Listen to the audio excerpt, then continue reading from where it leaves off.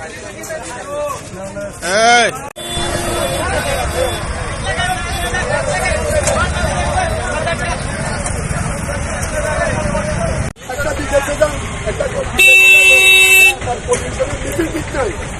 ইন্স্যুরেন্সের হেকমারি অথবা hair interview নাই হেয়ার ইন্টারভিউ ওকে সার্বত্র লিখতে দিতে ওকে যাও যেমন ভাই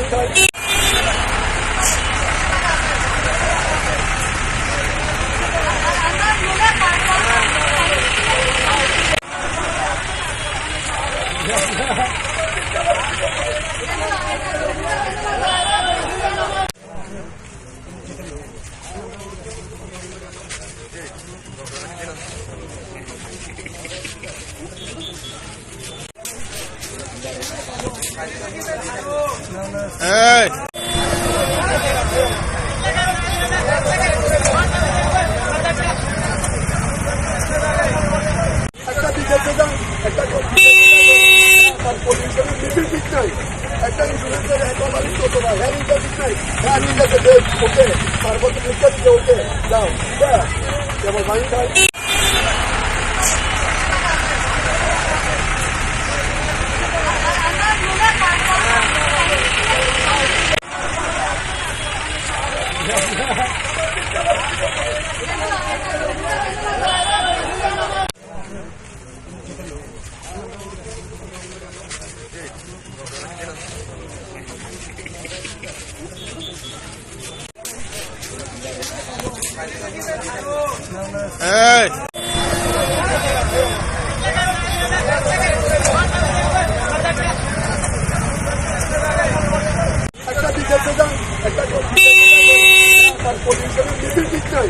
একটা ইন্স্যুরেন্সের হেকমারি অথবা হেয়ার ইন্টারভিউ নাই হেয়ার ইন্টারভিউ ওকে সার্বত্র লিখতে দিতে ওকে যাও যেমন ভাই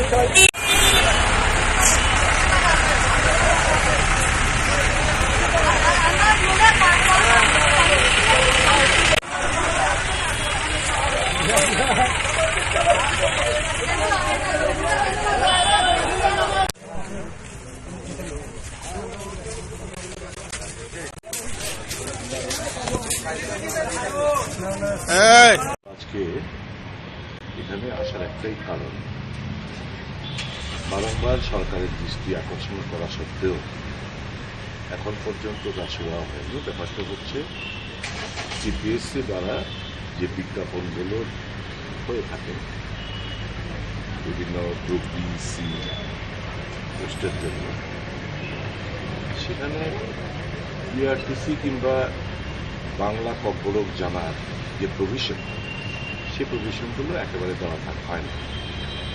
এতে করে বহিরাজ্যের প্রচুর সংখ্যক বেকাররা এতে অংশগ্রহণ করছেন এবং নানা পোস্টগুলোকে রেবেল করে নিয়ে যাচ্ছে, ডিপ্রাইভ হচ্ছেন আমাদের রাজ্যের বেকাররা।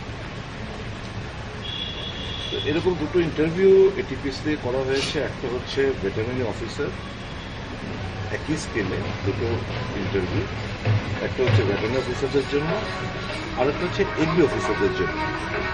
ভেটেরিনারি অফিসারের বেলায় ম্যান্ডেটরি প্রভিশন করেনি, ডিজায়ারেবল চেয়েছে যে পিআরটিসি ডিজায়ারেবল এবং বাংলা এবং কব্বরক জানা থাকে সেটা ডিজায়ারেবল। এগ্রি অফিসারদের বেলায় এটাও চাওয়া হয়।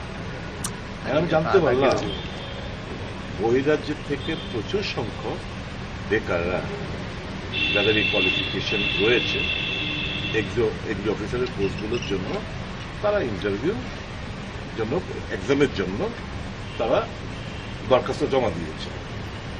তো আমি যখন এই যে ব্যাপারটা জানতে পারলাম, কালকে ফোনে কথা বললাম, সময় চাইলাম, আজকে এসে একটা মেমোরান্ডাম দিলাম যে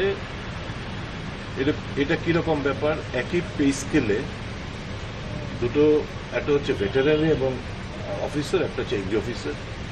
ভেটেরিনারি অফিস একই পে স্কেলের জন্য তোমরা একটার মধ্যে তোমরা ডিজারেবল চেয়েছো পিআরটিসি বাংলা কব্বরক জানা, আর এগ্রি অফিসারের মধ্যে একই পে স্কেলে তোমরা এই পিআরটিসি কিংবা বাংলা কব্বরক জানার ডিজারেবল জিনিসটাও তোমরা চাও। যদিও এই ডিজারেবল শব্দটা ভুল, এখানে হতে হবে ম্যান্ডেটরি প্রভিশন যে পিআরটিসি এবং বাংলা কব্বরক জানা। এটা হচ্ছে প্রত্যেকটি স্টেট এটা করে থাকে যাতে করে বেকাররা, ওই স্টেটের বেকাররা এই পোস্টগুলো এভেল করতে পারে। আমাদের এখানকার ত্রিপুরা ছেলে মেয়েরা বহিরাজ্যে গিয়ে ফার্স্ট হয়েছে, এরকম বহু ঘটনা দৃষ্টান্ত আছে, ফার্স্ট হয়েছে ওই পরীক্ষায়, কিন্তু তাকে নেওয়া হয়নি কারণ সে ওই রাজ্যের বাসিন্দা নন। আর আমরা এখানে দরজাগুলো খুলে দিচ্ছি, বহিরাজ্যের এরা এসে এখানে এই সমস্ত পোস্টগুলো আপনি খবর নিয়ে দেখুন। সেন্ট্রাল ইউনিভার্সিটি, এনআইটি থেকে শুরু করে পাওয়ার ডিপার্টমেন্ট থেকে শুরু করে প্রত্যেকটি জায়গায় বহিরাজ্যের লোকরা এসে এখানে পার্টিসিপেট করছে।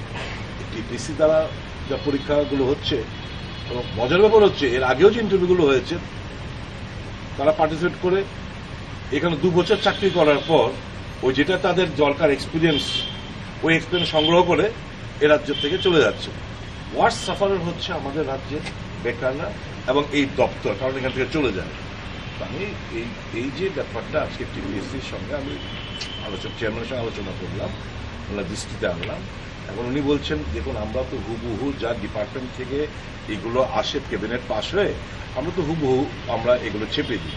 এখন ঠিক আছে, এটা আপনার সাথে অটোনোমাস বডি, কিন্তু এইরকম একটার মধ্যে desirable PRTC, desirable Bangla Kokborok, আরেকটার মধ্যে একেবারে নেই, এটা কিরকম বেমানান লাগছে।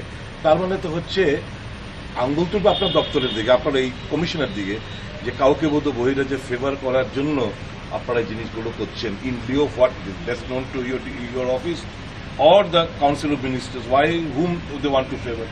এই কথাগুলো যখন বললাম তখন উনি বললেন যে ঠিক আছে, আমি পরীক্ষা, এটার পরীক্ষা জুন মাসে, আমাদের পরীক্ষা তো হয়নি, পরীক্ষা না হওয়ার আগে you can always cancel that, এই ক্যান্সেল করো এবং ফ্রেশ নোটিফিকেশন এনে এই ম্যান্ডেটরি প্রভিশন অফ পিআরটিসি এবং বাংলা ককবরক জানাটা তোমরা তোমাদের এই অ্যাডভার্টাইজমেন্টের মধ্যে তোমরা আনো। কথাটা বলিস। আজকে এখানে আসার একটাই কারণ,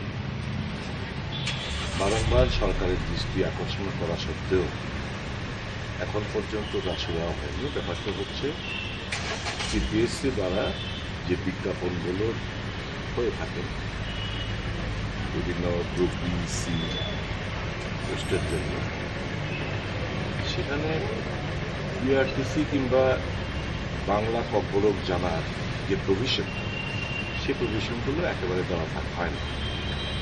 এতে করে বহিরাজ্যের প্রচুর সংখ্যক বেকাররা এতে অংশগ্রহণ করছেন এবং নানা পোস্টগুলো তারা বের করে নিয়ে যাচ্ছে। ডিপ্রাইভ হচ্ছেন আমাদের রাজ্যের বেকার। তো এরকম দুটো ইন্টারভিউ এটিপিএসসি করা হয়েছে। একটা হচ্ছে ভেটেরিনারি অফিসার, একই স্কেলে দুটো ইন্টারভিউ, একটা হচ্ছে ভেটেরিনারি অফিসারদের জন্য আর একটা হচ্ছে এগ্রি অফিসারদের জন্য।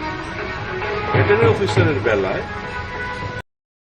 ম্যান্ডেটরি করেনি, ডিজায়ারেবল চেয়েছে।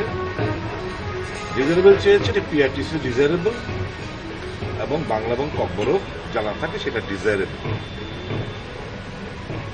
এগ্রি অফিসারদের বেলায় এটাও চাওয়া হয়।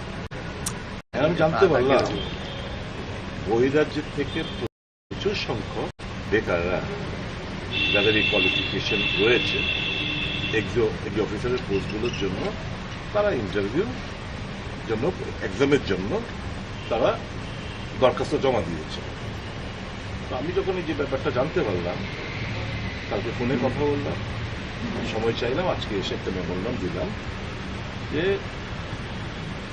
এটা কিরকম ব্যাপার। একই পে স্কেলে দুটো, একটা হচ্ছে ভেটেরিনারি এবং অফিসার, একটা হচ্ছে এগ্রি অফিসার। ভেটেরিনারি অফিস একই পে স্কেলের জন্য তোমরা একটার মধ্যে তোমরা ডিজারেবল চেয়েছো পিআরটিসি বাংলা ককবরক জানা, আর এগ্রি অফিসারের মধ্যে একই পে স্কেলে তোমরা এই পিআরটিসি কিংবা বাংলা ককবরক জানার ডিজারেবল জিনিসটাও তোমরা চাও। যদিও এই ডিজারেবল শব্দটা ভুল, এখানে হতে হবে ম্যান্ডেটরি প্রভিশন যে পিআরটিসি এবং বাংলা ককবরক জানা। এটা হচ্ছে প্রত্যেকটি স্টেটে এটা করে থাকেন, যাতে করে বেকাররা, ওই স্টেটের বেকাররা এই পোস্টগুলো এভেল করতে পারে। আমাদের এখানকার ত্রিপুরা ছেলে মেয়েরা বহিরাজ্যে গিয়ে ফার্স্ট হয়েছে, এরকম বহু ঘটনা দৃষ্টান্ত আছে, ফার্স্ট হয়েছে ওই পরীক্ষায়, কিন্তু তাকে নেওয়া হয়নি কারণ সে ওই রাজ্যের বাসিন্দা নন। আর আমরা এখানে দরজাগুলো খুলে দিচ্ছি, বহিরাজ্যের এরা এসে এখানে এই সমস্ত পোস্টগুলো আপনি খবর নিয়ে দেখুন। সেন্ট্রাল ইউনিভার্সিটি, এনআইটি থেকে শুরু করে পাওয়ার ডিপার্টমেন্ট থেকে শুরু করে প্রত্যেকটি জায়গায় বহিরাজ্যের লোকরা এসে এখানে পার্টিসিপেট করছে। টিপিসি দ্বারা যা পরীক্ষাগুলো হচ্ছে, এবং মজার ব্যাপার হচ্ছে এর আগেও যে ইন্টারভিউগুলো হয়েছে তারা পার্টিসিপেট করে এখানে 2 বছর চাকরি করার পর ওই যেটা তাদের দরকার এক্সপিরিয়েন্স, ওই এক্সপিরিয়েন্স সংগ্রহ করে এ রাজ্য থেকে চলে যাচ্ছে। ওয়ার্স্ট সাফারার হচ্ছে আমাদের রাজ্যের বেকাররা এবং এই দপ্তর, কারণ এখান থেকে চলে যায়। আমি এই যে ব্যাপারটা আজকে টিপিএসসির সঙ্গে আমি চেয়ারম্যানের সঙ্গে আলোচনা করলাম, ওনার দৃষ্টিতে আনলাম। এখন উনি বলছেন দেখুন আমরা তো হুবহু যা ডিপার্টমেন্ট থেকে এগুলো আসে ক্যাবিনেট পাস হয়ে আমরা তো হুবহু আমরা এগুলো চেপে দিই। এখন ঠিক আছে, এটা আপনার সাথে অটোনোমাস বডি, এই রকম একটার মধ্যে desirable PRTC, desirable Bangla Kokborok, আরেকটার মধ্যে একেবারে নেই, এটা কিরকম বেমানান লাগছে। তার মানে তো হচ্ছে আঙ্গুল তুলবে আপনার দপ্তরের দিকে, আপনার এই কমিশনের দিকে, যে কাউকে বোধ বহিরাজ্যে ফেভার করার জন্য আপনারা এই জিনিসগুলো করছেন। In lieu of what best known to your office or the council of ministers, why whom they want to favour.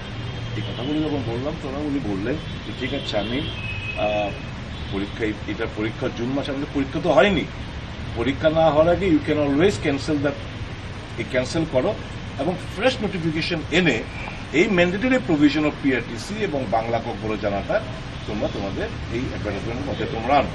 কথাটা বলে উনি বললেন উনি টেক আপ করবেন। এখন আমরা এতটুকু আশা করব যে সরকার, আপনার মনে আছে কিনা জানি না, আমি বারংবার অ্যাসেম্বলিতে এই পিআরটিসি বাংলা ককবরক জানা ম্যান্ডেটরি প্রভিশন করার জন্য বারংবার আমি ডিমান্ড করে আসছি। আজ অব্দি নড়ে চড়ে বসেন।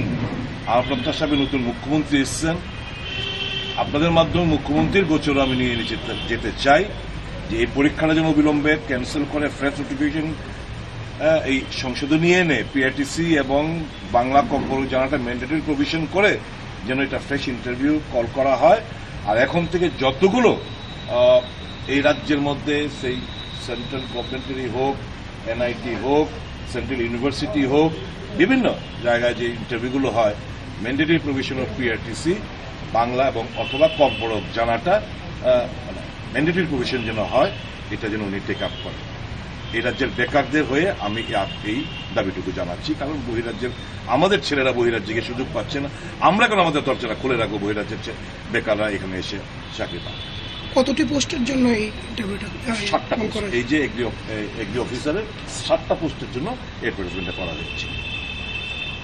আজকে এখানে আসার একটাই কারণ, বারংবার সরকারের দৃষ্টি আকর্ষণ করা সত্ত্বেও এখন পর্যন্ত তা ছোঁয়া হয়নি। ব্যাপারটা হচ্ছে সিপিএসসি দ্বারা যে বিজ্ঞাপনগুলো হয়ে থাকে বিভিন্ন গ্রুপ বি, সি পোস্টের জন্য, সেখানে পিআরটিসি কিংবা বাংলা ককবরক জানার যে প্রভিশন, সেই প্রভিশনগুলো একেবারে দেওয়া হয় না। এতে করে বহিরাজ্যের প্রচুর সংখ্যক বেকাররা এতে অংশগ্রহণ করছেন এবং নানা পোস্টগুলো তারা বের করে নিয়ে যাচ্ছে, ডিপ্রাইভ হচ্ছেন আমাদের রাজ্যের বেকার। তো এরকম দুটো ইন্টারভিউ এটিপিএসসি করা হয়েছে। একটা হচ্ছে ভেটেরিনারি অফিসার, একই স্কেলে দুটো ইন্টারভিউ, একটা হচ্ছে ভেটেরিনারি অফিসারদের জন্য, আরেকটা হচ্ছে এগ্রি অফিসারদের জন্য। ভেটেরিনারি অফিসারের বেলায় ম্যান্ডেটরি প্রভিশন করেনি, ডিজায়ারেবল চেয়েছে। ডিজায়ারেবল চেয়েছে যে পিআরটিসি ডিজায়ারেবল এবং বাংলা এবং ককবরক জানা থাকে সেটা ডিজায়ারেবল। এগ্রি অফিসারদের বেলায় এটাও চাওয়া হয়। আমি জানতে পারলাম বহিরাজ্যের থেকে প্রচুর সংখ্যক বেকাররা যাদের এই কোয়ালিফিকেশন রয়েছে এগ্রি অফিসারের পোস্টগুলোর জন্য, তারা ইন্টারভিউ জন্য, এক্সামের জন্য তারা দরখাস্ত জমা দিয়েছে। আমি যখন এই যে ব্যাপারটা জানতে পারলাম, কালকে ফোনে কথা বললাম, সময় চাইলাম, আজকে এসে একটা মেমোরান্ডাম দিলাম যে এটা কিরকম ব্যাপার। একই পে স্কেলে দুটো, একটা হচ্ছে ভেটেরিনারি এবং অফিসার, একটা হচ্ছে এগ্রি অফিসার।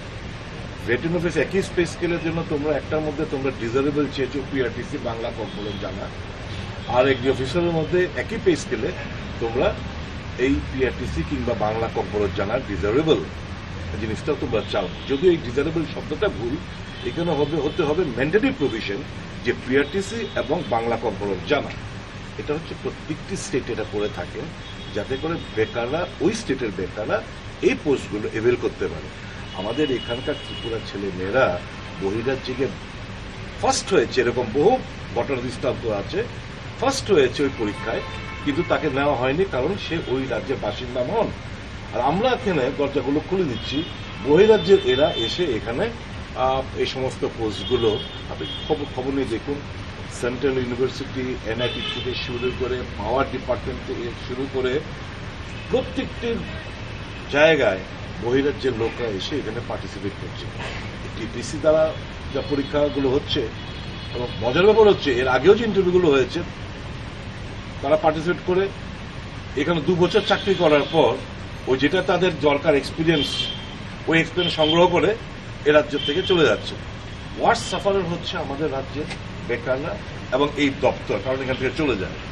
আমি এই যে ব্যাপারটা আজকে টিপিএসসির সঙ্গে আমি চেয়ারম্যানের সঙ্গে আলোচনা করলাম, ওনার দৃষ্টিতে আনলাম। এখন উনি বলছেন দেখুন আমরা তো হুবহু যা ডিপার্টমেন্ট থেকে এগুলো আসে ক্যাবিনেট পাস হয়ে, আমরা তো হুবহু আমরা এগুলো চেপে দিই। এখন ঠিক আছে, এটা আপনার একটা অটোনোমাস বডি, এইরকম একটার মধ্যে desirable PRTC, desirable Bangla corporate, আরেকটার মধ্যে একেবারে নেই, এটা কিরকম বেমানান লাগছে। তার মানে তো হচ্ছে আঙ্গুল তুলবে আপনার দপ্তরের দিকে, আপনার এই কমিশনের দিকে, যে কাউকে বোধ বহিরাজ্যে ফেভার করার জন্য আপনারা এই জিনিসগুলো করছেন। In lieu of what that's known to your office or the council of ministers, why whom they want to favour. এই কথাগুলো যখন বললাম তখন উনি বললেন যে ঠিক আছে, আমি এটার পরীক্ষা জুন মাসে, আমাদের পরীক্ষা তো হয়নি, পরীক্ষা না হওয়ার আগে ইউ ক্যান অলওয়েজ ক্যান্সেল করো এবং ফ্রেশ নোটিফিকেশন এনে এই ম্যান্ডেটরি প্রভিশন অফ পিআরটিসি এবং বাংলা কর্পোরেট জানাটা তোমরা তোমাদের এই অ্যাডভার্টাইজমেন্টের মধ্যে তোমরা আনো। কথাটা বলে এসে উনি বললেন উনি টেক আপ করবেন। এখন আমরা এতটুকু আশা করব যে সরকার, আপনার মনে আছে কিনা জানি না, আমি বারংবার অ্যাসেম্বলিতে এই পিআরটিসি বাংলা কর্পোরেট জানা ম্যান্ডেটরি প্রভিশন করার জন্য বারংবার আমি ডিমান্ড করে আসছি। আজ অব্দি নড়ে চড়ে বসেন।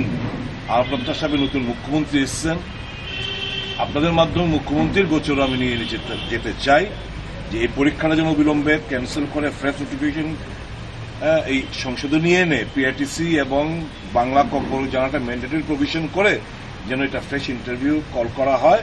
আর এখন থেকে যতগুলো এই রাজ্যের মধ্যে, সেই সেন্ট্রাল গভর্নমেন্টেরই হোক, এনআইটি হোক, সেন্ট্রাল ইউনিভার্সিটি হোক, বিভিন্ন জায়গায় যে ইন্টারভিউগুলো হয়, mandatory provision of PRTC Bangla এবং অথবা কর্পোরেট জানাটা ম্যান্ডেটরি প্রভিশন যেন হয়, এটা যেন উনি টেক আপ করেন। এই রাজ্যের বেকারদের হয়ে আমি এই দাবিটুকু জানাচ্ছি, কারণ বহিরাজ্যের আমাদের ছেলেরা বহিরাজ্যে গিয়ে সুযোগ পাচ্ছে না। আমরা কেন আমাদের দরজাটা খুলে রাখবো বহিরাজ্যের বেকাররা এখানে এসে চাকরি পায়। কতটি পোস্টের জন্য এই ইন্টারভিউটা? 7টা পোস্ট, এই যে এগ্রি অফিসারের 7টা পোস্টের জন্য অ্যাডভার্টাইজমেন্টটা করা হচ্ছে। আজকে এখানে আসার একটাই কারণ, বারংবার সরকারের দৃষ্টি আকর্ষণ করা সত্ত্বেও এখন পর্যন্ত তা দেওয়া হয়নি। ব্যাপারটা হচ্ছে সিপিএসসি দ্বারা যে বিজ্ঞাপনগুলো হয়ে থাকে বিভিন্ন গ্রুপ বি, সি পোস্টের জন্য, সেখানে পিআরটিসি কিংবা বাংলা কর্পোরেট জানার যে প্রভিশন, সেই প্রভিশনগুলো একেবারে দেওয়া হয় না। এতে করে বহিরাজ্যের প্রচুর সংখ্যক বেকাররা এতে অংশগ্রহণ করছেন এবং নানা পোস্টগুলো তারা বের করে নিয়ে যাচ্ছে। ডিপ্রাইভ হচ্ছেন আমাদের রাজ্যের বেকার।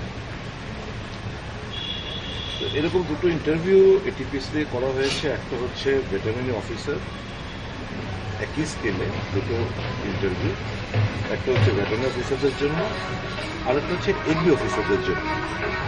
ভেটেরিনারি অফিসারের বেলায় ম্যান্ডেটরি প্রভিশন করেনি, ডিজায়ারেবল চেয়েছে যে পিআরটিসি ডিজায়ারেবল এবং বাংলা এবং কর্পোরেট জানা থাকে সেটা ডিজায়ারেবল। এগ্রি অফিসারদের বেলায় এটাও চাওয়া হয়। আমি জানতে পারলাম বহিরাজ্যের থেকে প্রচুর সংখ্যক বেকাররা যাদের এই কোয়ালিফিকেশন রয়েছে এগ্রি অফিসারের পোস্টগুলোর জন্য তারা ইন্টারভিউ জন্য এক্সামের জন্য তারা দরখাস্ত জমা দিয়েছে। তো আমি যখন এই যে ব্যাপারটা জানতে পারলাম, কালকে ফোনে কথা বললাম, সময় চাইলাম, আজকে এসে একটা মেমোরান্ডাম দিলাম যে এটা কিরকম ব্যাপার। একই পে স্কেলে দুটো, একটা হচ্ছে ভেটেরারি এবং অফিসার, একটা হচ্ছে এগ্রি অফিসার।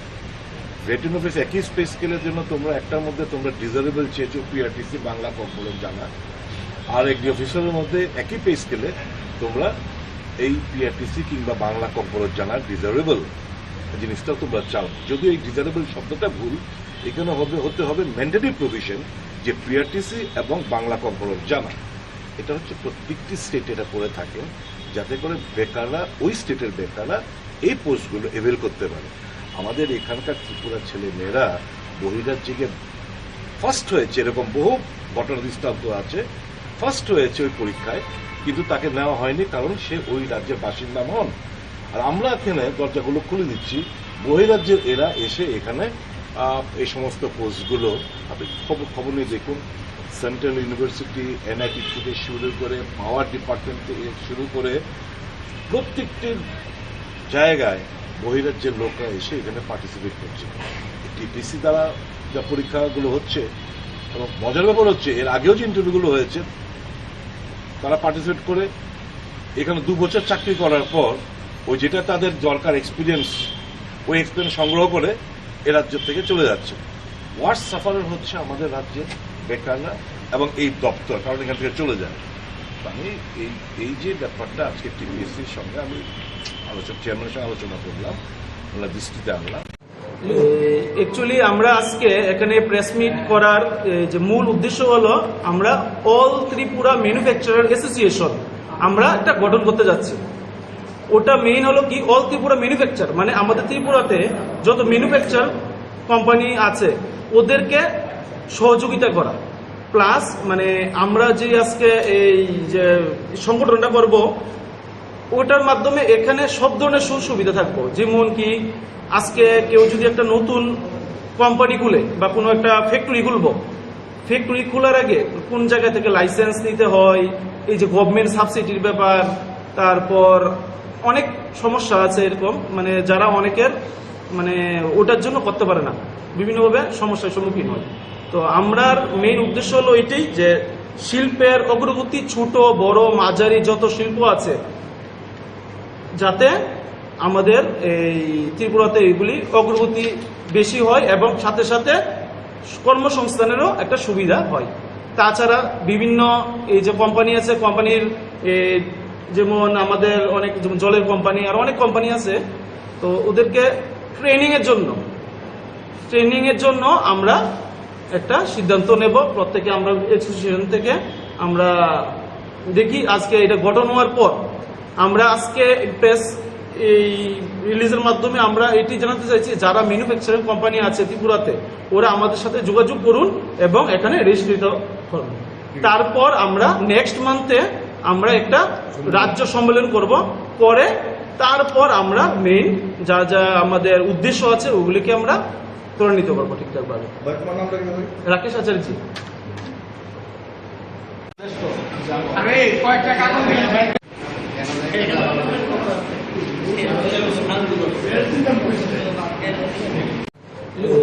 অ্যাকচুয়ালি আমরা আজকে এখানে প্রেস মিট করার যে মূল উদ্দেশ্য হলো, আমরা অল ত্রিপুরা ম্যানুফ্যাকচারার অ্যাসোসিয়েশন আমরা একটা গঠন করতে যাচ্ছি।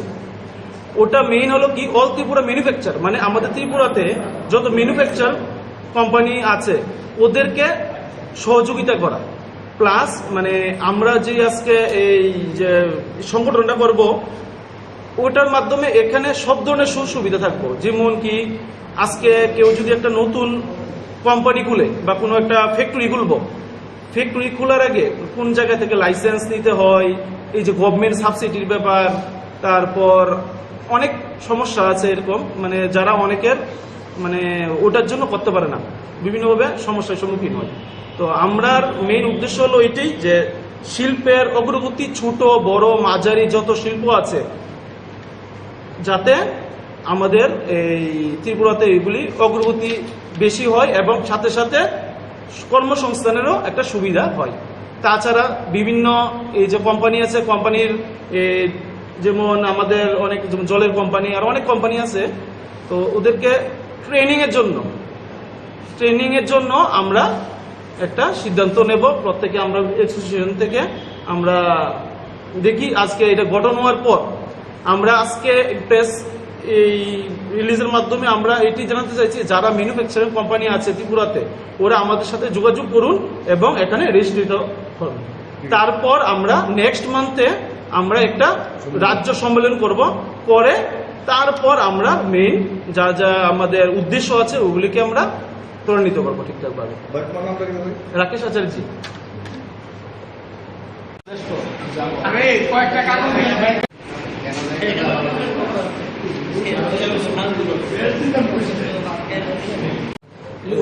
অ্যাকচুয়ালি আমরা আজকে এখানে প্রেস মিট করার যে মূল উদ্দেশ্য হলো আমরা অল ত্রিপুরা ম্যানুফ্যাকচারার অ্যাসোসিয়েশন আমরা একটা গঠন করতে যাচ্ছি।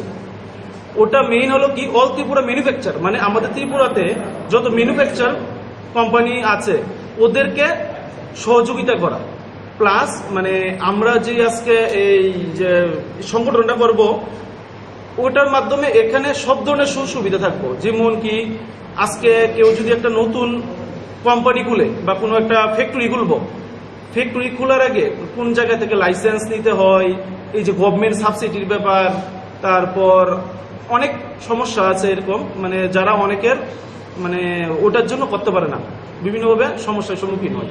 তো আমরার মেইন উদ্দেশ্য হলো এটাই যে শিল্পের অগ্রগতি ছোট বড় মাঝারি যত শিল্প আছে যাতে আমাদের এই ত্রিপুরাতে এইগুলি অগ্রগতি বেশি হয় এবং সাথে সাথে কর্মসংস্থানেরও একটা সুবিধা হয়।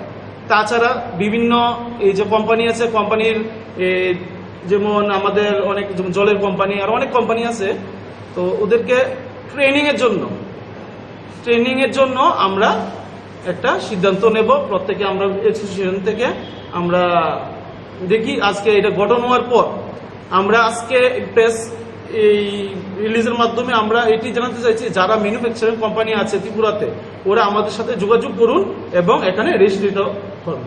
তারপর আমরা নেক্সট মান্থে আমরা একটা রাজ্য সম্মেলন করব, করে তারপর আমরা মেইন যা যা আমাদের উদ্দেশ্য আছে ওগুলিকে আমরা ত্বরান্বিত করবো ঠিকঠাকভাবে।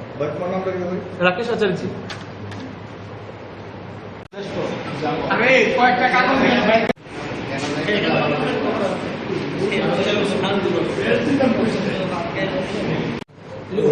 অ্যাকচুয়ালি আমরা আজকে এখানে প্রেস মিট করার যে মূল উদ্দেশ্য হলো আমরা অল ত্রিপুরা ম্যানুফ্যাকচারার অ্যাসোসিয়েশন আমরা একটা গঠন করতে যাচ্ছি। ওটা মেইন হলো কি, অল ত্রিপুরা ম্যানুফ্যাকচার মানে আমাদের ত্রিপুরাতে যত ম্যানুফ্যাকচার কোম্পানি আছে ওদেরকে সহযোগিতা করা, প্লাস মানে আমরা যে আজকে এই যে সংগঠনটা করব ওটার মাধ্যমে এখানে সব ধরনের সুবিধা থাকবো। যেমন কি আজকে কেউ যদি একটা নতুন কোম্পানি খুলে বা কোনো একটা ফ্যাক্টরি খুলবো, ফ্যাক্টরি খোলার আগে কোন জায়গা থেকে লাইসেন্স নিতে হয়, এই যে গভর্নমেন্ট সাবসিডির ব্যাপার, তারপর অনেক সমস্যা আছে এরকম, মানে যারা অনেকের মানে ওটার জন্য করতে পারে না, বিভিন্নভাবে সমস্যার সম্মুখীন হয়। তো আমরার মেইন উদ্দেশ্য হলো এটাই যে শিল্পের অগ্রগতি ছোট বড় মাঝারি যত শিল্প আছে যাতে আমাদের এই ত্রিপুরাতে এইগুলি অগ্রগতি বেশি হয় এবং সাথে সাথে কর্মসংস্থানেরও একটা সুবিধা হয়। তাছাড়া বিভিন্ন এই যে কোম্পানি আছে, কোম্পানির যেমন আমাদের অনেক যেমন জলের কোম্পানি আর অনেক কোম্পানি আছে, তো ওদেরকে ট্রেনিংয়ের জন্য আমরা একটা সিদ্ধান্ত নেব। প্রত্যেকে আমরা অ্যাসোসিয়েশন থেকে আমরা দেখি আজকে এটা গঠন হওয়ার পর আমরা আজকে প্রেস এই রিলিজের মাধ্যমে আমরা এটি জানাতে চাইছি, যারা ম্যানুফ্যাকচারিং কোম্পানি আছে ত্রিপুরাতে ওরা আমাদের সাথে যোগাযোগ করুন এবং এখানে রেজিস্ট্রেট করুন। তারপর আমরা নেক্সট মান্থে আমরা একটা রাজ্য সম্মেলন করব, করে তারপর আমরা মেইন যা যা আমাদের উদ্দেশ্য আছে ওগুলিকে আমরা ত্বরান্বিত করবো ঠিকঠাকভাবে। রাকেশ আচার্য। আরে কয়েকটা কাগজ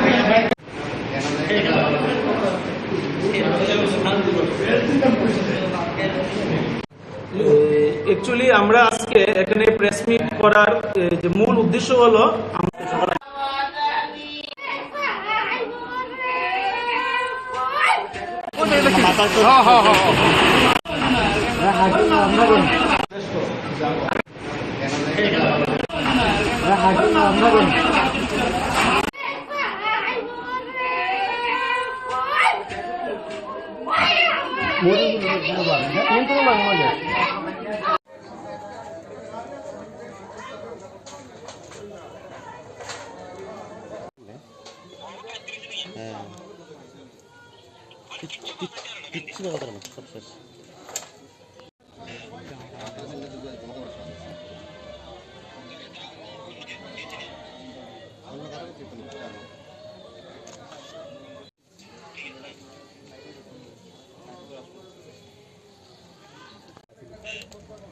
রান্না বাড়া তো এটাই দিয়ে রাখছি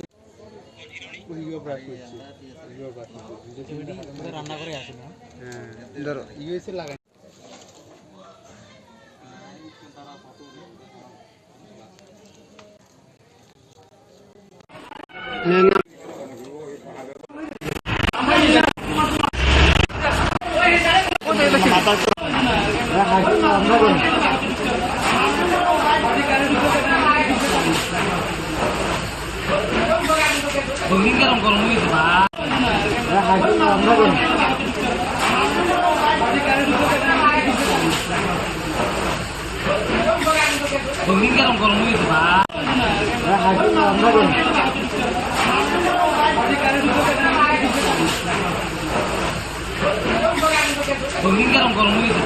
সকাল 11:10 নাগাদ আমাদের অফিসে একটা ফোন আসে শান্তিলাল স্কুল পাড়াতে রাষ্ট্রমন্ত্রী বাড়িতে আগুন লেগেছে। ওনার ভাড়াটায় করে একটা সম্পূর্ণ বসতি হয়ে যায় এবং একজন লোক নিহত হয়েছে। ওনার পুরো সম্পূর্ণ পড়ে গেছে শরীরটা। একজন মারা গেছে না? হ্যাঁ, মহিলার নাম হলো মনিকা দেবনাথ, ভূমিক দেবনাথ।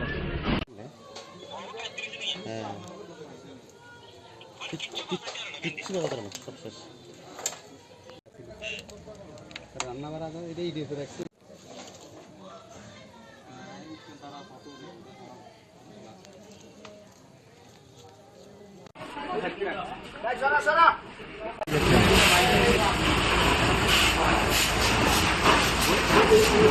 ওই জায়গাটার মধ্যে রুমের থেকে ধোঁয়া বাইর হচ্ছে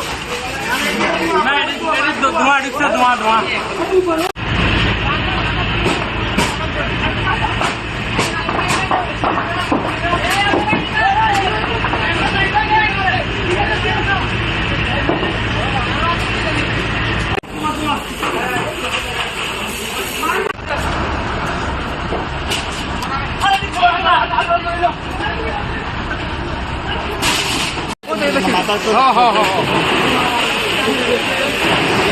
একদম সাইডে সাইডে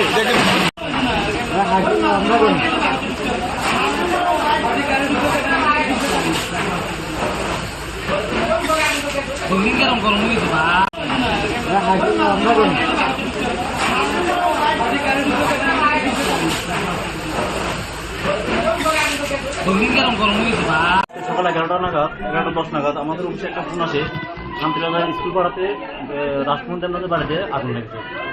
ওনার ভাড়াটায় করে একটা সম্পূর্ণ বসতি হয়ে যায় এবং একজন লোক নিহত হয়েছে। ওনার পুরো সম্পূর্ণ পড়ে গেছে শরীরটা। একজন মারা গেছে না? হ্যাঁ, মহিলার নাম হলো মনিকা দেবনাথ, ভূমিক দেবনাথ।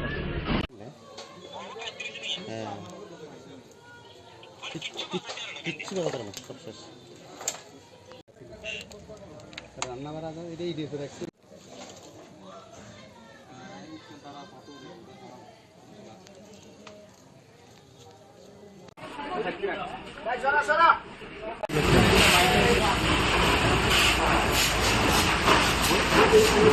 ওই জায়গাটার মধ্যে রুমের থেকে ধোঁয়া বাইর হচ্ছে ধোঁয়া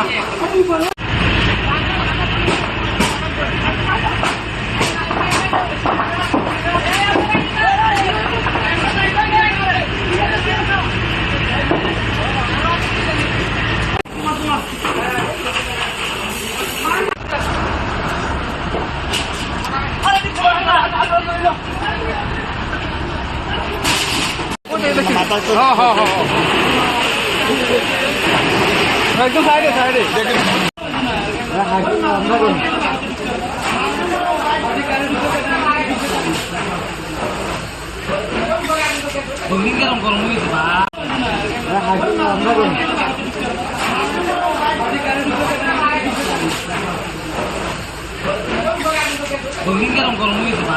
সকাল 11:10 নাগাদ আমাদের অফিসে একটা ফোন আসে শান্তিরাজা স্কুল পাড়াতে রাসমোহন দেবনাথের বাড়িতে আগুন লেগেছে।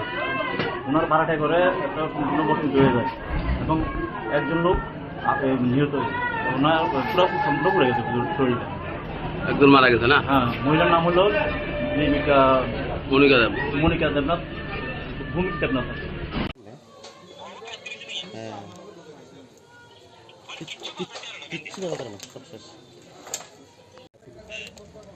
রান্না বাড়া এটাই দিয়েছে দেখছি।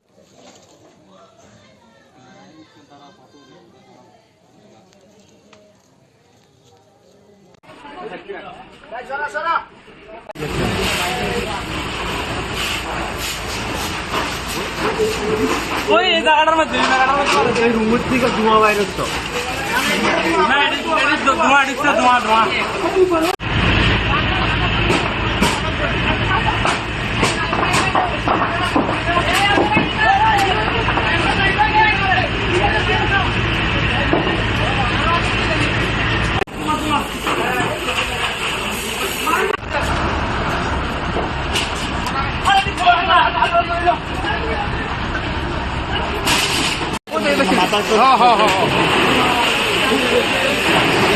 একদম সাইডে সাইডে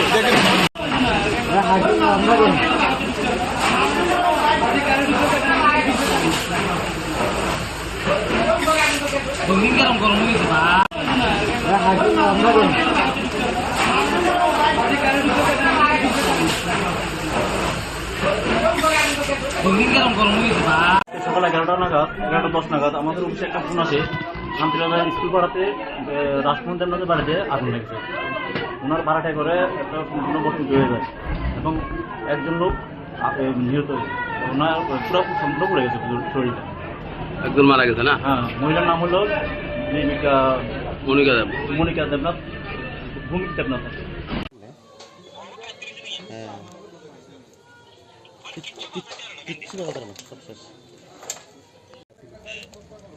রান্না বাড়া এটাই দিয়েছে দেখছি।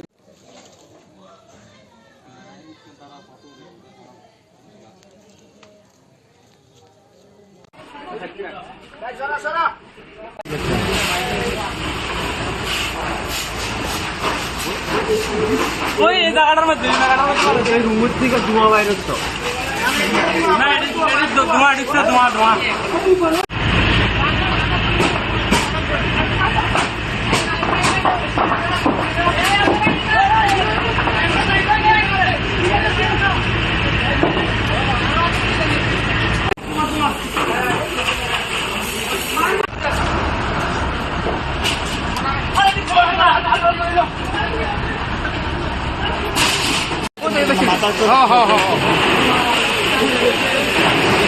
একদম সাইডে সাইডে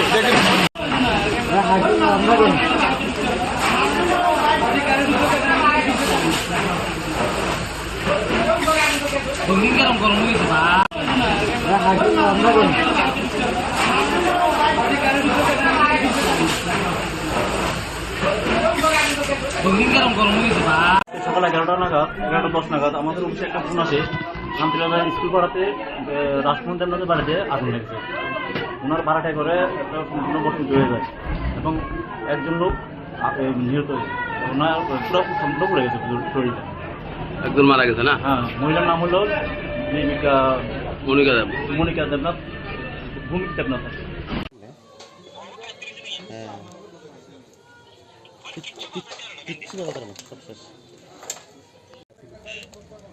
রান্না বাড়া এটাই দিয়েছে দেখছি।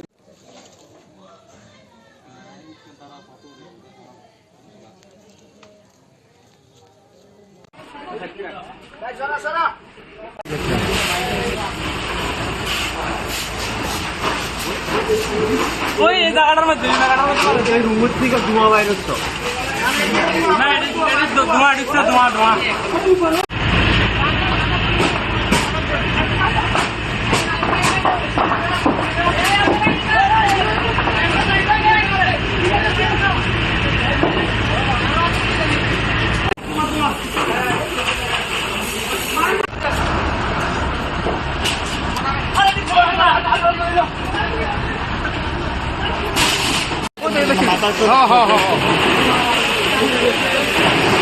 একদম সাইডে সাইডে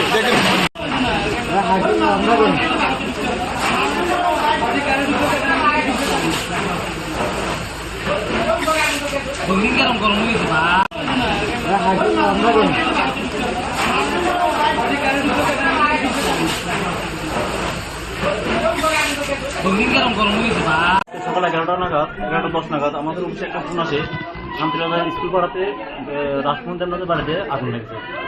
ওনার ভাড়াটায় করে একটা সম্পূর্ণ বসন হয়ে যায় এবং একজন লোক নিহত হয়েছে। ওনার পুরো সম্পূর্ণ পড়ে গেছে শরীরটা। একজন মারা গেছে না? হ্যাঁ, মহিলার নাম হলো মনিকা দেব। মনিকা দেবনাথ, ভূমিক দেবনাথ।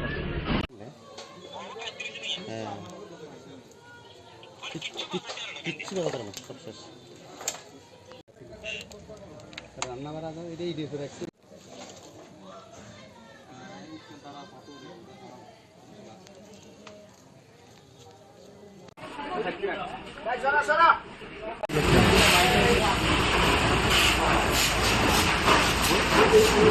ওই এই জায়গাটার মধ্যে রুমের থেকে ধোঁয়া বাইর হতো না, ধোঁয়া ঢুকছে, ধোঁয়া ধোঁয়া।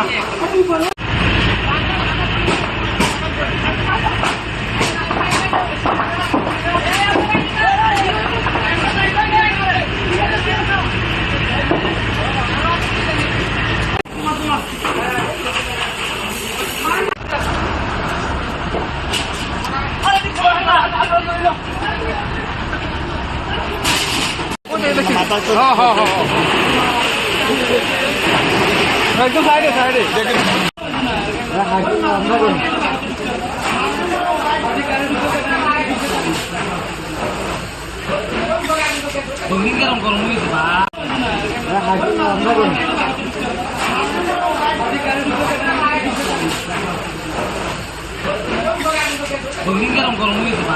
সকাল 11:10 নাগাদ আমাদের অফিসে একটা ফোন আসে শান্তিনগর স্কুল পাড়াতে রাসমোহন দেবনাথের বাড়িতে আগুন লেগেছে। ওনার ভাড়াটায় করে একটা সম্পূর্ণ বসন হয়ে যায় এবং একজন লোক নিহত হয়েছে। ওনার পুরো সম্পূর্ণ পড়ে গেছে শরীরটা। একজন মারা গেছে না? হ্যাঁ, মহিলার নাম হলো মনিকা দেব। মনিকা দেবনাথ, ভূমিক দেবনাথ।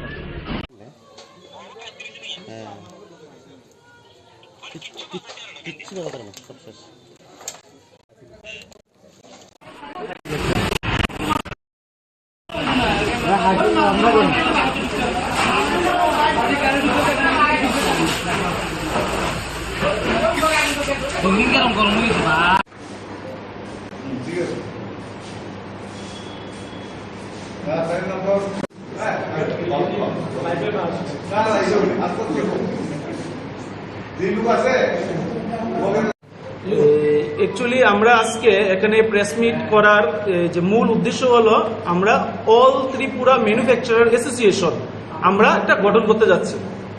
ওটা মেইন হলো কি, অল ত্রিপুরা ম্যানুফ্যাকচার মানে আমাদের ত্রিপুরাতে যত ম্যানুফ্যাকচার কোম্পানি আছে ওদেরকে সহযোগিতা করা, প্লাস মানে আমরা যে আজকে এই যে সংগঠনটা করব ওটার মাধ্যমে এখানে সব ধরনের সুবিধা থাকবো। যেমন কি আজকে কেউ যদি একটা নতুন কোম্পানি খুলে বা কোনো একটা ফ্যাক্টরি খুলবো, ফ্যাক্টরি খোলার আগে কোন জায়গা থেকে লাইসেন্স নিতে হয়, এই যে গভর্নমেন্ট সাবসিডির ব্যাপার, তারপর অনেক সমস্যা আছে এরকম, মানে যারা অনেকের মানে ওটার জন্য করতে পারে না, বিভিন্নভাবে সমস্যার সম্মুখীন হয়।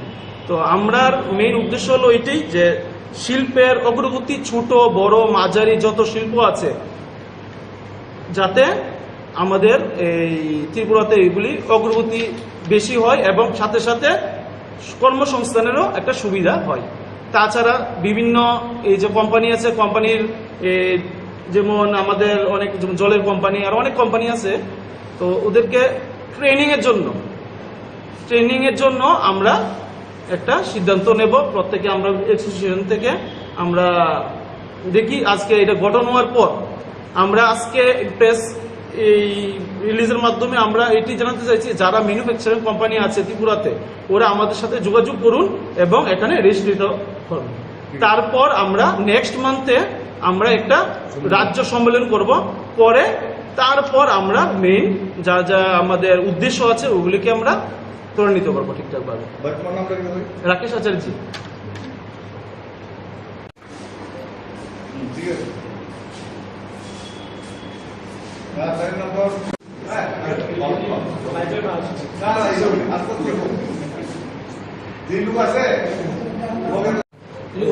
অ্যাকচুয়ালি আমরা আজকে এখানে প্রেস মিট করার যে মূল উদ্দেশ্য হলো আমরা অল ত্রিপুরা ম্যানুফ্যাকচারার অ্যাসোসিয়েশন আমরা একটা গঠন করতে যাচ্ছি।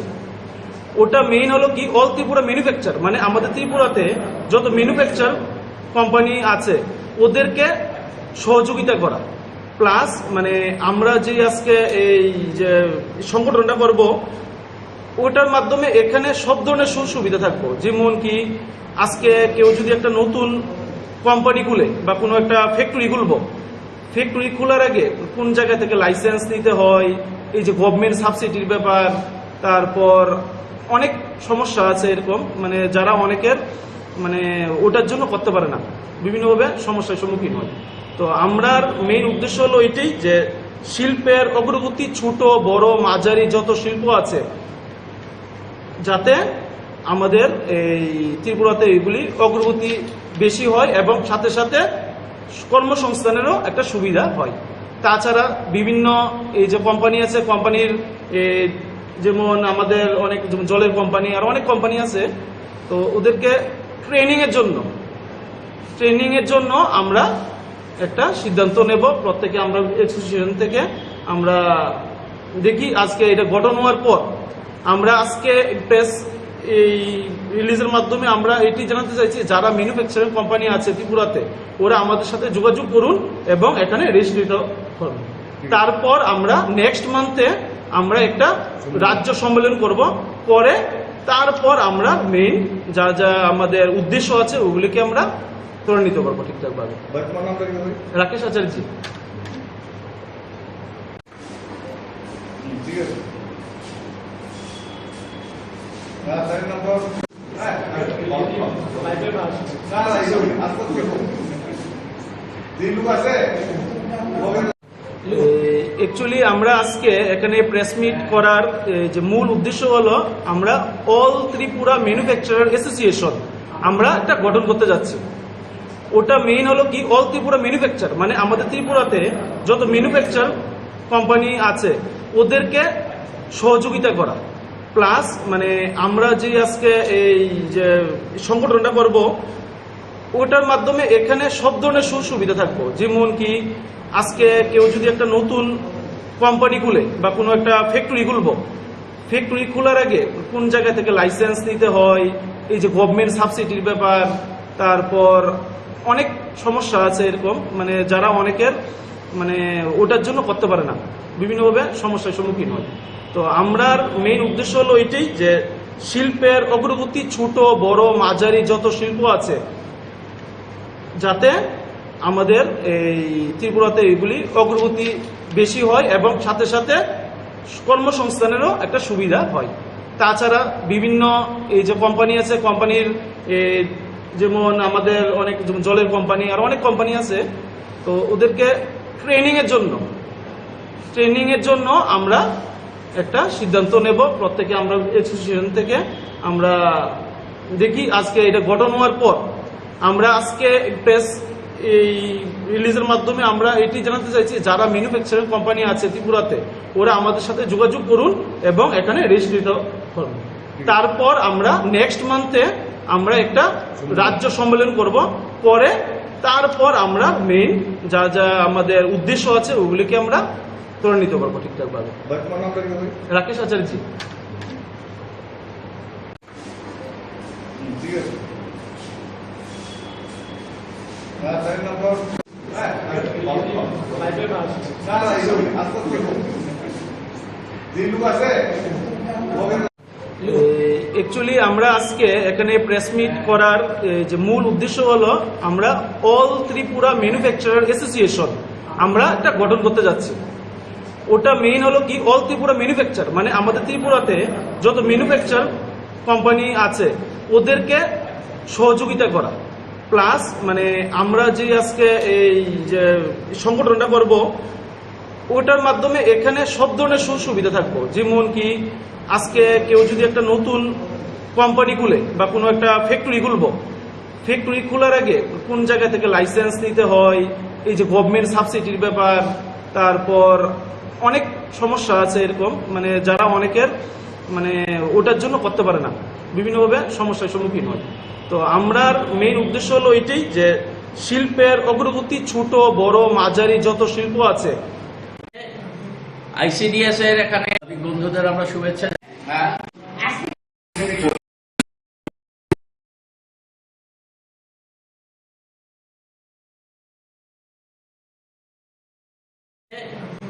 আইসিডিএস এর এখানে 156টা সেন্টারে সবচাইতে প্রত্যন্ত এলাকা আমাদের দামছড়া তার পার্শ্ববর্তী এলাকা, সেখানে 156টা সেন্টারে 312 জন অঙ্গনওয়াড়ি হেল্পার গত এপ্রিল মাস থেকে তারা মজুরি পাচ্ছেন না, তাদের ফিডিং বিল তারা পাচ্ছেন না, তাদের অন্যান্য যে খরচাপাতি করতে হয় সেন্টারটা চালাবার জন্য তার বিল তারা পাচ্ছেন না, না বেতন, না ফিডিং বিল, না অন্যান্য কোনো সুযোগ সুবিধা সেখানে তারা পাচ্ছেন। এই জায়গাটায় আমরা লক্ষ্য করছি যে 3রা মে থেকে কয়েকটা সেন্টারে, বিশেষ করে রিয়াং শরণার্থী অধ্যুষিত যে সেন্টারগুলো আছে সেই সেন্টারগুলোতে লোক সেখানে ঢোকাবার জন্য তারা উদ্যোগ নিয়েছিল। ইতিমধ্যে এই নিয়ে একটা সংঘাত সেখানে শুরু হয়েছে। 26 জন ওয়ার্কার নেওয়ার উদ্যোগ তারা নিয়েছিল, এই সব বিষয়ে সেখানে সংঘাত শুরু হয়েছে। আমরা বলবো যা কিছু হবে এলাকার মানুষদের সাথে সবার সাথে আলাপ আলোচনা করেই যাতে হয়, যাতে এ নিয়ে কোনো রকম সংঘাত কোনো জায়গায় না হয়, এ বিষয়ে আমরা সেখানে দাবি জানাচ্ছি। তার পাশাপাশি এই বিষয়গুলো তারা কার্যকর যদি করে ফেলে আগামীকাল থেকে এবং 1 জুন থেকে যদি সেন্টারগুলোতে যেতে না দেয়, আমরা তার জন্য ডেপুটেশন যেতে চেয়েছিলাম ডাইরেক্টরের কাছে। তারা কার্যকর করে ফেলছে 30 মে থেকে, আমাদের ডেট দিয়েছে 8-9 জুন। আমরা বলছি না, সেই ডেট আমরা মানি না। আমরা প্রথম মনে করেছিলাম প্রতিনিধিত্বমূলক ডেপুটেশন, আমরা গণ ডেপুটেশনে যাব। জুন মাসের প্রথম সপ্তাহের মধ্যেই যে কোনো একটা দিনে আমরা গণ ডেপুটেশনে আমরা যাব সোশ্যাল ওয়েলফেয়ার ডিপার্টমেন্টের কাছে, যাতে এই বিষয়গুলো কার্যকর করার ক্ষেত্রে অঙ্গনওয়াড়ি ওয়ার্কার এবং হেল্পারদের পাশে তারা মানবিক দৃষ্টিভঙ্গিতে দেখার যে বিষয়টা, এই মানবিকতা বলতে এই সরকারের কিছু নেই, একেবারে সম্পূর্ণ অমানবিক। যারা কম রোজগারের মানুষ, যারা সরকারি কর্মচারী না, তাদের কথাটাও এই সরকার ভাবলো না। এর চাইতে অমানবিক সরকার আর কিছু হতে পারে বলে আমরা মনে করি না। বন্ধুদের আমরা শুভেচ্ছা জানাচ্ছি সবাইকে এখানে আসার জন্য। আমরা CI2 ত্রিপুরা রাজ্য কমিটির পক্ষ থেকে আজকে ত্রিপুরা সরকার আমাদের রাজ্যের দরিদ্রতম যে শিশুরা আছে তাদের জন্য যে অঙ্গনওয়াড়ি সেন্টারগুলো ত্রিপুরাতে চালু আছে, যার সংখ্যা আপনারা জানেন সবাই 9,911টা এখন আছে, যেখানে 19,822 জন অঙ্গনওয়াড়ি ওয়ার্কার এবং হেল্পার কাজ করেন। তাদের মধ্যে প্রায় 4,000-এর কাছাকাছি অঙ্গনওয়াড়ি কর্মী এবং হেল্পারদের তারা কাজ থেকে চলে যাওয়ার জন্য বলেছেন। আগামীকাল থেকে এই নির্দেশটা তারা কার্যকর করতে চলেছেন। 30 মের মধ্যে চলে যেতে বলেছেন, যাতে 1 জুন থেকে আর কেউ কাজে না যান। তো আমরা এটা বলছি যে সারা ভারতবর্ষে 2012 সালের অক্টোবর মাসের 22 তারিখ ministry of women and child development department, কেন্দ্রীয় সরকারি দপ্তর থেকে বলা হয়েছিল যে অঙ্গনওয়াড়ি ওয়ার্কার হেল্পারদের 65 বছরের মধ্যে তাদের কাজ থেকে চলে যাওয়ার কথা বলতে হবে, এবং এই 65 বছরটাই হচ্ছে কাট টাইম। এবং এর পাশাপাশি এটাও বলেছিলেন সমস্ত বিষয়টা this has been left to state government, central government department এগুলো স্টেট গভর্নমেন্টের উপর দিয়েছিল। এবং তার ভিত্তিতে ভারতবর্ষের বিভিন্ন রাজ্য অঙ্গনওয়াড়ি ওয়ার্কার এবং হেল্পারদের জন্য 65 বছর পর্যন্ত কাজের সুযোগ দিয়েছিলেন, কারণ এটা স্থায়ী চাকুরির অবস্থা। আমরা দীর্ঘদিন দাবি করছি এটা একটা ডিপার্টমেন্টের অন্তর্ভুক্ত করা হোক, তাদেরকে সেই কর্মচারী হিসেবে গণ্য করা হোক, কিন্তু এখনো পর্যন্ত সেটা করছে না। এই সময়ের মধ্যে ত্রিপুরা রাজ্যের হাইকোর্ট 2021 সালে রায় দিয়েছিলেন, প্রথম সিঙ্গেল বেঞ্চ, পরবর্তী সময় ডিভিশন বেঞ্চ। তারা রায় দিয়ে বলেছিলেন যে ত্রিপুরা রাজ্যে অঙ্গনওয়াড়ি ওয়ার্কার এবং হেল্পারের কাজের বয়স হবে 65 বছর, তাদের সুপারঅ্যানুয়েশনের সময়টা হবে 65 বছর পর্যন্ত তারা কাজ করতে পারবেন। এই সময়ের মধ্যে এটার বিরুদ্ধে এত অমানবিক সরকার যে এটার বিরুদ্ধে 65 বছর কাজ করলে কয়েকটি টাকা লাগতো সরকারের না হয়, তাতে বাচ্চা উপকৃত হতো, আমাদের গরিব যা মায়া বোনেরা আছেন তা উপকৃত হতো। সেখানে সরকার হাইকোর্টের সিঙ্গল বেঞ্চ ডিভিশন বেঞ্চে একে অগ্রাহ্য করে তারা সুপ্রিম কোর্টে গেলেন। সুপ্রিম কোর্ট গিয়ে বিভিন্ন ভাবে তারা এটাকে বাতিল করার ক্ষেত্রে সুপ্রিম কোর্টও বিষয়ে বলেছে রাজ্য সরকার ইচ্ছা করলে পর তার উদাহরণ দেখিয়েছে যে সুপ্রিম কোর্ট এর বিভিন্ন অংশের উদাহরণ দেখিয়ে বলছে যে ভারতবর্ষের বিভিন্ন রাজ্যে আমরা 65 বছর বয়স আছে, স্বাভাবিক কারণে রাজ্য সরকার এই বিষয়টা নিয়ে দেখতে পারে বিষয়টা। তো রাজ্য সরকার ইচ্ছা করলে করতে পারতো, এটাকে করতে পারতো, কিন্তু রাজ্য সরকার সেটা না করে তাদেরকে চলে যাবার বলেছে। এবং তার পরিপ্রেক্ষিতে লক্ষ্য করছি যে অনেকে ক্ষতিগ্রস্ত হবে। আমরা দাবি করছি যারা কাজ করছেন 65 বছর পর্যন্ত তাদেরকে কাজে রাখা হোক। তার পাশাপাশি আমরা দাবি করছি অঙ্গনওয়াড়ি ওয়ার্কার হেল্পারদের জন্য 9000 টাকা পেনশনের ব্যবস্থা করা হোক। তাদের জন্য সুপ্রিম কোর্টের এই রায়টা নিয়ে তারা নাড়াচাড়া করছে, কিন্তু সুপ্রিম কোর্ট এর আগে রায় দিয়ে বলেছিল যে ভারতবর্ষে অঙ্গনওয়াড়ি ওয়ার্কারদের জন্য 3 লাখ টাকা গ্র্যাচুইটির ব্যবস্থা করো।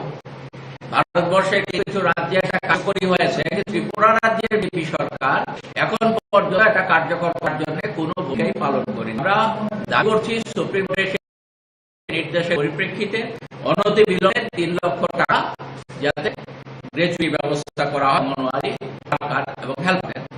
আর পাশাপাশি এখন বলছি যে ওল্ড এজ পেনশন অনেকেই পাচ্ছেন না, নতুন যাদের বয়স বছরের উপর হয়েছে, রোজগার নেই, তাদের পেনশনের ব্যবস্থা রাজ্য সরকার করছে না। ইতিমধ্যে সংবাদ মাধ্যম বিভিন্ন ছবি দিয়েছে, বিভিন্ন খবর ছাপিয়েছে যে অনেকেই এই বয়সকালীন সময়ে ভাতা পাচ্ছেন না, অন্যান্য সুযোগ সুবিধা সরকার থেকে পাচ্ছেন না, তারা ক্ষতিগ্রস্ত হচ্ছেন।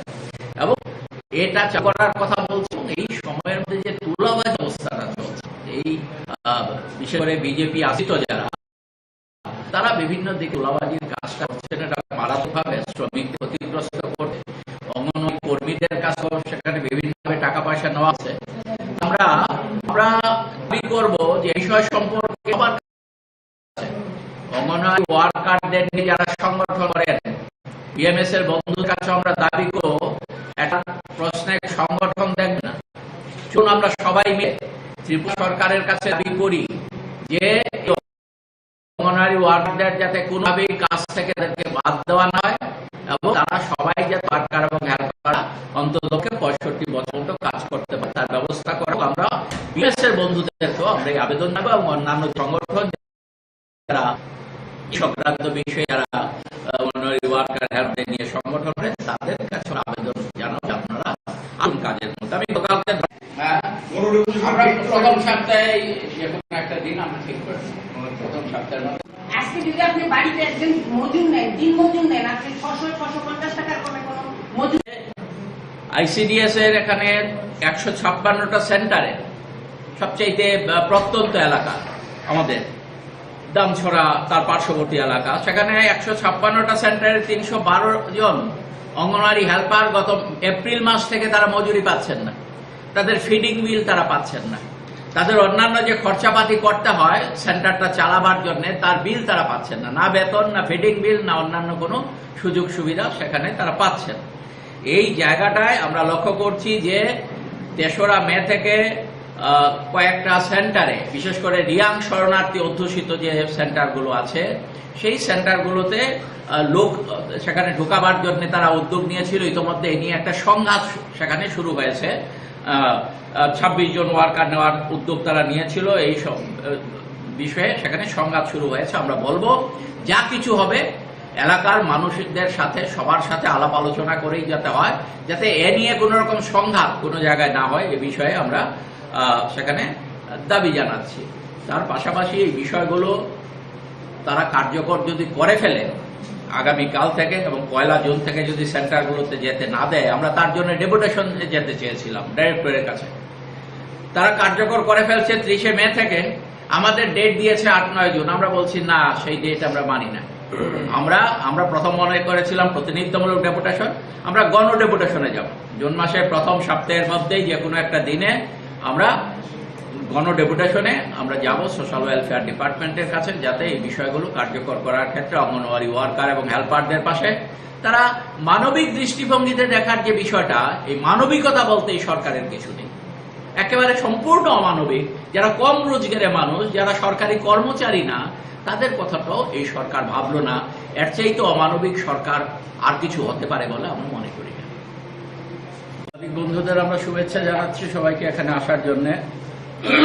আমরা CI2 ত্রিপুরা রাজ্য কমিটির পক্ষ থেকে আজকে ত্রিপুরা সরকার আমাদের রাজ্যের দরিদ্রতম যে শিশুরা আছে তাদের জন্য যে অঙ্গনওয়াড়ি সেন্টারগুলো ত্রিপুরাতে চালু আছে, যার সংখ্যা আপনারা জানেন সবাই ৯,৯১১টা এখন আছে, যেখানে ১৯,৮২২ জন অঙ্গনওয়াড়ি ওয়ার্কার এবং হেল্পার কাজ করেন। তাদের মধ্যে প্রায় ৪,০০০-এর কাছাকাছি অঙ্গনওয়াড়ি কর্মী এবং হেল্পারদের তারা কাজ থেকে চলে যাওয়ার জন্য বলেছেন। আগামীকাল থেকে এই নির্দেশটা তারা কার্যকর করতে চলেছেন। ৩০ মে মধ্যে চলে যেতে বলেছেন, যাতে 1 জুন থেকে আর কেউ কাজে না যান।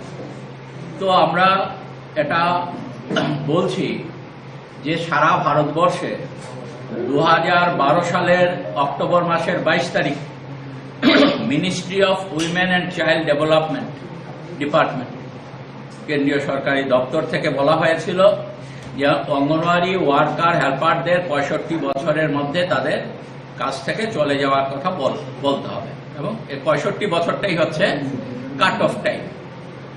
এবং এর পাশাপাশি তারা এটাও বলেছিলেন যে এই সমস্ত বিষয়টা this has been left to the state government, central গভর্নমেন্টের ডিপার্টমেন্ট এগুলো স্টেট গভর্নমেন্টের উপর ছেড়ে দিয়েছিল। এবং তার ভিত্তিতে ভারতবর্ষের বিভিন্ন রাজ্য অঙ্গনওয়াড়ি ওয়ার্কার এবং হেল্পারদের জন্য 65 বছর পর্যন্ত কাজের সুযোগ দিয়েছিলেন। কারণ এটা স্থায়ী কোনো চাকুরির ব্যবস্থা না। আমরা দীর্ঘদিন ধরে দাবি করছি এটাকে একটা ডিপার্টমেন্টে রূপান্তরিত করা হোক, তাদেরকে স্থায়ী কর্মচারী হিসেবে গণ্য করা হোক, কিন্তু এখনো পর্যন্ত তারা সেটা করছে না। এই সময়ের মধ্যে ত্রিপুরা রাজ্যের হাইকোর্ট 2021 সালে রায় দিয়েছিলেন, প্রথম সিঙ্গেল বেঞ্চ, পরবর্তী সময় ডিভিশন বেঞ্চ। তারা রায় দিয়ে বলেছিলেন যে ত্রিপুরা রাজ্যে অঙ্গনওয়াড়ি ওয়ার্কার এবং হেল্পারদের কাজে বয়স হবে 65 বছর, তাদের মানে এনুয়েশন। আজকে যদি আপনি বাড়িতে একজন মজুর নেন, দিন মজুর নেন, আপনি 650 টাকার কমে কোনো মজুর। আজকে যদি আপনি বাড়িতে একজন মজুর নেন, দিন মজুর নেন, আপনি 650 টাকার কমে।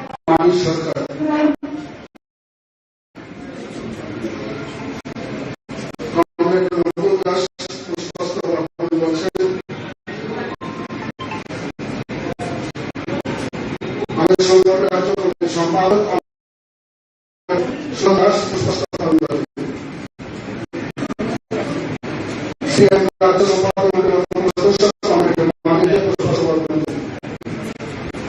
পশ্চিম জেলা কমিটির সম্পাদক রতন দাস,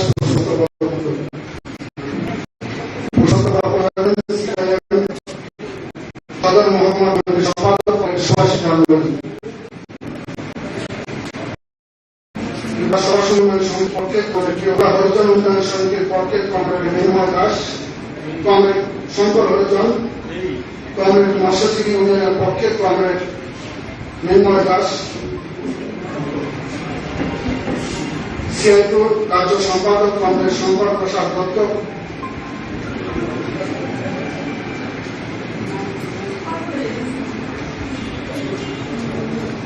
সারা ভারত গণতান্ত্রিক নারী সমিতির পক্ষে কংগ্রেস স্বপ্না দত্ত, CPIM রাজ্য কমিটির সদস্য কমরেড কৃষ্ণা রক্ষিত, ত্রিপুরা ক্যাকমন্ত্র ইউনিয়নের সম্পাদক কমরেড শ্যামল দেব,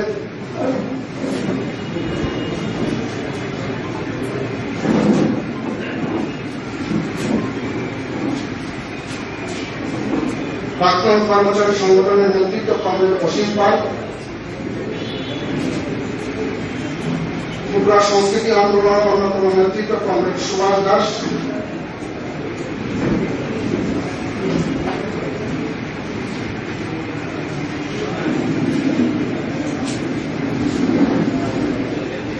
বিধায়ক কমরেড সুদীপ সরকার, বিধায়ক কমরেড রামু দাস,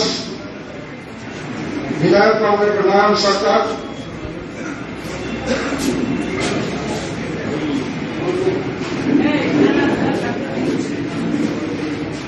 ত্রিপুরা চলচ্চিত্র সমিতির পক্ষে কমরেড মনোরঞ্জন দাস, তফসিলি জাতি সমন্বয় সমিতির সাধারণ সম্পাদক কমরেড সুজন দাস, কমরেড নকুল দাস মঞ্চে আসীন আছেন। আপনারা যারা উপস্থিত হয়েছেন এই স্মরণ সভায়, আপনাদের সবাইকে প্রীতি, শুভেচ্ছা এবং অভিনন্দন জানাচ্ছি। থেকে তিনি মোটামুটি ভাবে গ্রামের মধ্যে বেশি জমি পান, তার বাড়িতে আমার যাওয়ার সুযোগ হয়েছে।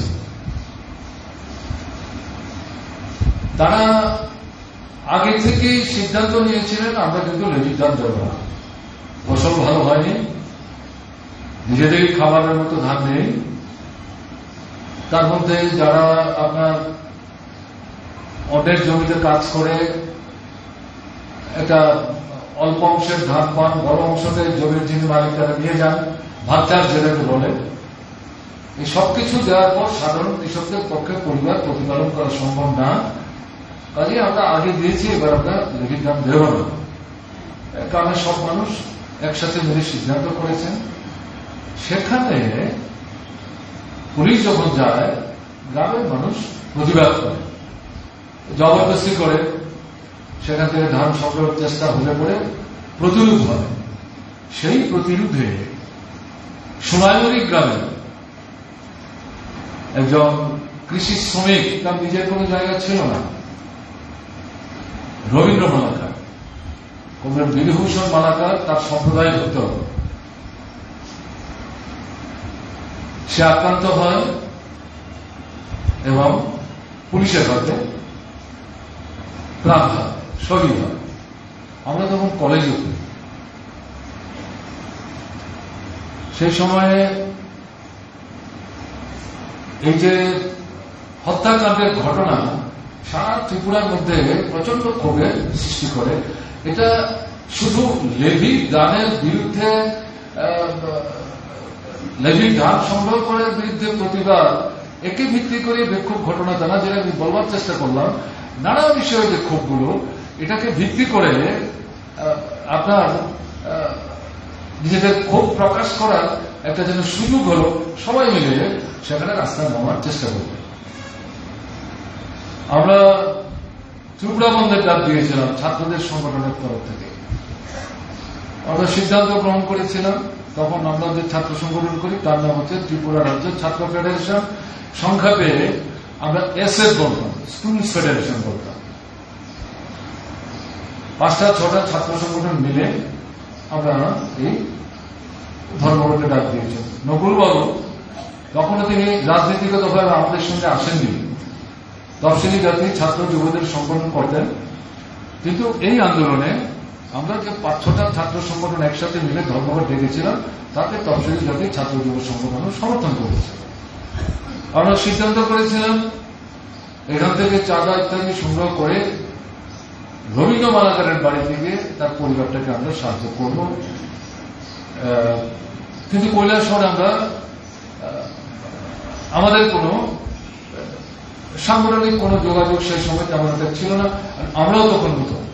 যাই হোক, আমি কথাটা তুললাম এই কারণে, সারা ত্রিপুরাতে ত্রিপুরা রাজ্য ছাত্র ফেডারেশন তখন খুব একটা শক্তিশালী ছাত্র সংগঠন না, বরং ছাত্র ঐক্য সংস্থা সেই সময় পপুলার ছাত্র সংগঠন, নিষিদ্ধার ছিলেন তার নেতা। কিন্তু এর মধ্য দিয়ে এই যে বিকল্প বামপন্থী দৃষ্টিভঙ্গি নিয়ে ছাত্রদের সংগঠিত করার যে প্রয়াস, সেই প্রয়াসের নেতৃত্ব দানকারী ভূমিকা ছিল ত্রিপুরা রাজ্য ছাত্র ফেডারেশন।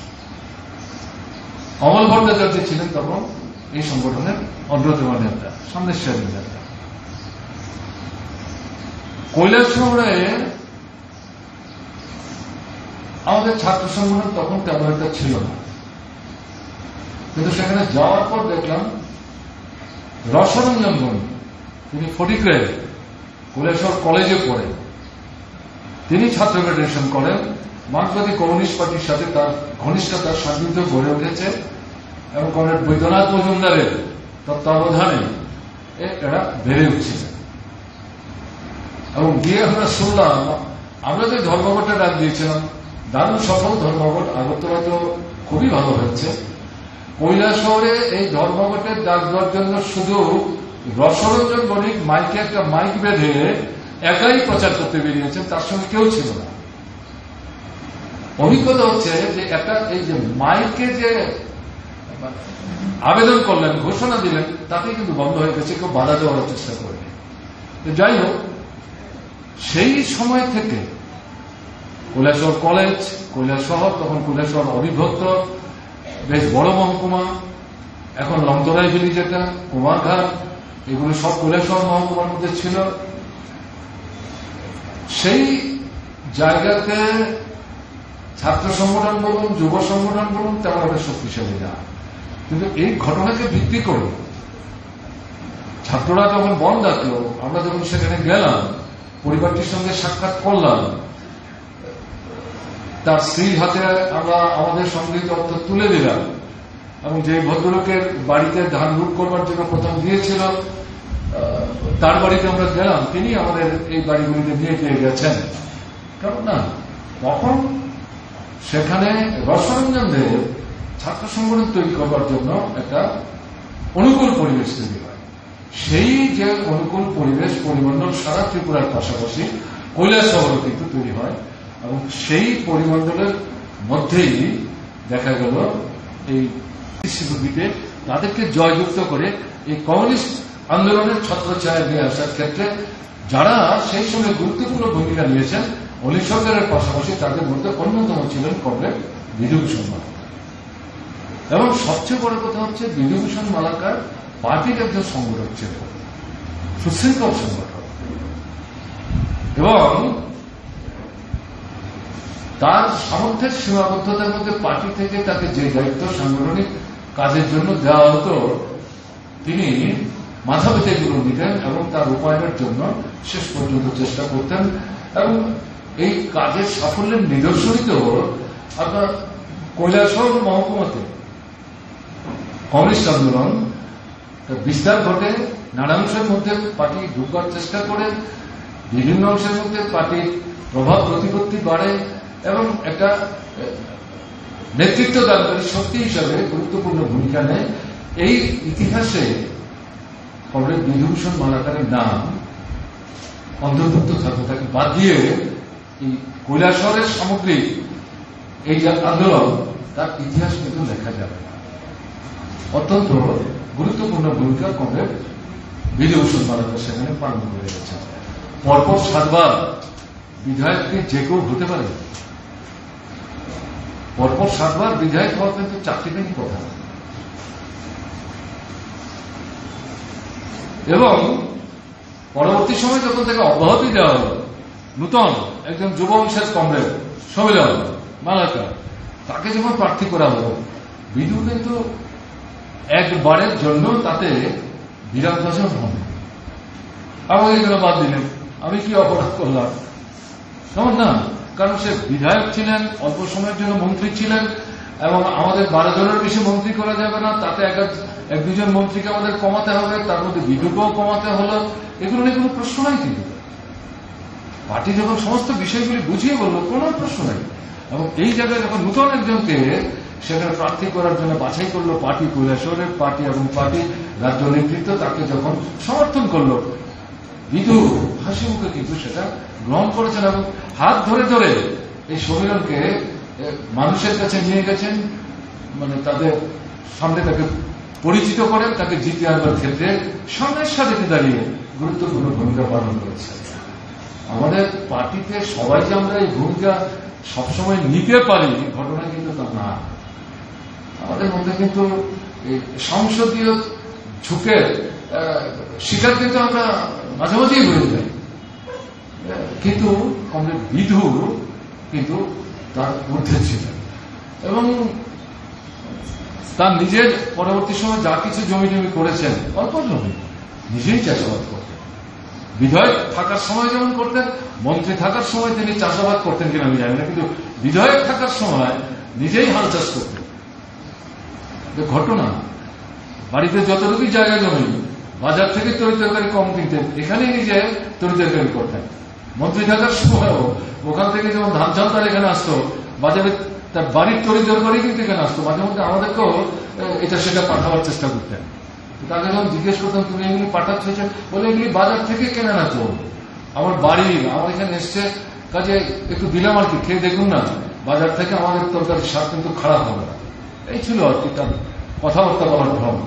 তো কাজেই এটা বলছি, এবং সবচেয়ে বড় কথা ছিল কি, কঠিন রাজনীতির বিষয় শ্রেণীগত দৃষ্টিভঙ্গির ভিত্তিতে আমাদের পার্টির যে বক্তব্য অত্যন্ত সরল সহজ ভঙ্গিতে পপুলার ঢঙে পিপুলের কাছে কিছু উপস্থিত করতে পারত, এবং উপস্থাপনার মধ্য দিয়ে শ্রোতা যারা তাদের কিছু উদ্বেলিত করতে পারত, এবং সেখানে অপ্রাসঙ্গিক কথা না, এবং খুব সচেতনভাবেই সব চিন্তা ভাবনার মধ্যে রেখে রাজনৈতিক বক্তব্য জনগণের কাছে নিয়ে যাওয়ার ক্ষেত্রে তিনি একজন সফল পারঙ্গম নেতা হিসেবে নিজেকে এলাকার মধ্যে প্রতিষ্ঠিত করতে সক্ষম হয়েছিলেন। এই পরিস্থিতিতে বিধুর বয়স বেড়েছে, কিছু জটিল রোগেও তিনি আক্রান্ত হয়েছেন, শারীরিক দিক থেকে সক্রিয়ভাবে শেষের দিকটা সব জায়গায় ঘুরে ফিরে কাজ করার মতো অবস্থাটা ছিল না। কিন্তু এই সময়টাতে যেটা করতেন সেটা হচ্ছে পরামর্শ দিতে। পার্টি অফিসে আসতেন দিনে একবার, যদি না আসতে পারতেন আমাদের নেতৃত্ব তার বাড়িতে যেতেন, কথাবার্তা বলতেন, সমস্যা উপস্থিত করতেন, তাতে কমরেড বিধু তার নিজের মতো করে পরামর্শ দিয়ে সাহায্য করার চেষ্টা করতেন। এটা খুব গুরুত্বপূর্ণ। এমনকি গত যে বিধানসভা নির্বাচনটা হল, যে 23-এর যে নির্বাচন, এই নির্বাচনেও আগের মতো যেমন ঘুরে ঘুরে সব জায়গায় মিটিং মিছিল ইত্যাদি করা যায়, এটাতে এবারেও করা যায়নি। কুমারঘাটেও যে করা গেছে ঘটনাটা না, এর মধ্যেও এই বিধুকে নিয়ে বিভিন্ন জায়গায় উঠান বৈঠকের মধ্যে, ছোট ছোট ঘোড়া বৈঠকের মধ্যে আমাদের নেতৃত্ব তাকে কাজে লাগাবার চেষ্টা করেছে। বিধু সেখানে অকপটে এই দায়িত্বগুলি পালন করার চেষ্টা করেছে, এবং প্রার্থী কে ছিল এবার তো সবই ছিল না। এই কেন্দ্রটা শেষ পর্যন্ত কংগ্রেসকে ছাড়তে হয়েছে আমাদের। ঘটনাচক্রে পরে জানা গেল যে ভদ্রলোক কংগ্রেসের প্রার্থী হলেন, একসময় নাকি আমাদের সঙ্গে কাজ করতেন, ভালোই কাজ করতেন। পরবর্তী সময় তিনি কংগ্রেস হয়েছেন, কন্ট্রাক্টারি করেন, প্রচুর টাকা পয়সার মালিক হয়েছেন, হোয়াট এভার মাইট বি। তাকে যখন প্রার্থী করলো, আগের পরিচিতির কারণে এই যে রাজনৈতিক সিদ্ধান্তটা পার্টি নিল, এ নিয়ে কোনো প্রশ্ন না তুলে এই ভোটটাকেও জয়যুক্ত করার ক্ষেত্রে বিধু কিন্তু গুরুত্বপূর্ণ ভূমিকা সেখানে নেওয়ার চেষ্টা করেছেন। কারণ তখন তার কাছে কংগ্রেসের প্রার্থী আর সিপিএম এর প্রার্থী না, বিজেপিকে পরাস্ত করতে হবে। মেইন যে রাজনৈতিক যে লক্ষ্যটার দৃষ্টিতে। তো এই সময়ে একটা জটিল অবস্থার মধ্যে আমরা আছি। এই সময়ে এই যে ঘরে বসে বা অল্প সময়ের জন্য পার্টি বিষয় দিয়েও নানা জটিল পরিস্থিতিতে এই যে পরামর্শ দেওয়া, এটা কিন্তু কম গুরুত্বপূর্ণ না। এরকম জায়গায় বিধুর অনুপস্থিতি অনুভূত হবে, এটা অস্বীকার করার কোন সুযোগ নেই। সক্রিয়ভাবে মানে ঘুরে ফিরে কাজ করতে না পারলেও অভিজ্ঞতার নিরিখে যে পরামর্শটা, এটা কিন্তু কম গুরুত্বপূর্ণ না।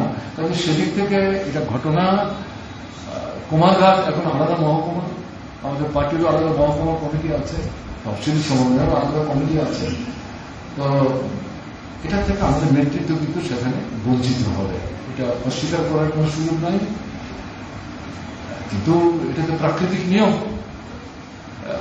আমরা তো সবাই চিরদিন বেঁচে থাকবো না, একটা সময় যেতে হবে, কেউ আগে কেউ পরে। ভয়ের জল হয়েছিল তার রোগভারে যিনি সে যেভাবে জর্জরিত হয়েছিলেন, যে কোনো সময় যে কোনো দুর্ঘটনা ঘটতে পারে। বিধুরও নিজের একটা মানসিক প্রস্তুতি ছিল, তার পরিবারেরও প্রস্তুতি ছিল না মনে করার কারণে। পার্টির নেতৃত্বেরও এটা মানে তারা অপ্রস্তুত হয়ে গেছেন ঘটনাটা তা না। কিন্তু এই যে শূন্যতা তৈরি হল, এটা তো শূন্যতা, এটা তো আমাদের অতিক্রম করতে হবে। তো অতিক্রম করতে গেলে পরে আমাদের তো সবাই মিলিয়ে সেখানে কাজ করতে হবে। ওখানকার যে নূতন নেতৃত্ব, তারপরে যে ছাত্রদের মধ্যে, যুবকদের মধ্যে, তফসিলি সমন্বয়ের মধ্যে নূতন নতুনদের এগিয়ে আসছেন, তাদেরকে নিয়ে সম্মিলিতভাবে আমাদের কাজ করার মধ্য দিয়েই বিদ্যুতের অনুপস্থিতি কিন্তু আমাদের অতিক্রম করার চেষ্টা করতে হবে। আপনার কিন্তু পূরণ হবে না। আজকের দিনে এই যে সভাটা করছে, এই সভা এটা হচ্ছে মূল বিষয়, এটা আমাদের মাথায় রাখার দরকার আছে। পরিস্থিতিটা কি আমাদের রাজ্যে?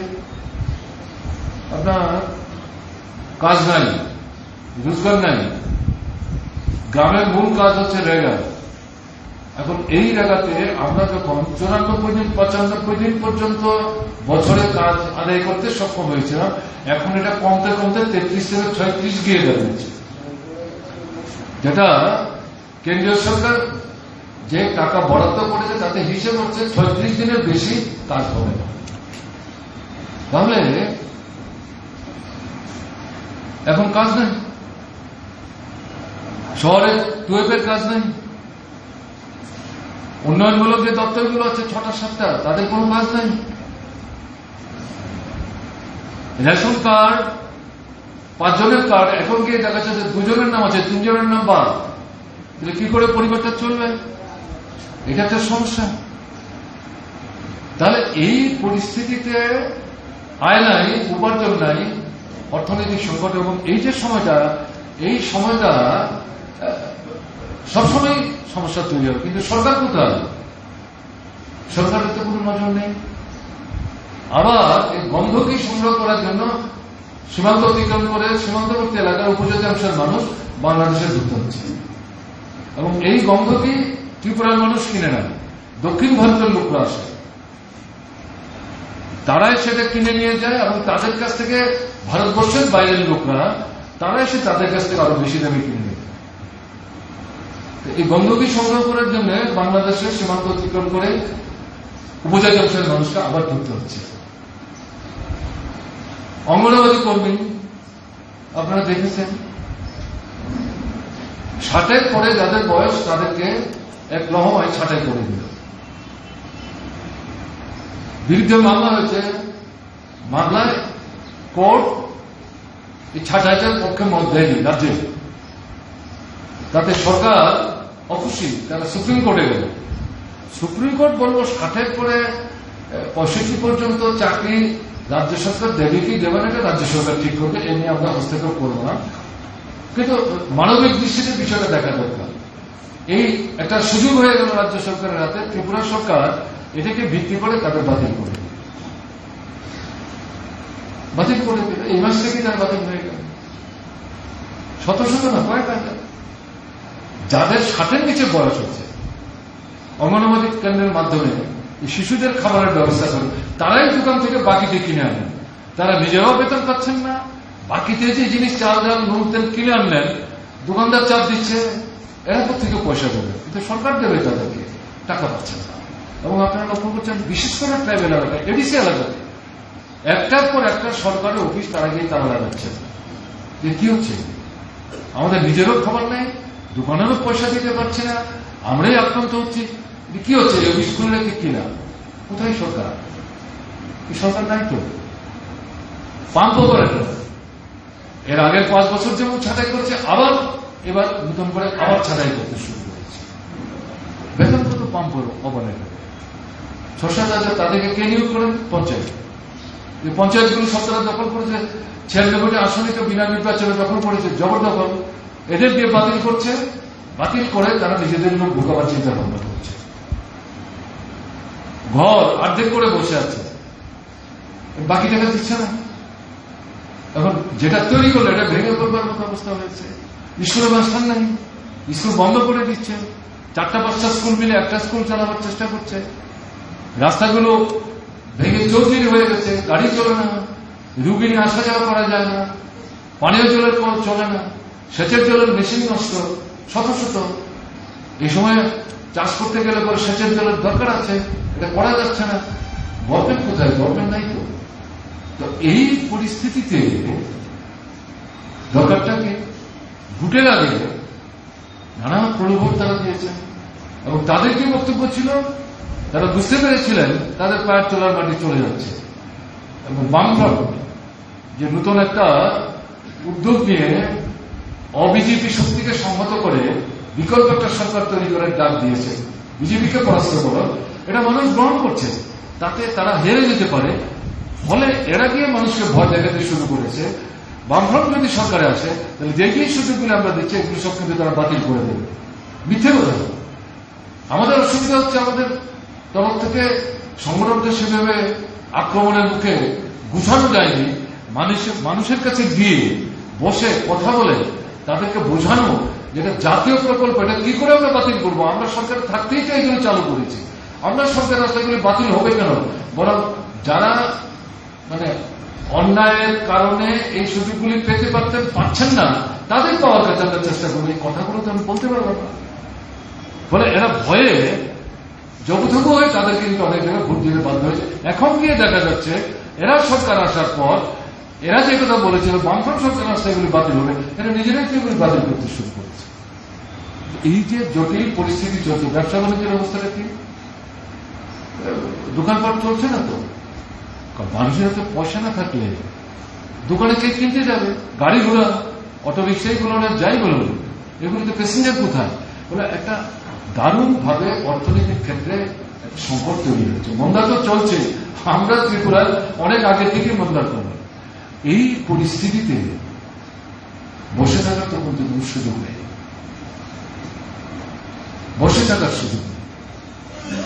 গত 5 বছর যে কাণ্ডটা তারা করেছে, মনে করবেন না এবার তারা দ্বিতীয়বার সরকারে ফিরে আসতে পেরেছে বলে তারা এভাবেই সন্ত্রাস চালাতে পারবে, এটা মনে করলে ভুল করবে। এরা জানে এরা কিভাবে সরকার হচ্ছে।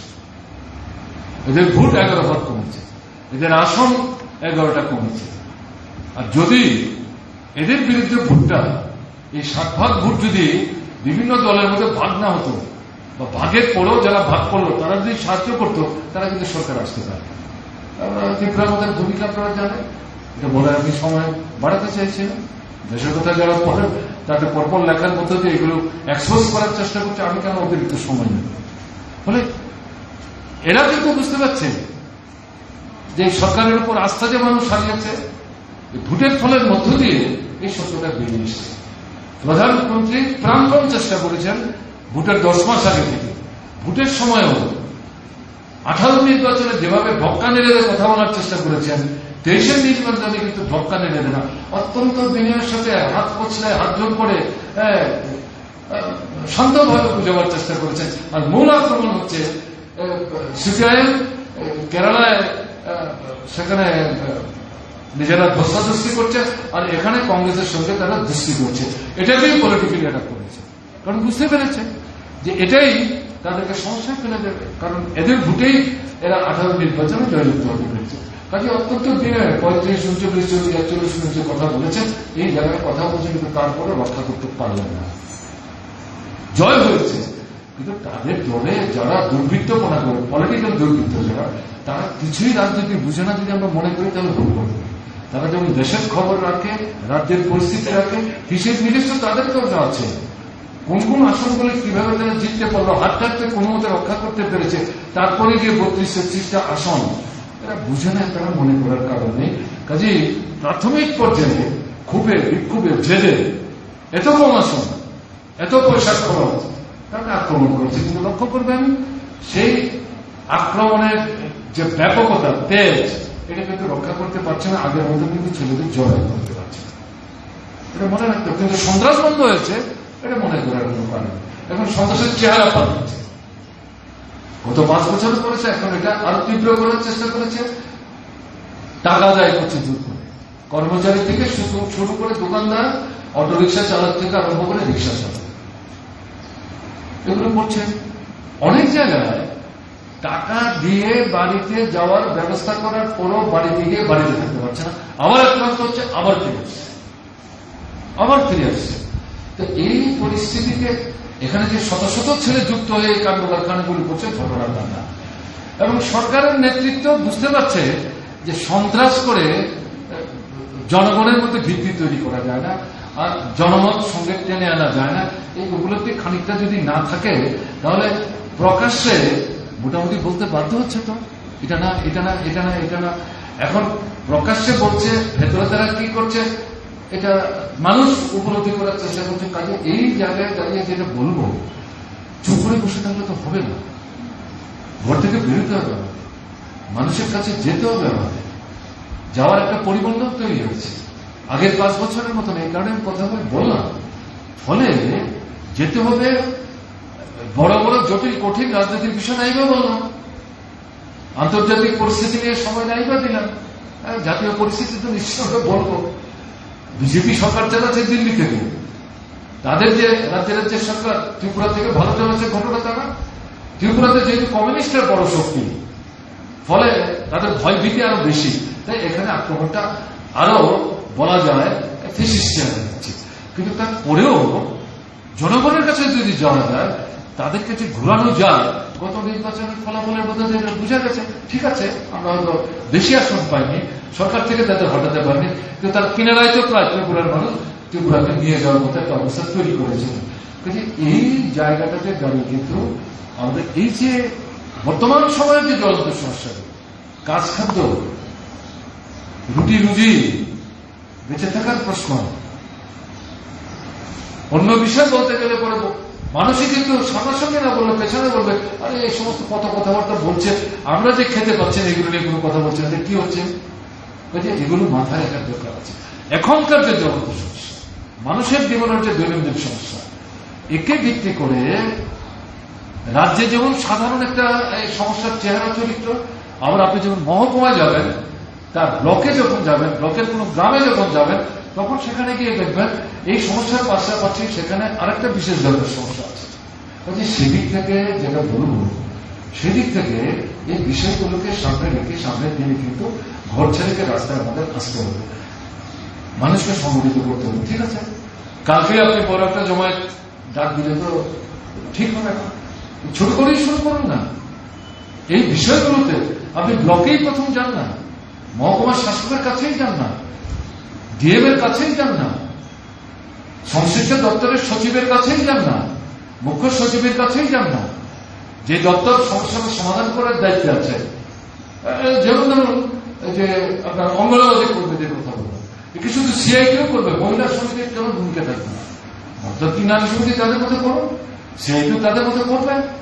কাজে সেখানে এই দপ্তরের যিনি মন্ত্রী, এই দপ্তরের যিনি সচিব, তার কাছে যান না।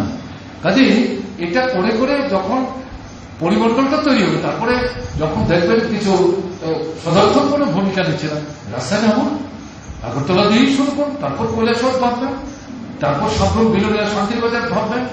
কেমন না সবকিছু সব জায়গা থেকে টেনে এনে শুধু আগরতলা একটা করলাম, যারা এলাকায় কিছুই করলেন না, নিজের পকেটের পয়সা খরচ করে আগরতলায় হয়তো আসেন, কিন্তু এলাকায় মুখ দেখাতে চান, এটা করতেই চলবে, চলে না।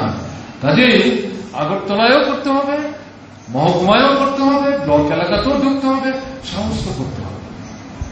ঢিল পাটকেল আসবে, দৈহিক আক্রমণ আসবে, তাতে কিছু রক্ত ঝরবে। আমরা কমিউনিস্ট পার্টি করবো, সমাজ বড় দলের সংগ্রামের কথা বলছি, শ্রেণী শোষণমুক্ত সমাজের কথা বলছি, কিন্তু এই ধরনের কিছু ঝরবে না, তাহলে কি করে হয়? মাঝে নতুন শিশুর জন্ম দেয়, সে কি শুধু শিশুকেই জন্ম দেয়, তার সঙ্গে মায়ের রক্তক্ষরণ হয় না? কাজে নতুন শিশুকে জন্ম দিতে গেলে যেমন রক্তক্ষরণ হয়, সমাজের বদল ঘটাতে গেলে পরে এরকম পরিস্থিতির সম্মুখীন আমাদের হতে হবে। এটা তো কথার কথা না, এটা ইতিহাসের অভিজ্ঞতা। কাজে সেই জায়গায় নেতৃত্ব যারা দেবেন তাদের ঝুঁকি আছে, তাদেরকেই তো ঝুঁকি নিতে হবে, তাদেরকেই তো এগোতে হবে। কাজে সেদিক থেকে বিধুভূষণ মালাকার তার স্মৃতিতে স্মরণ সরল করছে মানুষকে ফুলমালা দেওয়ার জন্য, তার কাছ থেকে তো এটা আমাদের শিখতে হবে।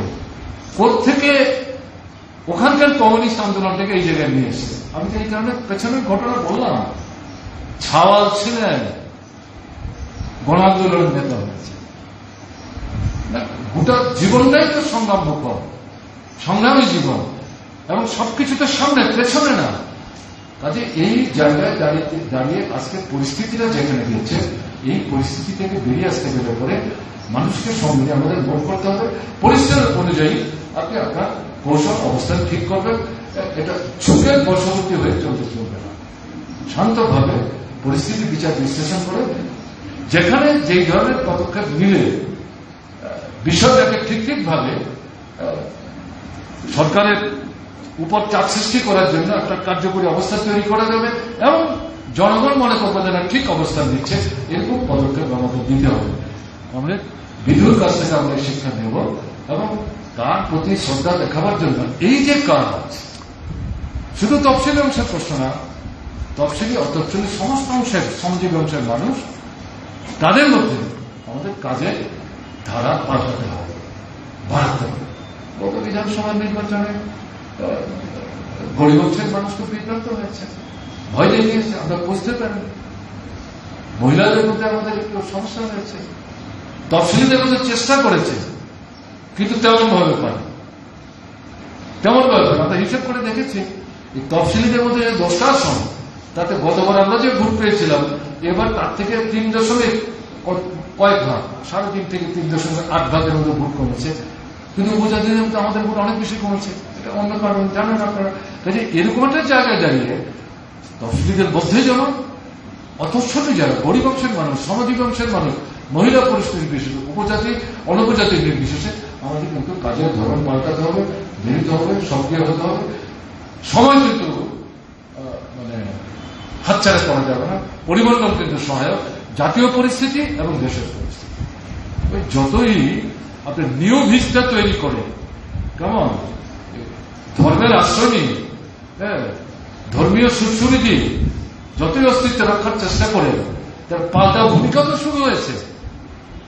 দেখেছেন, আজকে পত্রিকা পড়লে দেখবেন আগামী 12 জুন বিরোধী দলের নেতাদের মিটিং হবে কোথায়? বিহারে হবে। যে ভদ্রলোককে নিয়ে বিজেপি সরকার চালাতেন, সেই ভদ্রলোক বিজেপিকে ছুড়ে ফেলে দিয়ে তিনিও দুটি এখন সবাইকে একটা জায়গায় নিয়ে যাওয়ার চেষ্টা করছেন। পরিস্থিতি মানুষকে নিয়ে যাচ্ছে। তো আমরা শুধু এটাই দেখবো, এর থেকে সুযোগ নিয়ে আমরা যদি এখানে ভূমিকা না নেই তাহলে তো হবে না।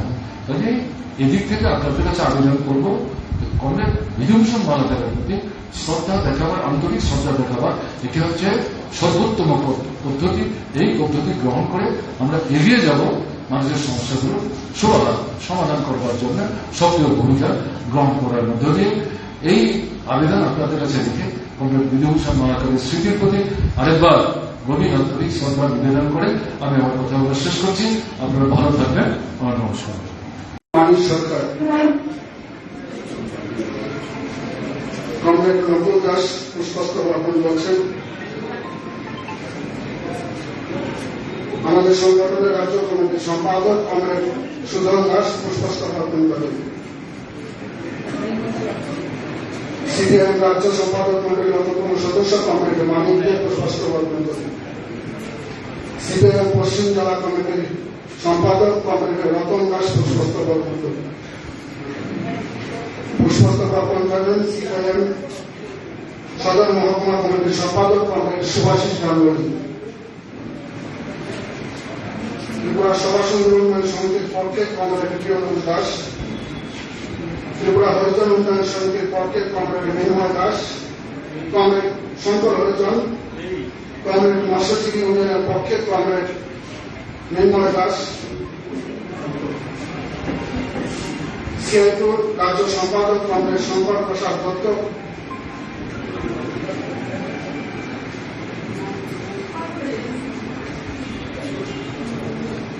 সারা ভারত গণতান্ত্রিক নারী সমিতির পক্ষে কমরেড স্বপ্ন দত্ত, সিপিআইএম রাজ্য কমিটির সদস্য কমরেড কৃষ্ণা রক্ষিত, ত্রিপুরা ক্যাবমন্ত্রী ইউনিয়নের সম্পাদক কমরেড সমন দেব,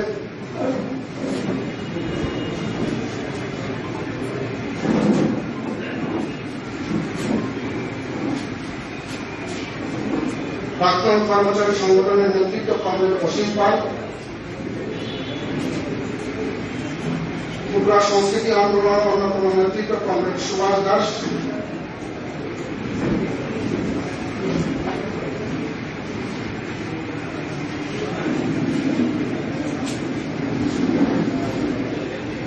বিধায়ক কমরেড সুদীপ সরকার, বিধায়ক কমরেড রাম দাস, বিধায়ক কমরেড নয়ন সরকার,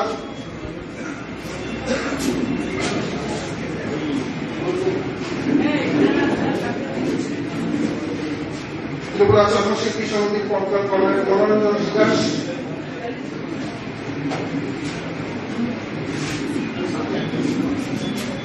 ত্রিপুরা তফসিল সমন্বয় সমিতির সদর মহকুমা কমিটির ভারপ্রাপ্ত সম্পাদক কমরেড অঙ্গদ বিশ্বাস, ডুবলি মহকুমা কমিটির সম্পাদক কমরেড শঙ্কর সরকার,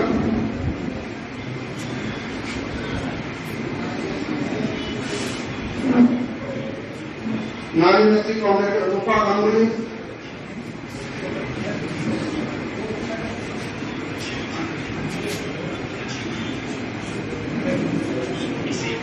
আমাদের সংগঠনের রাজ্য কমিটির সদস্য যারা রয়েছেন আপনাদেরকে একে একে পুষ্পস্তবক অর্পণ করবার জন্য আহ্বান করছি।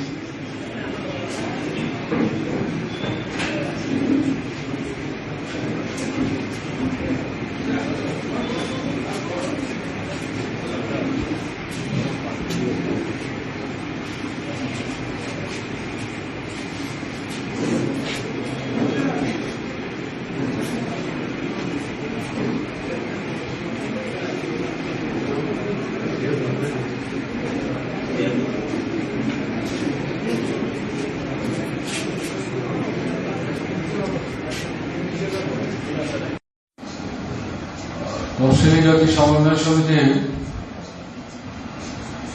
সাধারণ সম্পাদক কমরেড সুজন দাস, কমরেড নকুল দাস মঞ্চে আসীন আছেন।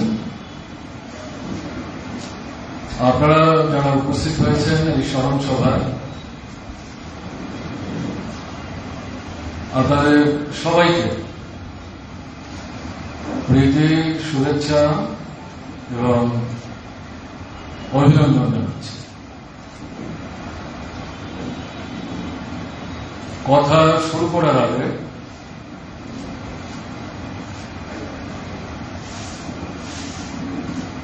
কমরেড বিধুভূষণ মালাকারের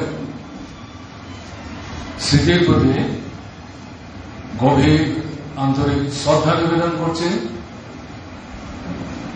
তার স্ত্রী, পুত্র, কন্যা সহ পরিবার পরিজনদের প্রতি আন্তরিক সমবেদনা জ্ঞাপন করছি।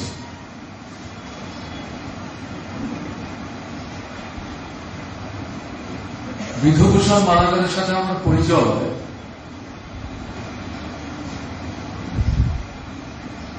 ছাত্র আন্দোলনের মধ্য দিয়ে।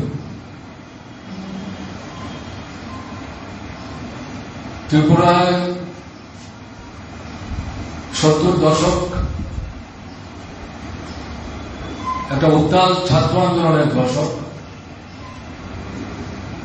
এবং সঙ্গে সঙ্গে গণতান্ত্রিক আন্দোলন, বিশেষ করে মধ্যবিত্ত অংশের মানুষ, শিক্ষক, কেরানি, কর্মচারী, যুবক, মায়েরা বোনেরাও তার মধ্যে আছেন। এই সব অংশের মধ্যে তৎকালীন কংগ্রেস সরকারের বিরুদ্ধে পুঞ্জীভূত যে ক্ষোভ নানাভাবে তার বহিঃপ্রকাশ ঘটতে শুরু করেছিল। সেই সময়ে লেভিক জুলুম চলছিল। কেন্দ্রের সরকার প্রত্যেক রাজ্যের মুখ্যমন্ত্রীদের ডেকে নিয়ে রাজ্যভিত্তিক একটা কোটা নির্ধারণ করে দিত, কোন রাজ্যকে কত ধান বা চাল সংগ্রহ করে কেন্দ্রের জমাইতে যে জায়গা সেখানে তারা দেবেন, এবং তার উপর ভিত্তি করে কেন্দ্রীয় সরকারের সংগ্রহ কেন্দ্র শক্তিশালী হবে, এবং তাকে ভিত্তি করে রেশনিং সিস্টেমটা তারা তখন চালাবার চেষ্টা করতেন। তো ত্রিপুরাতে সেই সময়ে লেভিক জুলুমের বিরুদ্ধে সাধারণ কৃষক জনসাধারণ প্রচন্ড ক্ষোভ ছিল, বিক্ষোভ ছিল। কৈলাসহরে লেভিক দান আদায় করবার জন্য ফটিকে হাততোলা ভোটে নির্বাচিত পঞ্চায়েত প্রধানকে সামনে রেখে তহসিলদার এবং সরকারের পুলিশ আগে থেকেই খবর দেওয়া ছিল নির্ধারিত দিনে তারা সেখানে ধান সংগ্রহ করবার জন্য যান। কিন্তু গ্রামের মানুষ আগে থেকেই ঠিক করেছিলেন গ্রামের যিনি জায়গা জমির দিক থেকে একটু অন্যদের তুলনায় বড় ধনী কৃষক। আমরা ধনী কৃষক বলতে যা বুঝি রাজনৈতিক দৃষ্টিভঙ্গি থেকে আমি সেই কথা বলছি না, কিন্তু এই গ্রামের মধ্যে যেই ভদ্রলোকের বাড়ি, যেখানে তারা গেলেন এই ধান সংগ্রহ করার জন্য, জায়গা জমির দিক থেকে তিনি মোটামুটি ভাবে গ্রামের মধ্যে বেশি জমি পান। তার বাড়িতে আমার যাওয়ার সুযোগ হয়েছে। তারা আগে থেকেই সিদ্ধান্ত নিয়েছিলেন আমরা কিন্তু লেভির ধান দেব না, ফসল ভালো হয়নি, নিজেদেরই খাবারের মতো ধান নেই। তার মধ্যে যারা আপনার অনেক জমিতে কাজ করে একটা অল্প অংশের ধান পান, বড় অংশতে জমির যিনি মালিক তারা নিয়ে যান, ভাতচাষ যেটাকে বলে। এই সবকিছু দেওয়ার পর সাধারণ কৃষকদের পক্ষে পরিবার প্রতিপালন করা সম্ভব না, কাজে আমরা আগে দিয়েছি, এবার আমরা লেভির দাম দেব না। গ্রামের সব মানুষ একসাথে মিলে সিদ্ধান্ত করেছেন। সেখানে পুলিশ যখন যায়, গ্রামের মানুষ প্রতিবাদ করে, জবরদস্তি করে, সেখান থেকে ধান সংগ্রহের চেষ্টা হলে পড়ে প্রতিরোধ হয়। সেই প্রতিরোধে সোনাইমুড়ি গ্রামে একজন কৃষি শ্রমিক, তার নিজের কোনো জায়গা ছিল না, রবীন্দ্র মালাকার, কমরেড বিভূষণ মালাকার তার সম্প্রদায় ভুক্ত, সে আক্রান্ত হয় এবং পুলিশের হাতে প্রাণ হয়, শরীর হয়। আমরা তখন কলেজে পড়ি, সেই সময়ে এই যে হত্যাকাণ্ডের ঘটনা সারা ত্রিপুরার মধ্যে প্রচন্ড ক্ষোভের সৃষ্টি করে। এটা শুধু লেভি দানের বিরুদ্ধে, লেভি ধান সংগ্রহ করার বিরুদ্ধে প্রতিবাদ, একে ভিত্তি করে বিক্ষোভ ঘটনা জানা, যেটা আমি বলবার চেষ্টা করলাম, নানা বিষয়ে বিক্ষোভগুলো এটাকে ভিত্তি করে আপনার নিজেদের ক্ষোভ প্রকাশ করার একটা যেন সুযোগ হলো, সবাই মিলে সেখানে রাস্তায় নামার চেষ্টা করবে। আমরা ত্রিপুরা বন্ধের ডাক দিয়েছিলাম ছাত্রদের সংগঠনের তরফ থেকে। আমরা সিদ্ধান্ত গ্রহণ করেছিলাম, তখন আমরা যে ছাত্র সংগঠন করি তার নাম হচ্ছে ত্রিপুরা রাজ্য ছাত্র ফেডারেশন, সংক্ষেপে আমরা এসএফ বলতাম, স্টুডেন্টস ফেডারেশন বলতাম। 5-6টা ছাত্র সংগঠন মিলে আমরা এই ধর্মঘটে ডাক দিয়েছেন। নকুল বাবু তখনও তিনি রাজনীতিগতভাবে আমাদের সঙ্গে আসেননি, তফসিলি জাতি ছাত্র যুবদের সংগঠন করতেন, কিন্তু এই আন্দোলনে আমরা যে 5-6টা ছাত্র সংগঠন একসাথে মিলে ধর্মঘট ডেকেছিলাম, তাতে তফসিলি জাতি ছাত্র যুব সংগঠন সমর্থন করেছে। আমরা সিদ্ধান্ত করেছিলাম এখান থেকে চাঁদা ইত্যাদি সংগ্রহ করে রবীন্দ্র মালাকারের বাড়ি থেকে তার পরিবারটাকে আমরা সাহায্য করব। কিন্তু কৈলাসহরে আমরা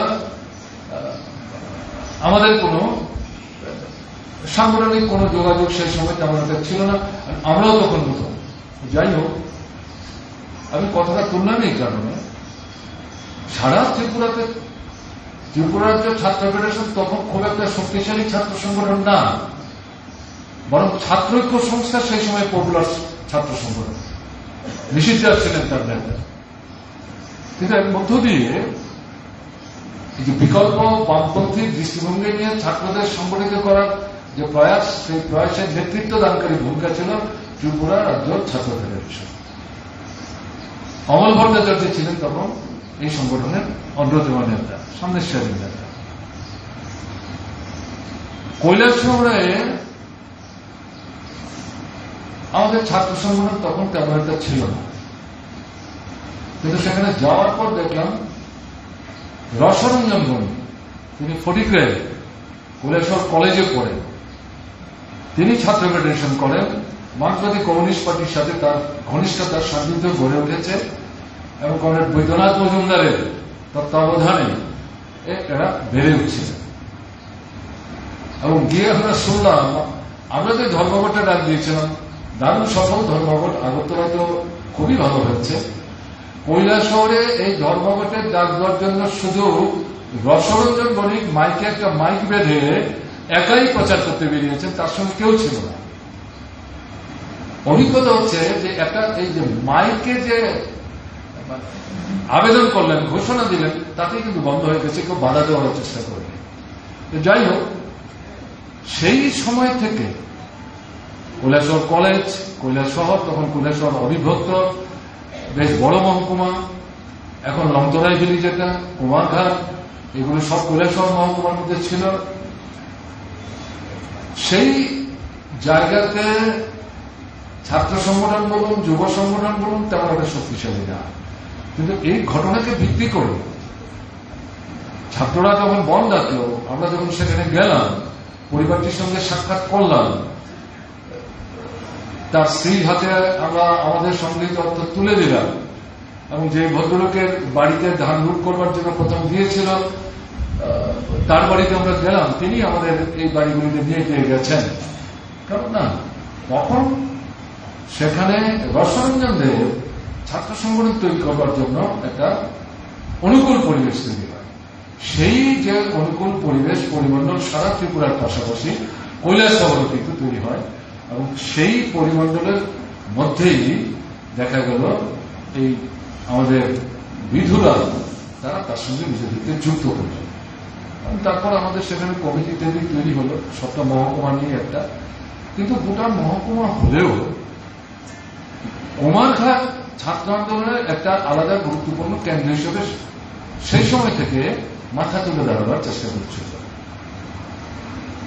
তাতে অল্প অল্প কিছু ছিল, খুব বেশি না। আমার তো এখনো চেহারাগুলো মনে পড়ে, 10-12 জন ছেলে, কিন্তু তারা খুব মিলিটেন্ট ছিল, অসম্ভব সাহসী ছিল। তারাই উদ্যোগ নিতে শুরু করলেন। কৃষকদের ব্যাপারে তারা ঝাঁপিয়ে পড়েন, ছাত্রদের ব্যাপার তো আছেই।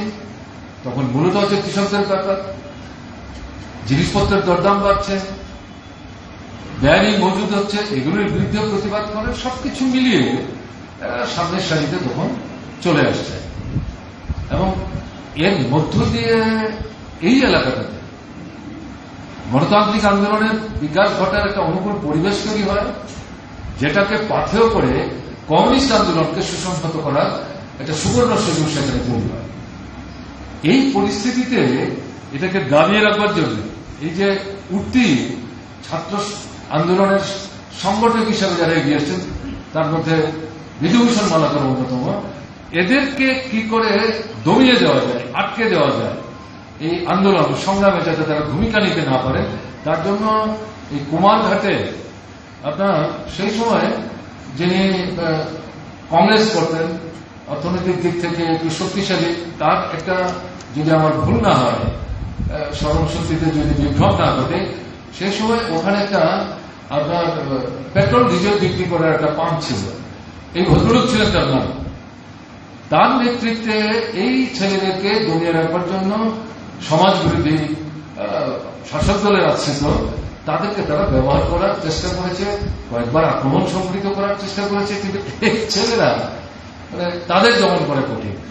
তারা এদেরকে মোকাবেলা করার জন্য এদেরকে শক্তি, এই শক্তি নিয়েই তারা কিন্তু সামনাসামনি দাঁড়িয়ে লড়াই সেখানে করার চেষ্টা করত।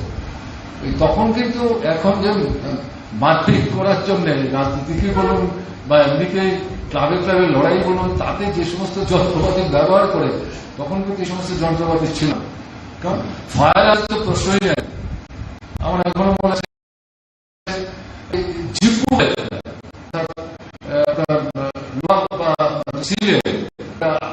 হাতের আঙুলগুলো ধরে যায়, এটা ঢুকিয়ে এটা বাইরের দিকে একটু শুকাও, একটু ধারাও, এগুলোকে তারা পাঁচ ঘুষি মারে। এটাই তখন একটা গুরুত্বপূর্ণ মানে আত্মরক্ষা যন্ত্রের মতো।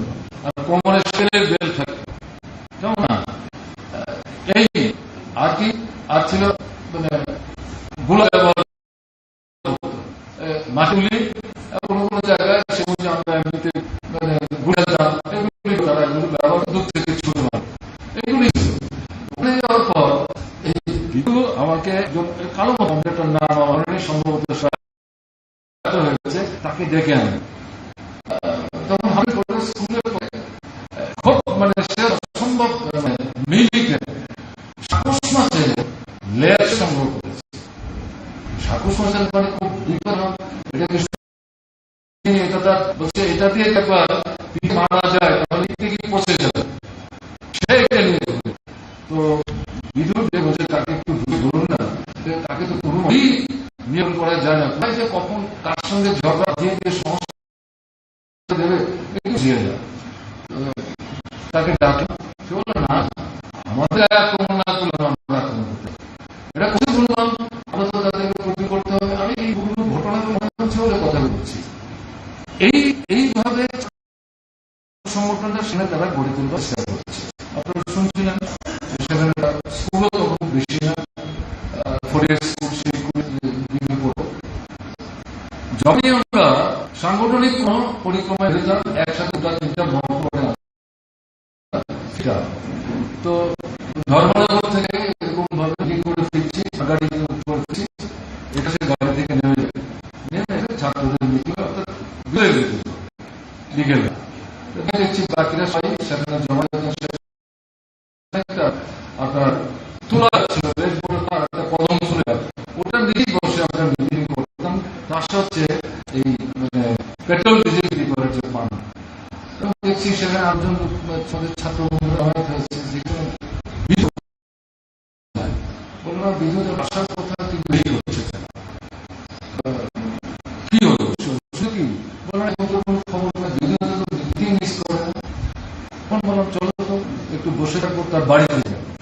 বাড়িতে গিয়ে দেখছি বিধু তার ঘরের চাল মানে নিজের ঘর গামছা পরা খালি গায়ে বিকেল ওখানে দূর থেকে দাঁড়িয়ে থেকে আমি তো অবাক হয়েছি। সঙ্গে আমি কমরেডদের একজন হচ্ছে বিধুদা, বিধু আমার নাম করে বলছে নিয়ে এসেছে মিটিং, সে ঘুরে তাকে লজ্জায় আকাশ করেছে। আমার কাছে বলছে এটা করবে, সে লজ্জায় আকাশ করেছে। আমি তাকে হাত দিয়ে বলছি তুমি আস্তে আস্তে নামো, করে নাম্বার চেষ্টা করো, হাত পা ভাঙবে, আস্তে আস্তে আমাদের বললো আপনারা যে আমি আসছি। আশা করে আমাদের বন্ধু বললো বিধুদা শুধু নিজের ঘরেরই ছাড়েন না, দৈনিক মজুরিতে দলীয় পরিবার আয় উপার্জনের জন্য অঙ্গনওয়াড়িতে তখন কাজ করে, ছাড়ের কাজও করে। এই হচ্ছে জীবন। এখানে প্রস্তাবে উল্লেখ করা হয়েছে তৎকালীন পূর্ব পাকিস্তান থেকে যখন ভারতবর্ষে আসেন, ত্রিপুরা আসেন, কুমারী এসে বাড়ি করেন, কারণ এখন বাড়ি যারা দেখবেন তার বাড়ি কিরকম ছিল বললেও আপনাকে বিশ্বাস। আমি দেখেছি, আমি কথাটা বলছি, বন্ধু বলছেন যে বিদ্যুৎ স্কুলে তার সময়টা বাদে পড়া আগে পিছিয়ে মানুষের বাড়িতে কাজ করে এরকম গ্রুপটা করেন, তা দিয়ে পরিবারের সবাই তার বাবা কাছে পরিবার প্রতিভা করার চেষ্টা করে, অর্থাৎ তার ব্যক্তিগত পারিবারিক জন্যই শুরু থেকে একটা রাজনীতি নাই। আমি এত কথা বললাম কারণে বিভূষণ মালাকার এরকম ছিলেন, একটা শব্দ দিয়ে তো বোঝানো যাবে না। অনেক পক্ষে আজকে এই যে সত্যতা বিশ্বাস করে কিন্তু কঠিন হবে, অনেকের কাছে মনে হতে পারে যে এটা গল্প কিনা, কেমন না ওটাই গল্প না, আমি চাক্ষুষ করেছি, তিনি হয়তো না থাকতে হয়েছে, আর থাকতে হয়েছে, বলতো না।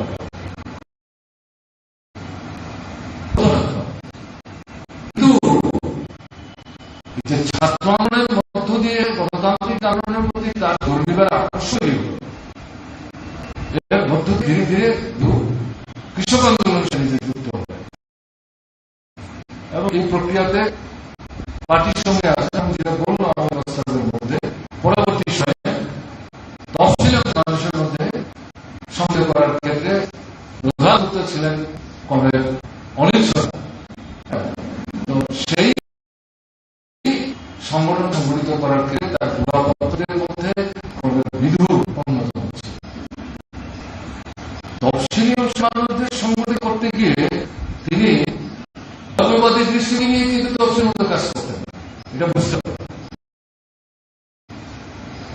আইডেন্টি পলিটিক্স যেটাকে বলি না, এখন যেটা সারা ভারতে গণতন্ত্র রাজনৈতিক আন্দোলনকে দুর্বল করার জন্য, বিপদগামী করার জন্য চেষ্টাটা চলছে। এই আইনটি পুলিশের চোখে বিভ্রান্ত ছিলেন না। এই অংশ দুর্বংশ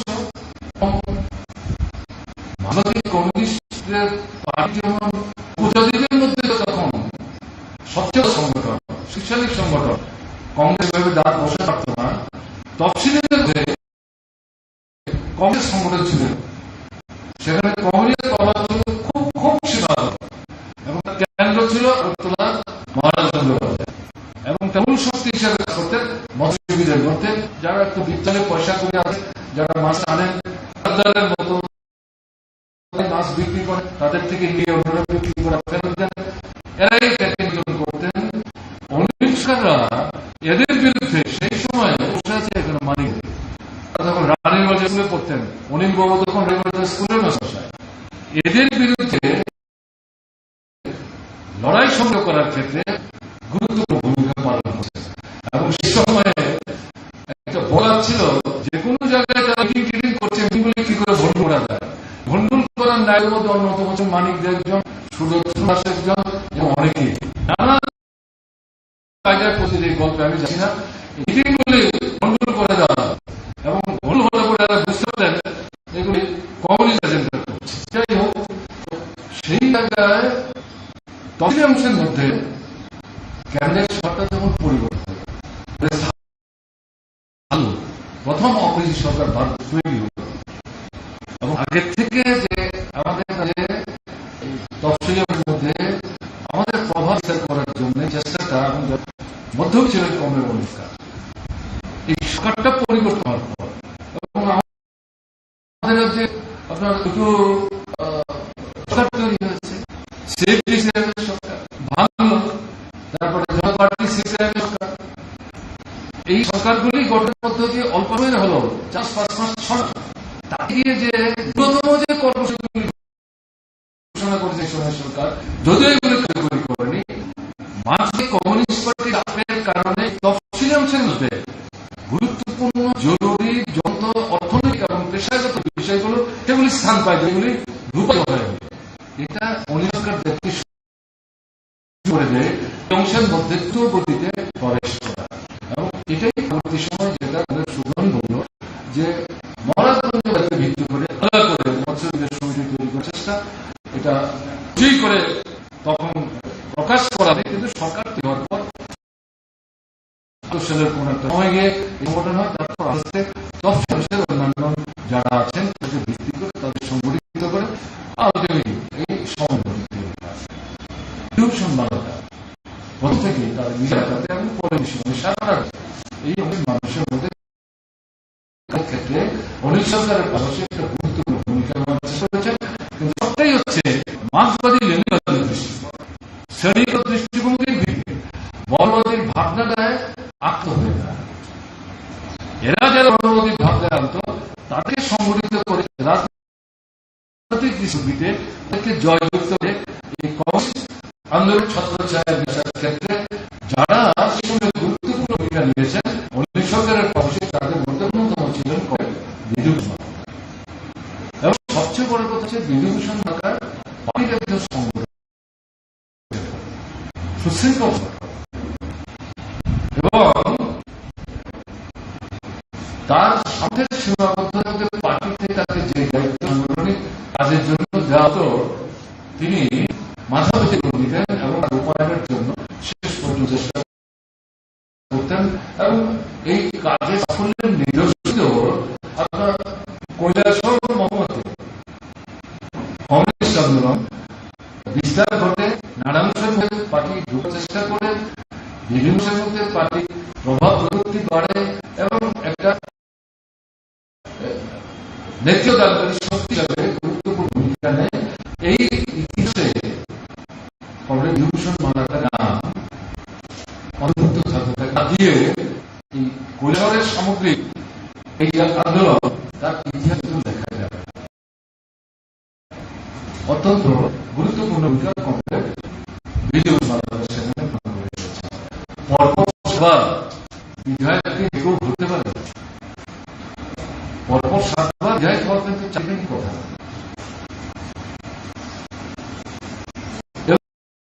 এবং পরবর্তী সময় যখন তাকে অবধি দেওয়া হলো, নূতন একজন যুব অফিসার তাকে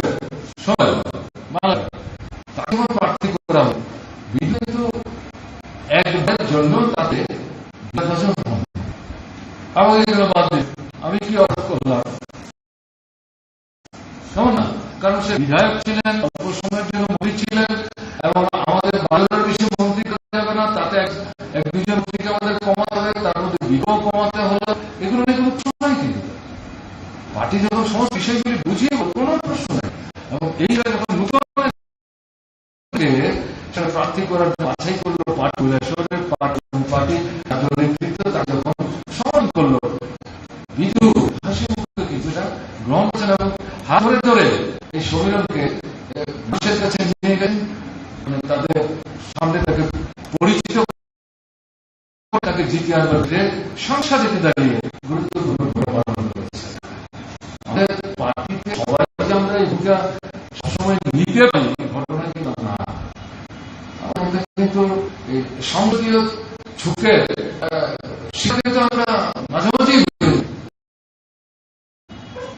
কিন্তু কিন্তু এবং নিজের পরবর্তী সময় যা কিছু জমি করেছেন নিজেই চাষাবাদ, বিধায়ক থাকা সময় যেমন করতেন, মন্ত্রী থাকার সময় তিনি চাষাবাদ যাবেন না, কিন্তু বিধায়ক থাকার সময় যেই হাল চাষ করতেন। ঘটনা বাড়িতে যত জায়গা জমি বাজার থেকে তরিতরকারি কম কিনতেন, এখানে যে তরিতরকারি করতেন, মন্ত্রী ওখান থেকে যেমন ধান তার এখানে আসতো, বাজারে বাড়ির তরিতরকারি কিন্তু এখানে আসতো, আমাদেরকেও এটা খাওয়ার চেষ্টা করতেন। তাকে জিজ্ঞেস করতাম তুমি পাঠাচ্ছ বাজার থেকে এখানে আসবো, আমার বাড়ি এখানে এসছে, কাজে দিলাম আর কি, খেয়ে দেখ না, বাজারে আমাদের তরকারি কিন্তু খারাপ হবে। এই ছিল এটা কথাবার্তা বলার ভাব। তো তাকে এটা বুঝি, এবং সবচেয়ে কথা ছিল কি কঠিন রাজনীতির বিষয়, সেগুলো দৃষ্টিভঙ্গির দিকে আমাদের পার্টির যে বক্তব্য অত্যন্ত সরল সহজ সঙ্গীতে পপুলার পিপুলের কাছে উপস্থিত করতে হবে, এবং উপস্থাপনার মধ্য দিয়ে শ্রোতারা তাদের কাছে উন্নীত করতে পারত, এবং সেখানে অপ্রাসঙ্গিক কথা না, এবং খুব সচেতনভাবেই সব চিন্তা ভাবনার মধ্যে রাজনৈতিক বক্তব্য নেতাদের কাছে দেওয়ার ক্ষেত্রে তিনি একজন সফল পারঙ্গম নেতা হিসেবে নিজেকে সক্ষম হয়েছেন। এই পরিস্থিতিতে বয়স বেড়েছে, জটিল রোগেও আক্রান্ত হয়েছে, শারীরিক থেকে সক্রিয় হয়ে সেই দিকটা সবাই ঘুরে ফিরে কাজ করার অবস্থা চলে। কিন্তু এই সময়টাতে যে পরামর্শ পার্টি অফিসে আসতেন, তিনি একবার যদি না আসতেন নেতৃত্ব তাদের যেতেন, কথা বলতেন, সমস্যা উচিত করতেন, কম বিদ্যুৎ তার নিজের উপরে পরামর্শ সাহায্য করার চেষ্টা করতেন। খুব গুরুত্বপূর্ণ। এমনকি গত যে লোকসভা নির্বাচন, যে 23-এর নির্বাচন, এই নির্বাচনেও আগে তো যেমন ঘুরে সব জায়গায় মিটিং ইত্যাদি করা যায়, এটাতে এভাবে না যায়নি, কুমারঘাটে করা গেছে ঘটনা না। এর মধ্যে এই বিধু নিয়ে বিভিন্ন জায়গায় উঠান বৈঠকের মধ্যে, ছোট ছোট বৈঠকের মধ্যে আমাদের নেতৃত্ব তাকে কাজে করার চেষ্টা করেছে, সেটা অবকরে এই দায়িত্বগুলি পালন করার চেষ্টা করেছে। এবং প্রার্থীকে ছিল এবার তো সবই হচ্ছে না, এই কেন্দ্রটা শেষ পর্যন্ত কংগ্রেসকে ছাড়তে হয়েছে আমাদের। ঘটনাচক্রে জানা গেল যেগুলো কংগ্রেসের প্রার্থী সময় আমাদের সঙ্গে কাজ করতেন, ভালোই কাজ করতেন, পরবর্তী সময় কংগ্রেসের যে কন্ট্রাক্ট করেন তাকেও প্রার্থী করলো আগের পরিচিত কারণে। এই যে রাজনৈতিক সিদ্ধান্তটা ভেঙে গেল, এ নিয়ে কোন প্রশ্ন না তুলে এই ভোটটাকেও যুক্ত করার ক্ষেত্রে কিন্তু গুরুত্বপূর্ণ চেষ্টা করেছেন। কারণ তখন তার কাছে কংগ্রেস প্রার্থীর সিপিআইএম থেকে বিজেপি মেইন যে রাজনৈতিক যে লড়ার দৃষ্টি। তো এই সময়ে একটা জোট অবস্থার মধ্যে আমরা আছি, এই সময়ে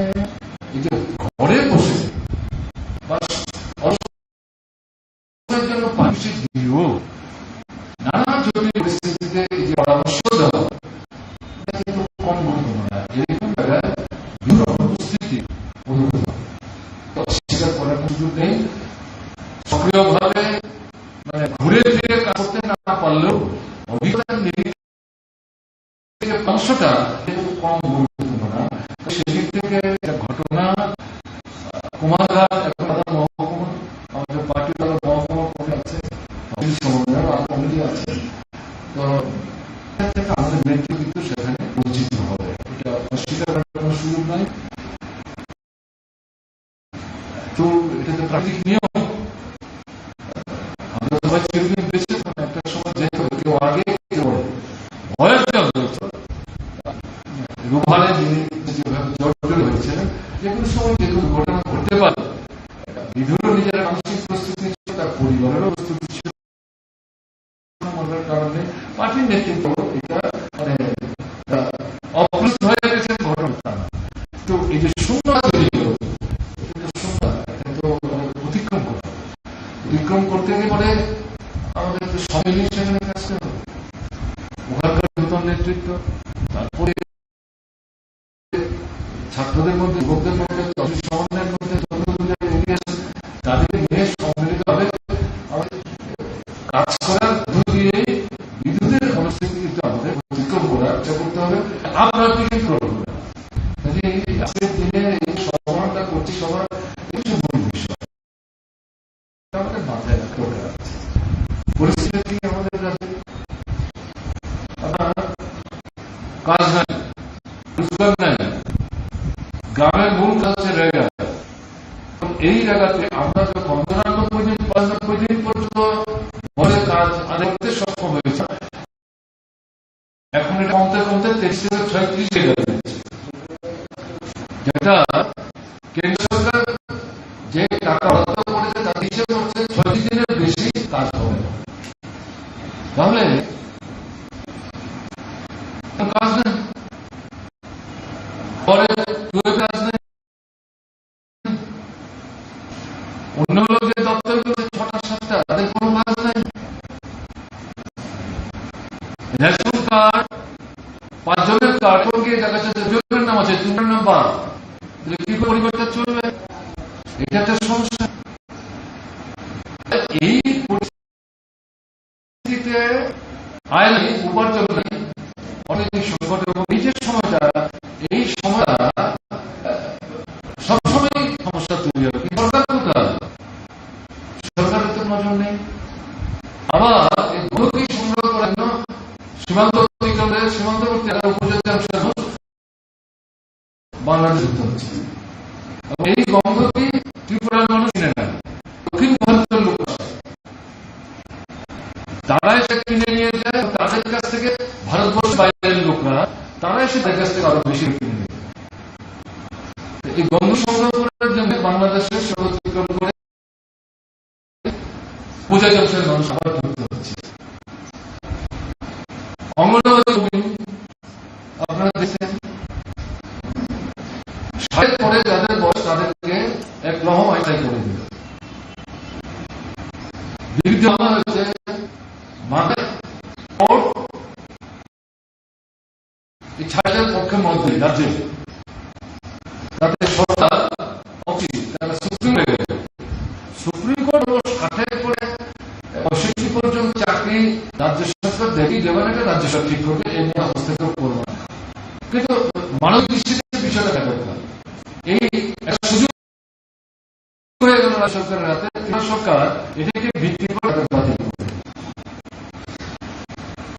বাতিল করবে, এই মাস থেকে বাতিল হয়ে গেল। শত শত কয়েকটা যাদের 60 বয়স হচ্ছে অনাবাদিক কেন্দ্রের মাধ্যমে শিশুদের খাবারের ব্যবস্থা, তারাই থেকে বাকি দেখায়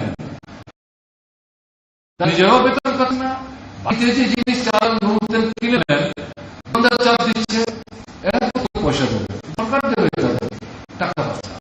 এবং আমরা মনে করছেন বিশ্বনাথ ট্রাইবেল এলাকা ডিসি এলাকাতে একটা করে একটা সরকার অফিস তারা গিয়ে তারা হচ্ছে কি হচ্ছে, নিজেরও খবর নেই, দোকান পয়সা দিতে পারছে, আমরাই আহত হচ্ছি, কি হচ্ছে এই বিষয়ে কি না, কোথায় সরকার? সরকার নাই তো, পাম্পও এর আগে 10 বছর যেমন ছাড়াচ্ছে, আবার এবার নতুন আবার ছাড়াই করছে পাম্প করে শস্য তাদেরকে পঞ্চায়েত পঞ্চায়েতগুলো সরকার দখল ছেলেগুলি আসামিকে ছেলে দখল করে জবরদখল এদের দিয়ে বাদ করছে, বাতিল করে তারা এদের লোক ঢুকাবার চেষ্টা করছে। ঘর অর্ধেক বসে আছে, বাকি দেখা দিচ্ছে না। এখন তৈরি করলে এটা স্থান নাই, স্কুল বন্ধ করে দিচ্ছে, 4টা-5টা স্কুলে একটা স্কুল চালানোর চেষ্টা করছে, রাস্তাগুলো ভেঙে চৌচির হয়েছে, গাড়ি চলে না, দুই আসা যাওয়া করা যায় না, পানীয় জলের কল হয় না, সেচ জলের মেশিন শক্ত, এই সময় চাষ করতে গেলে সেচের জলের দরকার দেখা যাচ্ছে না, গভর্নমেন্ট কোথায়, গভর্নমেন্ট নাই তো। এই পরিস্থিতিতে দরকারটাকে ঘুটে আনতে নানা রূপ তারা দিয়েছে এবং অনেকে বক্তব্য ছিল বুঝতে পেরেছিলেন তাদের পায়ের তোলা চলে যাচ্ছে।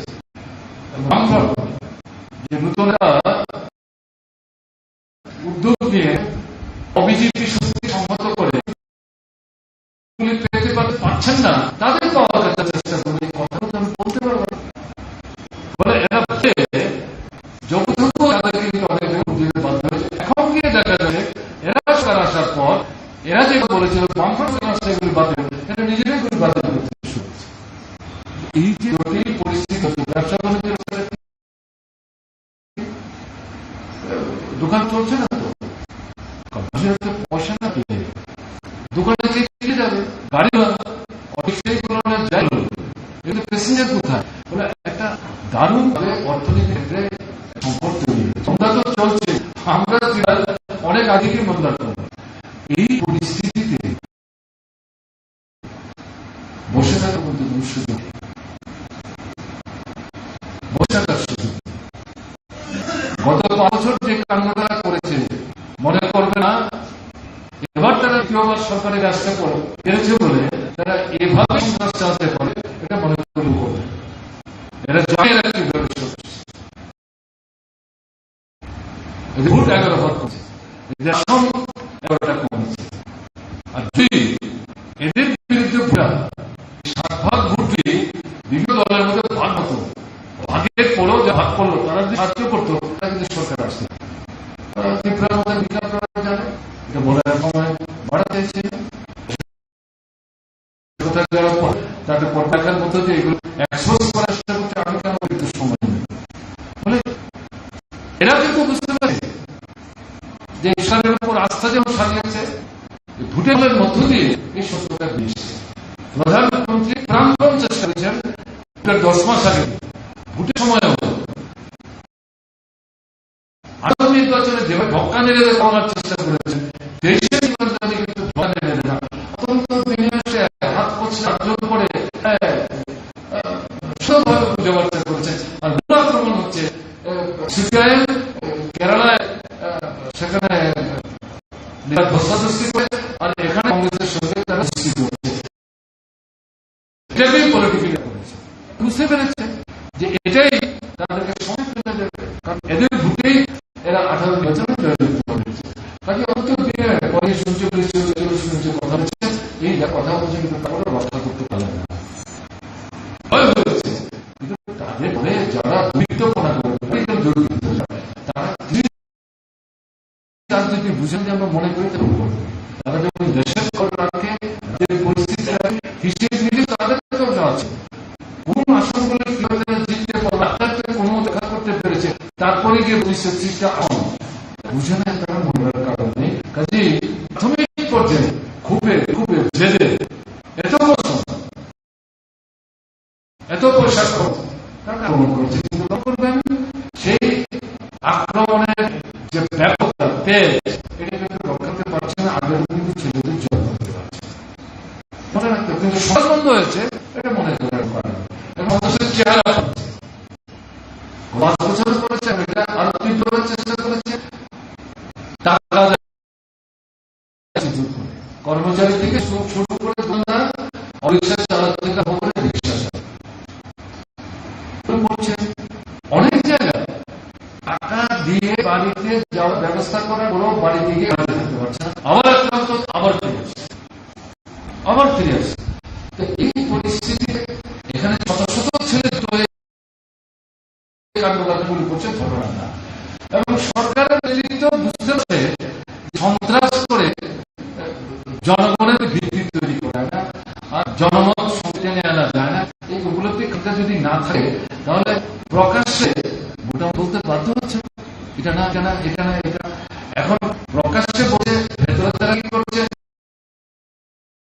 এটা মানুষ উপলব্ধি করার চেষ্টা করছে।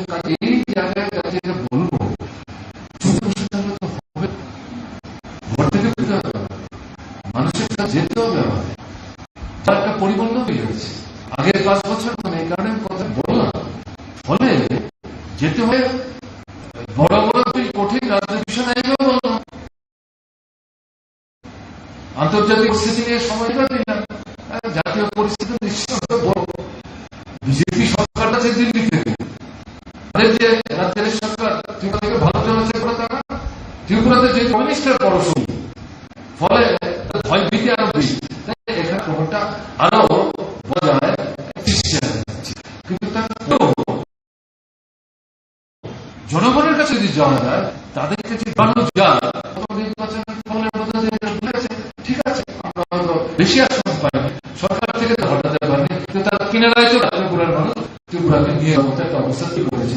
কিন্তু এই জায়গাটাতে দাঁড়িয়ে এই যে বর্তমান সময়ের যে জ্বলন্ত খাদ্য, রুটি রুজি, বেঁচে থাকার প্রশ্ন, অন্য বিষয় থেকে মানুষই কিন্তু সামনাসামনি না বলবে, সামনে বলবে এই সমস্ত কথাবার্তা বলছে, আমরা যে খেতে পাচ্ছি কোনো কথা বলতে কি হচ্ছে, মাথায় রাখতে পারছে। এখন হচ্ছে মানুষ জীবনের হচ্ছে দৈনন্দিন সমস্যা, একে ভিত্তিতে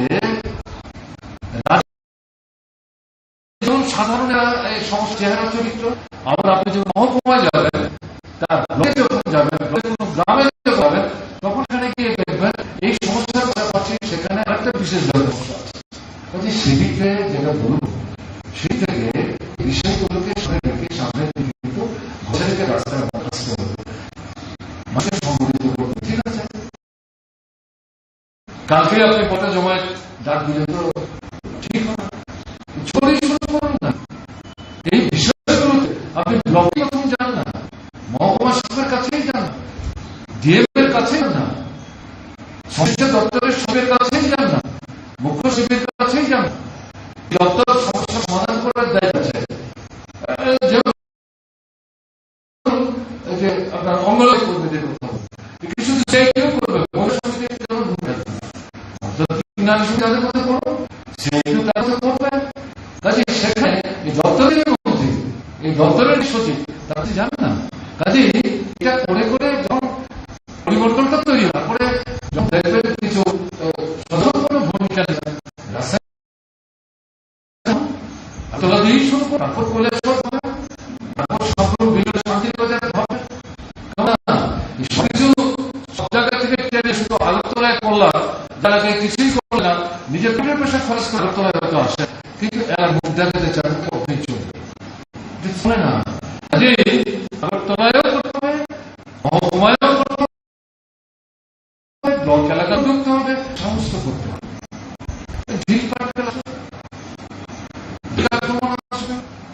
কিছু বক্তব্য ঝরবে, কমিউনিস্ট পার্টিকে সমাজ বদলের কথা বলছি, শ্রেণী সমাজের কথা বলছি, কিন্তু এই ধরনের ঝরবে না। কি করে হয়, মাঝে শিশুর জন্ম দেয়, সে কি শুধু সুখেই জন্ম দেয়, তার সঙ্গে মায়ের রক্তক্ষরণ হয়। কিন্তু শিশুদের জন্ম দিতে গেলে যেমন রক্তক্ষরণ হয়, সমাজের ঘটাতে গেলে পরে এরকম পরিস্থিতির সম্মুখীন আমাদের হবে। এটা তো কথার না, এটা ইতিহাসের অভিজ্ঞতা। কাজে সেই নেতৃত্ব যারা দেবেন তাদের ঝুঁকি আছে, তাদেরকেই তো চিনতে হবে, তাদেরকেই তো এগোতে হবে। সেদিকে বিধুভূষণ মালা তার স্মৃতিকে স্মরণ শুধু ফুলমালা চলবে, তার কাছ থেকে এটা আমাদের শিখতে হবে। ওর থেকে ওখানে কমিউনিস্ট আন্দোলন থেকে এই জায়গায় নিয়ে এসেছে। আমি তো এই কারণে পেছনের ঘটনাটা ছাওয়ালছেন গণ আন্দোলনের নেতা, গোটা চলটাই তো সংগ্রামী জীবন।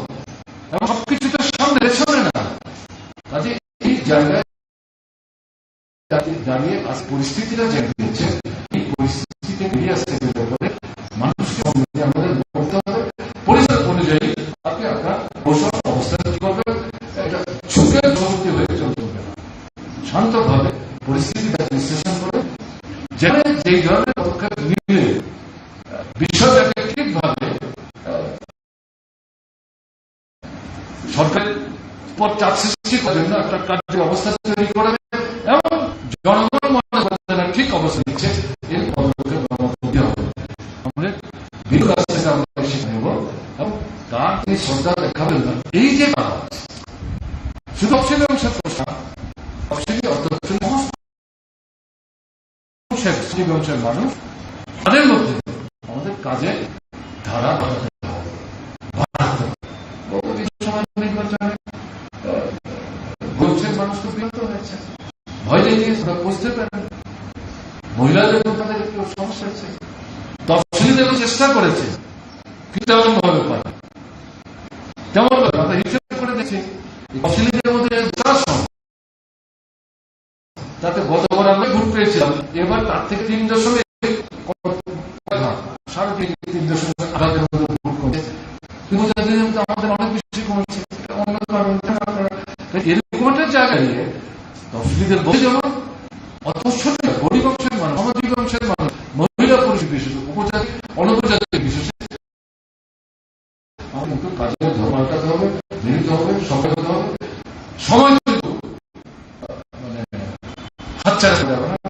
পরিবার কিন্তু সহায়ক, জাতীয় পরিস্থিতি এবং দেশের যতই আপনি নিউ ভিস্তা তৈরি করেন, ধর্মের শ্রেণী, ধর্মীয় সুস্থিতি যতই অস্তিত্ব করার চেষ্টা করে পাল্টা বিগত শুরু হয়েছে।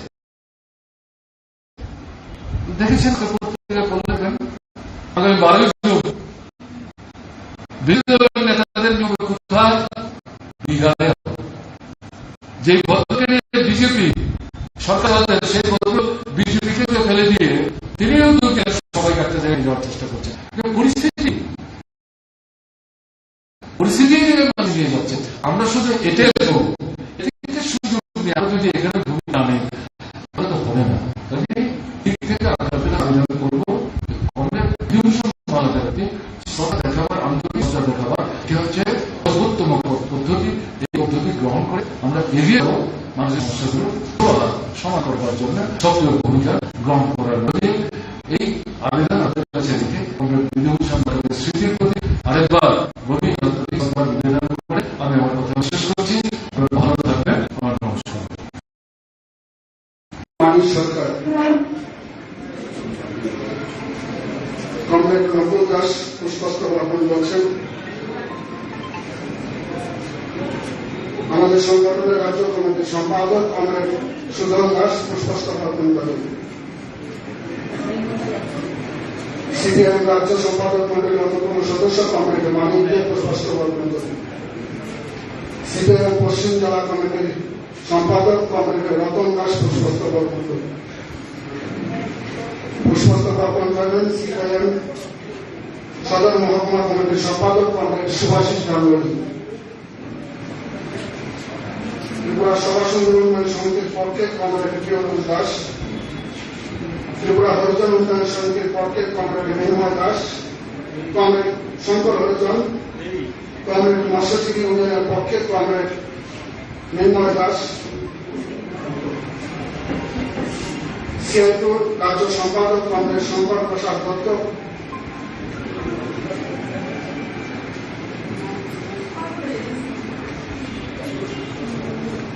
সারা ভারত গণতান্ত্রিক নারী সমিতির পক্ষে কমরেড স্বপ্না দত্ত,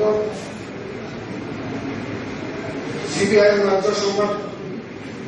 রাজ্য কমিটির সদস্য কমরেড কৃষ্ণা রক্ষিত, ত্রিপুরা ক্যাবমন্ত্রী ইউনিয়নের সম্পাদক কমরেড সমল দেব,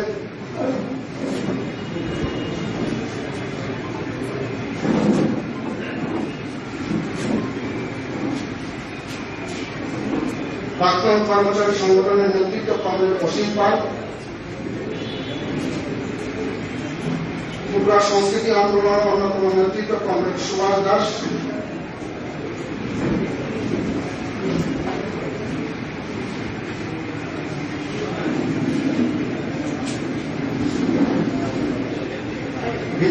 কমরেড সুজিত সরকার, বিধায়ক কমরেড রাম দাস, বিধায়ক কমরেড নয়ন সরকার,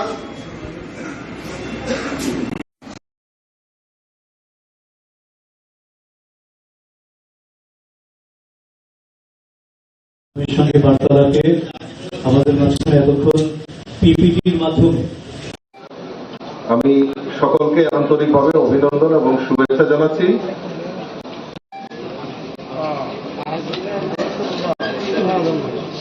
আজকে আমাদের থেকে শুরু করে আমাদের বিশিষ্ট সাংবাদিক,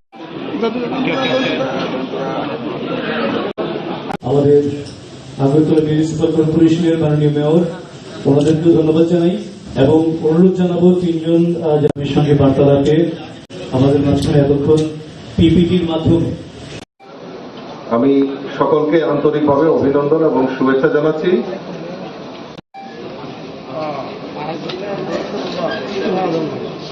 আজকে আমাদের থেকে শুরু করে আমাদের বিশিষ্ট সাংবাদিক,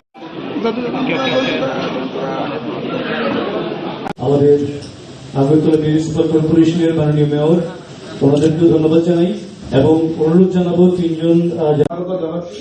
আমার কথা না বাড়িয়ে আমি মাননীয় মুখ্যমন্ত্রীকে অনুরোধ করব আপনাদের সামনে আমাদের এই সুবিস্তারিত মোদীজির 9 বছরের পূর্তি উপলক্ষে যে ওনার উল্লেখযোগ্য কাজগুলি আপনাদের সামনে উপস্থাপন করা হবে।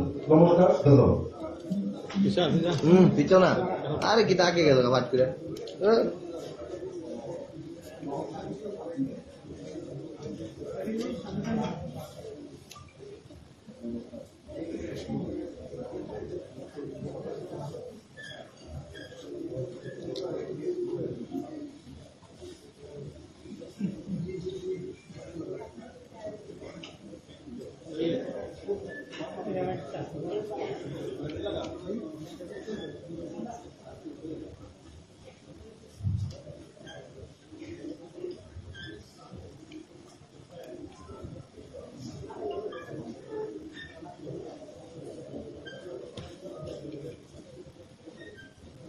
সবাইকে নমস্কার,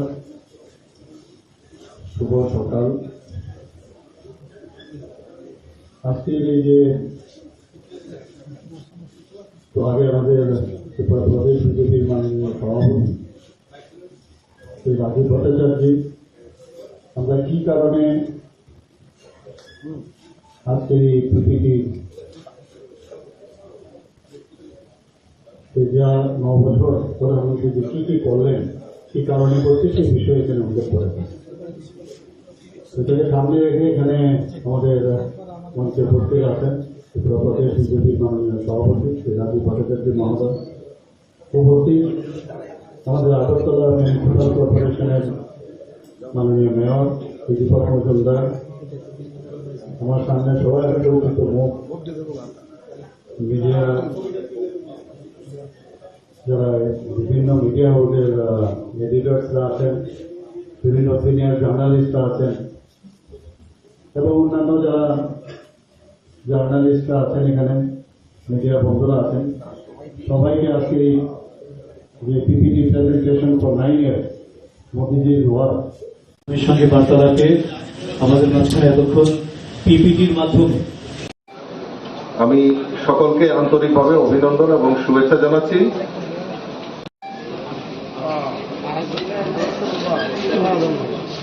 আজকে আমাদের থেকে শুরু করে আমাদের বিশিষ্ট সাংবাদিক,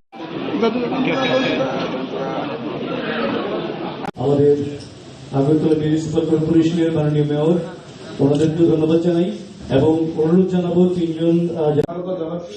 আমার কথা না বাড়িয়ে আমি মাননীয় মুখ্যমন্ত্রীকে অনুরোধ করব আপনাদের সামনে আমাদের এই সুবিস্তারিত মোদীজির 9 বছরের পূর্তি উপলক্ষে যে ওনার উল্লেখযোগ্য কাজগুলি আপনাদের সামনে উপস্থাপন করা হবে।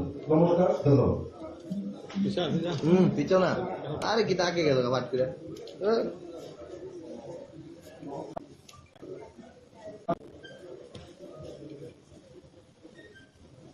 সবাইকে নমস্কার,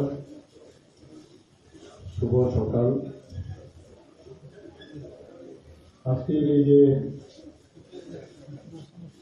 তো আগে আমাদের ত্রিপুরা প্রদেশ বিজেপির মাননীয় সভাপতি শ্রী রাজীব ভট্টাচার্য, আমরা কি কারণে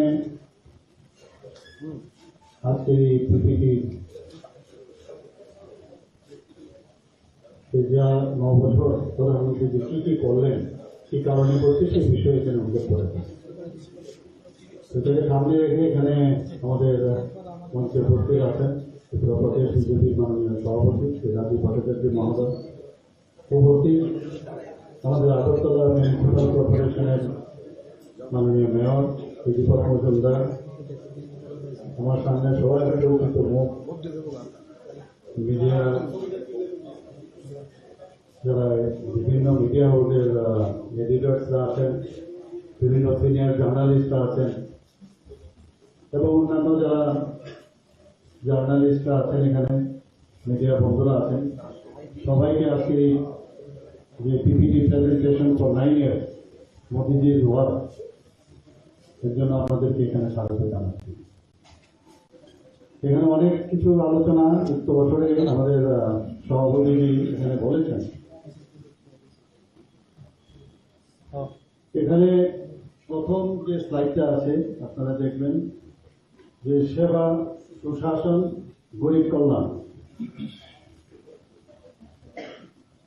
এই স্লাইডে কিন্তু একটা মিনিং আছে, সেটা কি যে আমরা সাধারণত সরকারে বসার পর আমরা দেখেছি যে গভর্নেন্স দেওয়ার একটা টেন্ডেন্সি, কিন্তু প্রধানমন্ত্রী নরেন্দ্র মোদীজি নিজেকে একজন সেবক হিসাবে নিজেকে উনি সবসময় ভাবেন এবং উনি সবসময় বলেন আমি একজন প্রধান সেবক। এই যে বিষয়টা এই স্লাইডের মধ্যে কিন্তু সেটা প্রতিফলিত হচ্ছে।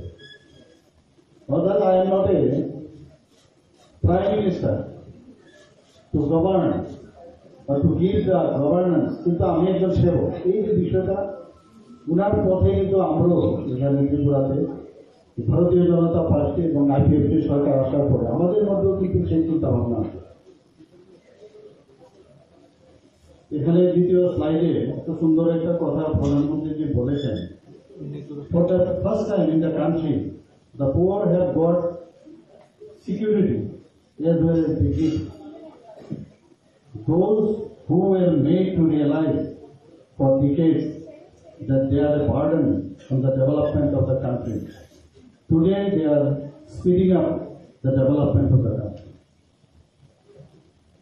আমরা যারা গরিব মানুষ, শ্রমজীবী মানুষ, তাদেরকে এতদিনের যে প্রধানমন্ত্রী নরেন্দ্র মোদীজি যখন 2014-তে শাসনভার উনি কাজে নিয়ে নেন, তার আগে কিন্তু আমরা দেখেছি যে এই ধরনের মানসিকতা ছিল, আমাদের মধ্যে সেই মানসিকতা ছিল। কিন্তু গতকাল আপনারা দেখেছেন যে যারা ওয়ার্কার্সরা, যারা এবার নতুন যে আমাদের পার্লামেন্টের যে ভবন তৈরি হবে, উনি ওনাদেরকে সবাইকে একসাথে লাইন ধরিয়ে সবাইকে উনি ফেলিসিটেট করেছেন। এই যে বিষয় যে যাদেরকে আমরা ভাবতাম যে আমাদের বোঝা, তারাই কিন্তু আজকে দেশের ডেভেলপমেন্টের জন্য ওরা এগিয়ে গেছে। অপূর্ব এই দৃশ্য আমি কালকে আমি দেখলাম।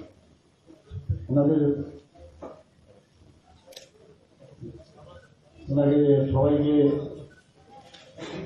উনি যেভাবে আদর আপ্যায়ন করলেন সত্যি অপূর্ব। তো সেইভাবেই আমাদের এই প্রধানমন্ত্রীর শাসনকালে আমরা এই 9 বছর আমরা দেখতে পাচ্ছি। এখানে প্রাইম মিনিস্টার মোদির মিশন এভরি পয়সা টুয়ার্ডস সার্ভিস দ্য পুয়ার। আমরা দেখতে পাই ওনার যে কাজই উনি করেন গরিব মানুষদের কল্যাণে সবার জন্যই করেন, কিন্তু যেহেতু উনি আমরা সবাই জানি যে চাইওয়ালার ছেলে এবং নিজেও চাইওয়ালার সাথে যুক্ত ছিল রেলওয়ে স্টেশনে, বাস ধরে রেলওয়ে স্টেশনে গুজরাটে, বোম্বেতে ছিল, পরে এটা যুক্ত হয়েছে গুজরাটের সাথে। তো উনি জানেন গরিবী কাকে বলে।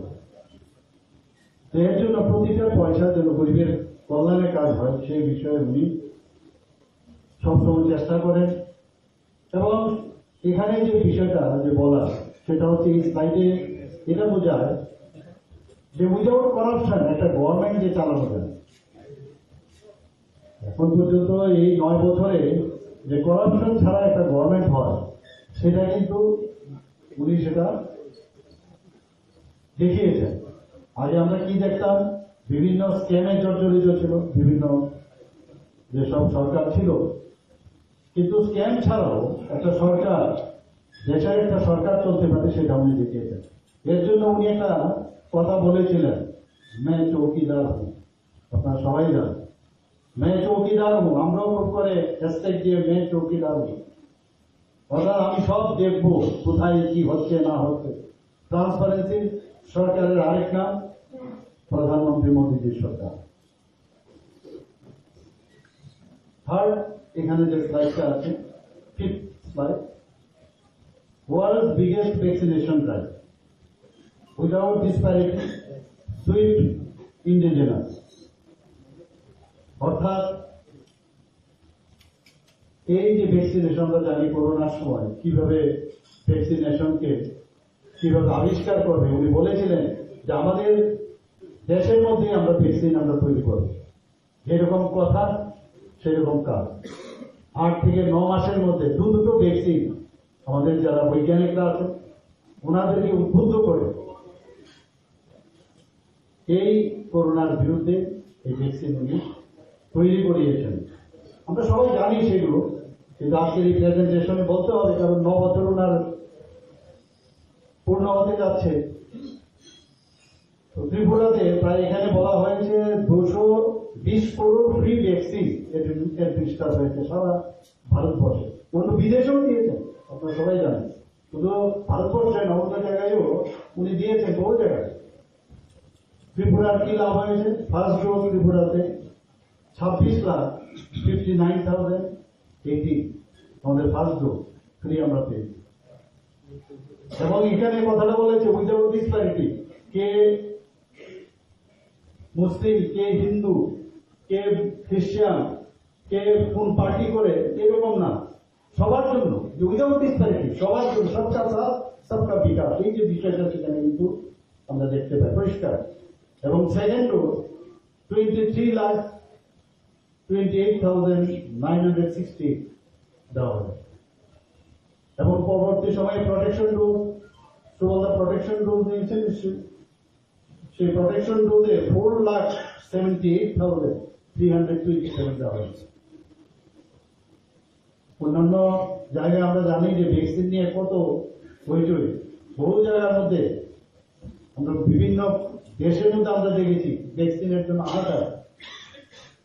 তো ত্রিপুরাতে আমরা এই প্রধানমন্ত্রীজির কারণে আমরা এই ভ্যাকসিন আমরা পেয়েছি, এবং আজকে আমরা এখানে যারাই এখানে উপস্থিত আছি ওনার কারণে আমরা সবাই জীবিত এখানে। অনেক জায়গায় অনেক অ্যাডভান্স হেলথ সেক্টরে ছিল অনেক দেশে, কিন্তু আমাদের ভারতবর্ষে যেভাবে উনি সেই জনতা কারফিউ থেকে আরম্ভ করে বিভিন্নভাবে যে প্রটেক্ট করে রাখা সমস্ত মানুষকে, সেটা উনি দেখিয়েছেন।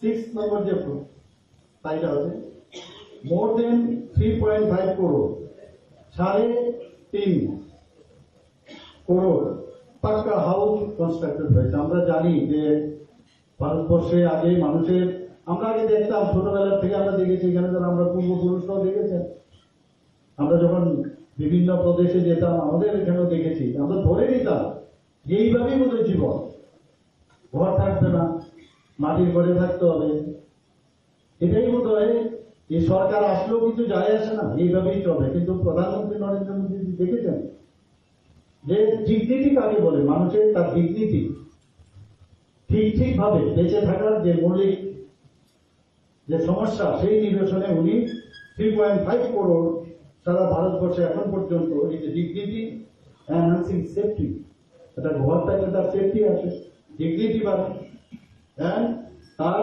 মধ্যে সেলফ স্টিম সেটা ডেভেলপ করে, আত্মসম্মান অনেক বেশি ডেভেলপ করে, সেটা উনি করেছেন। তা আমাদের ত্রিপুরার কি লাভ হয়েছে?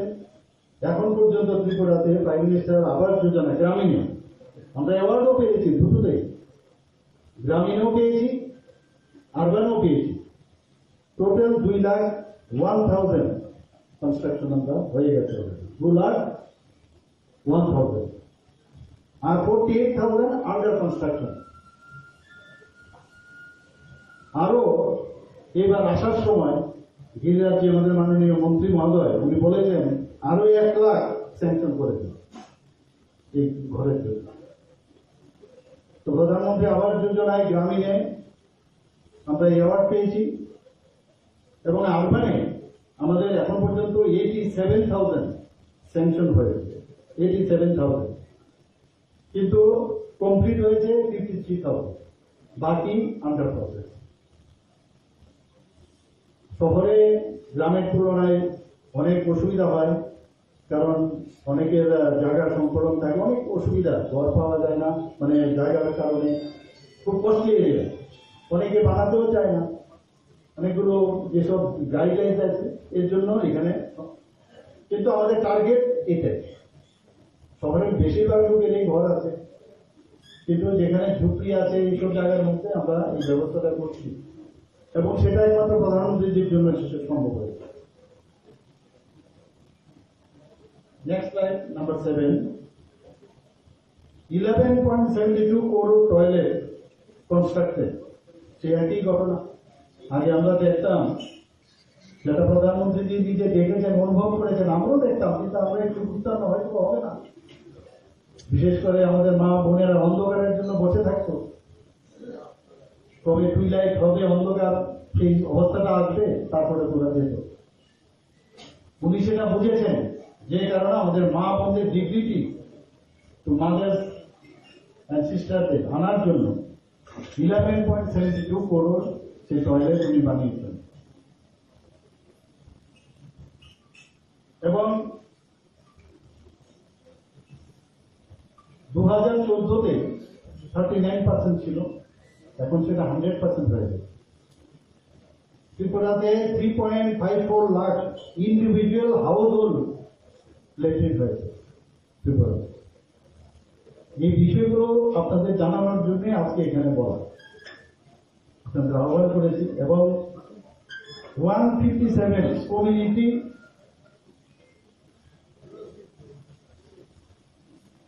যে ল্যাট্রিন আছে সেটা হয়েছে 157। আর রুরাল এরিয়াতে 2019-এ আমরা ডিক্লেয়ার করেছি যে ওপেন ডেফিকেশন ফ্রি, মানে ওডিএফ।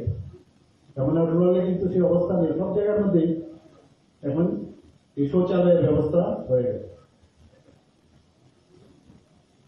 12 crore হাউস হোল্ড, এই জল জীবন মিশন একটা বিশাল ব্যাপার। অনেকের ঘরে জল যেত না, আমরা নিজেরা দেখেছি যে জল বিভিন্ন জায়গার থেকে জল আনে, নানা রকম রোগের সৃষ্টি হয়, জল যেত না। তো সেই জায়গায় আমাদের ত্রিপুরাতে আমরা যখন এটা হাতে নিই আমাদের সরকার, সেটা 3% থেকে অনেক পরে কিন্তু আমরা শুরু করি।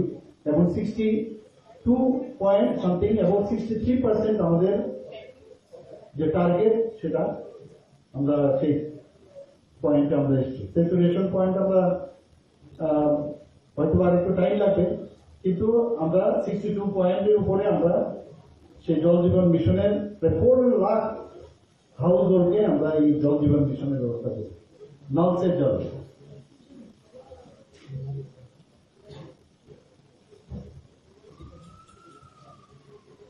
দশ নম্বর স্লাইডে আমরা সবাই জানি প্রধানমন্ত্রী বারবার বলেছেন যে ওনার মাকে দেখেছেন সেই চুলোর মধ্যে মানে ফু দিয়ে দিয়ে ওর মাকে আর দেখতে চোখ জ্বলতো। আমরাও দেখেছি ছোটবেলায়, সেই লাকড়ির ভিতরে ঢুকিয়ে বা অন্যরকম যে বাঁশ দিয়ে ঢুকিয়ে করতো। তো এতে করে চোখেরও ডিস্টার্ব হতো, সময়ও বেশি লাগতো। এর জন্য বলেছে difficulty is and time save. তো 9.6 crore ফ্যামিলিতে এই গ্যাস কানেকশন দেওয়া হয়েছে। ত্রিপুরাতে এখনো 2,83,000 ফ্যামিলিকে এই গ্যাস কানেকশন দেওয়া হয়েছে। নেক্সট স্লাইডে কোভিড-19 প্যান্ডেমিকে ফ্রি রেশন, আমরা জানি যে প্যান্ডেমিকে কি অসুবিধা, মানুষের কাজ নেই, অসুবিধা হতো বেরোতে। আমরা একদিক দিয়ে বলতাম যে আপনারা বেরোবেন না, মুখে মাস্ক পরে থাকবেন, দূরত্ব বজায় রেখে কাজ করবেন। এইটাতে কাজের যে প্রোডাক্টিভিটি, কাজের অনেক কম হয়ে গেছে, যে কারণে আমরা প্রধানমন্ত্রী নরেন্দ্র মোদীজি ফ্রি রেশন, যাতে খাওয়াতে অসুবিধা না হয়। কারণ আগে দেখা যায় যে এই ধরনের মহামারীতে, যতটুকু মহামারীতে মানুষ না মরেছে, এই খাদ্যের অভাবে কিন্তু মানুষ মারা গেছে। তো সেটা প্রধানমন্ত্রীজি সেই লক্ষ্যে সারা ভারতবর্ষে 80 করোড় মানুষকে উনি ফ্রি রেশন দিয়েছেন, এবং তার যে সংখ্যা, এটাকে বলা হয়েছে ইউরোপের যে পপুলেশন তার থেকে বেশি। যে 80 করোড় পিপুলকে দেওয়া হয়েছে, ইউরোপের যে পপুলেশন তার থেকে বেশি। আমাদের এখানে ত্রিপুরাতে 7.13 লাখ ফ্যামিলি এই ফ্রি রেশন পেয়েছে, এখনো পাচ্ছে।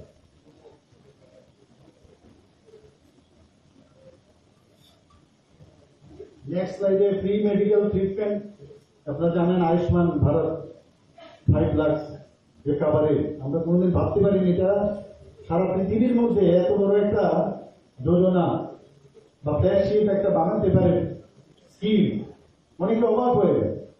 আমরা এর মধ্যে আরো আমাদের এবার যে নির্বাচনী ইশতেহার আমরা বলেছি আরো বেশি দেবো আমাদের তরফ থেকে। যাই হোক, তো এতে করে দেখা গেছে যে আয়ুষ্মান ভারতে আমাদের ত্রিপুরাতে 13,21,939 কার্ড আমরা ইস্যু করেছি, আর সেটেল করেছি এখন অব্দি, যে অনেকের যে সেটেল হয় যারা কার্ড দিয়ে 2 লাখের উপর এখন অব্দি সেটেল হয়েছে। আমরা সবাই জানি, নেক্সট স্লাইডে আমি বলছি, স্যানিটারি প্যাড ফর 1 রুপি, 1 টাকায় স্যানিটারি প্যাড আমাদের ছোট ছোট মেয়েরা যারা আছেন তাদের খুব প্রয়োজন, বা মহিলারা যারা আছেন, তো কম পয়সায় দোকানে গেলে অনেক টাকা একটা স্যানিটারি প্যাড কিনতে, তো 1 টাকার বিনিময়ে প্রধানমন্ত্রী কত ছোট ছোট বিষয়ে, ছোট কিন্তু বৃহৎ বিষয়, সেই লক্ষ্যে উনি যে fighting against disease for just 1 rupee, আপনারা জানেন একটা অ্যাডভার্টাইজমেন্টও দেখায় মাঝে মাঝে, দেখবেন একজন অ্যাক্টরকে দিয়ে অ্যাডভার্টাইজমেন্ট হয় যে সিগারেট ফুঁকছো, তোমার তো এরকম, এতে তো তুমি যদি খেলে একটা প্যান্টিন, তাহলে বিভিন্ন রোগ থেকে বেঁচে যাবে। ত্রিপুরাতে এখনো আমরা 6,51,072 আমরা এই ধরনের ডিসেম্বর আমরা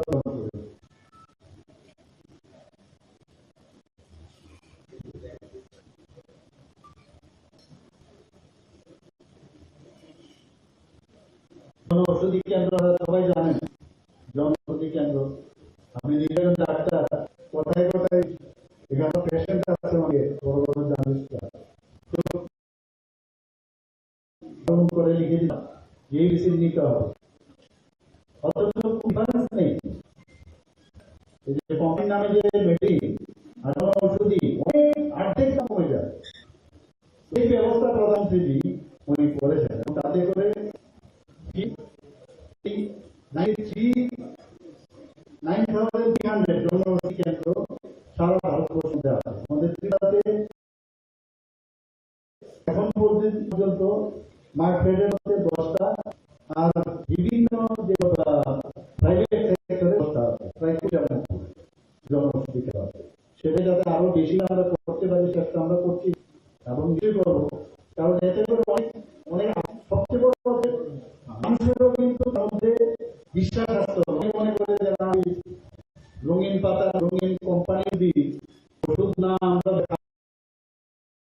তাহলে ভালো হবে, এরকম যে তার যে জনঔষধিটা আছে সেটাই যথেষ্ট। প্যারাসিটামল আর 650 ওষুধ খাওয়া কোম্পানি একই জিনিস, তো আমাদের দেখতে হবে। এবং প্রধানমন্ত্রী সেই বিষয়ে হচ্ছে 9 বছরে ওনার কার্যকালে এই ব্যবস্থা হয়েছে, তিনি এত কি করেছেন, আমি তো বেশি লাইন এখানে দেখো না, শেষ করা যাবে না। আপনারা সবাই জানেন বিষয়টা আছে সেইগুলো আমাদের সামনে আসতে হবে। নো ইনক্রিজ ফার্টিলাইজার প্রাইসেস, ফার্টিলাইজারের যে দাম এখন পর্যন্ত 9 বছরে কোন রকম সরকার আমাদের কৃষি প্রধান আমরা সবাই জানি। কৃষকদের যদি আই দ্বিগুণ করাকে আমরা কাজ করি, আমরা সেইভাবে কাজ করছি ডাবল, যেখানে সামথিং ছিল এখন 13,000 উপর হয়ে কৃষকদের তাদের ইনকাম।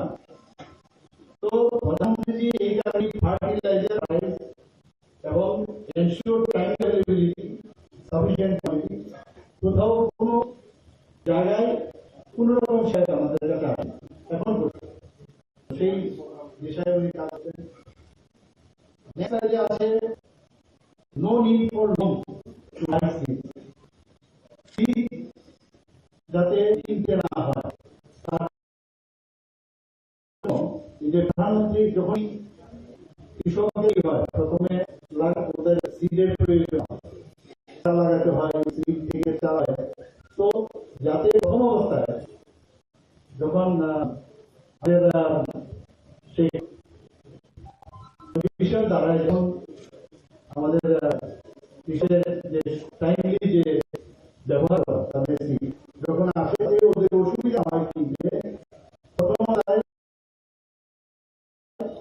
উনি প্রায় 6,000 আমরা দিই, 3টা কিস্তি যাতে 2,000 করে। ত্রিপুরাতে প্রাইম মিনিস্টার কিষাণ সম্মান নিতে যাকে বলে প্রধানমন্ত্রী কিষাণ সম্মান 2.47 লাখ এখন পর্যন্ত আমরা মানুষকে দিয়েছি। এবং তার যে অ্যামাউন্ট কত টাকা দিয়েছে না 752 করোড় এখন পর্যন্ত যাবে।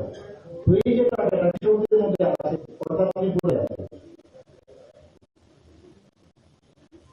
নেক্সট লাইন হচ্ছে social justice empowerment instead of. আমরা জানি যে আগেও এপিএসি করা ভোট বাক্স যাতে স্থিত হয় তার এপিএসমেন্ট করা হচ্ছে বিশেষ। প্রধানমন্ত্রী বলেন না সবকা সাথ সবকা বিকাশ সবকা হয়। আমরা সবার জন্য আমরা করবো, স্পেসিফিক একটা সেই জন্য আমরা করবো।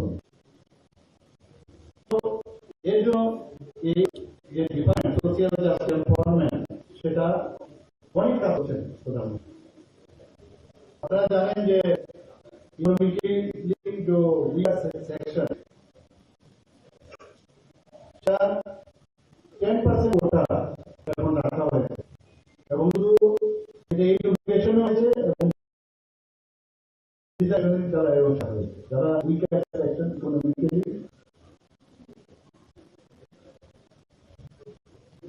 Constitutional for backward class commission আগে এসসি সম্প্রদায় ছিল, এসটি সম্প্রদায় ছিল, কমিউনিটি ব্যাকওয়ার্ড ক্লাস আছে তাদের জন্য একটা কোশ্চেন করেছে এবং সেটাও কিন্তু সোশ্যাল এমপাওয়ারমেন্টের মধ্যে পড়ে। ক্যাটাগরি সেটাও আগে আমি একটু আগে দেখছিলাম গুগলে যে 7-21 যারা দিব্যাঙ্গ এদের মধ্যে আগে স্পেসিফিক কোনো এরাই পাবে, এখন আরো অনেক লম্বা হয়েছে। তাদের এসি ক্যাটাগরির যে বিষয় এটা একটা উদাহরণ বলছি, তাদের এই ক্যাটাগরি এবং তাদের যে ইকুয়াল রাইট দেওয়া সেই ব্যবস্থা প্রধানমন্ত্রী করেছে। প্রধানমন্ত্রী প্রগ্রেস উইথ পেস ভারতবর্ষের যে ডেভেলপমেন্ট এত ফাস্ট হয়ে এত স্পিডে হচ্ছে যে আগে এটা প্রধানতম একটা উদাহরণ দেব যেইভাবে আমাদের পার্লামেন্ট অল্প সময়ের মধ্যে পার্লামেন্ট দাঁড় করিয়ে দিতে পারে না।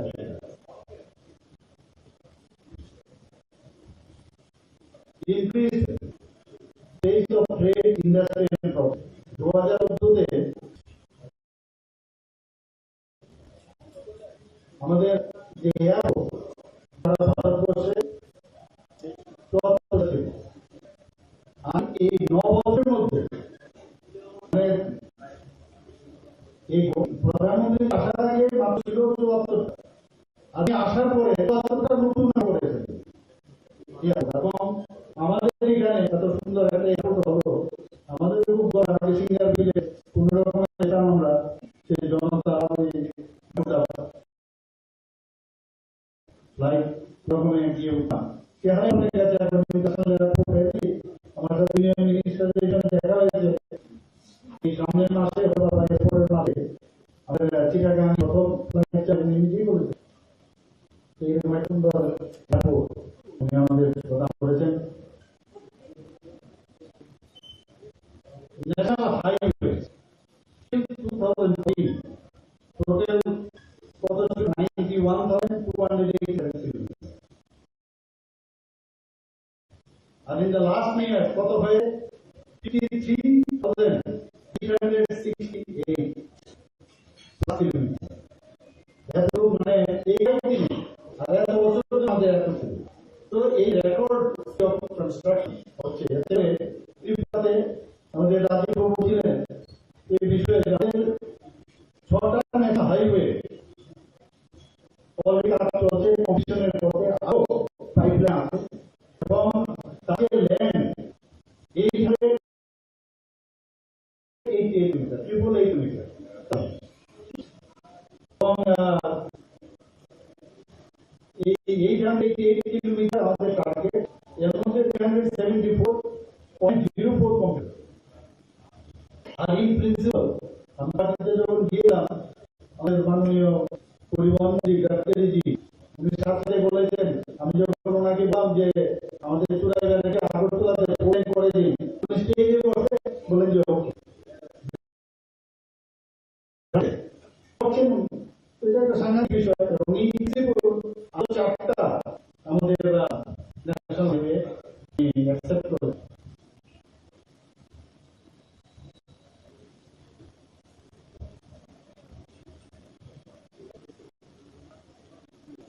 আমাদের new face to progress not accord earlier still এই ওয়াটারওয়েজ, আপনারা জানেন যে ওয়াটারওয়েজ ত্রিপুরাতে আমরা ভাবিনি যে ওয়াটারওয়েজ হবে, কিন্তু এখন ওয়াটারওয়েজের কথা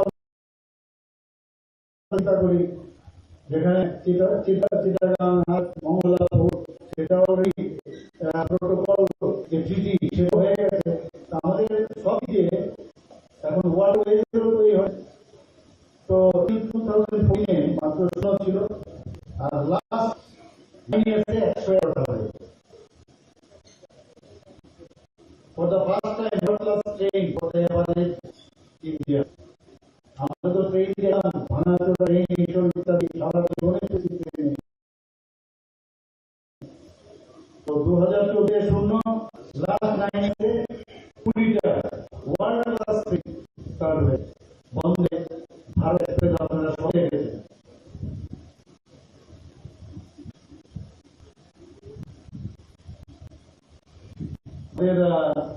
আপনারা দেখেছেন যে প্রায় 12টা থেকে 6টার মতো ট্রেন যাচ্ছে, 5টার মতো ডেমো ট্রেন সেটাও যাচ্ছে। আর তার আগরতলা যে আমাদের স্টেশন আছে সত্যি দেখবার মতো মডার্ন।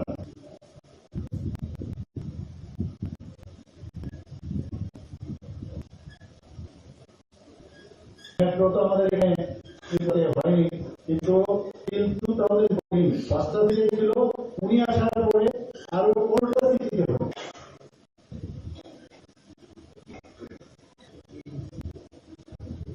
এইমস 2014 7টা ছিল, পরে ওনাকে আসার পরে প্রধানমন্ত্রী 15টা এইমস ভারত হয়েছে।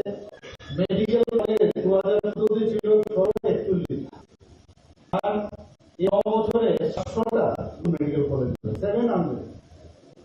মেডিকেল কতটা ছিল 2014-তে 80,466, আর এই বছরে 69,663টা নতুন আরো সিট বেড়েছে। আমাদের পুরাতন চেষ্টা করছি না হোক, এর মতো যদি হয় সেটা চেষ্টা চলে। মেডিকেল কলেজ হয়ে গেছে, মেডিকেল কলেজ হবে এইমসের মতো চেষ্টা করছি।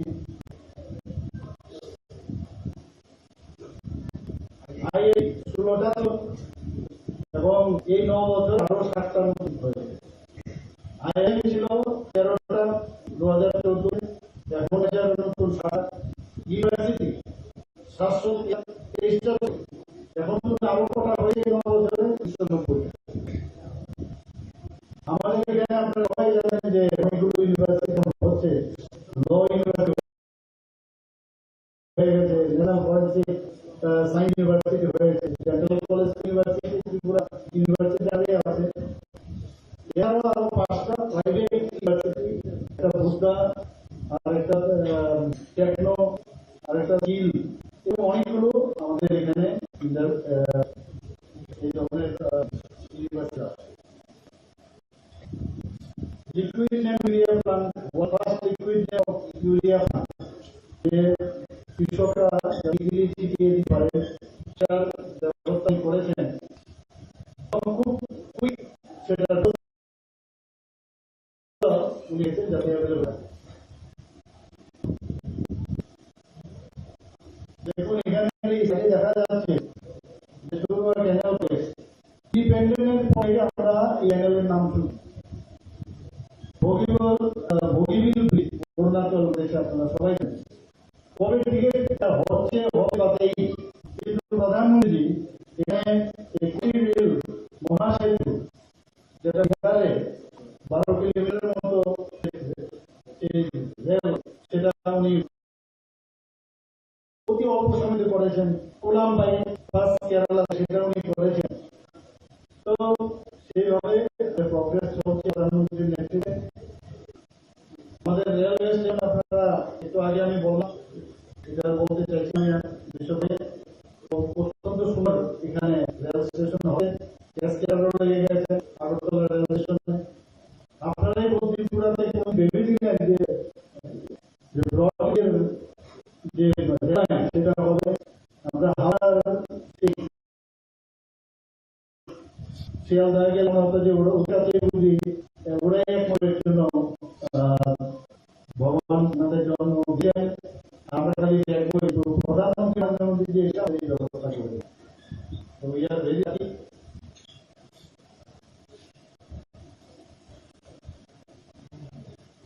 ওয়ার্ল্ড হাইয়েস্ট রেলওয়ে কোথায়?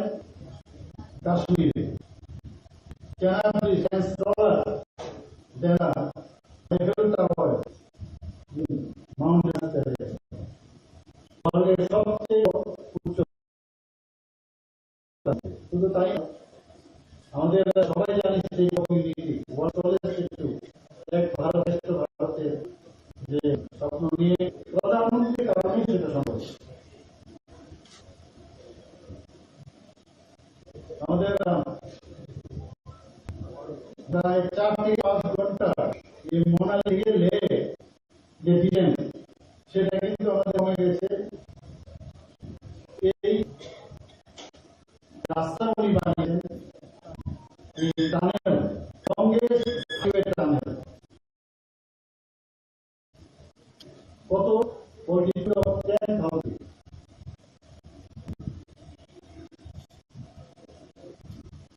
ইনফ্রাস্ট্রাকচার মিনিস্টার গতি শক্তি ওনার একটা বিগ প্রজেক্ট, বিভিন্ন ডিফাইন এর সাথে একবার বিএসএম কে বলা, এবার পিডব্লিউডি কে বলা, এরকম না, সবাই ইন্টিগ্রেটেড করে সব ডিপার্টমেন্ট একসাথে কাজ করে। সেই বিষয়ে এতে করে কাজ খুব কুইক হচ্ছে এবং নাম হচ্ছে প্রাইম মিনিস্টার গতি। সেইভাবে ডিজিটাল প্ল্যাটফর্ম এখন তৈরি হয়ে গেছে এবং দেশ প্রগতির দিকে যাচ্ছে।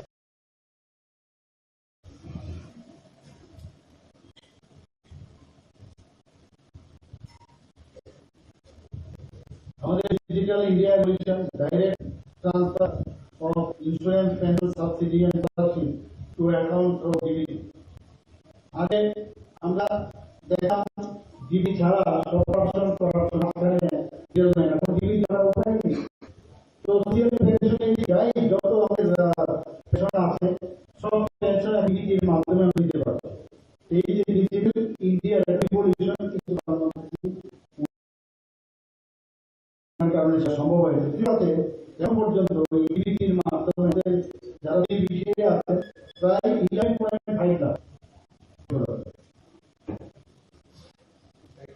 আত্মনির্ভর ভারত, এখানে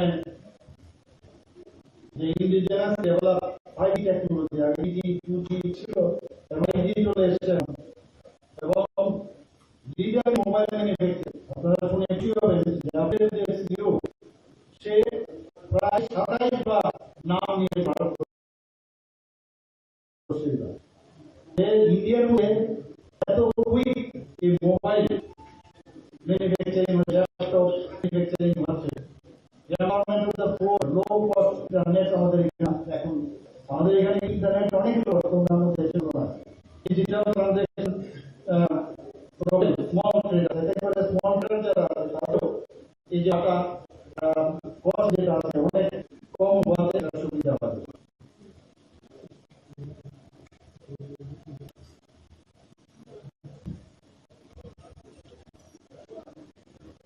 record export of goods.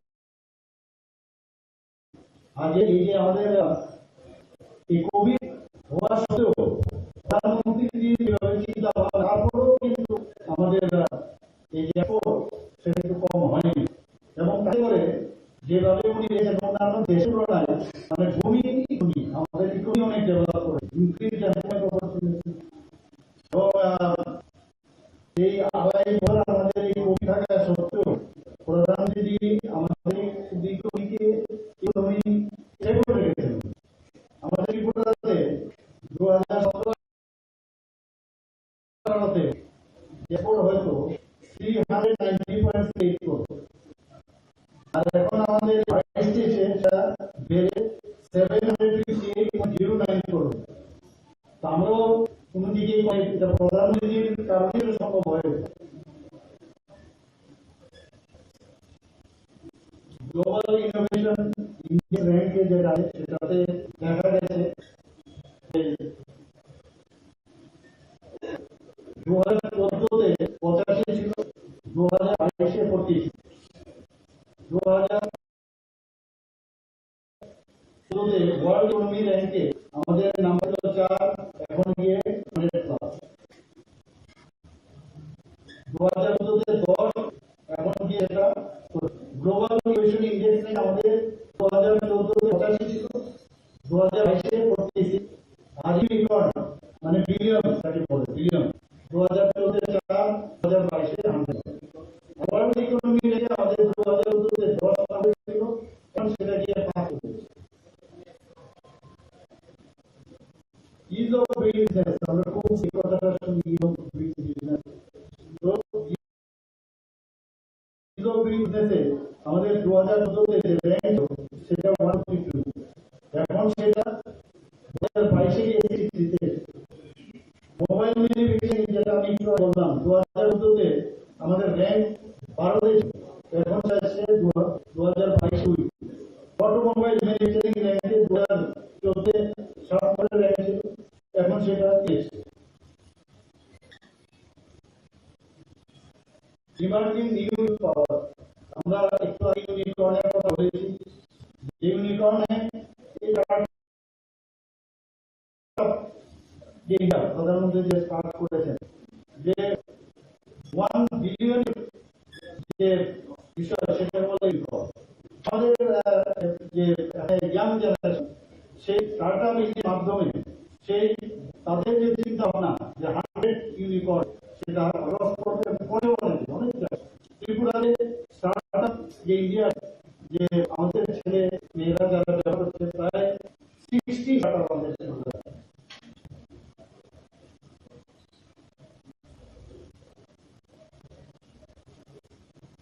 Emerging new পাওয়ার।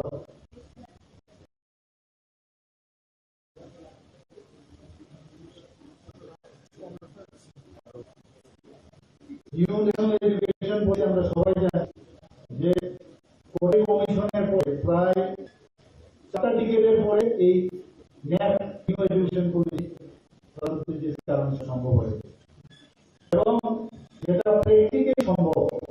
অনেক স্কলার এডুকেশনিস্ট তাদের সাথে কথা বলে সেই ন্যাশনাল এডুকেশন পলিসি হয়েছে।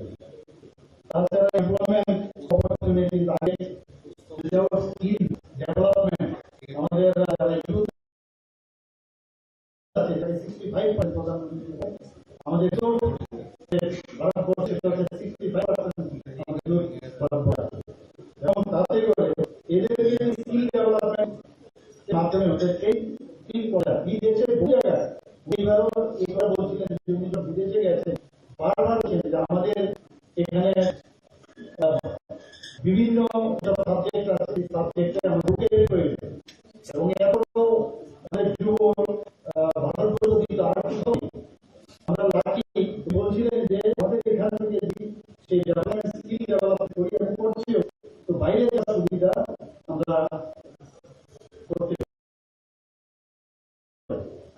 খেলোই আমরা সবাই জানি খেলো ইন্ডিয়া ব্যাপার এবং নিউ স্পোর্টস কালচার ডেভেলপ করে ত্রিপুরা তো আমরা খেলো ত্রিপুরা আমরা স্টার্ট করেছি তার মাধ্যমে 20 লাখ আমরা দিয়েছি 20 কোটি টাকা দিয়েছি আর বিভিন্ন যে গ্রাউন্ডগুলো আছে ফুটবল গ্রাউন্ড সিনথেটিক সেগুলো হচ্ছে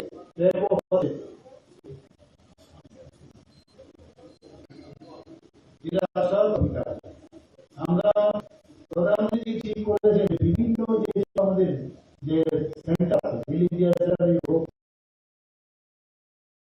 অন্যান্য যে যারা যাদেরকে চিনে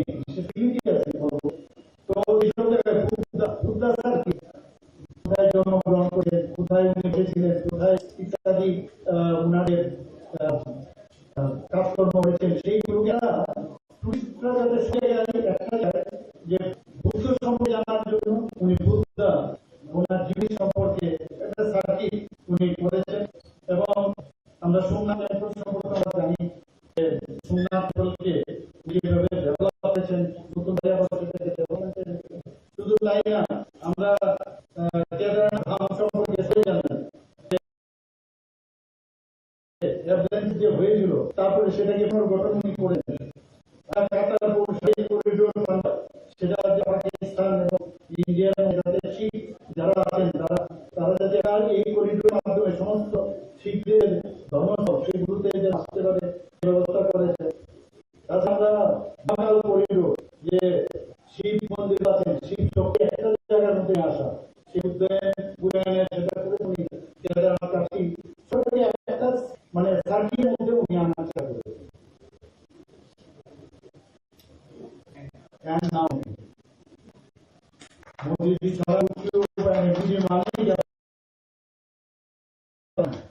সারাক্ষণ উনি ডেভেলপমেন্ট ছাড়া চিন্তা করেন না আমি খুবই করে আমি দেখি যে সকালে যে 7টার সময় কালকে যেভাবে শুরু করেছেন এবং রাত নদীও উনি সময় দিয়েছেন ভাবা যায় আর রাম মন্দিরের কথা তো বলে আমি সবাই জানেন রাম মন্দির কিভাবে উনি পুনর্গঠন করেছেন বহু আন্দোলন বহু কিছু হয়েছে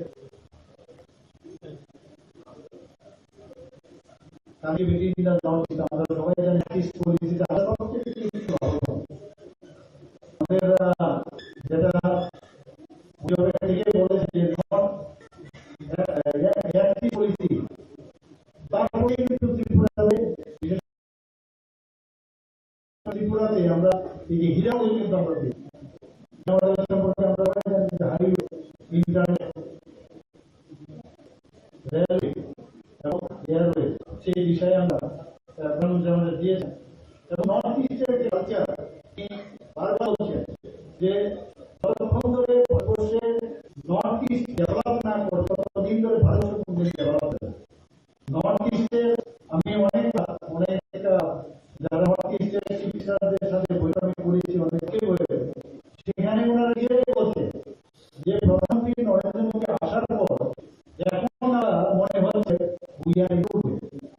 আগে টেররিস্ট ওখানে বোম ফেলছে গ্রেনেড ফেলছে মানে এগুলোই তো দেখে কিন্তু সমস্ত চিকিৎসকরা আমি দেখতাম আমরা আমার সাথে শেয়ার করতেন উই আর নট ইনক্লুডেড এই বিষয় সেই কালচারাল কানেক্টিভিটি গুলো সব দিক দিয়ে ওনার যে চেষ্টা আমরা এখন কিন্তু ফিল আমরা করছি না 9 years preserving, protecting and fighting.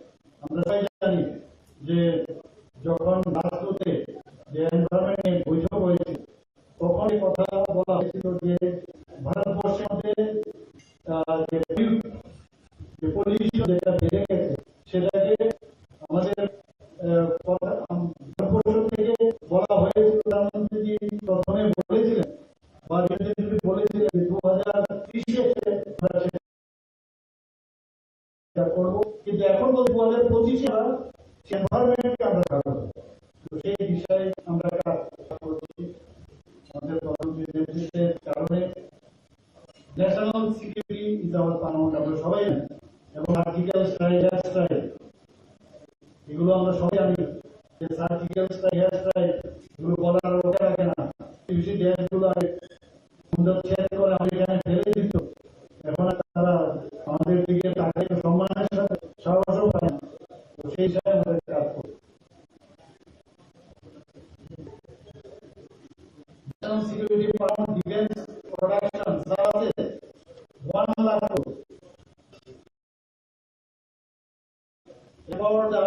starting age equipment. Recent construction order roads and bridges. আপনারা সবাই জানেন এই বিষয়ে। আগে 303 আমাদের প্রধান জওহরলাল নেহরুর সময় 303 নিয়ে গেছিল সেই চাইনা বর্ডারে, আর এখন পুরাই চলে গেছে। প্রধানমন্ত্রী বারবার বলেছেন যদি আমরা সিকিউরিটি যদি ঠিক না থাকে, আমরা যদি সিকিউর না থাকে, আমাদের মানুষ যদি সিকিউর না থাকে, আমাদের বর্ডার যদি সুরক্ষিত না থাকে, তাহলে কিন্তু যত আমরা চালাচালি যাই না করি আর বড় বড় কিছু হবে না। আমার একটা মাঝে ঘটনা আপনাদের সামনে বলছি যে কাহা হয় না এসপ্লেনেডে তিন মিলে ঝগড়া করছে, এখানে একটা রুগাপাল দিয়ে বলছে এই চুপ করো কেন ঝগড়া করো, ওই জায়গায় হঠাৎ তো ওর কথাই শোনে না, সেখানে আবার শুনছে বলছে বন্ধ কর, তো সবাই বন্ধ করছে। তো তাদের যদি শক্তিশালী না হয় সে কথা শুনবে না, এবং সেই কারণে প্রধানমন্ত্রী বারবার এটা বলছেন যে আমাদের শক্তিশালী হতে হবে, দেশ শক্তিশালী হবে, তবেই আমাদের সম্মানের সাথে আমাদের national security count over 20,000 Indians brought home safely from Syria. সবাই জানেন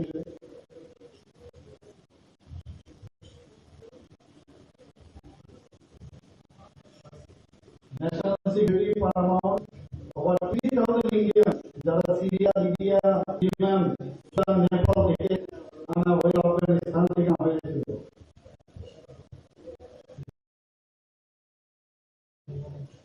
2.87 crore Indians brought home across the world during COVID সময় সেটা ব্যবহার করতে আমি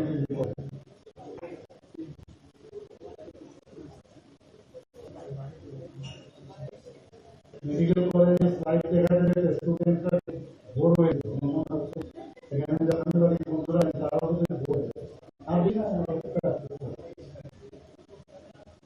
G20 বিষয় নিয়ে বলবো। G20 শুরু হয়েছিল ফার্স্ট বাংলাদেশ ইন্ডিয়ার প্রেসিডেন্সি দিয়েছিল, এবং এতদিন ধরে যে প্রচলিত যে ছিল সেটা ছিল একটা সিটিতে হবে, কিন্তু প্রধানমন্ত্রী উনারই ভারতবর্ষে 200টা সিটি হয়েছে, এবং ত্রিপুরাতেও সেটা সম্ভব হয়েছে। এবং ত্রিপুরাতে আমরা যেভাবে যারা বাইরে থেকে এসেছিল তারা খুব খুশি হয়েছে আমাদের এসে, এবং সারা পৃথিবীর মধ্যে ত্রিপুরাও যে একটা স্টেট ইন্ডিয়ার মধ্যে আছে সেটা কিন্তু মানুষ জানতে পারে।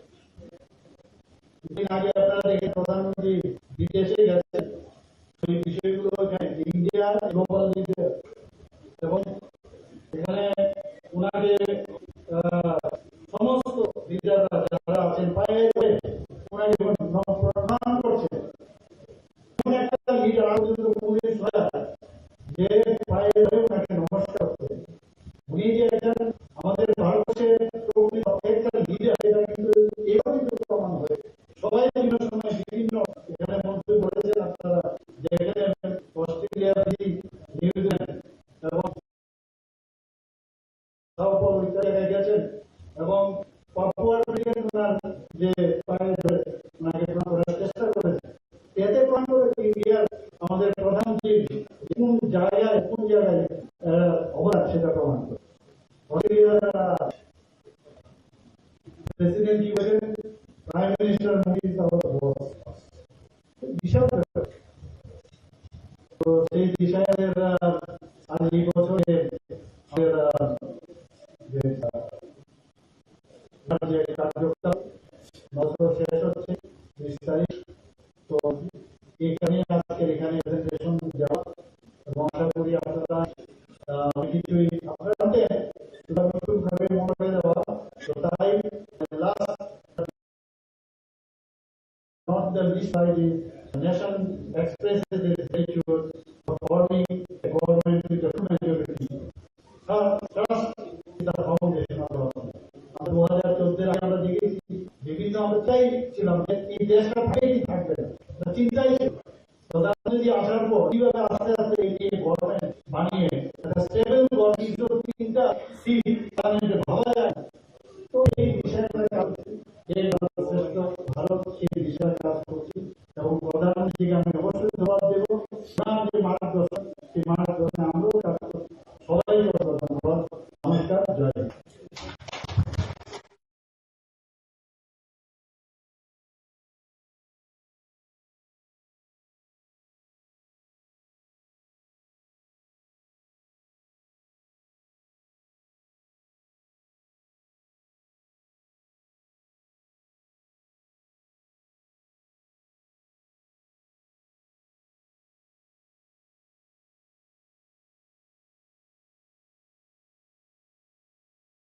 স্বাগত জানাচ্ছি। আমি কথা না বাড়িয়ে আমি মাননীয় মুখ্যমন্ত্রীকে অনুরোধ করব আপনাদের সামনে আমাদের এই সুবিস্তারিত মোদীজির 9 বছরের পূর্তি উপলক্ষে যে ওনার উল্লেখযোগ্য কাজগুলি আপনাদের সামনে উপস্থাপন করার জন্য। নমস্কার, ধন্যবাদ। পিছনা আরে কি আগে গেল বাদ করে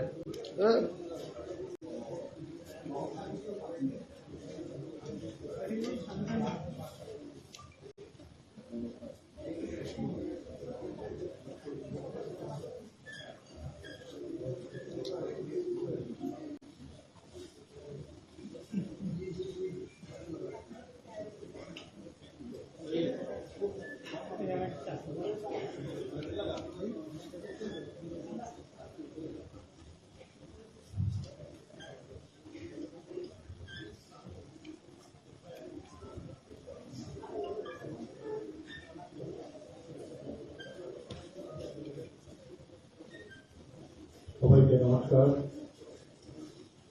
শুভ সকাল। আজকের এই যে তো আগে আমাদের ত্রিপুরা প্রদেশ বিজেপির মাননীয় সভাপতি শ্রী রাজীব ভট্টাচার্য, আমরা কি কারণে আজকের এই পিপিটি যা 9 বছর প্রধানমন্ত্রী যে কি করলেন, কি কারণে করছে সেই বিষয়ে এখানে উল্লেখ করেছেন। সেটাকে সামনে রেখে এখানে আমাদের মঞ্চে উপস্থিত আছেন ত্রিপুরা প্রদেশ বিজেপির মাননীয় সভাপতি শ্রী রাজীব ভট্টাচার্য মহোদয়, উপস্থিত আমাদের আগরতলা মিউনিসিপ্যাল কর্পোরেশনের মাননীয় মেয়র শ্রী দীপক মজুমদার, আমার সামনে সবাই পরিচিত মুখ মিডিয়া, যারা বিভিন্ন মিডিয়া হাউসের এডিটর্সরা আছেন, বিভিন্ন সিনিয়র জার্নালিস্টরা আছেন এবং অন্যান্য যারা জার্নালিস্টরা আছেন, এখানে মিডিয়া বন্ধুরা আছেন, সবাইকে আজকে এই যে পিপিটি প্রেজেন্টেশন ফর 9 ইয়ার্স মোদিজির ওয়ার্ক, এর জন্য আপনাদেরকে এখানে স্বাগত জানাচ্ছি। এখানে অনেক কিছু আলোচনা উক্ত বছরে আমাদের সভাপতি এখানে বলেছেন। এখানে প্রথম যে স্লাইডটা আছে আপনারা দেখবেন যে সেবা, সুশাসন, গরিব কল্যাণ। এই স্লাইডে কিন্তু একটা মিনিং আছে, সেটা কি যে আমরা সাধারণত সরকারে বসার পর আমরা দেখেছি যে গভর্নেন্স দেওয়া একটা টেন্ডেন্সি, কিন্তু প্রধানমন্ত্রী নরেন্দ্র মোদীজি নিজেকে একজন সেবক হিসাবে নিজেকে উনি সবসময় ভাবেন এবং উনি সবসময় বলেন আমি একজন প্রধান সেবক। এই যে বিষয়টা এই স্লাইডের মধ্যে কিন্তু সেটা প্রতিফলিত হচ্ছে। অর্থাৎ I am not a prime minister to govern বা টু গিভ দ্য গভর্নেন্স, কিন্তু আমি একজন সেবক। এই যে বিষয়টা উনার পথে কিন্তু আমরাও এখানে ত্রিপুরাতে ভারতীয় জনতা পার্টি এবং আইপিএফটি সরকার আসার পরে আমাদের মধ্যেও কিন্তু সেই চিন্তা ভাবনা আছে। এখানে দ্বিতীয় স্লাইডে এত সুন্দর একটা কথা প্রধানমন্ত্রীজি বলেছেন, for the first time in the country the poor have got security as well as the gift. Those who were made to realize for decades that they are a burden on the development of the country, today they are speeding up the development of the country.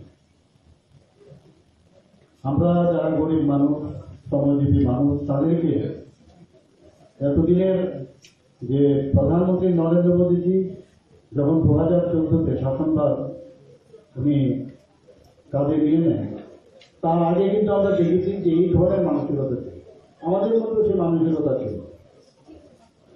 কিন্তু গতকাল আপনারা দেখেছেন যে যারা workers, যারা এবার নতুন যে আমাদের পার্লামেন্টের যে ভবন তৈরি হবে, উনি ওনাদেরকে সবাইকে একসাথে লাইন ধরিয়ে সবাইকে ফেলিসিটেট করেছেন। এই যে বিষয় যে যাদেরকে আমরা ভাবতাম যে আমাদের বোঝা তারাই কিন্তু আজকে দেশের ডেভেলপমেন্টের জন্য ওরা এগিয়ে নিয়ে যাচ্ছে। অপূর্ব এক দৃশ্য আমি কালকে আমি দেখলাম।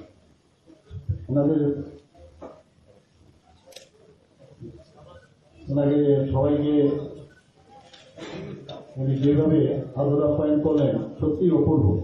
তো সেইভাবেই আমাদের এই প্রধানমন্ত্রীর শাসনকালে আমরা এই 9 বছর আমরা দেখতে পাচ্ছি এখানে প্রাইম মিনিস্টার মোদির মিশন এভরি পয়সা টুয়ার্ড সার্ভিস দ্য পুয়ার।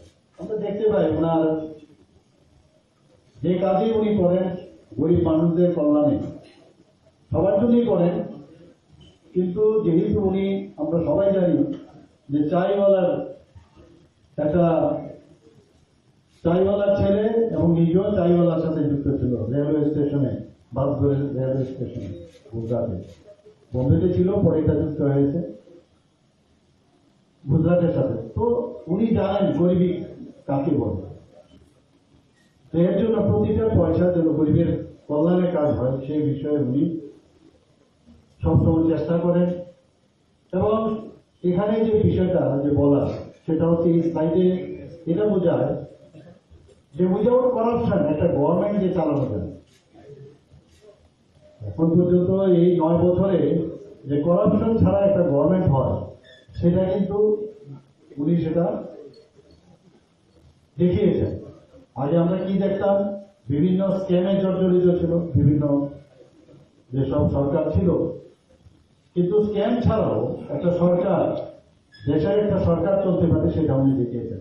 এর জন্য উনি একটা কথা বলেছিলেন, मैं চৌকিদার হুঁ। আপনারা সবাই জানেন मैं চৌকিদার হুঁ, আমরাও খুব করে হ্যাশট্যাগ দিয়ে मैं চৌকিদার হুঁ। অর্থাৎ আমি সব দেখবো কোথায় কি হচ্ছে না হচ্ছে। ট্রান্সপারেন্সি সরকারের আরেক নাম প্রধানমন্ত্রী মোদীজির সরকার। থার্ড, এখানে যে স্লাইডটা আছে, 5th slide, world's biggest vaccination drive without disparity, swift, indigenous. অর্থাৎ এই যে ভ্যাকসিনেশন আমরা জানি করোনার সময় কিভাবে ভ্যাকসিনেশনকে কিভাবে আবিষ্কার করবে, উনি বলেছিলেন যে আমাদের দেশের মধ্যে আমরা ভ্যাকসিন আমরা তৈরি করব। যেরকম কথা সেরকম কাজ। 8 থেকে 9 মাসের মধ্যে দুটো ভ্যাকসিন আমাদের যারা বৈজ্ঞানিকরা আছে ওনাদেরকে উদ্বুদ্ধ করে এই করোনার বিরুদ্ধে এই ভ্যাকসিন উনি তৈরি করিয়েছেন। আমরা সবাই জানি সেগুলো, কিন্তু আজকের এই প্রেজেন্টেশনে বলতে হবে, কারণ 9 বছর ওনার পূর্ণ হতে যাচ্ছে। তো ত্রিপুরাতে প্রায় এখানে বলা হয়েছে 220 করোড় ফ্রি ভ্যাকসিন এডমিনিস্টার হয়েছে সারা ভারতবর্ষে। অন্য বিদেশেও দিয়েছেন, আপনারা সবাই জানেন।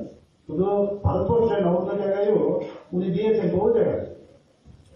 ত্রিপুরার কি লাভ হয়েছে? ফার্স্ট ডোজ ত্রিপুরাতে 26,59,080 আমাদের ফার্স্ট ডোজ ফ্রি আমরা পেয়েছি। এবং এখানে কথাটা বলেছে উইদাউট ডিসপ্যারিটি, কে মুসলিম, কে হিন্দু, কে খ্রিস্টান, কে কোন পার্টি করে এরকম না, সবার জন্য উইদাউট ডিসপ্যারিটি, সবার জন্য, সবকা সাথ সবকা বিকাশ, এই যে বিষয়টা সেখানে কিন্তু আমরা দেখতে পাই পরিষ্কার। এবং সেকেন্ড ডোজ 23,28,960 দেওয়া হয়।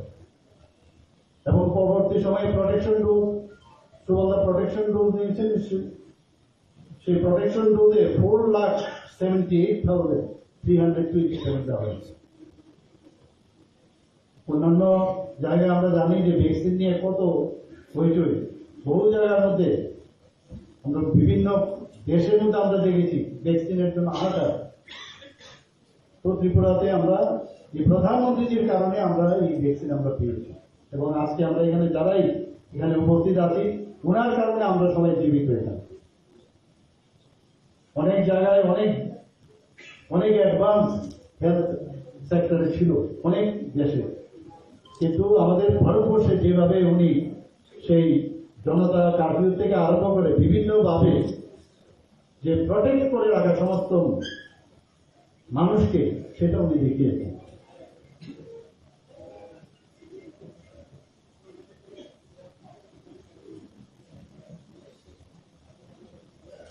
6 নম্বর যে তাইটা আছে মোর দেন 3.5 করোড় 3.5 করোড় পাক্কা হাউস কনস্ট্রাক্টেড হয়েছে। আমরা জানি যে ভারতবর্ষে আগে মানুষের, আমরা আগে দেখতাম ছোটবেলার থেকে আমরা দেখেছি, এখানে যারা আমরা পূর্বপুরুষরাও দেখেছেন, আমরা যখন বিভিন্ন প্রদেশে যেতাম আমাদের এখানেও দেখেছি, আমরা ধরে নিতাম যে এইভাবেই বোধহয় জীবন, ঘর থাকবে না, মাটির ঘরে থাকতে হবে, এটাই বোধহয় এই সরকার আসলেও কিছু যায় আসে না, এইভাবেই চলে। কিন্তু প্রধানমন্ত্রী নরেন্দ্র মোদী দেখেছেন যে ডিগনিটি কাকে বলে, মানুষের তার ডিগনিটি ঠিক ভাবে বেঁচে থাকার যে মৌলিক যে সমস্যা, সেই নিরসনে উনি 3.5 করোড় সারা ভারতবর্ষে এখন পর্যন্ত এই যে ডিগনিটি এনহান্সিং সেফটি, এটা ঘর থাকলে তার সেফটি আছে, ডিগনিটি বাড়ে, তার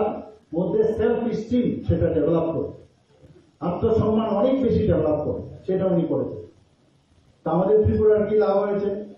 এখন পর্যন্ত ত্রিপুরাতে প্রাইম মিনিস্টার আবাস যোজনা গ্রামীণ আমরা অ্যাওয়ার্ডও পেয়েছি, দুটোতে গ্রামীণও পেয়েছি, আরবানও পেয়েছি। টোটাল 2,01,000 কনস্ট্রাকশন আমরা হয়ে গেছে, 2,01,000, আর 48,000 আন্ডার কনস্ট্রাকশন। আরো এবার আসার সময় গিরিরাজ্যে আমাদের মাননীয় মন্ত্রী মহোদয় উনি বলেছেন আরো 1 লাখ স্যাংশন করেছেন এই ঘরের জন্য। তো প্রধানমন্ত্রী আবাস যোজনায় গ্রামীণে আমরা অ্যাওয়ার্ড পেয়েছি, এবং আরবানে আমাদের এখন পর্যন্ত 87,000 স্যাংশন হয়েছে, 87,000, কিন্তু কমপ্লিট হয়েছে 53,000, বাকি আন্ডার প্রসেস। শহরে গ্রামের তুলনায় অনেক অসুবিধা হয়, কারণ অনেকের জায়গার সংকলন থাকে, অনেক অসুবিধা, ঘর পাওয়া যায় না, মানে জায়গার কারণে খুব কষ্টলি এরিয়া, অনেকে বানাতেও চায় না, অনেকগুলো যেসব গাইডলাইন্স আছে এর জন্য এখানে। কিন্তু আমাদের টার্গেট এটাই, শহরের বেশিরভাগ লোকেরই ঘর আছে, কিন্তু যেখানে ঝুঁকি আছে এইসব জায়গার মধ্যে আমরা এই ব্যবস্থাটা করছি, এবং সেটা একমাত্র প্রধানমন্ত্রীর জন্য সম্ভব হয়েছে। Next slide, number 7, 11.72 crore toilet constructed. সে একই ঘটনা আগে আমরা দেখতাম, যেটা প্রধানমন্ত্রী নিজে দেখেছেন, অনুভব করেছেন, আমরাও দেখতাম, কিন্তু আমরা একটু বুঝতাম না, হয়তো হবে না। বিশেষ করে আমাদের মা বোনেরা অন্ধকারের জন্য বসে থাকতো, কবে টুইলাইট হবে, অন্ধকার, সেই অবস্থাটা আসবে, তারপরে ঘোরা যেত। উনি সেটা বুঝেছেন, যে কারণে আমাদের মা বোনদের ডিগনিটি টু মাদার্স অ্যান্ড সিস্টারদের আনার জন্য 11.72 করোড় সেই টয়লেট উনি বানিয়েছেন। এবং 2014-তে 39% ছিল, এখন সেটা 100% হয়ে গেছে। ত্রিপুরাতে 3.54 lakh individual house hold latrine হয়েছে ত্রিপুরাতে। এই বিষয়গুলো আপনাদের জানানোর জন্য আজকে এখানে বলা, আপনাদের আহ্বান করেছি। এবং 157 কমিউনিটি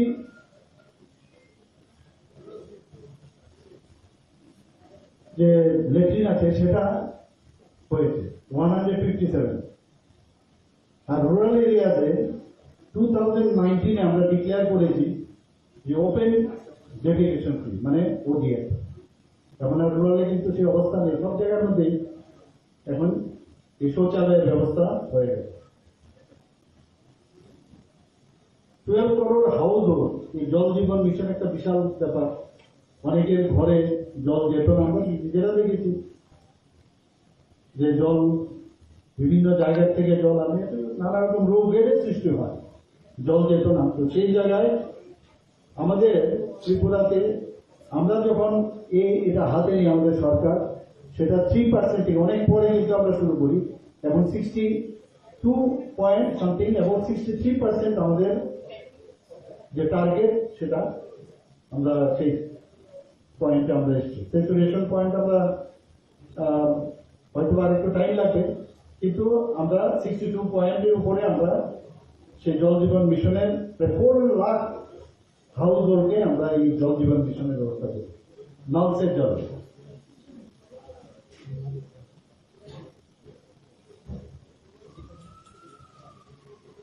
দশ নম্বর স্লাইডে আমরা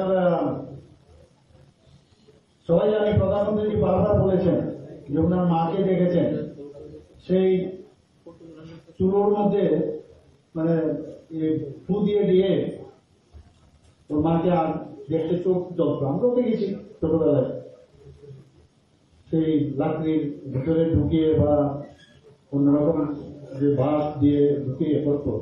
তো এতে করে চোখেরও ডিস্টার্ব হতো, সময়ও বেশি লাগতো। এর জন্য বলেছে difficulty this and time save. তো 9.6 করোড় ফ্যামিলিতে এই গ্যাস কানেকশন দেওয়া হয়েছে।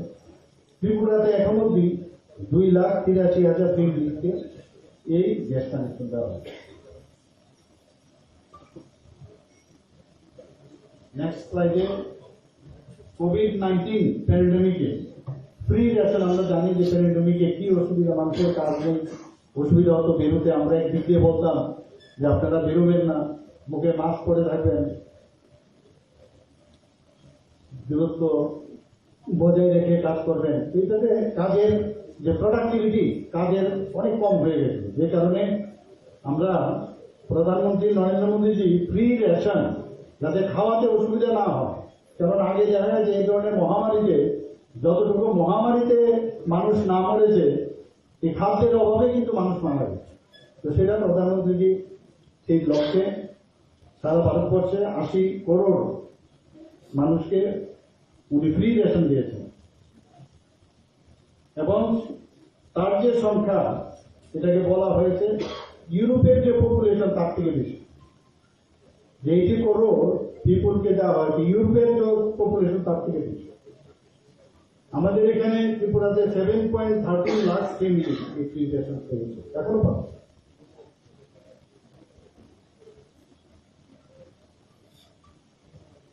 নেক্সট স্লাইডে ফ্রি মেডিকেল ট্রিটমেন্ট। আপনারা জানেন আয়ুষ্মান ভারত 5 লাখ যে কাভারেজ, আমরা কোনোদিন ভাবতে পারিনি এটা সারা পৃথিবীর মধ্যে এত বড় একটা যোজনা বা ফ্ল্যাগশিপ একটা বানাতে পারে স্কিম। অনেকে অবাক হয়ে গেছে। আমরা এর মধ্যে আরো আমাদের এবার যে নির্বাচনী ইশতেহার আমরা বলেছি আরো বেশি দেবো আমাদের তরফ থেকে। যাই হোক, তো এতে করে দেখা গেছে যে আয়ুষ্মান ভারতে আমাদের ত্রিপুরাতে 13,21,939 কার্ড আমরা ইস্যু করেছি। আর সেটেল করেছি এখন অব্দি, যে অনেকের যে সেটেল হয় যারা কার্ড দিয়ে 2 লাখের উপর এখন অব্দি সেটেল হয়েছে। আমরা সবাই জানি, নেক্সট স্লাইডে আমি বলছি স্যানিটারি প্যাড ফর 1 রুপি। 1 টাকায় স্যানিটারি প্যাড আমাদের ছোট ছোট মেয়েরা যারা আছেন তাদের খুব প্রয়োজন, বা মহিলারা যারা আছেন। তো কম পয়সায় দোকানে গেলে অনেক টাকা একটা স্যানিটারি প্যাড কিনতে, তো 1 টাকার বিনিময়ে প্রধানমন্ত্রী কত ছোট ছোট বিষয়ে, ছোট কিন্তু বৃহৎ বিষয়, সেই লক্ষ্যে উনি যে fighting against disease for just 1 rupee. আপনারা জানেন একটা অ্যাডভার্টাইজমেন্টও দেখায় মাঝে মাঝে, দেখবেন একজন অ্যাক্টরকে দিয়ে অ্যাডভার্টাইজমেন্ট দেখায় যে সিগারেট ফুঁকছো, তোমার তো এইরকম। তো এতে তো তুমি যদি এটা ছেড়ে একটা প্যাড কিনো তাহলে তো বিভিন্ন রোগ থেকে বেঁচে যাবে। তো ত্রিপুরাতে এখন অব্দি আমরা 60,51,072 আমরা এই ধরনের স্যানিটারি প্যাড 3 ডিসেম্বর আমরা বিতরণ করেছি।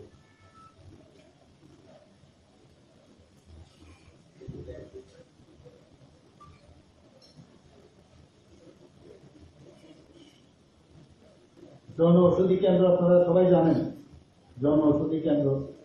আমি নিজেও একজন ডাক্তার, কথায় কথায় এখানে আমার পেশেন্ট আছে অনেকে, বড় বড় জার্নালিস্টরা, খুব দারুণ করে লিখে দিতাম এই মেডিসিন নিতে হবে, অথচ কোনো ডিফারেন্স নেই।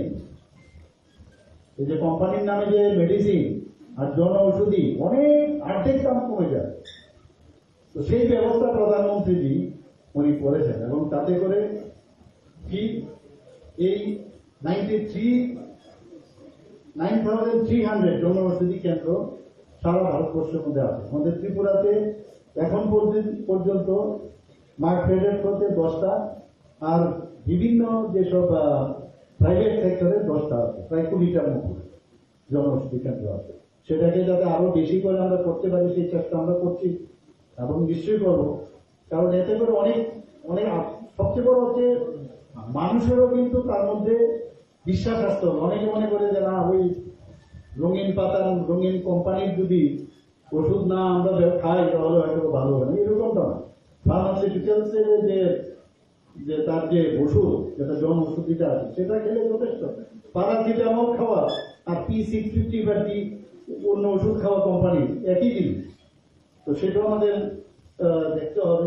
এবং প্রধানমন্ত্রী সেই দিশায় চলছেন, এই 9 বছরে ওনার কার্যকালে এই ব্যবস্থা করেছেন। তিনি এত কিছু করেছেন, আমি তো বেশি স্টাইলে এখানে দেখাবো না, শেষ করা যাবে না। আপনারা সবাই দেখেন জানেন, মেইন যে বিষয়গুলো আছে সেইগুলো আপনাদের সামনে আজকে দেখাচ্ছি। No increase in fertiliser prices, ফার্টিলাইজারের যে দাম এখন পর্যন্ত যে 9 বছরে কোন রকম ফাট, কারণ আমাদের দেশ কৃষি প্রধান দেশ, আমরা সবাই জানি। তো কৃষকদের যদি আয় দ্বিগুণ করার লক্ষ্যে আমরা কাজ করছি, ত্রিপুরাতে আমরা সেইভাবে কাজ করছি ডাবল, যেখানে 6,000 সামথিং ছিল প্রায় এখন 13,000 উপরে হয়ে গেছে কৃষকদের তাদের ইনকাম। তো প্রধানমন্ত্রী এই কারণে ফার্টিলাইজার প্রাইস এবং ensure timely availability, sufficient quantity, কোথাও কোনো জায়গায় কোন রকম শিকায়ত আমাদের কাছে আসেনি এখন পর্যন্ত। তো সেই বিষয়গুলি কাজ করছেন। নেক্সট স্লাইডে আছে no need for loan to buy seed, seed যাতে কিনতে না হয় তার জন্য যে প্রধানমন্ত্রী যখনই কৃষকদের কি হয়, প্রথমে ওদের সিডের প্রয়োজন হয়, চারা লাগাতে হয়, সিড থেকে চারা হয়। তো যাতে প্রথম অবস্থায় যখন আমাদের সেই কন্ডিশন দাঁড়ায় যে এখন আমাদের কৃষকের যে টাইমলি যে ব্যবহার করা তাদের সিড যখন আসে, যাতে ওদের অসুবিধা না হয় কিনতে, প্রথম অবস্থায় উনি প্রায় 6,000 টাকা করে আমরা সবাই জানি, আমরা দিই 3টা কিস্তিতে আমরা দিচ্ছি 2,000 করে। ত্রিপুরাতে প্রাইম মিনিস্টার কিষাণ সম্মান নিধিতে, এটাকে বলে প্রধানমন্ত্রী কিষাণ সম্মান নিধি, 2.47 লাখ আমরা এখন পর্যন্ত আমরা ফার্মার্সকে দিয়েছি। এবং তার যে অ্যামাউন্ট কত টাকা দিয়েছি আমরা 553.1 crore এখন পর্যন্ত দেওয়া হয়। তো এই যে টাকাটা কৃষকদের মধ্যে আছে, অর্থাৎ ত্রিপুরাতে আছে।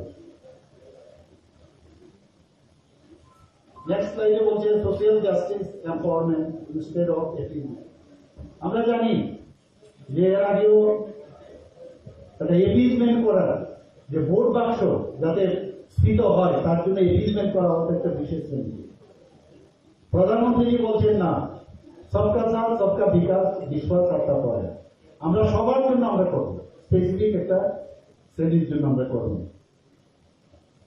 তো এর জন্য এই যে ডিপার্টমেন্ট সোশিয়াল জাস্টিস এম্পাওয়ারমেন্ট সেটা অনেক কাজ করছেন প্রধানমন্ত্রী। আপনারা জানেন যে ইকোনমিক্যালি যে উইকার সেকশন সেটা 10% কোটা এখন রাখা হয়েছে, এবং শুধু এটা এডুকেশনে হয়েছে এবং রিজার্ভেশনের দ্বারা সেটা হয়েছে, যারা উইকার সেকশন ইকোনমিক্যালি।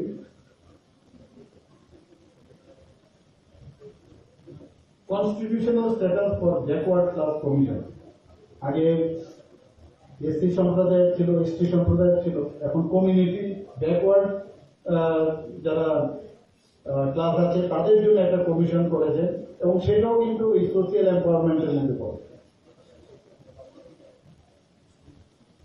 দিব্যাঙ্গ ক্যাটাগরি সেটাও আগে আমি একটু আগে দেখছিলাম একটা ইয়েতে গুগলতে, যে 7 to 21 যারা দিব্যাঙ্গ, এদের মধ্যে আগে স্পেসিফিক বলা তো এরাই পাবে, এখন আরো অনেক লম্বা লিস্ট হয়ে যায়।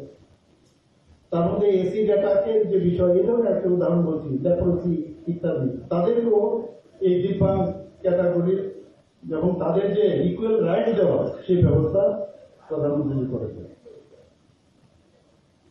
প্রধানমন্ত্রী প্রগ্রেস উইথ পেস, অর্থাৎ ভারতবর্ষের যে এখন ডেভেলপমেন্ট এত ফাস্ট গ্রোয়িং, এত স্পিডে হচ্ছে যে আগে এটা প্রথম একটা উদাহরণ আমি দেব, যেইবারে আমাদের যে পার্লামেন্ট অতি অল্প সময়ের মধ্যে এই পার্লামেন্ট দাঁড় করিয়ে দিতে ভাবা যায় না। সেটা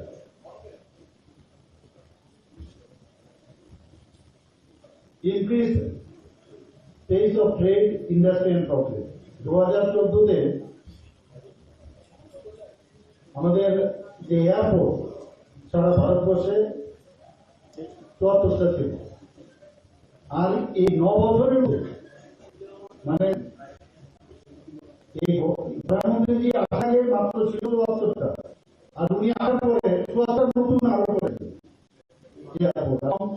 আমাদের এখানে এত সুন্দর একটা এয়ারপোর্ট, আমাদের খুব গর্ব। আমি এয়ারপোর্টে কোনো রকমের যেতাম আমরা, জনতা ডাক্তার কোনো রকমের গিয়ে উঠতাম, সেখানে ইন্টারন্যাশনাল এয়ারপোর্ট হয়েছে।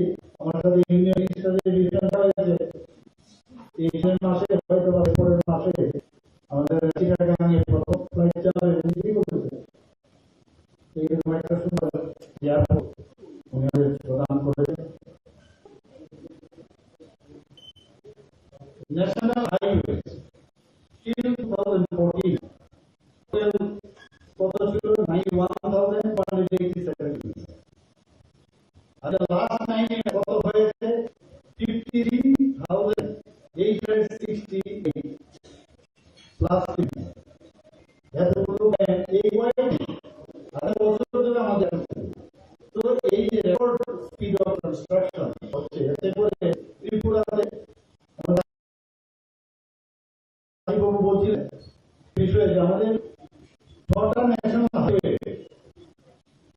অলরেডি কাজ হচ্ছে, কমপ্লিশন হতে আরো পাইপলাইনে আছে, এবং তার যে ল্যান্ড 888 কিলোমিটার, 8 কিলোমিটার তার ল্যান্ড, এবং এই 880 কিলোমিটার টার্গেট, এর মধ্যে 374.24 কমপ্লিট হয়েছে। এই প্রিন্সিপাল আমি গোয়াতে যখন গিয়েছিলাম, আমাদের মাননীয় পরিবহন মন্ত্রী কাদেরজি উনি সাথে সাথে গেলেন। আমি ওনাকে বললাম যে আমার চুড়াইগানের থেকে আবদুল্লাহতে 4 লাইন দিই, উনি সেই বসে গ্রান্টে সাংঘাতিক বিষয়। উনি প্রিন্সিপাল আরো 4টা আমাদের ন্যাশনাল হাইওয়ে উনি অ্যাকসেপ্ট করেছেন।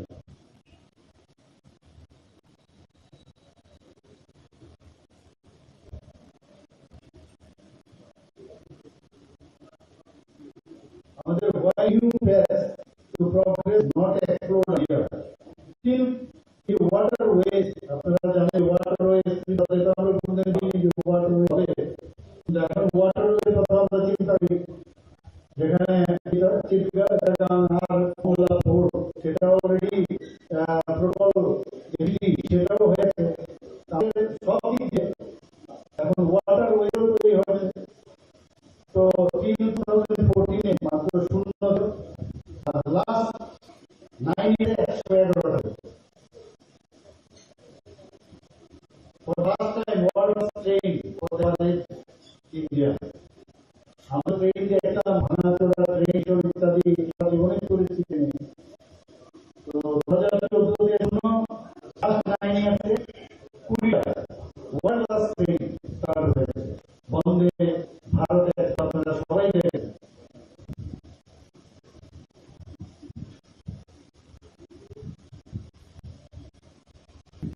আমাদের ত্রিপুরাও আপনারা দেখেন যে প্রায় 12টার মতো, 12 থেকে 13টার মতো এক্সপ্রেস ট্রেন যাচ্ছে, 12টার মতো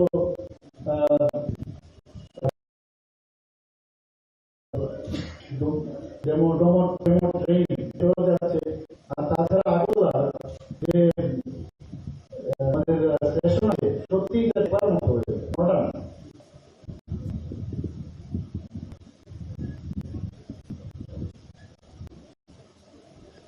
ব্যর্থ আমাদের এখানে ত্রিপুরাতে আমি 2014 পাঁচটা সিটি ছিল, 19 পরে আরো 15টা জিততে হবে।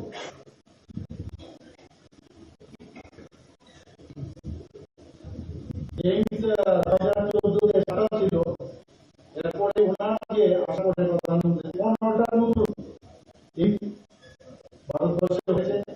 মেডিকেল কলেজ 2014 ছিল 641, আর এই 9 বছরে 7টা নতুন মেডিকেল কলেজ।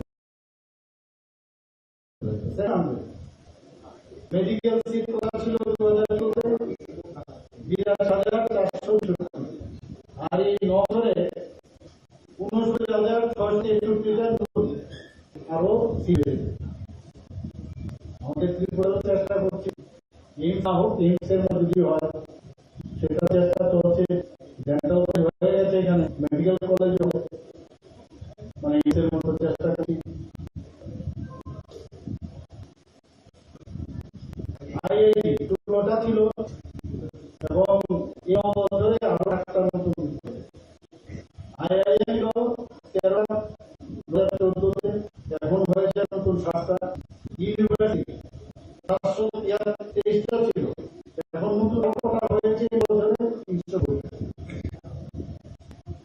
আমার এখানে আপনারা সবাই জানেন যে অনেক ইউনিভার্সিটি এখন হয়েছে, ইউনিভার্সিটি হয়েছে, ন্যাশনাল সায়েন্স ইউনিভার্সিটি হয়েছে, মেডিকেল কলেজ তো ইউনিভার্সিটি ত্রিপুরা ইউনিভার্সিটি আন্ডারে আছে।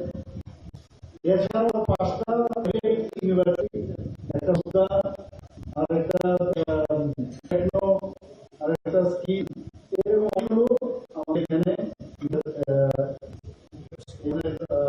ইউনিভার্সিটি আছে। Liquid nano urea, world liquid nano urea plant, যে কৃষক যাতে কৃষি দিয়ে দিতে পারে সেটার ব্যবস্থা নিতেছেন, এবং কুইক সেটার ব্যবস্থা উনি রেখেছেন।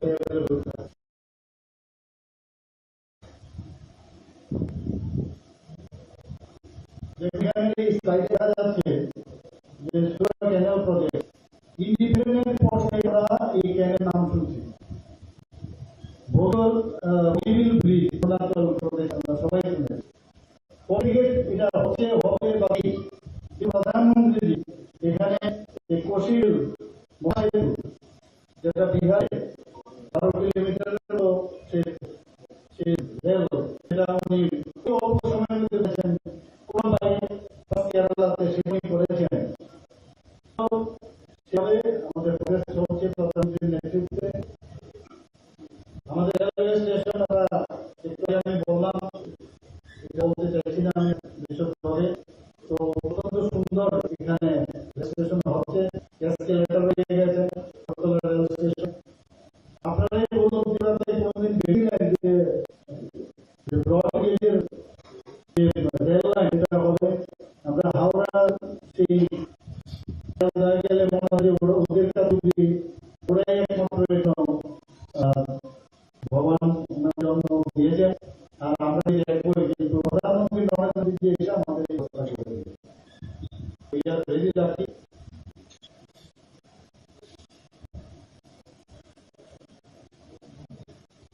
ওয়ার্ল্ড হাইয়েস্ট রেলওয়ে ব্রিজ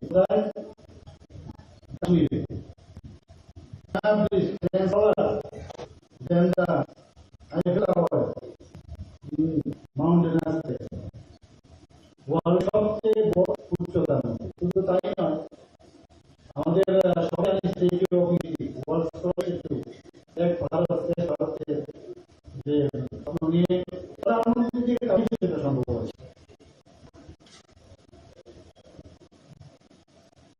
আমাদের প্রায় 4 থেকে 5 ঘন্টা এই মোনালি থেকে যে ডিস্টেন্স, সেটা কিন্তু আমাদের কমেছে। এই যে রাস্তা উনি বানিয়েছেন, এই লংগেস্ট হাইওয়ে কত, অল্টিটিউড অফ 10,000 feet।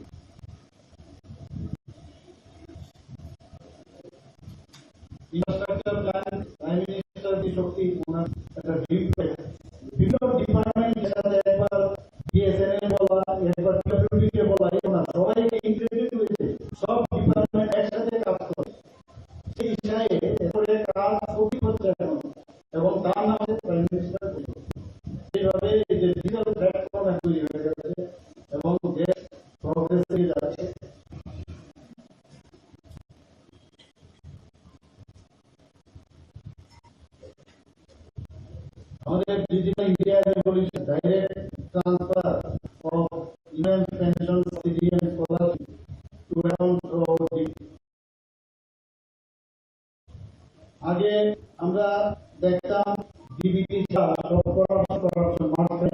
মিডল এখন ডিবিটি ছাড়া হয়নি। তো সোশিয়াল পেনশনের যাই যত আমাদের পেনশন আছে সব পেনশন এখন ডিবির মাধ্যমে আমরা দিতে পারি। এই ডিজিটাল ইন্ডিয়ার একটা রিভলিউশন কিন্তু প্রধানমন্ত্রী কারণে সেটা সবাই ত্রিপুরাতে এখনো পর্যন্ত ওই ডিবির মাধ্যমে আমাদের যারা বেরিয়ে আছে প্রায় 11.5 লাখ ত্রিপুরা। आत्मनिर्भर भारत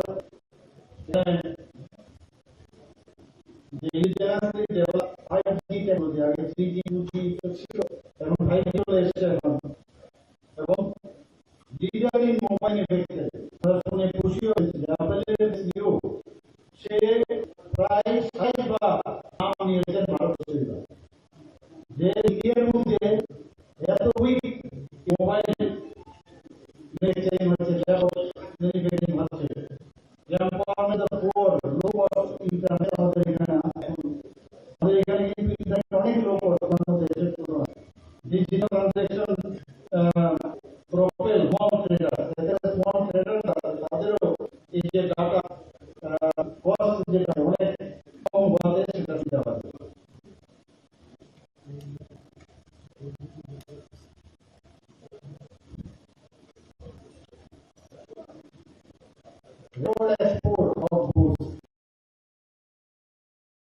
আগে আমাদের এই কোভিড হওয়া সত্ত্বেও প্রধানমন্ত্রীর যে চিন্তা ভাবনা তারপরেও কিন্তু আমাদের এই এক্সপোর্ট সেটা কিন্তু হয়নি এবং তাতে করে যেভাবে উনি রেখেছেন আমাদের দেশের তুলনায় মানে ইকোনমি আমাদের ইকোনমি ডেভেলপ করেছে এবং এই 2.5 বছর আমাদের এই কোভিড থাকা সত্ত্বেও প্রধানমন্ত্রী আমাদেরকে ইকোনমি স্টেবল রেখেছেন। আমাদের ত্রিপুরাতে 2017 মধ্যে যে এক্সপোর্ট হতো 390.68 আর এখন আমাদের বাড়িতে সেটা বেড়ে 708.09 করোড় হয়েছে। তো দুদিকে প্রধানমন্ত্রীর কারণে সেটা সব হয়েছে।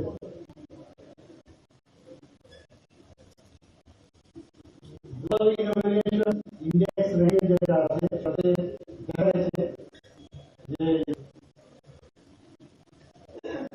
2014-তে 85 ছিল, 2022-এ 40 ছিল।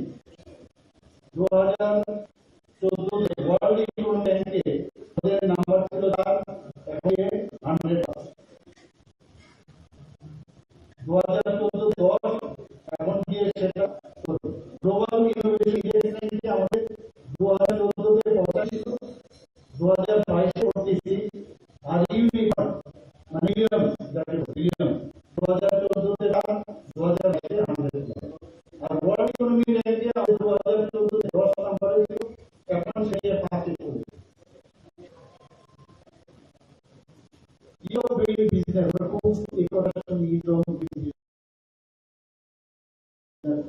তো ইকোনমিক বিজনেস আমাদের 2014-তে র্যাঙ্ক ছিল সেটা 142 এখন সেটা 2022-এ 66 মোবাইল ম্যানুফ্যাকচারিং আমি একটু আগে বললাম 2014-তে আমাদের র্যাঙ্ক 12-তে ছিল এখন সেটা আছে 2022-এ 2 অটোমোবাইল ম্যানুফ্যাকচারিং র্যাঙ্কে 2014-তে 7 নম্বরে ছিল এখন সেটা 3-এ রিমাইনিং নিউ ইউথ আমরা একটু আগে ইউনিকর্নের কথা বলি। ইউনিকর্ন মানে এই যে স্টার্টআপ যে ইন্ডিয়া প্রধানমন্ত্রী যে চেষ্টা করেছেন যে 1 বিলিয়নের যে বিষয় এটা বলে ইউনিকর্ন। তো আমাদের এখন ইয়াং জেনারেশন সেই স্টার্টআপ ইন্ডিয়ার মাধ্যমে সেই তাদের চিন্তা ভাবনা যে 100 ইউনিকর্ন সেটা ক্রস পরিচয় অনেকটা ত্রিপুরাতে স্টার্টআপ যে ইন্ডিয়া যে আমাদের ছেলে যারা ব্যবহার করতে প্রায় 60 startup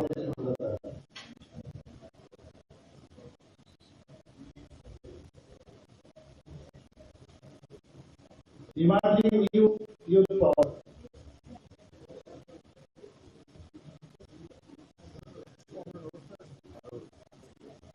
new national education policy আমরা সবাই জানি যে কোটারি কমিশনের পরে প্রায় 4টা গ্রেডের পরে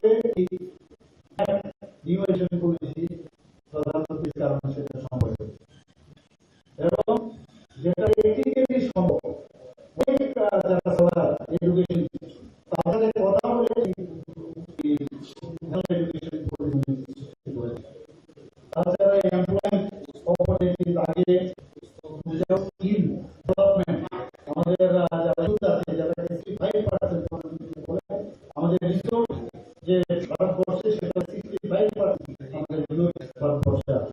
এবং মনে করে স্কিল ডেভেলপমেন্ট এর মাধ্যমে এই কি করা যায় দিয়েছে বহু জায়গায়। উনি এই কথাটা উনি যখন বুঝে গেছেন বারবার বলছেন আমাদের এখানে বিভিন্ন যে সাবজেক্ট আছে সেই সাবজেক্টে আমাদের লোকে রয়েছে এবং এত বড় আমাদের ভারতবর্ষ তো তার কোথাও নেই। তো আমরা কি উনি বললেন যে আমাদের এখান থেকে যদি সেই ডেভেলপমেন্ট তৈরি করছিল বাইরে যাওয়ার সুবিধা আমরা করতে খেলো ইন্ডিয়া সবাই জানি যে খেলো ইন্ডিয়া একটা বিশাল ব্যাপার এবং নিউজ কালচার একটা ত্রিপুরা আমরা খেলো করে আমরা স্টার্ট করি তার মধ্যে 20 লাখ টাকা আমরা দিয়েছি 20 কোটি টাকা দিয়েছি আমাদের বিভিন্ন যে গ্রাউন্ড গুলো ফুটবল গ্রাউন্ড সিনথেটিক টার্ফ এগুলো হচ্ছে হচ্ছে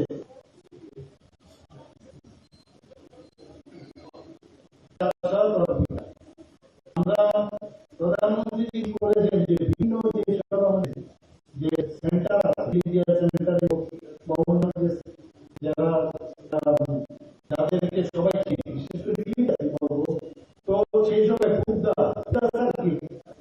কোথায় গ্রহণ করেছে কোথায় উনি বসেছে কোথায় ইত্যাদি ওনার যে কাজকর্ম করেছে এইগুলোকে একটা টুরিস্ট একটা জায়গায় যে বিশ্ব সম্পর্কে জানার জন্য উনি ওনার জীবনী সম্পর্কে আর কি উনি করেছেন। এবং আমরা সোমনাথ সম্পর্কে আমরা জানি যে সোমনাথ টেম্পলে উনি যেভাবে ডেভেলপ করেছেন নতুন করে আমাদের ডেভেলপমেন্ট শুধু তাই না কেদারনাথ সম্পর্কে সবাই জানে যে অ্যাডভেঞ্চার যে হয়েছিল তার সেটাকে পুনর্গঠন করেছেন। আমরা কারপুর শাহী পাঞ্জাব সেটা যেটা পাকিস্তান এবং ইন্ডিয়ার মধ্যে যাচ্ছেন তারা যাতে একটা করিডোরের মাধ্যমে সমস্ত শিখদের যে ধর্মস্থল শুরুতে যেন আসতে সেই ব্যবস্থা করেছে। তাছাড়া আমরা মহাকাল করিডোর যে শিব মন্দির গুলো আছে শিব শক্তিকে এক জায়গার মধ্যে নিয়ে আসে সেই উজ্জয়ন এটা করেছেন উনি কেদারনাথ সরকার একটা সার্কিটের মধ্যে নিয়ে আনার চেষ্টা করেছে।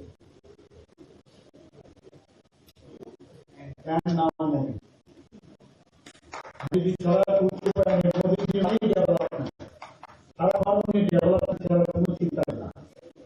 আমি গুজরাটে দেখছি যে সকাল থেকে 7টার সময় কালকে যেভাবে উনি শুরু হয়েছেন এবং রাত্রে অব্দি উনি সময় দিয়েছেন ভাবা যায় না। আর রাম মন্দিরের কথা বলে আপনি জানেন রাম মন্দির কিভাবে উনি পুনর্গঠন করেন আন্দোলন বহুত হয়েছে। কানেক্টিভিটি নর্থ ইস্ট আমরা সবাই জানি একটি পরিস্থিতি আমরা সবাই আমাদের উনি জয়কে বলেছেন যে তারপর থেকে ত্রিপুরা থেকে বিশেষ করে ত্রিপুরাতে আমরা হীরা মডেল বলতে আমরা হাইওয়ে ইন্টারনেট রেলওয়ে এবং রেলওয়ে এই বিষয়ে আমরা প্রধানমন্ত্রী দিয়েছেন। এবং নর্থ ইস্টের যে কালচার উনি বারবার বলছেন যে যতক্ষণ ধরে ভারতবর্ষে নর্থ ইস্ট ডেভেলপ না করবে ততদিন ধরে ভারতবর্ষ ডেভেলপ করবে। নর্থ ইস্টের আমি অনেক যারা নর্থ ইস্টের চিফ মিনিস্টারের সাথে বৈঠক আমি দিয়েছি অনেক কনক্লেভে সেখানে ওনারা নিজে বলছে যে প্রধানমন্ত্রী নরেন্দ্র মোদীকে আসার পর এখন আমরা মনে হচ্ছে we are include police bomb ফেলছে মানে এইসবই দেখে কিন্তু সব চিফ মিনিস্টার আমি যেটা আমরা আমার সাথে শেয়ার করতে উই আর নাও ইনক্লুডেড এই যে বিষয় সেই কালচারই করুন কানেক্টিভিটি করুন সব দিক এবং ওনার চেষ্টা আমরা এখন তো ফিল গুড আমরা হচ্ছি north east 9 years preserving and protecting environment আমরা সবাই জানি যে যখন লাস্টে এনভায়রনমেন্ট নিয়ে বিলোপ হয়েছিল তখন যে কথা বলা হয়েছে যে ভারতবর্ষের মধ্যে যে পলিউশন যেটা হয়ে গেছে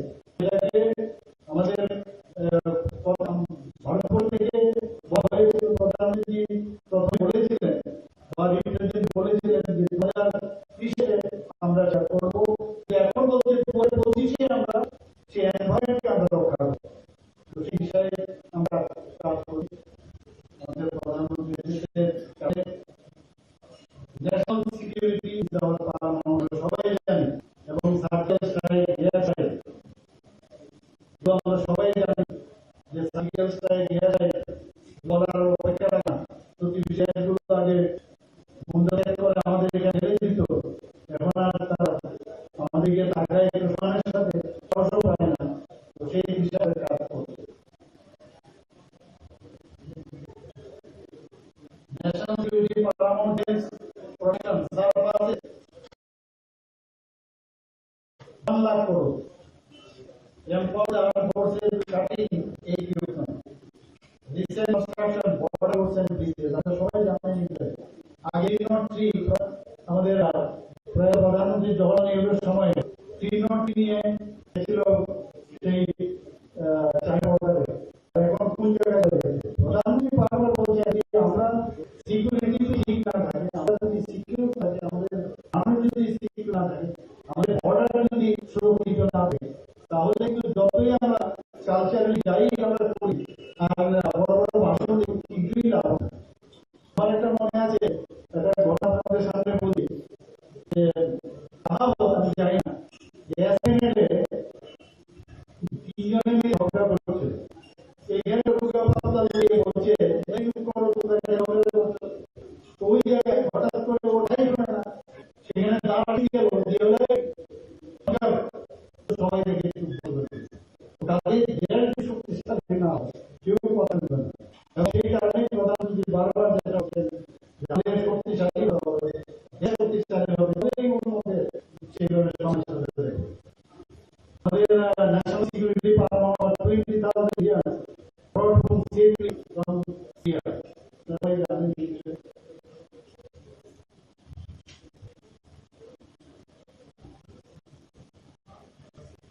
national security paramount over 20,000 Indians Syria, Libya, Yemen, Sudan থেকে আনা হয়েছিল, পাকিস্তান থেকে আনা হয়েছিল। 2.97 crore Indians brought home from across the world during COVID সময় সেটা ব্যবস্থা করে করেছে।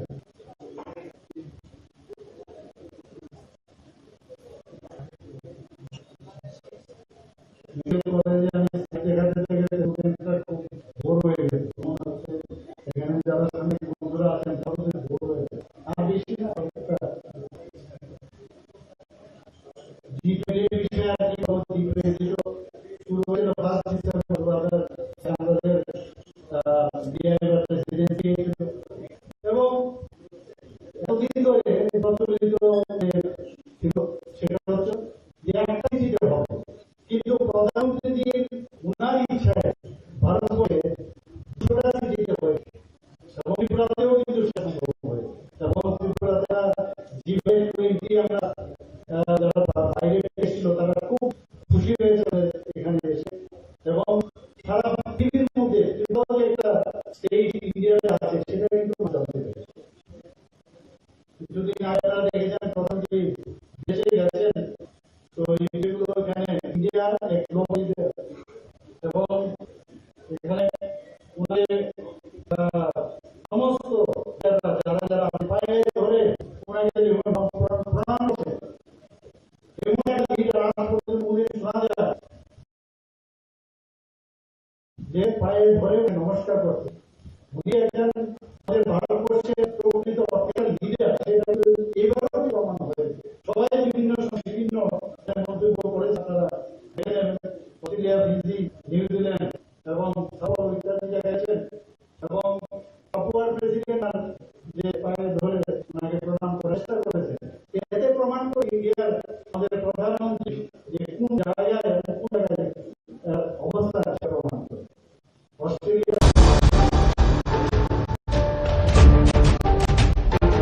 আইপিএল ফাইনাল নিয়ে ক্রিকেট প্রেমীদের উন্মাদনা তুঙ্গিন। নরেন্দ্র মোদী স্টেডিয়ামের একটি আসনের টিকিটও অবিক্রিত নয়। রবিবার খেলা না হওয়ায় হতাশ ক্রিকেট প্রেমীরা। ফাইনাল দেখতে অনেকে এসেছিলেন আহমেদাবাদের বাইরে থেকে। খেলা না হওয়ায় তাদের অনেক স্টেশনেই রাত কাটালেন। রবিবার বৃষ্টি হওয়ায় বাতিল হয়েছে চেন্নাই সুপার কিংস এবং গুজরাট টাইটান্সের ফাইনাল। রবিবারের টিকিট নিয়ে সোমবার খেলা দেখা যাবে বলে জানিয়েছেন আইপিএল কর্তৃপক্ষ। মহেন্দ্র সিং ধোনিদের সঙ্গে গুজরাট টাইটান্সের লড়াই দেখার জন্য অপেক্ষা করতে রাজি ক্রিকেট প্রেমীরা। বিশেষ করে ধোনির ভক্তরা খেলা না দেখে আহমেদাবাদ ছাড়তে নারাজ। আহমেদাবাদের বাইরে থাকা ক্রিকেট প্রেমীদের অনেকের পরিকল্পনা ছিল খেলার পর রাতে ট্রেনে বাড়ি ফেরা, তাই তারা হোটেলের ঘর ভাড়া করেনি। স্টেশন থেকে সোজা চলে এসেছিল স্টেডিয়ামে। আবার খেলা শেষ হলে স্টেডিয়াম থেকে সোজা তারা চলে যেতেন স্টেশনে ট্রেন ধরতে। অনেকেই ফেরার ট্রেনের টিকিটও কেটে নিয়ে এসেছিলেন। রবিবারে খেলা ভেস্তে যাওয়ায় সেই ক্রিকেট প্রেমীদের অনেকেই স্টেডিয়াম থেকে ফিরছেন স্টেশনে, তবে তারা ট্রেনে ওঠেনি। রবিবারে ফেরার টিকিট বাতিল করে সোমবার রাতে বাড়ি ফেরার জন্য নতুন করে ট্রেনের টিকিট কেটেছেন। হোটেলের ঘর ভাড়া না থাকায় বা সকলের সেই আর্থিক সঙ্গতি না থাকায় স্টেশনে রাত কাটিয়েছেন তারা। রবিবার রাতে আহমেদাবাদ স্টেশনে দেখা গিয়েছে প্রচুর ক্রিকেট প্রেমীকে। স্টেশনের মেঝেতেই ঘুমিয়েছিলেন তারা। স্টেশনের অপেক্ষা কক্ষ, প্ল্যাটফর্ম বা স্টেশনের অন্যত্র ঘুমোতে দেখা গিয়েছে ক্রিকেট প্রেমীদের। তাদের অনেকেই পড়েছিলেন ধোনির 7 নম্বর জার্সি, যা থেকেই বোঝা যায় তারা চেন্নাই অধিনায়কের ভক্ত। তার খেলার সামনে থেকে দেখার সুযোগ হাতছাড়া করতে চান না তারা, তাই বাড়ি ফেরার পরিকল্পনা বাতিল করে একটা দিন বেশি আহমেদাবাদেই থেকে গিয়েছেন। আগামী বছর আইপিএল এ ধোনির খেলা নিয়ে সংশয় রয়েছে, তিনি হয়তো অবসর নিয়ে নিতে পারেন। তাই ধোনির জন্য ভারতের সব শহরের গ্যালারিতে ভিড় করছেন তার ভক্তরা। আহমেদাবাদ ব্যতিক্রম নয়। ব্যুরো রিপোর্ট, ত্রিপুরা নিউজে।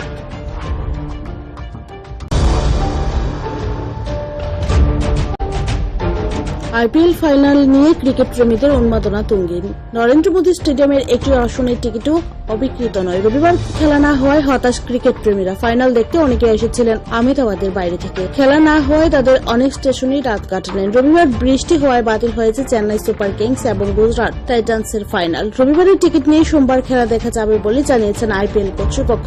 মহেন্দ্র সিং ধোনিদের সঙ্গে গুজরাট টাইটান্সের লড়াই দেখার জন্য অপেক্ষা করতে রাজি ক্রিকেট প্রেমীরা। বিশেষ করে ধোনির ভক্তরা খেলা না দেখে আহমেদাবাদ ছাড়তে নারাজ। আহমেদাবাদের বাইরে থাকা ক্রিকেট প্রেমীদের অনেকের পরিকল্পনা ছিল খেলার পর রাতে ট্রেনে বাড়ি ফেরা, তাই তারা হোটেলের ঘর ভাড়া করেনি। স্টেশন থেকে সোজা চলে এসেছিল স্টেডিয়ামে। আবার খেলা শেষ হলে স্টেডিয়াম থেকে সোজা তারা চলে যেতেন স্টেশনে ট্রেন ধরতে। অনেকেই ফেরার ট্রেনের টিকিটও কেটে নিয়ে এসেছিলেন।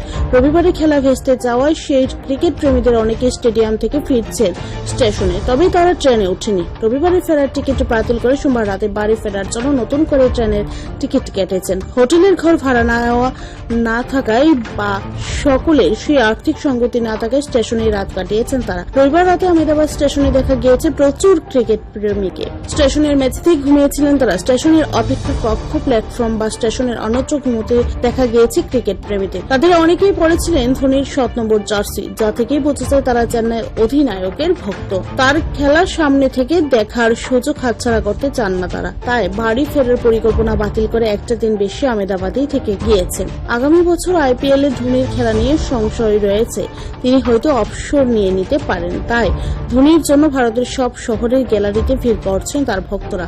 আহমেদাবাদ ব্যতিক্রম নয়। ব্যুরো রিপোর্ট, ত্রিপুরা নিউজে।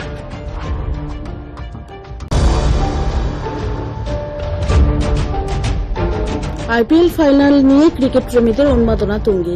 নরেন্দ্র মোদী স্টেডিয়ামের একটি আসনের টিকিটও অবিকৃত নয়। রবিবার খেলা না হওয়ায় হতাশ ক্রিকেট প্রেমীরা। ফাইনাল দেখতে অনেকে এসেছিলেন আহমেদাবাদের বাইরে থেকে। খেলা না হওয়ায় তাদের অনেক স্টেশনেই রাত কাটালেন। রবিবার বৃষ্টি হওয়ায় বাতিল হয়েছে চেন্নাই সুপার কিংস এবং গুজরাট টাইটান্সের ফাইনাল। রবিবারের টিকিট নিয়ে সোমবার খেলা দেখা যাবে বলে জানিয়েছেন আইপিএল কর্তৃপক্ষ। মহেন্দ্র সিং ধোনিদের সঙ্গে গুজরাট টাইটান্সের লড়াই দেখার জন্য অপেক্ষা করতে রাজি ক্রিকেট প্রেমীরা। বিশেষ করে ধোনির ভক্তরা খেলা না দেখে আহমেদাবাদ ছাড়তে নারাজ। আহমেদাবাদের বাইরে থাকা ক্রিকেট প্রেমীদের অনেকের পরিকল্পনা ছিল খেলার পর রাতে ট্রেনে বাড়ি ফেরা, তাই তারা হোটেলের ঘর ভাড়া করেনি। স্টেশন থেকে সোজা চলে এসেছিল স্টেডিয়ামে। আবার খেলা শেষ হলে স্টেডিয়াম থেকে সোজা তারা চলে যেতেন স্টেশনে ট্রেন ধরতে। অনেকেই ফেরার ট্রেনের টিকিটও কেটে নিয়ে এসেছিলেন।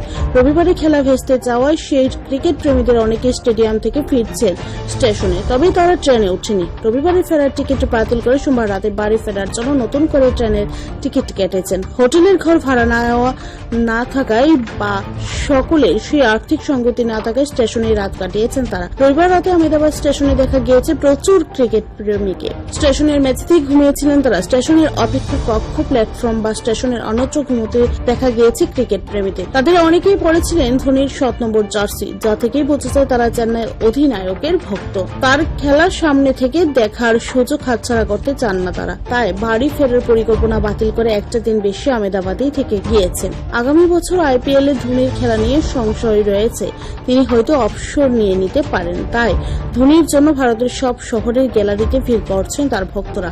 আহমেদাবাদও ব্যতিক্রম নয়। ব্যুরো রিপোর্ট, ত্রিপুরা নিউজে।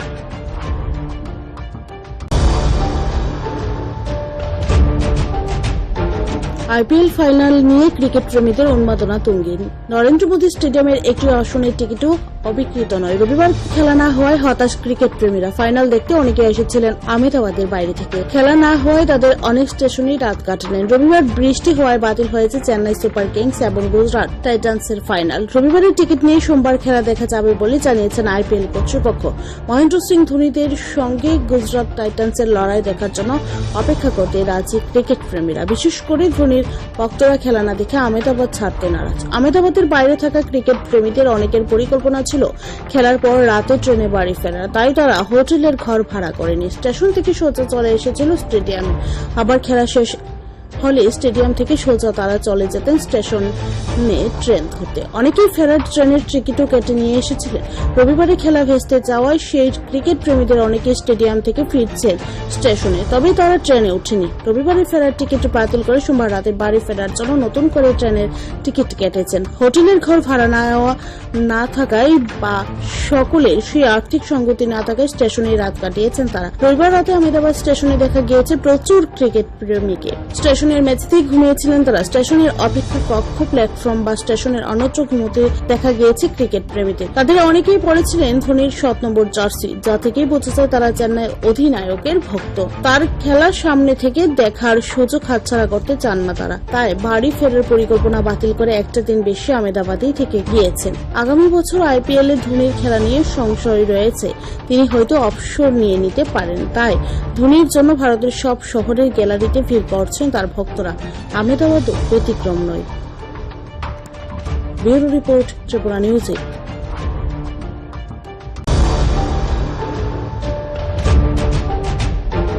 আইপিএল ফাইনাল নিয়ে ক্রিকেট প্রেমীদের উন্মাদনা তুঙ্গে। নরেন্দ্র মোদী স্টেডিয়ামের একটি আসনের টিকিটও অবিকৃত নয়। রবিবার খেলা না হওয়ায় হতাশ ক্রিকেট প্রেমীরা। ফাইনাল দেখতে অনেকে এসেছিলেন আহমেদাবাদের বাইরে থেকে। খেলা না হওয়ায় তাদের অনেক স্টেশনেই রাত কাটালেন। রবিবার বৃষ্টি হওয়ায় বাতিল হয়েছে চেন্নাই সুপার কিংস এবং গুজরাট টাইটান্সের ফাইনাল। রবিবারের টিকিট নিয়ে সোমবার খেলা দেখা যাবে বলে জানিয়েছেন আইপিএল কর্তৃপক্ষ। মহেন্দ্র সিং ধোনিদের সঙ্গে গুজরাট টাইটান্সের লড়াই দেখার জন্য অপেক্ষা করতে রাজি ক্রিকেট প্রেমীরা। বিশেষ করে ধোনির ভক্তরা খেলা না দেখে আহমেদাবাদ ছাড়তে নারাজ। আহমেদাবাদের বাইরে থাকা ক্রিকেট প্রেমীদের অনেকের পরিকল্পনা ছিল খেলার পর রাতে ট্রেনে বাড়ি ফেরার, তাই তারা হোটেলের ঘর ভাড়া করেনি। স্টেশন থেকে সোজা চলে এসেছিল স্টেডিয়ামে। আবার খেলা শেষ হলে স্টেডিয়াম থেকে সোজা তারা চলে যেতেন স্টেশনে ট্রেন ধরতে। অনেকেই ফেরার ট্রেনের টিকিটও কেটে নিয়ে এসেছিলেন। রবিবারে খেলা ভেস্তে যাওয়ায় সেই ক্রিকেট প্রেমীদের অনেকে স্টেডিয়াম থেকে ফিরছেন স্টেশনে, তবে তারা ট্রেনে ওঠেনি। রবিবারে ফেরার টিকিট বাতিল করে সোমবার রাতে বাড়ি ফেরার জন্য নতুন করে ট্রেনের টিকিট কেটেছেন। হোটেলের ঘর ভাড়া না থাকায় বা সকলের সেই আর্থিক সঙ্গতি না থাকায় স্টেশনে রাত কাটিয়েছেন তারা। রবিবার রাতে আহমেদাবাদ স্টেশনে দেখা গিয়েছে প্রচুর ক্রিকেট প্রেমীকে। স্টেশনের মেঝেতেই ঘুমিয়েছিলেন তারা। স্টেশনের অপেক্ষা কক্ষ, প্ল্যাটফর্ম বা স্টেশনের অন্যত্র ঘুমোতে দেখা গিয়েছে ক্রিকেট প্রেমীদের। তাদের অনেকেই পড়েছিলেন ধোনির 7 নম্বর জার্সি, যা থেকেই বোঝা যায় তারা চেন্নাই অধিনায়কের ভক্ত। তার খেলার সামনে থেকে দেখার সুযোগ হাতছাড়া করতে চান না তারা, তাই বাড়ি ফেরার পরিকল্পনা বাতিল করে একটা দিন বেশি আহমেদাবাদেই থেকে গিয়েছেন। আগামী বছর আইপিএল এ ধোনির খেলা নিয়ে সংশয় রয়েছে, তিনি হয়তো অবসর নিয়ে নিতে পারেন। তাই ধোনির জন্য ভারতের সব শহরের গ্যালারিতে ভিড় করছেন তার ভক্তরা। আহমেদাবাদও ব্যতিক্রম নয়। ব্যুরো রিপোর্ট, ত্রিপুরা নিউজে।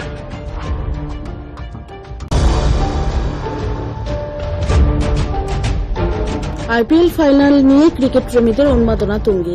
নরেন্দ্র মোদী স্টেডিয়ামের একটি আসনের টিকিটও অবিকৃত নয়। রবিবার খেলা না হওয়ায় হতাশ ক্রিকেট প্রেমীরা। ফাইনাল দেখতে অনেকে এসেছিলেন আহমেদাবাদের বাইরে থেকে। খেলা না হওয়ায় তাদের অনেক স্টেশনেই রাত কাটালেন। রবিবার বৃষ্টি হওয়ায় বাতিল হয়েছে চেন্নাই সুপার কিংস এবং গুজরাট টাইটান্সের ফাইনাল। রবিবারের টিকিট নিয়ে সোমবার খেলা দেখা যাবে বলে জানিয়েছেন আইপিএল কর্তৃপক্ষ।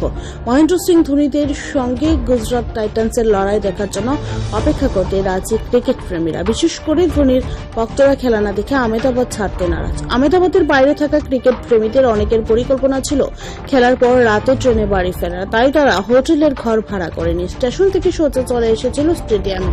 আবার খেলা শেষ হলে স্টেডিয়াম থেকে সোজা তারা চলে যেতেন স্টেশনে ট্রেন ধরতে। অনেকেই ফেরার ট্রেনের টিকিটও কেটে নিয়ে এসেছিলেন।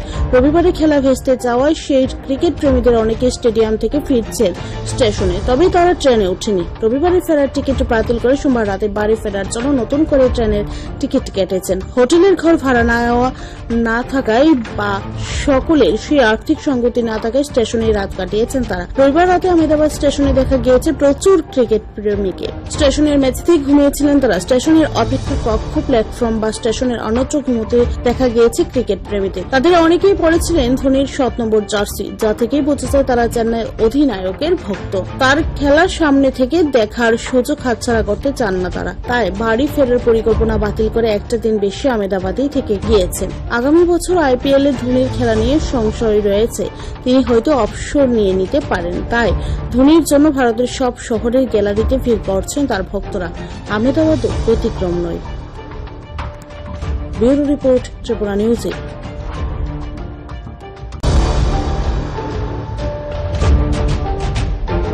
আইপিএল ফাইনাল নিয়ে ক্রিকেট প্রেমীদের উন্মাদনা তুঙ্গে।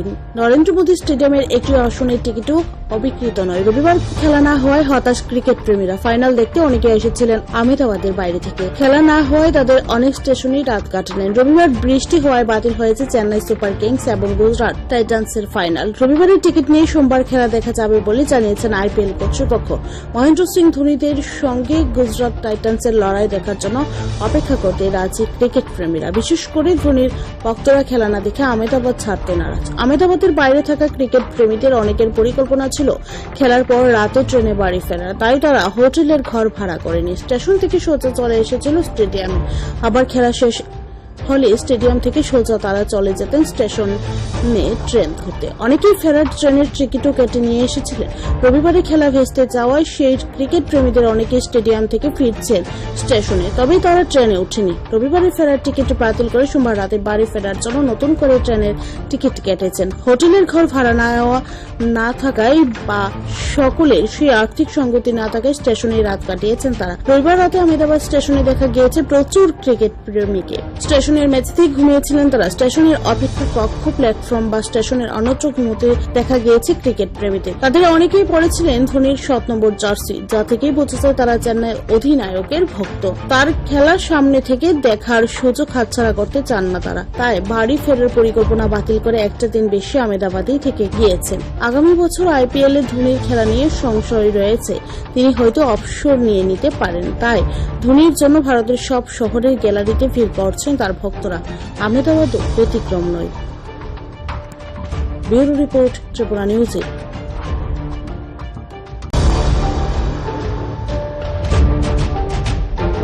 আইপিএল ফাইনাল নিয়ে ক্রিকেট প্রেমীদের উন্মাদনা তুঙ্গে।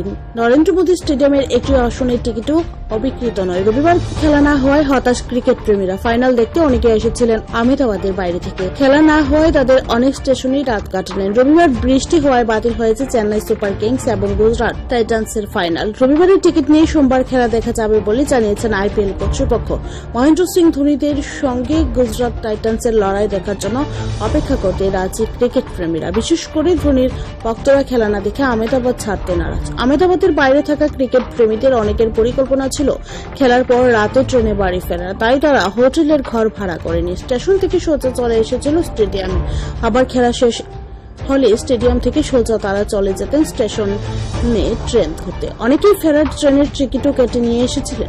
রবিবারে খেলা ভেস্তে যাওয়ায় সেই ক্রিকেট প্রেমীদের অনেকে স্টেডিয়াম থেকে ফিরছেন স্টেশনে, তবেই তারা ট্রেনে ওঠেনি। রবিবারে ফেরার টিকিট বাতিল করে সোমবার রাতে বাড়ি ফেরার জন্য নতুন করে ট্রেনের টিকিট কেটেছেন। হোটেলের ঘর ভাড়া না থাকায় বা সকলের সেই আর্থিক সঙ্গতি না থাকায় স্টেশনে রাত কাটিয়েছেন তারা। রবিবার রাতে আহমেদাবাদ স্টেশনে দেখা গিয়েছে প্রচুর ক্রিকেট প্রেমীকে। স্টেশনের মেঝেতেই ঘুমিয়েছিলেন তারা। স্টেশনের অপেক্ষা কক্ষ, প্ল্যাটফর্ম বা স্টেশনের অন্যত্র ঘুমোতে দেখা গিয়েছে ক্রিকেট প্রেমীদের। তাদের অনেকেই পড়েছিলেন ধোনির 7 নম্বর জার্সি, যা থেকেই বোঝা যায় তারা চেন্নাই অধিনায়কের ভক্ত। তার খেলার সামনে থেকে দেখার সুযোগ হাতছাড়া করতে চান না তারা, তাই বাড়ি ফেরার পরিকল্পনা বাতিল করে একটা দিন বেশি আহমেদাবাদেই থেকে গিয়েছেন। আগামী বছর আইপিএল এ ধোনির খেলা নিয়ে সংশয় রয়েছে, তিনি হয়তো অবসর নিয়ে নিতে পারেন। তাই ধোনির জন্য ভারতের সব শহরের গ্যালারিতে ভিড় করছেন তার ভক্তরা।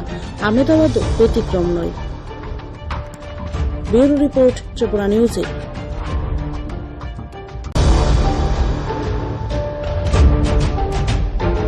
আইপিএল ফাইনাল নিয়ে ক্রিকেট প্রেমীদের উন্মাদনা তুঙ্গে।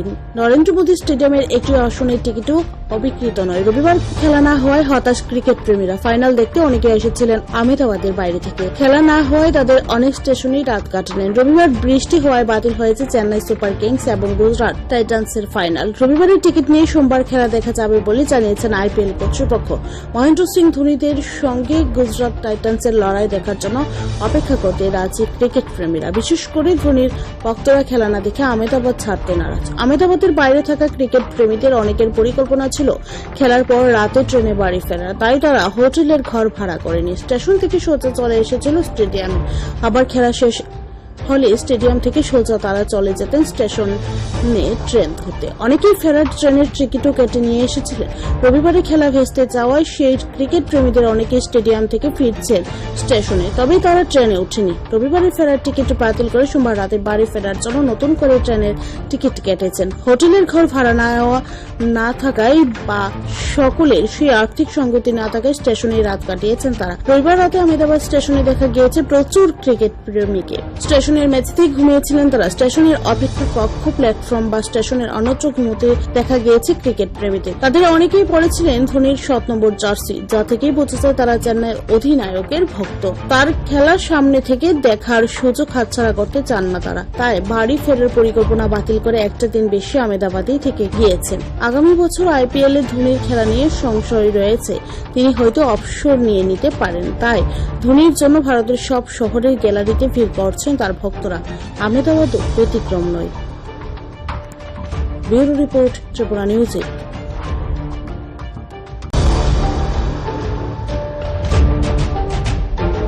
আইপিএল ফাইনাল নিয়ে ক্রিকেট প্রেমীদের উন্মাদনা তুঙ্গে। নরেন্দ্র মোদী স্টেডিয়ামের একটি আসনের টিকিটও অবিকৃত নয়। রবিবার খেলা না হওয়ায় হতাশ ক্রিকেট প্রেমীরা। ফাইনাল দেখতে অনেকে এসেছিলেন আহমেদাবাদের বাইরে থেকে। খেলা না হওয়ায় তাদের অনেক স্টেশনেই রাত কাটালেন। রবিবার বৃষ্টি হওয়ায় বাতিল হয়েছে চেন্নাই সুপার কিংস এবং গুজরাট টাইটান্সের ফাইনাল। রবিবারের টিকিট নিয়ে সোমবার খেলা দেখা যাবে বলে জানিয়েছেন আইপিএল কর্তৃপক্ষ। মহেন্দ্র সিং ধোনিদের সঙ্গে গুজরাট টাইটান্সের লড়াই দেখার জন্য অপেক্ষা করতে রাজি ক্রিকেট প্রেমীরা। বিশেষ করে ধোনির ভক্তরা খেলা না দেখে আহমেদাবাদ ছাড়তে নারাজ। আহমেদাবাদের বাইরে থাকা ক্রিকেট প্রেমীদের অনেকের পরিকল্পনা ছিল খেলার পর রাতে ট্রেনে বাড়ি ফেরা, তাই তারা হোটেলের ঘর ভাড়া করেনি। স্টেশন থেকে সোজা চলে এসেছিল স্টেডিয়ামে। আবার খেলা শেষ হলে স্টেডিয়াম থেকে সোজা তারা চলে যেতেন স্টেশনে ট্রেন ধরতে। অনেকেই ফেরার ট্রেনের টিকিটও কেটে নিয়ে এসেছিলেন। রবিবারে খেলা ভেস্তে যাওয়ায় সেই ক্রিকেট প্রেমীদের অনেকে স্টেডিয়াম থেকে ফিরছেন স্টেশনে, তবেই তারা ট্রেনে ওঠেনি। রবিবারে ফেরার টিকিট বাতিল করে সোমবার রাতে বাড়ি ফেরার জন্য নতুন করে ট্রেনের টিকিট কেটেছেন। হোটেলের ঘর ভাড়া না থাকায় বা সকলের সেই আর্থিক সঙ্গতি না থাকায় স্টেশনে রাত কাটিয়েছেন তারা। রবিবার রাতে আহমেদাবাদ স্টেশনে দেখা গিয়েছে প্রচুর ক্রিকেট প্রেমীকে। স্টেশনের মেঝেতেই ঘুমিয়েছিলেন তারা। স্টেশনের অপেক্ষা কক্ষ, প্ল্যাটফর্ম বা স্টেশনের অন্যত্র ঘুমোতে দেখা গিয়েছে ক্রিকেট প্রেমীদের। তাদের অনেকেই পড়েছিলেন ধোনির 7 নম্বর জার্সি, যা থেকেই বোঝা যায় তারা চেন্নাই অধিনায়কের ভক্ত। তার খেলার সামনে থেকে দেখার সুযোগ হাতছাড়া করতে চান না তারা, তাই বাড়ি ফেরার পরিকল্পনা বাতিল করে একটা দিন বেশি আহমেদাবাদেই থেকে গিয়েছেন। আগামী বছর আইপিএল এ ধোনির খেলা নিয়ে সংশয় রয়েছে, তিনি হয়তো অবসর নিয়ে নিতে পারেন। তাই ধোনির জন্য ভারতের সব শহরের গ্যালারিতে ভিড় করছেন তার ভক্তরা। আহমেদাবাদও ব্যতিক্রম নয়। ব্যুরো রিপোর্ট, ত্রিপুরা নিউজে।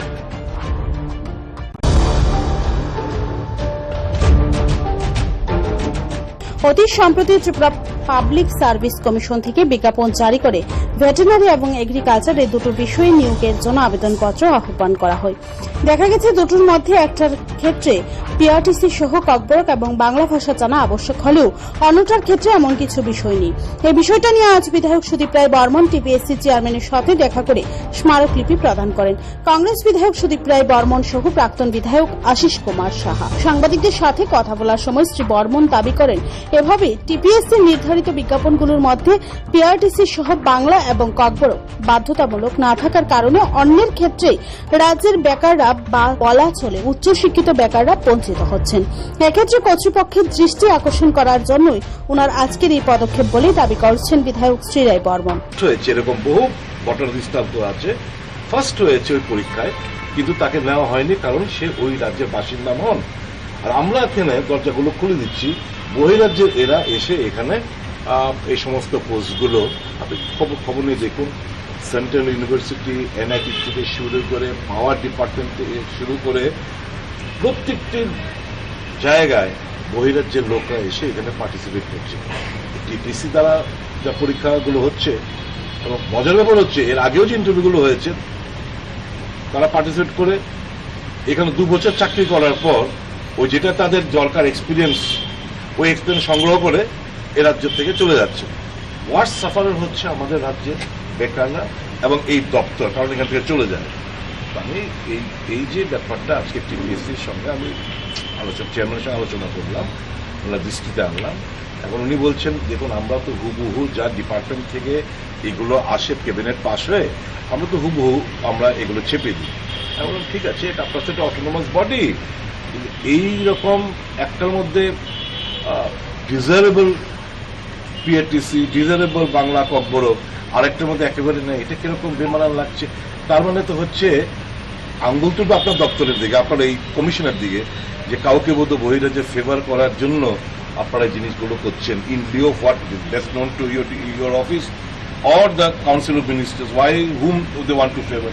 এই কথাগুলো যখন বললাম তখন উনি বললেন যে ঠিক আছে, আমি এটার পরীক্ষা জুন মাসে, আমাদের পরীক্ষা তো হয়নি, পরীক্ষা না হওয়ার আগে you can always cancel that, cancel করো এবং ফ্রেশ নোটিফিকেশন এনে এই ম্যান্ডেটরি প্রভিশন অফ পিআরটিসি এবং বাংলা ককবরক জানাটা তোমরা তোমাদের এই অ্যাডভার্টাইজমেন্টের মধ্যে তোমরা আনো। কথাটা বলে উনি বললেন উনি টেক আপ করবেন। এখন আমরা এতটুকু আশা করব যে সরকার, আপনার মনে আছে কিনা জানি না, আমি বারংবার অ্যাসেম্বলিতে এই পিআরটিসি বাংলা ককবরক জানা ম্যান্ডেটরি প্রভিশন করার জন্য বারংবার আমি ডিমান্ড করে আসছি। আজ অব্দি নড়ে চড়ে বসেন।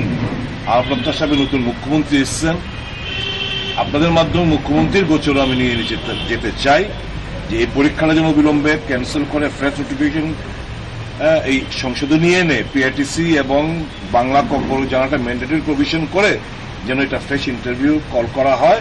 আর এখন থেকে যতগুলো এই রাজ্যের মধ্যে, সেই সেন্ট্রাল গভর্নমেন্টেরই হোক, এনআইটি হোক, সেন্ট্রাল ইউনিভার্সিটি হোক, বিভিন্ন জায়গায় যে ইন্টারভিউগুলো হয়, mandatory provision of PRTC Bangla এবং অথবা ককবরক জানাটা ম্যান্ডেটরি প্রভিশন যেন হয়, এটা যেন উনি টেক আপ করেন।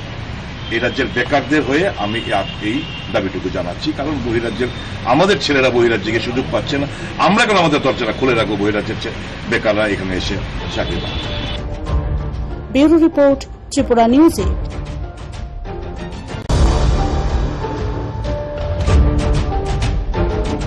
ঘরে থাকা গ্যাস সিলিন্ডারে বিস্ফোরণে পুড়ে ছাই বসতঘর সহ এক গৃহবধূ। মর্মান্তিক এক অগ্নিকাণ্ডের ঘটনায় নিজের ঘর সহ পুড়ে ছাই হয়েছে 34 বছরের এক গৃহবধূ।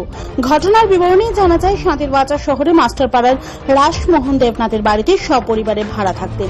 পশ্চিম পিলাক এলাকার টিএসআর নবম বাহিনীতে কর্মরত পুলক বর্মন আজ স্ত্রী ভৌমিক পরিবারের লোকজনদের নিয়ে উদয়পুর মাতার বাড়িতে গেলে ওনার স্ত্রী মনিকা দেবনাথ ভৌমিক বাড়িতেই ছিলেন। এরপর কোনোভাবে ঘরে রাখা সিলিন্ডার দুটি বিস্ফোরিত হয়ে মুহূর্তের মধ্যে আগুন ধরে যায়। ঘটনার খবর পেয়ে রাস্তার পরিসর কম হওয়ায় ফলে ঘটনাস্থলে পৌঁছতে যথেষ্ট বেগ পেতে হয় অগ্নি নির্বাপক দপ্তরের কর্মীদের। এই ফাঁকে ঘর সহ গৃহবধূ পুড়ে ছাই হয়ে যায়। গোটা ঘটনা জুড়ে এলাকার মধ্যে ব্যাপক চাঞ্চল্য ছড়িয়ে পড়েছে। সকাল 11:10 নাগাদ আমাদের অফিসে একটা ফোন আসে, শান্তিবাজার স্কুল পাড়াতে রাসমোহন দেবনাথের বাড়িতে আগুন লেগেছে। ওনার ভাড়াটাই করে একটা সম্পূর্ণ বসন্ত হয়ে যায় এবং একজন লোক নিহত হয়েছে, ওনার পুরো সম্পূর্ণ পড়ে গেছে শরীরটা। একজন মারা গেছে না? হ্যাঁ, মহিলার নাম হলো মনিকা দেবনাথ, ভূমিকা দেবনাথ।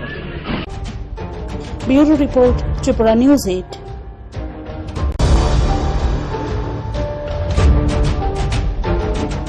অতি সম্প্রতি ত্রিপুরা পাবলিক সার্ভিস কমিশন থেকে বিজ্ঞাপন জারি করে ভেটেরিনারি এবং এগ্রিকালচার এই দুটো বিষয়ে নিয়োগের জন্য আবেদনপত্র আহ্বান করা হয়। দেখা গেছে দুটোর মধ্যে একটার ক্ষেত্রে পিআরটিসি সহ ককবরক এবং বাংলা ভাষা জানা আবশ্যক হলেও অন্যটার ক্ষেত্রে এমন কিছু বিষয় নেই। এই বিষয়টা নিয়ে আজ বিধায়ক সুদীপ রায় বর্মন টিপিএসসি চেয়ারম্যানের সাথে দেখা করে স্মারকলিপি প্রদান করেন কংগ্রেস বিধায়ক সুদীপ রায় বর্মন সহ প্রাক্তন বিধায়ক আশিস কুমার সাহা। সাংবাদিকদের সাথে কথা বলার সময় শ্রী বর্মন দাবি করেন, এভাবে টিপিএসসি নির্ধারিত বিজ্ঞাপনগুলোর মধ্যে পিআরটিসি সহ বাংলা এবং ককবরক বাধ্যতামূলক না থাকার কারণে অন্যের ক্ষেত্রে রাজ্যের বেকাররা বা বলা চলে উচ্চশিক্ষিত বেকাররা বঞ্চিত হচ্ছেন। এক্ষেত্রে কর্তৃপক্ষের দৃষ্টি আকর্ষণ করার জন্যই ওনার আজকের এই পদক্ষেপ বলে দাবি করছেন বিধায়ক শ্রী রায় বর্মন।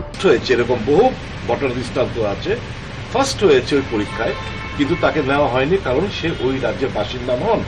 আর আমরা এখানে দরজাগুলো খুলে দিচ্ছি, বহিরাজ্যের এরা এসে এখানে এই সমস্ত পোস্টগুলো আপনি খবর নিয়ে দেখুন। সেন্ট্রাল ইউনিভার্সিটি, এনআইটি থেকে শুরু করে পাওয়ার ডিপার্টমেন্ট থেকে শুরু করে প্রত্যেকটি জায়গায় বহিরাজ্যের লোকরা এসে এখানে পার্টিসিপেট করছে। টিপিসি দ্বারা যা পরীক্ষাগুলো হচ্ছে, মজার ব্যাপার হচ্ছে এর আগেও যে ইন্টারভিউগুলো হয়েছে তারা পার্টিসিপেট করে এখানে 2 বছর চাকরি করার পর ওই যেটা তাদের দরকার এক্সপিরিয়েন্স, ওই এক্সপিরিয়েন্স সংগ্রহ করে এ রাজ্য থেকে চলে যাচ্ছে। ওয়ার্স্ট সাফারার হচ্ছে আমাদের রাজ্যের বেকাররা এবং এই দপ্তর, কারণ এখান থেকে চলে যায়। আমি এই যে ব্যাপারটা আজকে টিপিএসসির সঙ্গে আমি চেয়ারম্যানের সঙ্গে আলোচনা করলাম, ওনার দৃষ্টিতে আনলাম। এখন উনি বলছেন, দেখুন আমরা তো হুবহু যা ডিপার্টমেন্ট থেকে এগুলো আসে ক্যাবিনেট পাস হয়ে, আমরা তো হুবহু আমরা এগুলো চেপে দিই। এখন ঠিক আছে, এটা আপনার সাথে অটোনোমাস বডি, এইরকম একটার মধ্যে desirable PRTC, desirable Bangla Kokborok, আরেকটার মধ্যে একেবারে নেই, এটা কিরকম বেমানান লাগছে।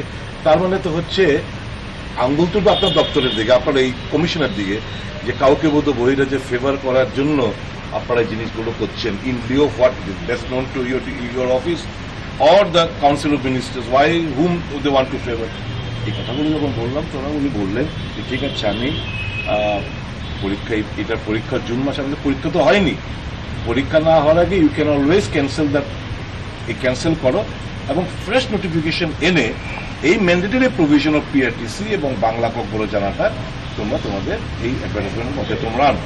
কথাটা বলে উনি বললেন উনি টেক আপ করবেন। এখন আমরা এতটুকু আশা করব যে সরকার, আপনার মনে আছে কিনা জানি না, আমি বারংবার অ্যাসেম্বলিতে এই পিআরটিসি বাংলা ককবরক জানা ম্যান্ডেটরি প্রভিশন করার জন্য বারংবার আমি ডিমান্ড করে আসছি। আজ অব্দি নড়ে চড়ে বসেন। আমার প্রত্যাশা সাহেব নতুন মুখ্যমন্ত্রী এসছেন, আপনাদের মাধ্যমে মুখ্যমন্ত্রীর গোচরে আমি নিয়ে যেতে চাই যে এই পরীক্ষাটা যেন বিলম্বে ক্যান্সেল করে ফ্রেশ নোটিফিকেশন এই সংশোধনী এনে পিআরটিসি এবং বাংলা ককবরক জানাটা ম্যান্ডেটরি প্রভিশন করে যেন এটা ফ্রেশ ইন্টারভিউ কল করা হয়। আর এখন থেকে যতগুলো এই রাজ্যের মধ্যে সেই সেন্ট্রাল গভর্নমেন্টেরই হোক, এনআইটি হোক, সেন্ট্রাল ইউনিভার্সিটি হোক, বিভিন্ন জায়গায় যে ইন্টারভিউগুলো হয়, mandatory provision of PRTC Bangla এবং অথবা ককবরক জানাটা ম্যান্ডেটরি প্রভিশন যেন হয়, এটা যেন উনি টেক আপ করেন। এই রাজ্যের বেকারদের হয়ে আমি এই দাবিটুকু জানাচ্ছি, কারণ বহিরাজ্যের আমাদের ছেলেরা বহিরাজ্যে সুযোগ পাচ্ছে না, আমরা কেন আমাদের দরজাটা খুলে রাখবো বহিরাজ্যের বেকাররা এখানে এসে চাকরি পাচ্ছে। Bureau report, Tripura news 8।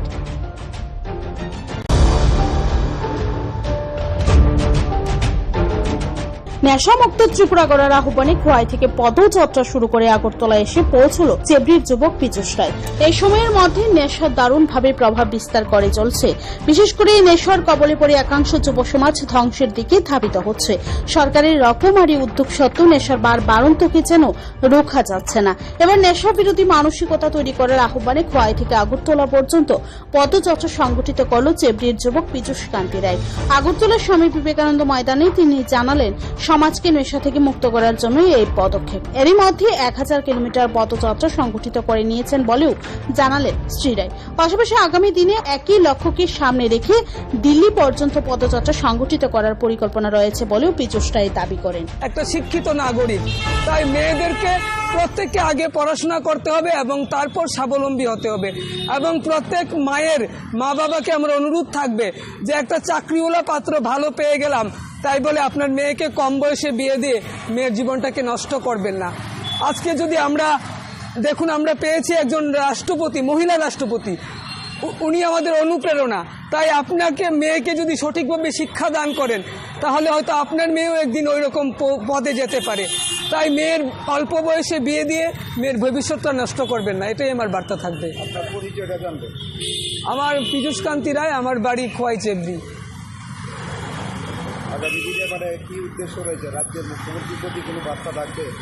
এটাই রাজ্যের মুখ্যমন্ত্রীর কাছে আমার একটাই আবেদন যে আমি এই নেশামুক্ত ভারত গঠন করার বার্তা নিয়ে একটা পদযাত্রা করতে চাই। আর সেটাই আমি যেন করতে পারি, উনি যেন আমাকে অনুমতি প্রদান করেন এবং সহযোগিতা করেন। এবং এছাড়াও আমি রাজ্যের গরিব দুস্থ বিভিন্ন এলাকায় পিছিয়ে পড়া শিশুদের জন্য বিভিন্ন এলাকায় ডে কেয়ার সেন্টার পরিচালনা করছি, যেখানে প্রায় 50 থেকে 60 জন নেশার সঙ্গে যুক্ত শিশুদের ধরে ধরে পড়াশোনা শেখাচ্ছি। তো তার জন্য যেন একটু সহযোগিতা করেন। Bureau report, Tripura news 8।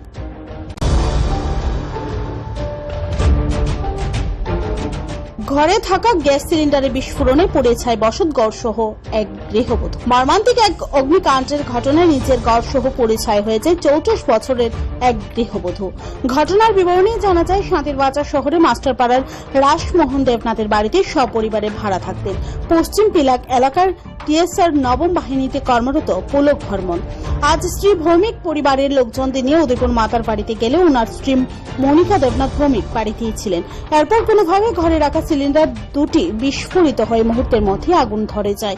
ঘটনার খবর পেয়ে রাস্তার পরিসর কম হওয়ায় ফলে ঘটনাস্থলে পৌঁছতে যথেষ্ট বেগ পেতে হয় অগ্নি নির্বাপক দপ্তরের কর্মীদের। এই ফাঁকে ঘর সহ গৃহবধূ পুড়ে ছাই হয়ে যায়। গোটা ঘটনা জুড়ে এলাকার মধ্যে ব্যাপক চাঞ্চল্য ছড়িয়ে পড়েছে। সকাল 11টা নাগাদ 11:10 নাগাদ আমাদের অফিসে একটা ফোন আসে, শান্তিলাল স্কুল পাড়াতে রাসমোহন দেবনাথের বাড়িতে আগুন লেগেছে। ওনার ভাড়াটায় করে একটা সম্পূর্ণ ভর্তি হয়ে যায় এবং একজন লোক নিহত হয়েছে। ওনার পুরো সম্পূর্ণ পড়ে গেছে শরীরটা, একজন মারা গেছে না? হ্যাঁ, মহিলার নাম হলো Monika Debnath, Bhowmik Debnath. Bureau report, Tripura news 8।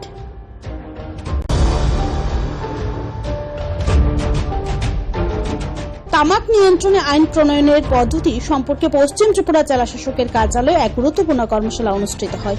এই সময়ের মধ্যে গোটা দেশের মধ্যে ত্রিপুরা রাজ্যে অতিরিক্ত তামাক সেবনের ফলে নানান প্রকারের সমস্যা তৈরি হচ্ছে। এক্ষেত্রে সাধারণ মানুষকে তামাক থেকে দূরে রাখতে ইতিমধ্যে বিভিন্ন প্রকারের কর্মসূচি হাতে নেওয়া হয়েছে। এরকমই এক কর্মসূচির অঙ্গ হিসেবে আজ পশ্চিম ত্রিপুরা জেলা শাসকের কার্যালয়ে পশ্চিম ত্রিপুরা জেলা প্রশাসন এবং ভলান্টারি হেলথ অ্যাসোসিয়েশনের যৌথ উদ্যোগে এক উচ্চ পর্যায়ের কর্মশালা অনুষ্ঠিত হয়। এই কর্মশালা থেকে মূলত আগামী দিনে যাতে করে সমাজের মধ্যে তামাক বিরোধী মানসিকতা তৈরি হয় সে ব্যাপারে দিশা নির্ধারিত হয় বলে জানা গেছে। Bureau report, Tripura news 8।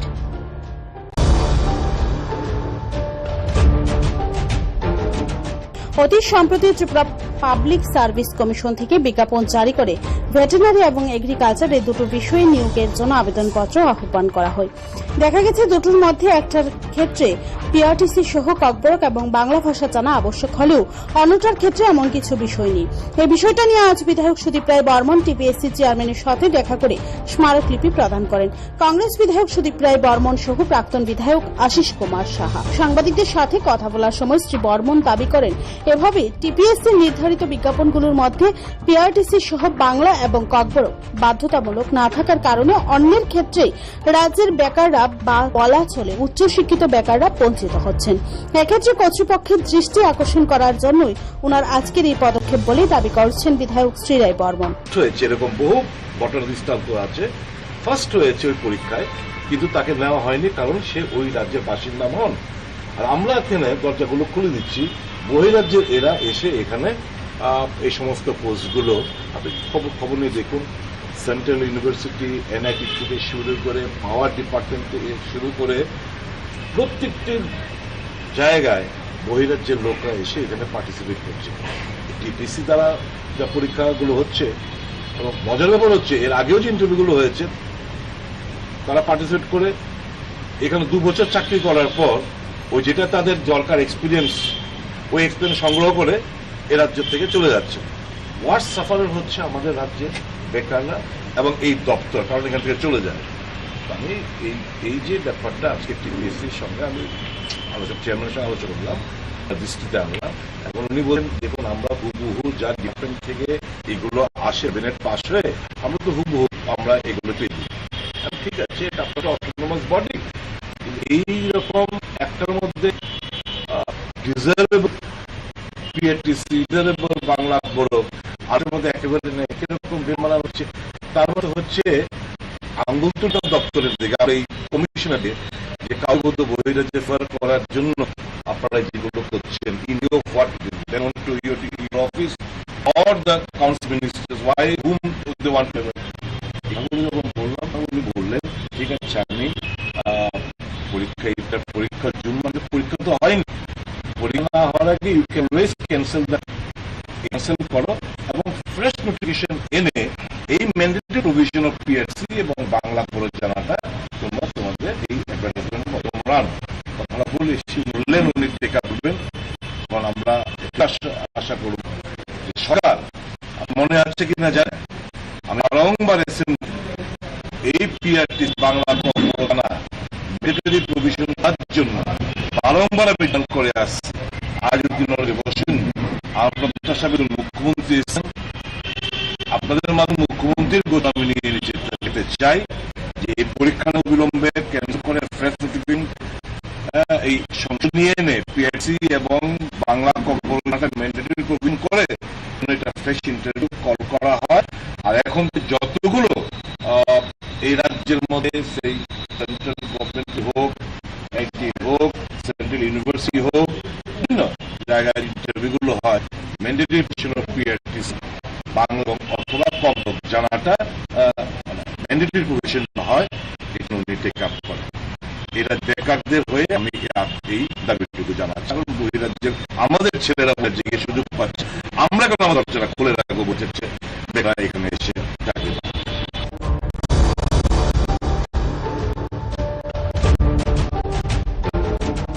নেশামুক্ত ত্রিপুরা গড়ার আহ্বানে খোয়াই থেকে পদযাত্রা শুরু করে আগরতলা এসে পৌঁছল চেবড়ির যুবক পীযূষ রায়। এই সময়ের মধ্যে নেশা দারুণভাবে প্রভাব বিস্তার করে চলছে। বিশেষ করে এই নেশার কবলে পড়ে একাংশ যুব সমাজ ধ্বংসের দিকে ধাবিত হচ্ছে। সরকারের রকমারি অনুরোধ করা হয়েছে। আপনারা জানেন যে গত 2 দিন ধরে আমি দিল্লিতে আমি ছিলাম, তো সেখানে কি কি কার্যক্রম ছিল এবং কি কি বিষয়ে কথাবার্তা হয়েছে সেই বিষয়ে আপনাদের অবগত করা। একটা তো আপনারা জানেন যে গতকাল একটা বিশেষ দিন আমাদের জন্য, একটা নতুন পার্লামেন্ট ইনঅগ্রেশন হয়েছে। প্রধানমন্ত্রী আমাদের সবসময় আদরণীয় প্রধানমন্ত্রী নরেন্দ্র মোদীজি, ওনার মাধ্যমে সেই ইনঅগ্রেশন হয়েছে এবং সেখানে হ্যান্ডিং ওভার অফ সেঙ্গল সেটাও আপনারা দেখেছেন যে transfer of power from British to India. তো সেই সেঙ্গলকে তার যথাস্থানে যশস্বী প্রধানমন্ত্রী নরেন্দ্র মোদীজি পার্লামেন্টে সেটা রেখেছেন। আমি বিষয়টা এখানে এনেছি, সেটা হচ্ছে এখানে 4টা রাজ্যের থেকে এই পার্লামেন্ট তৈরির ক্ষেত্রে যেসব ম্যাটেরিয়ালস এনেছে সেটা হচ্ছে স্টোন রাজস্থান থেকে এনেছে, উড এনেছে ফ্রম মহারাষ্ট্র এবং কালি মানে কার্পেট ইউপি থেকে এনেছে। এবং আমাদের অত্যন্ত গর্বের বিষয় যেখানে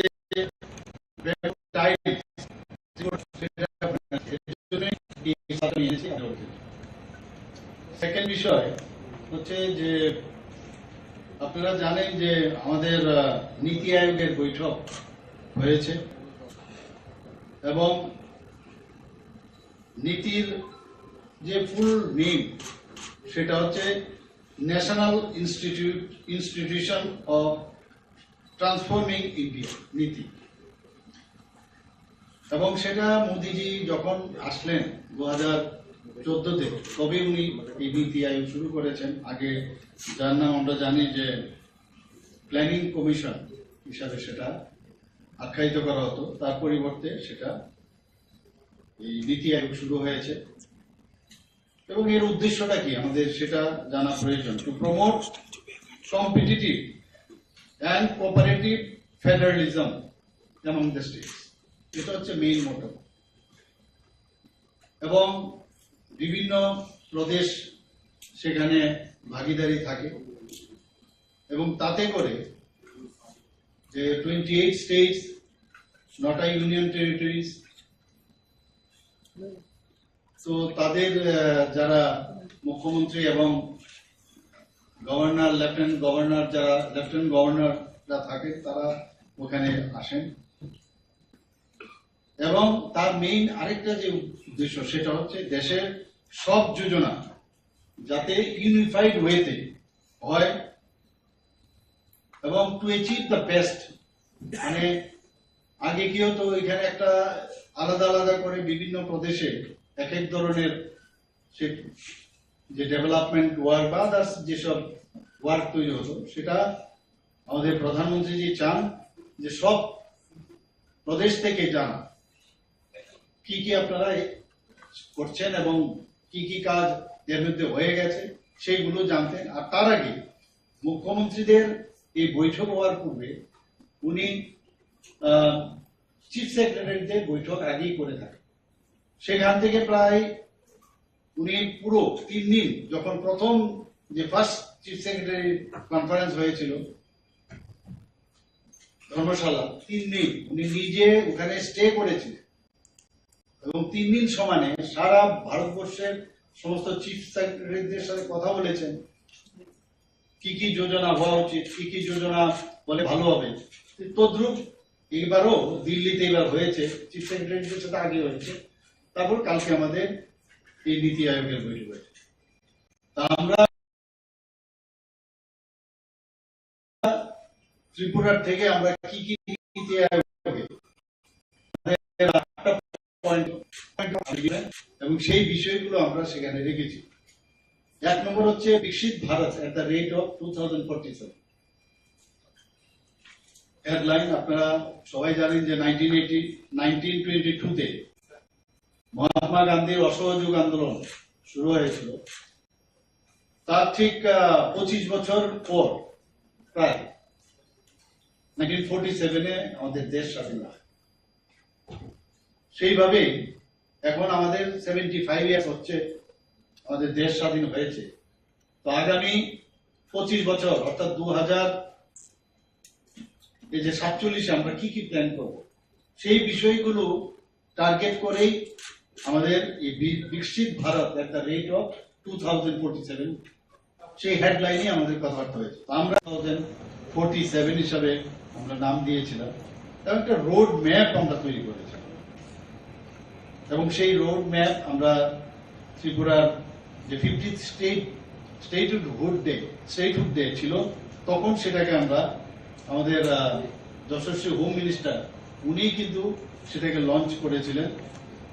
তো সেই বিষয়ে আমরা আলোচনা করলাম, সেখানে আমরা কি রোড ম্যাপ আমরা করেছি আগামী 25 বছরের জন্য। খুব জোর দেওয়া হয়েছে এমএসএমই, যে মাইক্রো, স্মল এন্ড মিডিয়াম এন্টারপ্রাইজের উপর খুব জোর দেওয়া হয়েছে। আমাদের এখানে আমরা সবসময় জানি যে আমাদের ফুড প্রসেসিং, রাবার, টি, ব্যাম্বো, হ্যান্ডলুম, হ্যান্ডিক্রাফট, সেরিকালচার আমাদের কি সেক্টর। তার উপর ভিত্তি করে আমাদের মাইক্রো, স্মল বা এমএসএমই যে আমরা যে ইন্ডাস্ট্রিয়াল ডেভেলপমেন্ট, তার উপর ভিত্তি করে আমাদের হয়। আমাদের এখানে গ্যাস প্রচুর, আমরা সবাই জানি সেক্টর। তো এতে করে এই বিষয়গুলো আমরা রাখি এবং আমরা এটাও বলি যে আমাদের যে প্রদেশ ত্রিপুরা প্রায় 84% বর্ডারিং উইথ বাংলাদেশ, কাজে আমাদের এক্সপোর্টের সুবিধা আছে এবং আগামী দিনে যেভাবে মৈত্রী সেতু বা রেল লাইন কানেক্ট হচ্ছে, এক্সপোর্টের সুবিধা হওয়ার জন্য আরো অন্যান্য বিষয়গুলো আমি পরবর্তী সময়ে আসছি, তার উপর ভিত্তি করে আমাদের এই যে এমএসএমইর উপর আমরা জোর দিয়েছি এবং সেই বিষয়গুলো আমি ওখানে রাখি। আমাদের বাইরের থেকে ইনভেস্টমেন্ট যেহেতু মানুষ করতে আসবে, গভর্নমেন্ট ইনভেস্টমেন্ট করবে, কিন্তু পাশাপাশি যারা প্রাইভেট সেক্টর তাদেরও ইনভেস্ট যাতে করে, এই সুবিধাগুলোর জন্য আমরা কি করেছি, আমরা একটা তো হচ্ছে ট্রাস্ট সেক্টরস আমি বললাম যে বিষয়গুলো, আর একটা হচ্ছে এডিশনাল ক্যাপিটাল সাবসিডি আমরা দেওয়ার ব্যবস্থা করেছি, লোয়ার পাওয়ার ট্যারিফ সেটাও আমরা বলেছি, easy access to industrial estates, এবং এর জন্য আমরা একটা ইনসেন্টিভ স্কিম যার নাম আমরা দিয়েছি Tripura industrial investment promotion incentive scheme 2022, সেই বিষয়টা ওখানে রেখেছি। আমরা সবাই জানি যে আগো রুট আমাদের একটা পলিসি আমরা করেছি 2021-এ, তো তার উপর ভিত্তি করে আমরা আগামী দিনে 2000 crore of agri economy by 2025, তো আমরা এই যে পলিসি আমরা করেছি তার কি কি সুবিধা অসুবিধা সব কথাগুলো আমরা ওখানে রেখেছি। ইনফ্রাস্ট্রাকচার এন্ড ইনভেস্টমেন্ট, যেটা আমি একটু আগে বললাম যে বাইরের থেকে ইনভেস্টর তখনই আসবে যতক্ষণ পর্যন্ত না আমরা এখানে ইনফ্রাস্ট্রাকচার আমরা ডেভেলপ করি। ইনফ্রাস্ট্রাকচার ডেভেলপমেন্ট যাতে ইজ অফ ডুইং বিজনেস, যে কথাটা বারবার আমরা বলি, প্রো ডেভেলপমেন্ট গভর্নেন্স, সেটা আমরা ব্যবস্থা করেছি, সেই এতে করে জব ক্রিয়েশনও বেশি করে হবে। তো এই বিষয়টা ওখানে উত্থাপন করা হয়েছে। তাছাড়া আমরা কিছু সেক্টর স্পেসিফিক পলিসিস আমরা নিয়েছি, development of basic and industrial infrastructure under various scheme, single window clearance যার নাম স্বাগত পোর্টাল আমরা সৃষ্টি করেছি, সেটা ওখানে বলেছি, যাতে করে এর মধ্যে 17 যে আমাদের স্টেটের যে ডিপার্টমেন্ট সেগুলো একসাথে কাজ করে সিঙ্গেল উইন্ডো, তাহলে ইজ অফ ডুইং এর সুবিধা হয়, বাইরের থেকে যারা আসবে ইনভেস্ট করবে তাদের পক্ষে সুবিধা, এবং তাতে করে প্রায় 60 সার্ভিসেস এর মধ্যে ইনক্লুড হয় to provide fast track statutory clearance for business. শুধু তাই নয়, আমরা যে স্টেট গভর্নমেন্ট আমরা ক্যাপিটাল এক্সপেন্ডিচার আগে আমাদের ছিল 835 crore ডিউরিং 2020-21, এখন আমরা 2200 crore করেছি।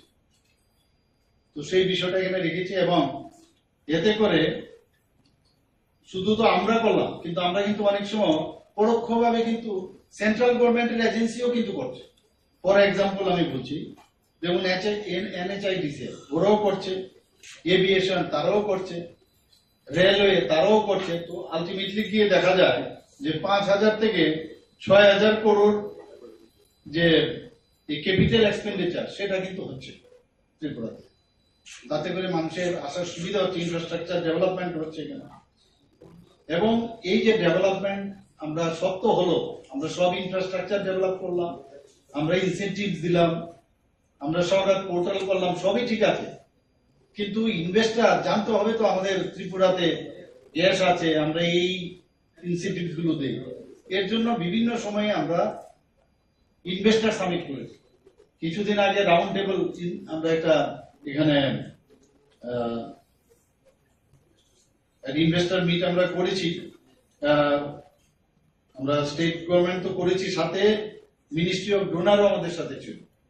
তো সেই রাউন্ড টেবিলে যে আপনারা যখন এই রাউন্ড টেবিল কনফারেন্সটা হয়েছিল ইনভেস্টার সামিট, তখন আপনাদেরও বলেছি যে 338 crore মোর স্বাক্ষর হয়েছে, সেই বিষয়টা ওখানে আমি রেখেছি। ইনভেস্টর তারাও এলো, কিন্তু ল্যান্ড থাকতে হবে, তো ল্যান্ডের ব্যবস্থা আমরা করেছি। State has also identified over 2000 this acres of land. তো সেটা আছে। তাছাড়া public private partnership project, special economic zone project, sector specific project, এই রাবার, আগর, ব্যাম্বু অ্যান্ড ফুড প্রসেসিং। তো এটা তো হলো। এখন তার উপরও আমরা কি করলাম, এশিয়ান ডেভেলপমেন্ট ব্যাংক এডিবি থেকে তাদের কাছে আমরা চাইলাম যে আমাদের যে ইন্ডাস্ট্রিয়াল এস্টেটস গুলো আছে, উজ্জনগর এবং আরেকটা জায়গা হচ্ছে কুমারঘাট, মোরালেস ঠিক আছে, কিন্তু অন্যান্য জায়গায় আরো যে আমাদের 15টা ইন্ডাস্ট্রিয়াল এস্টেট আছে, সেই স্টেট গুলোতে যে যাতে করে আরো বেশি ডেভেলপমেন্ট হয়, তার জন্য আমরা এডিবি ফান্ড চেয়েছিলাম। তো সেটা তারা এগ্রি করেছে এবং মোটামুটি এই বিষয়গুলো ওখানে আমি দেখেছি। স্টেট, আপনারা জানেন যে value aided tax VAT on aviation turbine fuel, ATF যেটা বলে, আমরা 1% করে দিয়েছি, প্রায় 5% থেকে 1% করে দিয়েছি। এতে করে যে এয়ার ফেয়ার ফর ট্রাভেলার কম হওয়াতে তো ইনভেস্টররাও আসবে, টুরিস্টরাও আসবে। তো সেই বিষয়টাও এখানে আমি ওখানে রেখেছি। তাছাড়া আপনারা জানেন যে একটা ইন্টারন্যাশনাল ফ্লাইট চলবে, তো সেখানে যে ভায়াবিলিটি গ্যাপ ফান্ডিং, যদি প্যাসেঞ্জার না থাকে তো ওই প্যাসেঞ্জারের টাকাটা আমাদের দিতে হবে। ইনিশিয়ালি হয়তো লাগবে না, এর জন্য 14 করোড় আমরা অলরেডি দিয়েছি। তো সেটাও বলেছি ওখানে। এতে করে বাংলাদেশ এবং ইন্ডিয়ার মধ্যে, অর্থাৎ ত্রিপুরার সাথে একটা হসপিটালিটি এবং হেলথ সেক্টরও কিন্তু অনেক বেশি ডেভেলপ করবে। বাংলাদেশ থেকে প্রচুর লোক ত্রিপুরা হয়ে বাইরে যায়, তো সেটা অনেকটা ডেভেলপ করবে।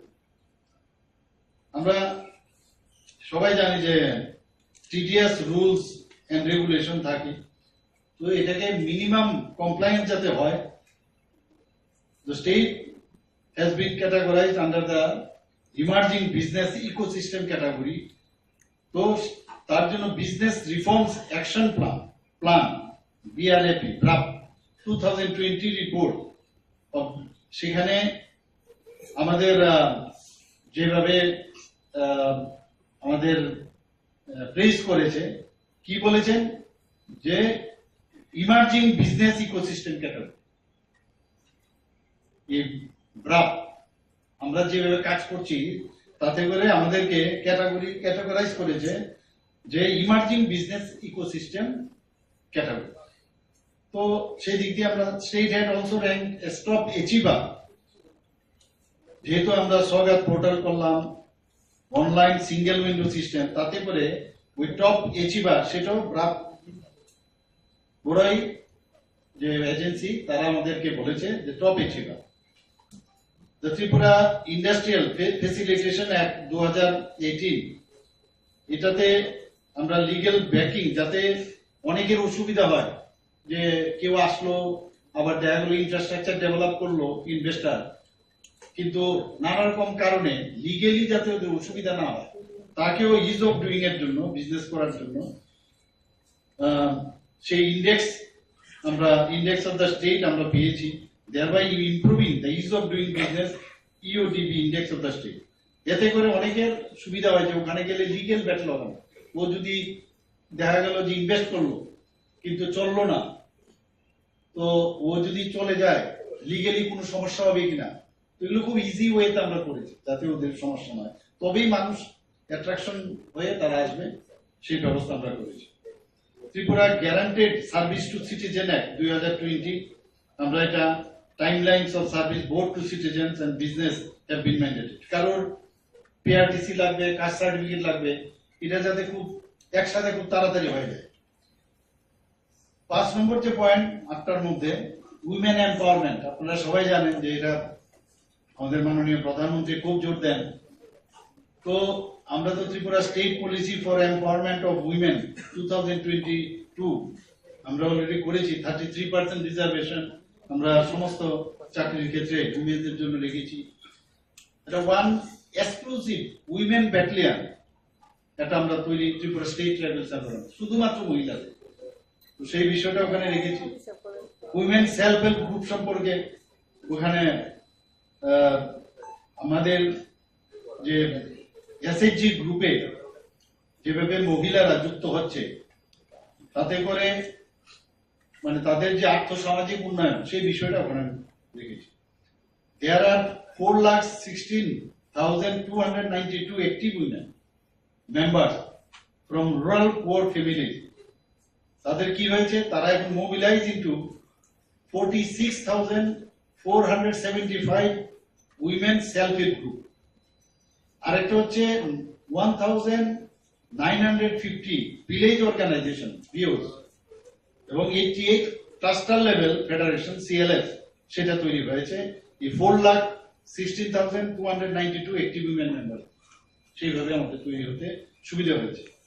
তাদেরকে আমরা 401.90 করোড় রিভলভিং ফান্ড আমরা দিয়েছি এবং কমিউনিটি ইনভেস্টমেন্ট ফান্ড দিয়েছি। এটা তো দিয়েছি যাতে আরো বেশি ওনারা সেই নিজেরা যদি আরো বিজনেসকে আরো উন্নতি করতে পারে, তার জন্য 724.92 করোড় ব্যাংক লোনেরও আমরা ব্যবস্থা করি। তো উইমেন এম্পাওয়ারমেন্টকে সাবস্টেনশিয়েট করার জন্য আমরা সমস্ত দেশের ওখানে যারা প্রতিনিধিরা ছিলেন, মুখ্যমন্ত্রীরা ছিলেন, মাননীয় প্রধানমন্ত্রীজি ছিলেন ওখানে, আমাদের হোম মিনিস্টার জি ছিলেন, আমাদের ডিফেন্স মিনিস্টার ছিলেন, অন্যান্য মিনিস্টাররা ছিলেন, ওদের সামনে আমি এটা তুলে ধরেছি। হেলথ এন্ড নিউট্রিশন সম্পর্কে 6 নম্বর, the state government is working tirelessly to improve infant, child and maternal health, build stronger immune systems, ensure safer pregnancy and childbirth, lower risk of non-communicable diseases, reduce anemia, prevent wasting, stunting in children and increase longevity. আরেকটা প্রধানমন্ত্রী এই বিষয়ে যখন কথা বলছিলাম বা অন্যান্য কথা বলছিলেন, তখন উনি বলছিলেন যে টিবি ইরাডিকেশনের উপর উনি খুব জোর দিয়েছেন। তো প্রথমে যে একটা ইন্টারন্যাশনাল মিট হয়েছিল, ইন্ডিয়াতেই হয়েছিল, কাশিতে, সেখানে বলা হয়েছিল 2030-তে ইরাডিকেশন হবে, কিন্তু এখন টিবি ইরাডিকেশন আমাদের ইন্ডিয়াতে 2025-এই হয়ে যাবে, এটা আশা করছি। মুখ্যমন্ত্রী মাতৃ পুষ্টি উপহার, আমরা স্টেট গভর্নমেন্ট আমরা নতুন একটা ইনিশিয়েটিভ আমরা নিয়েছি। এটাতে কি 500 টাকা করে প্রতি এন্টিনেটাল যে চেক আপ হয় সেটা আমরা দিচ্ছি এবং ম্যাক্সিমাম 4 এন্টিনেটাল চেক আপ ডিবিটির মাধ্যমে আমরা দিচ্ছি। তাছাড়া প্রধানমন্ত্রী মাতৃ বন্দনা যোজনা, এটা যা নিউট্রিশনের যে রিকোয়ারমেন্ট, সেই health related issues of pregnant and lactating women for the first যে লাইফ বার্থ তা দেওয়া হচ্ছে। চিফ মিনিস্টার পোষণ অভিযান, সেখানেও যারা নিউট্রিশনাল সাপোর্ট, যারা সিভিয়ারলি একিউজ মালনারিশ চিলড্রেন, তাদের জন্য সেই ব্যবস্থা আমরা রেখেছি। দ্য স্টেট গভর্নমেন্ট আরেকটা যেটা মুখ্যমন্ত্রী সুস্থ শৈশব, সুস্থ কৈশোর অভিযান, আপনারা নিশ্চয়ই বিভিন্ন সময় আমাদের হয়ে গেছে, আপনারা গেছেন ওখানে, এবং সেখানে বলা হয়েছে children from 6 months to 19 years of age আমরা এই মাইক্রোনিউট্রিয়েন্ট সাপ্লিমেন্ট আমরা দিচ্ছি। নাম্বার 7 হচ্ছে স্কিল ডেভেলপমেন্ট। আমাদের মাননীয় প্রধানমন্ত্রী সবসময় বলেন ভোকাল ফর লোকাল, সেটাকে প্রমোট করার জন্য আমরা লোকাল স্কিলস এন্ড ট্রেডিশন যাতে আরো বেশি উন্নতি করতে পারে সেই দিশায় আমরা কাজ করছি। A skill gap study has been conducted by the state to identify the job roles. কোন জায়গার মধ্যে স্কিল গ্যাপ, কোন স্কিলের দরকার, সেই বিষয়টা আমরা একটা স্টাডি করেছি। সিএম কনক্লেভে আমাদের বলা হয়েছিল যে 14টা পয়েন্টের উপরে আপনারা সব যে বিষয়গুলো আমাদের কাছে আগের থেকে বলে রেখেছিলেন। তো 14টা মানে 13টা পয়েন্ট, ফ্ল্যাগশিপ স্কিমস, তার স্যাচুরেশন পয়েন্ট মানে স্যাচুরেশন ট্র্যাকার কি হলো, প্রধানমন্ত্রীজিও সেখানে ছিলেন এবং আমাদের বিজেপি শাসিত যত মুখ্যমন্ত্রী এবং উপমুখ্যমন্ত্রী যারা ছিলেন বা ইন্ডিয়া গভর্নমেন্টের, তারা সেখানে উপস্থিত ছিলেন। প্রায় 4 ঘন্টার মতো সেই মিটিং হয়েছে। তো প্রথম যেটা আমাদের ত্রিপুরার থেকে জিজ্ঞেস করা হয়েছিল যে প্রধানমন্ত্রী আবাস যোজনা আরবানের কত পার্সেন্ট হয়েছে, আমরা বলেছি যে 73%। এবং আমাদের কিন্তু ন্যাশনাল এখানে 6 মাসের কিন্তু 6 মাসে দেওয়া হয়েছে, 6 মাসে বলেছে আমাদের নিয়ে আসতে, 6 মাসে আমরা দিয়েছিলাম। তাতে করে the state has been exhibiting good performance in the scheme, and due to this national award has been received in the year 2022-23. Under the Pradhan Mantri Awas Yojana Urban, more than 82,217 houses have been sanctioned. আজকে আমি সেই যে বিষয়টা বলেছি, তার মধ্যে 57,040টা house already construct হয়ে গেছে। আর এর জন্য the state has been awarded as the best performing state in the northeast during fiscal year 2022-23. প্রধানমন্ত্রী, এটা হচ্ছে 1 নম্বর। 2 নম্বর হচ্ছে প্রধানমন্ত্রী আবাস যোজনা গ্রামীণ, সেখানেও আমরা 91.19%, অনেক প্রদেশ থেকে আমরা 3 নম্বর 2 নম্বর এরকম জায়গাতে আমরা ছিলাম। এখানে স্টেট হ্যাজ কমপ্লিটেড, যেটা গ্রামীণে 1,79,989 houses in the financial year 2022-23। Expenditure কত হয়েছে? 1,300 crore। এবং তাতে করে the state has regularly been ranked as one of the top performing state by the ministry in this case. প্রদেশের তুলনায় অনেক করে শুরু করি, সেখানেও আমরা 62.14% আমরা অ্যাচিভ করেছি। এবং state has the plan to saturate 100% by December 2023। Ayushman Bharat স্কিমে আমাদের 94.62% অ্যাচিভমেন্ট। এবং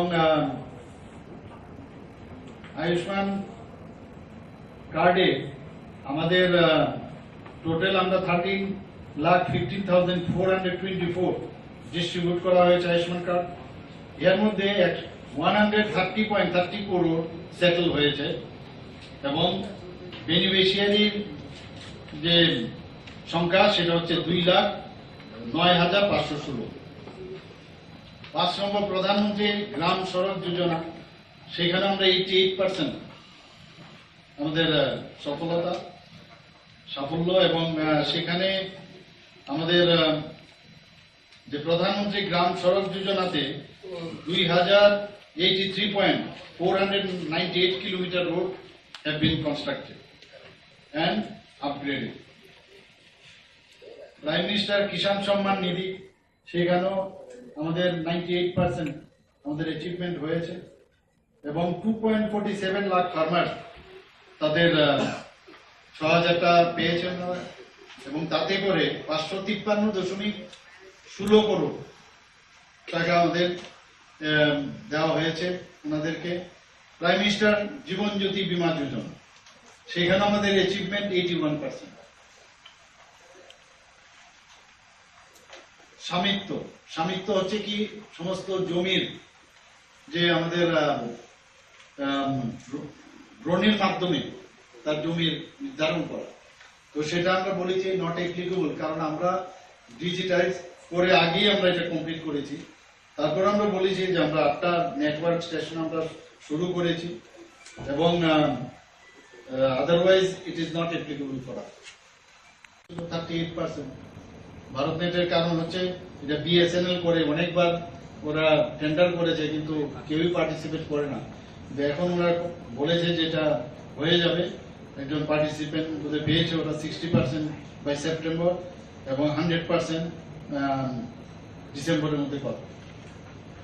সয়েল হেলথ কার্ডের আমরা কিউআর কোড বেস সেটা আমরা ট্রাই করছি যে মোবাইল দিয়ে সেটা করব, এবং তার জন্য 1.50 lakh soil health card have been distributed, এবং 20,000 soil health card will be distributed during financial year 2023-24।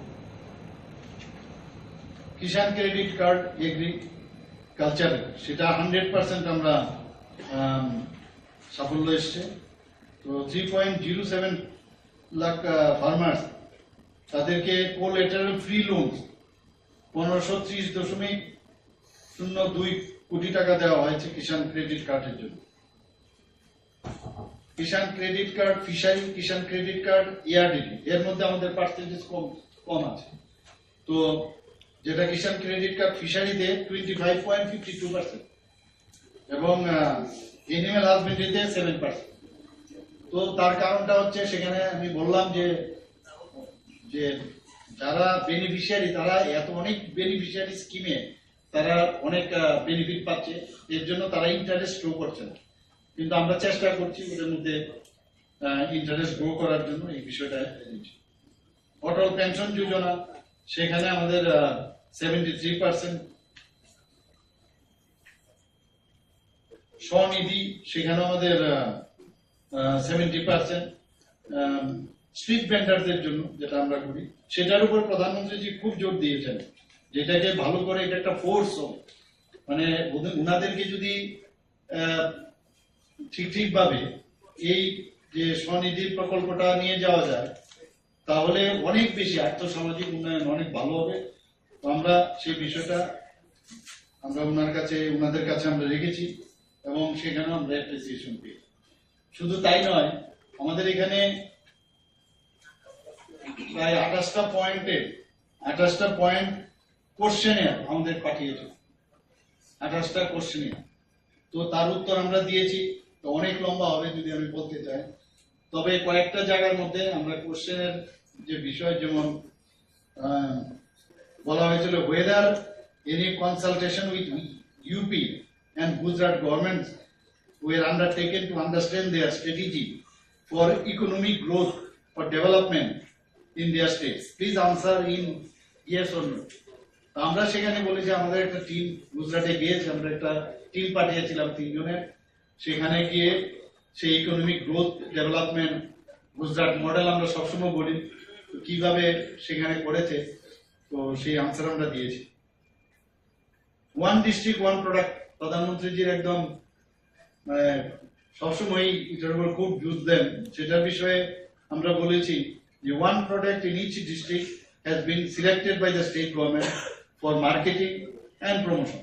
আপনারা জানেন যে আমাদের একটা মল করার একটা ইচ্ছা আছে এবং সাইটও দেখা হয়ে গেছে, আরো কয়েকটা সাইট আবার নতুন ভাবে বলছেন যে যদি পিপিপি মডেলে হয় তাহলে বেটার হয়। তো সেখানে এই ওয়ান ডিস্ট্রিক্ট ওয়ান প্রোডাক্টের সেই স্টলগুলো থাকবে পার্মানেন্টলি। শুধু তাই নয়, একটা মলে শুধু আমাদের প্রোডাক্ট তো থাকবেই। একটা মলের অর্থ হচ্ছে যে অন্যান্য প্রদেশের যেসব প্রোডাক্ট সেখানে, তো ওইখানে আমরা এই ব্যবস্থাটা করি। শুধু তাই নয়, কিছুদিন আগে আপনি জানেন যে বিহারে গভর্নর হাউসে সেম টাইলস কিন্তু লেগেছে, হাইকোর্টে লেগেছে। এটার খুবই কদর বাড়ছে এখন। তো ব্যাম্বো নিয়ে আমরা অনেকদিন ধরে ভাবছি, ব্যাম্বো মিশনের প্রকল্পে অনেক কাজ হচ্ছে, আগামী দিন ইন্ডাস্ট্রি অনেক ডেভেলপ হবে। 38%। ভারতনেটের কারণ হচ্ছে এটা বিএসএনএল করে, অনেকবার ওরা টেন্ডার করেছে কিন্তু কেউই পার্টিসিপেট করে না। এখন ওরা বলেছে যে এটা হয়ে যাবে, একজন পার্টিসিপেন্ট ওদের পেয়েছে, ওরা 60% বাই সেপ্টেম্বর এবং 100% ডিসেম্বরের মধ্যে করে। সয়েল হেলথ কার্ডের আমরা কিউআর কোড বেস সেটা আমরা ট্রাই করছি যে মোবাইল দিয়ে সেটা করব, এবং তার জন্য 1.50 lakh soil health card have been distributed এবং 20,000 soil health card will be distributed during financial year 2023-24। Kisan credit card এগ্রিকালচারে সেটা 100% আমরা সাফল্য এসছে। তো 3.07 লাখ ফার্মার্স, তাদেরকে কোল্যাটারাল ফ্রি লোন 1530.02 কোটি টাকা দেওয়া হয়েছে কিষাণ ক্রেডিট কার্ডের জন্য। Kisan credit card fishery, Kisan credit card ARDD, এর মধ্যে আমাদের পার্সেন্টেজ কম আছে। তো যেটা কিষাণ ক্রেডিট কার্ড ফিশারিতে 25.52% এবং এনিম্যাল হাজবেন্ডারিতে 7%। তো তার কারণটা হচ্ছে সেখানে আমি বললাম যে যারা বেনিফিশিয়ারি তারা অনেক বেনিফিশিয়ারি স্কিমে তারা অনেক বেনিফিট পাচ্ছে, এর জন্য তারা ইন্টারেস্ট গ্রো করছে না। কিন্তু আমরা চেষ্টা করছি ওদের মধ্যে ইন্টারেস্ট গ্রো করার জন্য এই বিষয়টা। অটল পেনশন যোজনা, সেখানে আমাদের 73%, স্বনিধি সেখানে আমাদের 70%, স্ট্রিট ভেন্ডারদের জন্য যেটা আমরা করি সেটার উপর প্রধানমন্ত্রীজি খুব জোর দিয়েছেন, যেটাকে ভালো করে এটা একটা ফোর্স হবে, মানে ওনাদেরকে যদি ঠিকভাবে এই যে স্বনিধির প্রকল্পটা নিয়ে যাওয়া যায় তাহলে অনেক বেশি আর্থসামাজিক উন্নয়ন অনেক ভালো হবে। তো আমরা সেই বিষয়টা আমরা ওনাদের কাছে আমরা রেখেছি এবং সেখানে আমরা অ্যাপ্রিসিয়েশন পেয়েছি। শুধু তাই নয়, আমাদের এখানে প্রায় 28টা পয়েন্ট কোশ্চেনিয়ার আমাদের পাঠিয়েছে, 28টা কোশ্চেনিয়ার। তো তার উত্তর আমরা দিয়েছি, তো অনেক লম্বা হবে যদি আমি বলতে চাই। তবে কয়েকটা জায়গার মধ্যে আমরা কোশ্চেনের যে বিষয়, যেমন বলা হয়েছিল whether any consultation with UP and Gujarat governments were undertaken to understand their strategy for economic growth or development in their states. Please answer in yes or no. আমরা সেখানে বলি যে আমাদের একটা টিম গুজরাটে গিয়েছে, আমরা একটা টিম পাঠিয়েছিলাম 3 জনের, সেখানে গিয়ে সেই economic growth development Gujarat model আমরা সবসময় বলি কিভাবে সেখানে করেছে, তো সেই আনসার আমরা দিয়েছি। ওয়ান ডিস্ট্রিক্ট ওয়ান প্রোডাক্ট প্রধানমন্ত্রীজির একদম মানে সবসময় এটার উপর খুব জোর দেন, সেটার বিষয়ে আমরা বলেছি যে one product in each district has been selected by the state government for marketing and promotion. আপনারা জানেন যে একটা মল, আমাদের একটা মল করা। ঘরে থাকা গ্যাস সিলিন্ডারে বিস্ফোরণে পুড়ে ছাই বসতঘর সহ এক গৃহবধূ। মর্মান্তিক এক অগ্নিকাণ্ডের ঘটনায় নিজের ঘর সহ পুড়ে ছাই হয়েছে 34 বছরের এক গৃহবধূ। ঘটনার বিবরণী জানা যায়, শান্তিরবাজার শহরে মাস্টারপাড়ার রাসমোহন দেবনাথের বাড়িতে সপরিবারে ভাড়া থাকতেন। পশ্চিম পিলাক এলাকার টিএসআর নবম বাহিনীতে কর্মরত পুলক বর্মন আজ স্ত্রী ভৌমিক পরিবারের লোকজনদের নিয়ে উদয়পুর মাতার বাড়িতে গেলে ওনার স্ত্রী মনিকা দেবনাথ ভৌমিক বাড়িতেই ছিলেন। এরপর কোনোভাবে ঘরে রাখা সিলিন্ডার দুটি বিস্ফোরিত হয়ে মুহূর্তের মধ্যে আগুন ধরে যায়। ঘটনার খবর পেয়ে রাস্তার পরিসর কম হওয়ায় ফলে ঘটনাস্থলে পৌঁছতে যথেষ্ট বেগ পেতে হয় অগ্নি নির্বাপক দপ্তরের কর্মীদের। এই ফাঁকে ঘর সহ গৃহবধূ পুড়ে ছাই হয়ে যায়। গোটা ঘটনা জুড়ে এলাকার মধ্যে ব্যাপক চাঞ্চল্য ছড়িয়ে পড়েছে। সকাল 11:10 নাগাদ আমাদের অফিসে একটা ফোন আসে, শান্তিবাজার স্কুল পাড়াতে রাসমোহন দেবনাথের বাড়িতে আগুন লেগেছে। পাড়াটায় করে একটা সম্পূর্ণ বসতি হয়ে যায় এবং একজন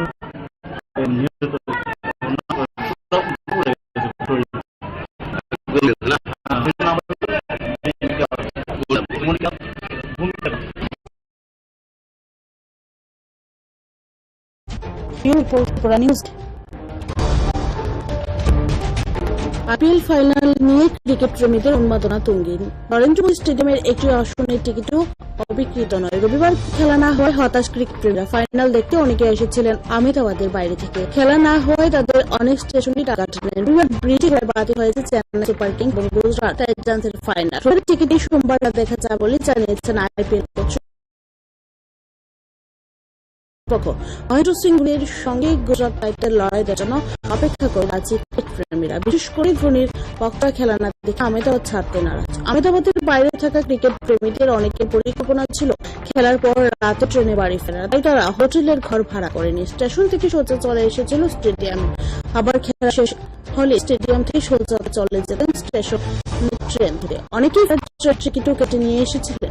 রবিবারে খেলা ভেস্তে যাওয়ায় সেই ক্রিকেটদের অনেকে স্টেডিয়াম থেকে ফিরছে স্টেশন, তবে তারা ট্রেনে উঠেনি। রবিবার ফেরার টিকিট পার করে সোমবার রাতে বাড়ি ফেরার জন্য নতুন করে ট্রেনের টিকিট কেটেছেন। হোটেলের ঘর ভাড়া না থাকায় বা সকলের সেই আর্থিক সঙ্গতি না থাকায় স্টেশনে রাত কাটিয়েছেন তারা। রবিবার রাতে আহমেদাবাদ স্টেশনে দেখা গিয়েছে প্রচুর ক্রিকেট প্রেমীকে। স্টেশনের ম্যাচে ঘুমিয়েছিলেন তারা। স্টেশন অপেক্ষা কক্ষ, প্ল্যাটফর্ম বা স্টেশনের অন্য ঘুমোতে দেখতে গিয়েছে ক্রিকেট প্রেমীদের। তাদের অনেকেই পড়েছিলেন ধোনির 7 নম্বর যাতে তারা জানে ওই নায়কের তো খেলার সামনে থেকে দেখার হাতছাড়া করতে চান না তারা, তাই বাড়ি ফেরার পরিকল্পনা বাতিল করে একটা দিন বেশি আহমেদাবাদেই থেকে গিয়েছে। আগামী বছর IPL এ ধোনির খেলা নিয়ে সংশয় রয়েছে, তিনি হয়তো অবসর নিয়ে নিতে পারেন। তাই ধোনির জন্য ভারতের সব শহরেই গ্যালারিতে ভিড় করছেন তারকরা। আহমেদাবাদ ব্যতিক্রম নয়। Report Tripura news.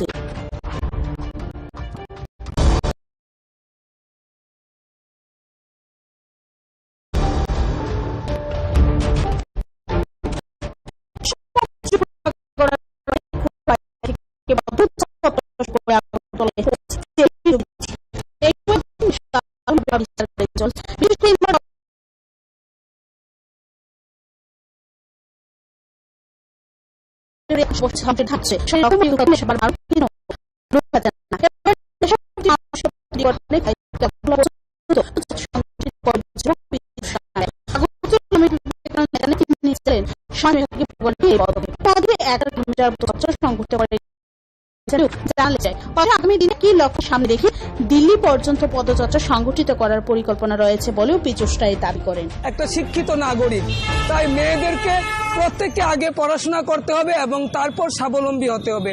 এবং প্রত্যেক মায়ের মা বাবাকে আমার অনুরোধ থাকবে যে একটা চাকরিওয়ালা পাত্র ভালো পেয়ে গেলাম তাই বলে আপনার মেয়েকে কম বয়সে বিয়ে দিয়ে মেয়ের জীবনটাকে নষ্ট করবেন না।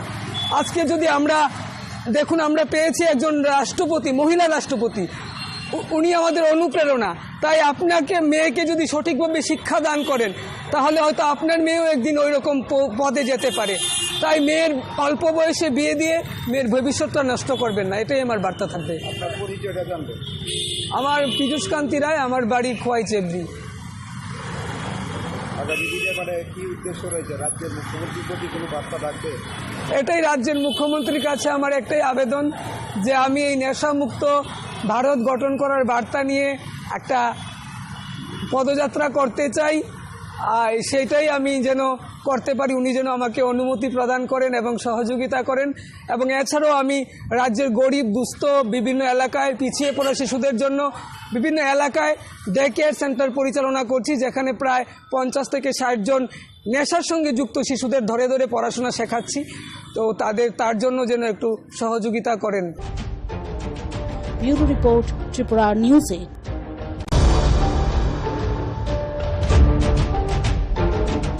অতি সম্প্রতি ত্রিপুরা পাবলিক সার্ভিস কমিশন থেকে বিজ্ঞাপন জারি করে ভেটেরিনারি এবং এগ্রিকালচার এই দুটো বিষয়ে নিয়োগের জন্য আবেদনপত্র আহ্বান করা হয়। দেখা গেছে দুটোর মধ্যে একটার ক্ষেত্রে PRTC সহ ককবরক এবং বাংলা ভাষা জানা আবশ্যক হলেও অন্যটার ক্ষেত্রে এমন কিছু বিষয় নেই। এই বিষয়টা নিয়ে আজ বিধায়ক সুদীপ রায় বর্মন TPSC চেয়ারম্যানের সাথে দেখা করে স্মারকলিপি প্রদান করেন। কংগ্রেস বিধায়ক সুদীপ রায় বর্মন সহ প্রাক্তন বিধায়ক আশিস কুমার সাহা। সাংবাদিকদের সাথে কথা বলার সময় শ্রী বর্মন দাবি করেন এভাবে TPSC নির্ধারিত বিজ্ঞাপনগুলোর মধ্যে PRTC সহ বাংলা এবং ককবরক বাধ্যতামূলক না থাকার কারণে অন্যের ক্ষেত্রে রাজ্যের বেকাররা বা বলা চলে উচ্চশিক্ষিত বেকাররা বঞ্চিত হচ্ছেন। এক্ষেত্রে কর্তৃপক্ষের দৃষ্টি আকর্ষণ করার জন্যই ওনার আজকের এই পদক্ষেপ বলে দাবি করছেন বিধায়ক শ্রী রায় বর্মন। এরকম বহু ঘটনা দৃষ্টান্ত আছে। ফার্স্ট হয়েছে ওই পরীক্ষায়, কিন্তু তাকে নেওয়া হয়নি কারণ সে ওই রাজ্যের বাসিন্দা নন। আর আমরা এখানে দরজাগুলো খুলে দিচ্ছি, বহিরাজ্যের এরা এসে এখানে এই সমস্ত পোস্টগুলো আপনি খবর নিয়ে দেখুন। সেন্ট্রাল ইউনিভার্সিটি, NIT থেকে শুরু করে পাওয়ার ডিপার্টমেন্ট থেকে শুরু করে প্রত্যেকটি জায়গায় বহিরাজ্যের লোকরা এসে এখানে পার্টিসিপেট করছে। TPSC দ্বারা যা পরীক্ষাগুলো হচ্ছে, এবং মজার ব্যাপার হচ্ছে এর আগেও যে ইন্টারভিউগুলো হয়েছে তারা পার্টিসিপেট করে এখানে 2 বছর চাকরি করার পর ওই যেটা তাদের দরকার এক্সপিরিয়েন্স, ওই এক্সপিরিয়েন্স সংগ্রহ করে এ রাজ্য থেকে চলে যাচ্ছে। ওয়ার্স্ট সাফারার হচ্ছে আমাদের রাজ্যের বেকাররা এবং এই দপ্তর, কারণ এখান থেকে চলে যায়। আমি এই যে ব্যাপারটা আজকে TPSCর সঙ্গে আমি চেয়ারম্যানের সঙ্গে আলোচনা করলাম, ওনার দৃষ্টিতে আনলাম। এখন উনি বলছেন দেখুন আমরা তো হুবহু যা ডিপার্টমেন্ট থেকে এগুলো আসে ক্যাবিনেট পাস হয়ে আমরা তো হুবহু আমরা এগুলো চেপে দিই। এখন ঠিক আছে, এটা আপনার একটা অটোনোমাস বডি, কিন্তু এইরকম একটার মধ্যে desirable PRTC, desirable Bangla Kokborok, আরেকটার মধ্যে একেবারে নেই, এটা কিরকম বেমানান লাগছে। তার মানে তো হচ্ছে আঙ্গুল তো আপনার দপ্তরের দিকে, আপনার এই কমিশনের দিকে, যে কাউকে বোধ বহিরাজ্যে ফেভার করার জন্য আপনারা এই জিনিসগুলো করছেন in view of what is best known to your office or the council of ministers why whom they want to favour. এই কথাগুলো যখন বললাম তখন উনি বললেন যে ঠিক আছে আমি এটা পরীক্ষার জুন মাসে আমাদের পরীক্ষা তো হয়নি, পরীক্ষা না হওয়ার আগে you can always cancel that, cancel করো এবং ফ্রেশ নোটিফিকেশন এনে এই ম্যান্ডেটরি প্রভিশন অফ পিআরটিসি এবং বাংলা খবর জানাটা তোমরা তোমাদের এই অ্যাডভার্টাইজমেন্টের মধ্যে তোমরা আনো। কথাটা বলে উনি বললেন উনি টেক আপ করবেন। এখন আমরা এতটুকু আশা করব যে সরকার, আপনার মনে আছে কিনা জানি না, আমি বারংবার অ্যাসেম্বলিতে এই পিআরটিসি বাংলা খবর জানা ম্যান্ডেটরি প্রভিশন করার জন্য বারংবার আমি ডিমান্ড করে আসছি, আজ অব্দি নড়ে চড়ে বসেননি। আর প্রত্যাশা সাহেব নতুন মুখ্যমন্ত্রী এসছেন, আপনাদের মাধ্যমে মুখ্যমন্ত্রীর গোচরে আমি নিয়ে যেতে চাই যে এই পরীক্ষাটা যেন বিলম্বে ক্যান্সেল করে ফ্রেশ নোটিফিকেশন এই সংশোধনী এনে পিআরটিসি এবং বাংলা খবর জানাটা ম্যান্ডেটরি প্রভিশন করে যেন এটা ফ্রেশ ইন্টারভিউ কল করা হয়। আর এখন থেকে যতগুলো এই রাজ্যের মধ্যে সেই সেন্ট্রাল গভর্নমেন্টেরই হোক, এনআইটি হোক, সেন্ট্রাল ইউনিভার্সিটি হোক, বিভিন্ন জায়গায় যে ইন্টারভিউগুলো হয় mandatory provision of PRTC Bangla এবং অথবা খবর জানাটা ম্যান্ডেটরি প্রভিশন যেন হয়, এটা যেন উনি টেক আপ করেন। এই রাজ্যের বেকারদের হয়ে আমি এই দাবিটুকু জানাচ্ছি, কারণ বহিরাজ্যের আমাদের ছেলেরা বহিরাজ্যে সুযোগ পাচ্ছে না, আমরা কেন আমাদের দরজাটা খুলে রাখবো বহিরাজ্যের বেকাররা এখানে এসে চাকরি পায়। Bureau report, Tripura news 8।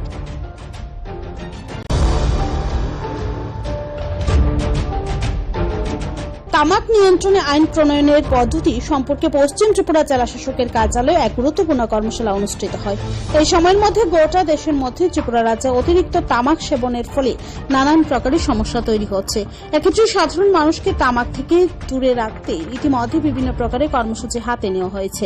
এরকমই এক কর্মসূচির অঙ্গ হিসেবে আজ পশ্চিম ত্রিপুরা জেলা শাসকের কার্যালয়ে পশ্চিম ত্রিপুরা জেলা প্রশাসন এবং ভলান্টারি হেলথ অ্যাসোসিয়েশনের যৌথ উদ্যোগে এক উচ্চ পর্যায়ের কর্মশালা অনুষ্ঠিত হয়। এই কর্মশালা থেকে মূলত আগামী দিনে যাতে করে সমাজের মধ্যে তামাক বিরোধী মানসিকতা তৈরি হয় সে ব্যাপারে দিশা নির্ধারিত হয় বলে জানা গেছে। Bureau report, Tripura news 8।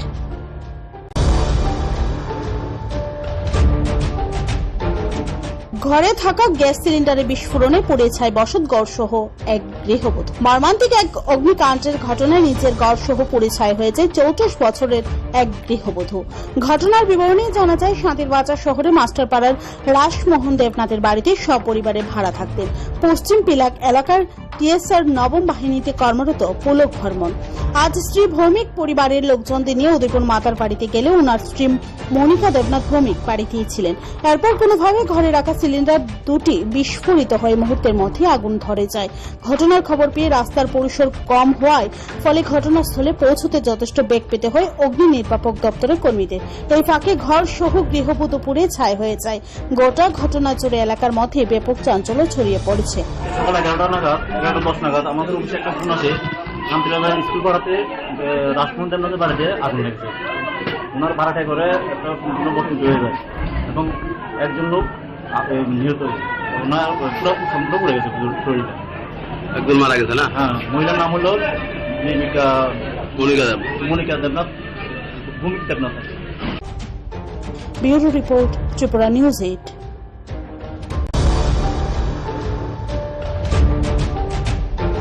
IPL final নিয়ে ক্রিকেট প্রেমীদের উন্মাদনা তুঙ্গিন। নরেন্দ্র মোদী স্টেডিয়ামের একটি আসনের টিকিটও অবিক্রিত নয়। রবিবার খেলা না হওয়ায় হতাশ ক্রিকেট প্রেমীরা। ফাইনাল দেখতে অনেকে এসেছিলেন আহমেদাবাদের বাইরে থেকে। খেলা না হওয়ায় তাদের অনেক স্টেশনেই রাত কাটালেন। রবিবার বৃষ্টি হওয়ায় বাতিল হয়েছে চেন্নাই সুপার কিংস এবং গুজরাট টাইটান্সের ফাইনাল। রবিবারের টিকিট নিয়ে সোমবার খেলা দেখা যাবে বলে জানিয়েছেন আইপিএল কর্তৃপক্ষ। মহেন্দ্র সিং ধোনিদের সঙ্গে গুজরাট টাইটান্সের লড়াই দেখার জন্য অপেক্ষা করতে রাজি ক্রিকেট প্রেমীরা। বিশেষ করে ধোনির ভক্তরা খেলা না দেখে আহমেদাবাদ ছাড়তে নারাজ। আহমেদাবাদের বাইরে থাকা ক্রিকেট প্রেমীদের অনেকের পরিকল্পনা ছিল খেলার পর রাতে ট্রেনে বাড়ি ফেরা, তাই তারা হোটেলের ঘর ভাড়া করেনি। স্টেশন থেকে সোজা চলে এসেছিল স্টেডিয়ামে। আবার খেলা শেষ হলে স্টেডিয়াম থেকে সোজা তারা চলে যেতেন স্টেশনে ট্রেন ধরতে। অনেকেই ফেরার ট্রেনের টিকিটও কেটে নিয়ে এসেছিলেন। রবিবারে খেলা ভেস্তে যাওয়ায় সেই ক্রিকেট প্রেমীদের অনেকে স্টেডিয়াম থেকে ফিরছেন স্টেশনে, তবে তারা ট্রেনে ওঠেনি। রবিবারে ফেরার টিকিট বাতিল করে সোমবার রাতে বাড়ি ফেরার জন্য নতুন করে ট্রেনের টিকিট কেটেছেন। হোটেলের ঘর ভাড়া না থাকায় বা সকলের সেই আর্থিক সঙ্গতি না থাকায় স্টেশনে রাত কাটিয়েছেন তারা। রবিবার রাতে আহমেদাবাদ স্টেশনে দেখা গিয়েছে প্রচুর ক্রিকেট প্রেমীকে। স্টেশনের মেঝেতেই ঘুমিয়েছিলেন তারা। স্টেশনের অপেক্ষা কক্ষ, প্ল্যাটফর্ম বা স্টেশনের অন্যত্র ঘুমোতে দেখা গিয়েছে ক্রিকেট প্রেমীদের। তাদের অনেকেই পড়েছিলেন ধোনির 7 নম্বর জার্সি, যা থেকেই বোঝা যায় তারা চেন্নাই অধিনায়কের ভক্ত। তার খেলা সামনে থেকে দেখার সুযোগ হাতছাড়া করতে চান না তারা, তাই বাড়ি ফেরার পরিকল্পনা বাতিল করে একটা দিন বেশি আহমেদাবাদেই থেকে গিয়েছেন। আগামী বছর আইপিএল এ ধোনির খেলা নিয়ে সংশয় রয়েছে, তিনি হয়তো অবসর নিয়ে নিতে পারেন। তাই ধোনির জন্য ভারতের সব শহরের গ্যালারিতে ভিড় করছেন তার ভক্তরা। আহমেদাবাদও ব্যতিক্রম নয়। ব্যুরো রিপোর্ট, ত্রিপুরা নিউজে।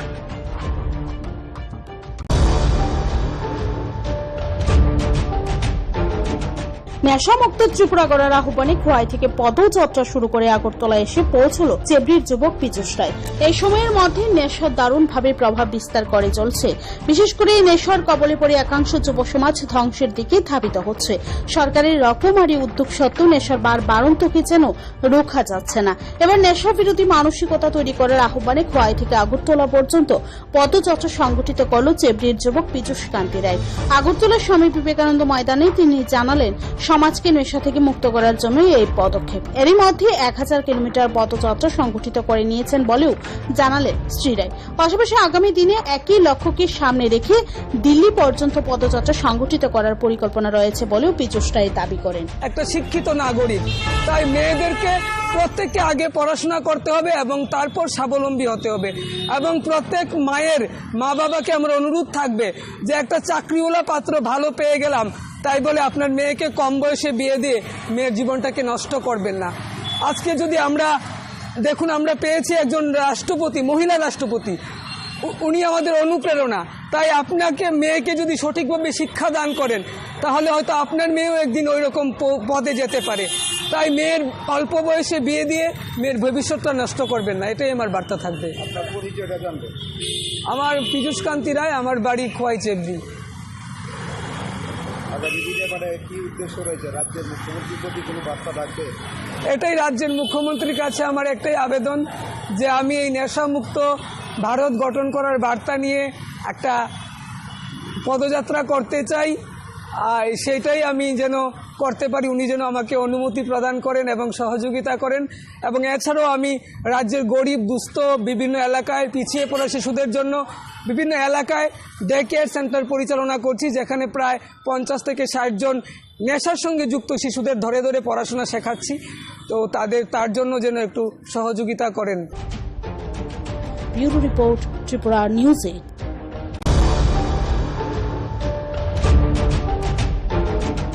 অতি সম্প্রতি ত্রিপুরা পাবলিক সার্ভিস কমিশন থেকে বিজ্ঞাপন জারি করে ভেটেরিনারি এবং এগ্রিকালচার এই দুটো বিষয়ে নিয়োগের জন্য আবেদনপত্র আহ্বান করা হয়। দেখা গেছে দুটোর মধ্যে একটার ক্ষেত্রে পিআরটিসি সহ ককবরক এবং বাংলা ভাষা জানা আবশ্যক হলেও অন্যটার ক্ষেত্রে এমন কিছু বিষয় নেই। এই বিষয়টা নিয়ে আজ বিধায়ক সুদীপ রায় বর্মন টিপিএসসি চেয়ারম্যানের সাথে দেখা করে স্মারকলিপি প্রদান করেন। কংগ্রেস বিধায়ক সুদীপ রায় বর্মন সহ প্রাক্তন বিধায়ক আশিস কুমার সাহা। সাংবাদিকদের সাথে কথা বলার সময় শ্রী বর্মন দাবি করেন, এভাবে টিপিএসসি নির্ধারিত বিজ্ঞাপনগুলোর মধ্যে পিআরটিসি সহ বাংলা এবং ককবরক বাধ্যতামূলক না থাকার কারণে অন্যের ক্ষেত্রে রাজ্যের বেকাররা বা বলা চলে উচ্চশিক্ষিত বেকাররা বঞ্চিত হচ্ছেন। এক্ষেত্রে কর্তৃপক্ষের দৃষ্টি আকর্ষণ করার জন্যই ওনার আজকের এই পদক্ষেপ বলে দাবি করছেন বিধায়ক শ্রী রায় বর্মন। এরকম বহু ঘটনা দৃষ্টান্ত আছে। ফার্স্ট হয়েছে ওই পরীক্ষায়, কিন্তু তাকে নেওয়া হয়নি কারণ সে ওই রাজ্যের বাসিন্দা নন। আর আমরা এখানে দরজাগুলো খুলে দিচ্ছি, বহিরাজ্যের এরা এসে এখানে এই সমস্ত পোস্টগুলো আপনি খবর নিয়ে দেখুন। সেন্ট্রাল ইউনিভার্সিটি, এনআইটি থেকে শুরু করে পাওয়ার ডিপার্টমেন্ট থেকে শুরু করে প্রত্যেকটি জায়গায় বহিরাজ্যের লোকরা এসে এখানে পার্টিসিপেট করছে। টিপিসি দ্বারা যা পরীক্ষাগুলো হচ্ছে, এবং মজার ব্যাপার হচ্ছে এর আগেও যে ইন্টারভিউগুলো হয়েছে তারা পার্টিসিপেট করে এখানে 2 বছর চাকরি করার পর ওই যেটা তাদের দরকার এক্সপিরিয়েন্স, ওই এক্সপিরিয়েন্স সংগ্রহ করে এ রাজ্য থেকে চলে যাচ্ছে। ওয়ার্স্ট সাফারার হচ্ছে আমাদের রাজ্যের বেকাররা এবং এই দপ্তর, কারণ এখান থেকে চলে যায়। আমি এই যে ব্যাপারটা আজকে টিপিএসসির সঙ্গে আমি চেয়ারম্যানের সঙ্গে আলোচনা করলাম, ওনার দৃষ্টিতে আনলাম। এখন উনি বলছেন দেখুন আমরা তো হুবহু যা ডিপার্টমেন্ট থেকে এগুলো আসে ক্যাবিনেট পাস হয়ে আমরা তো হুবহু আমরা এগুলো চেপে দিই। এখন ঠিক আছে, এটা আপনার সাথে অটোনোমাস বডি, কিন্তু এইরকম একটার মধ্যে ডিজারেবল পিআরটিসি, ডিজারেবল বাংলা কব্বরক, আরেকটার মধ্যে একেবারে নেই, এটা কিরকম বেমানান লাগছে। তার মানে তো হচ্ছে আঙ্গুল তুলবে আপনার দপ্তরের দিকে, আপনার এই কমিশনের দিকে, যে কাউকে বোধ বহিরাজ্যে ফেভার করার জন্য আপনারা এই জিনিসগুলো করছেন। In lieu of what best known to your office or the council of ministers, why whom they want to favour. এই কথাগুলো যখন বললাম তখন উনি বললেন যে ঠিক আছে আমি পরীক্ষা, এটার পরীক্ষা জুন মাসে, আমাদের পরীক্ষা তো হয়নি, পরীক্ষা না হওয়ার আগে you can always cancel that, cancel করো এবং ফ্রেশ নোটিফিকেশন এনে এই ম্যান্ডেটরি প্রভিশন অফ পিআরটিসি এবং বাংলা কব্বরক জানাটা তোমরা তোমাদের এই অ্যাডভার্টাইজমেন্টের মধ্যে তোমরা আনো। কথাটা বলে উনি বললেন উনি টেক আপ করবেন। এখন আমরা এতটুকু আশা করব যে সরকার, আপনার মনে আছে কিনা জানি না, আমি বারংবার অ্যাসেম্বলিতে এই পিআরটিসি বাংলা কব্বরক জানা ম্যান্ডেটরি প্রভিশন করার জন্য বারংবার আমি ডিমান্ড করে আসছি। আজ অব্দি নড়ে চড়ে বসেন। আর প্রত্যাশা নতুন মুখ্যমন্ত্রী এসছেন, আপনাদের মাধ্যমে মুখ্যমন্ত্রীর গোচর আমি নিয়ে যেতে চাই যে এই পরীক্ষাটা যেন বিলম্বে ক্যান্সেল করে ফ্রেশ নোটিফিকেশন এই সংশোধনী এনে পিআরটিসি এবং বাংলা কব্বরক জানাটা ম্যান্ডেটরি প্রভিশন করে যেন এটা ফ্রেশ ইন্টারভিউ কল করা হয়। আর এখন থেকে যতগুলো এই রাজ্যের মধ্যে সেই সেন্ট্রাল গভর্নমেন্টেরই হোক, এনআইটি হোক, সেন্ট্রাল ইউনিভার্সিটি হোক, বিভিন্ন জায়গায় যে ইন্টারভিউগুলো হয়, mandatory provision of PRTC Bangla এবং অথবা কব্বরক জানাটা ম্যান্ডেটরি প্রভিশন যেন হয়, এটা যেন উনি টেক আপ করেন। এই রাজ্যের বেকারদের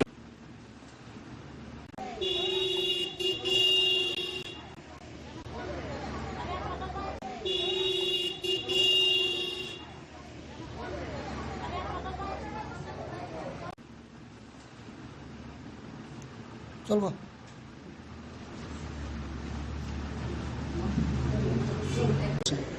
এই রাজ্যে মানে ত্রিপুরা রাজ্যে ড্রাগসের কারবারিও তাদের মদতদাতাদের বিরুদ্ধে কঠোর পদক্ষেপ গ্রহণ করার জন্য আজকে আমরা রামনগর পুলিশ ফাঁড়ির ওসি সাহেবের সঙ্গে ত্রিপুরা মহিলা সংগ্রাম পরিষদের সদস্যরা এক ডেপুটেশনে মিলিত হব। দেখা গেছে ত্রিপুরা রাজ্যে গ্রাম পাহাড় থেকে শুরু করে শহরতলি পর্যন্ত ড্রাগসে আসক্তির সংখ্যা মারাত্মকভাবে বৃদ্ধি পাচ্ছে। স্কুল কলেজের ছাত্রছাত্রী থেকে শুরু করে এমনকি দিনমজুরের ঘরে ড্রাগস থাবা বসিয়েছে। দেখা গেছে পুলিশের মদতে কিছু চুনোপটি ড্রাগস কারবারিদের অ্যারেস্ট করছে, কিন্তু বাস্তবে প্রকৃত যারা ড্রাগস কারবারি তাদের বিরুদ্ধে কোনো ব্যবস্থা নিচ্ছে না। মুখ্যমন্ত্রী থেকে শুরু করে আরক্ষা দপ্তরের শীর্ষ মহল ড্রাগস কারবারিদের বিরুদ্ধে জিরো টলারেন্স নীতি গ্রহণ করেছে, কিন্তু বাস্তবে দেখা যাচ্ছে প্রচার সর্বস্ব। তাই আমরা ত্রিপুরা মহিলা সংগ্রাম পরিষদ মনে করছি যে এর পেছনে কোনো রাজনৈতিক ষড়যন্ত্র রয়েছে। এই শিরাপথে যে ড্রাগস গ্রহণ করার ফলে দেখা গেছে এইডস রোগীর সংখ্যা বাড়ছে এবং এই এইডস একটা মারাত্মক ব্যাধি হয়ে দাঁড়িয়েছে, যার ফলে ত্রিপুরা একটা বিপর্যয়ের মুখে ঠেলে যাচ্ছে।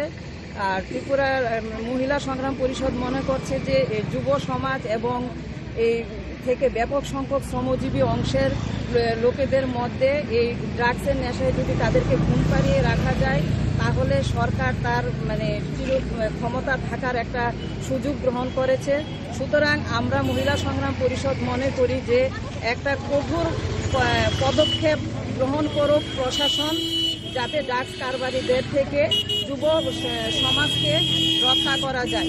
ড্রাগসের হাত থেকে যুব সমাজকে রক্ষা করে ত্রিপুরাকে একটি ড্রাগস মুক্ত করা হোক।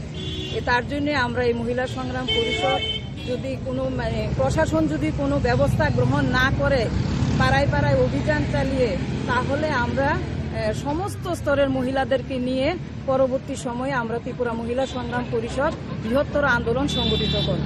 আপনার পরিচয়টা? আমি ত্রিপুরা মহিলা সংগ্রাম পরিষদের জেনারেল সেক্রেটারি রিজিয়া খাতুন।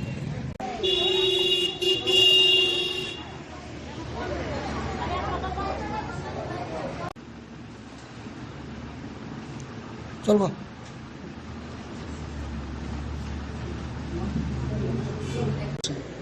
এই রাজ্যে ত্রিপুরা রাজ্যে ড্রাগসের কারবারি ও তাদের মদতদাতাদের বিরুদ্ধে কঠোর পদক্ষেপ গ্রহণ করার জন্য আজকে আমরা রামনগর পুলিশ ফাঁড়ির ওসি সাহেবের সঙ্গে ত্রিপুরা মহিলা সংগ্রাম পরিষদের সদস্যরা এক ডেপুটেশনে মিলিত হব।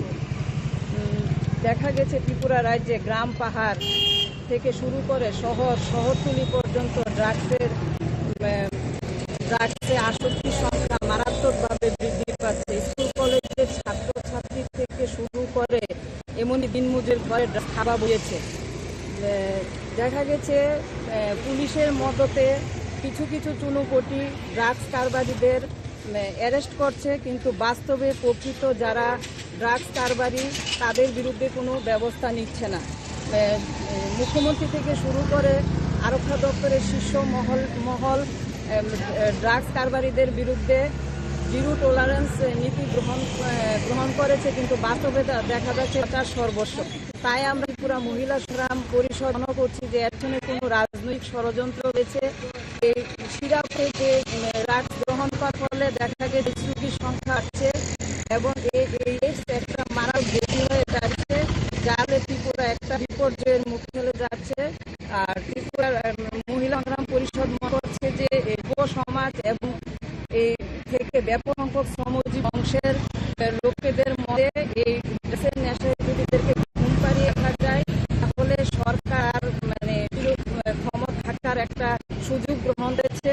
সুতরাং আমরা মহিলা সংগ্রাম পরিষদ মনে করি যে একটা পদক্ষেপ গ্রহণ করুক প্রশাসন, যাতে ড্রাগস কারবারিদের থেকে যুব সমাজকে রক্ষা করা, ড্রাগসের হাত থেকে যুব সমাজকে রক্ষা করে ত্রিপুরাকে একটি ড্রাগস মুক্ত করুক। এর জন্য আমরা এই মহিলা সংগ্রাম পরিষদ যদি কোনো প্রশাসন যদি কোনো ব্যবস্থা গ্রহণ না করে পাড়ায় পাড়ায় অভিযান চালিয়ে, তাহলে আমরা সমস্ত স্তরের মহিলাদের নিয়ে পরবর্তী সময়ে আমরা পুরা মহিলা সংগ্রাম পরিষদ আন্দোলন সংগঠিত করব। আপনার পরিচয়টা? আমি মহিলা সংগ্রাম পরিষদের জেনারেল সেক্রেটারি জিয়া খাতুন।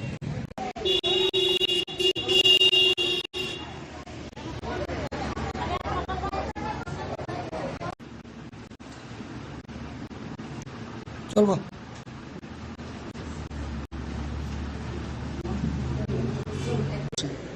এই রাজ্যে ত্রিপুরা রাজ্যে ড্রাগসের কারবারি ও তাদের মদতদাতাদের বিরুদ্ধে কঠোর পদক্ষেপ গ্রহণ করার জন্য আজকে আমরা রামনগর পুলিশ ফাঁড়ির ওসি সাহেবের সঙ্গে ত্রিপুরা মহিলা সংগ্রাম পরিষদের সদস্যরা এক ডেপুটেশনে মিলিত হব।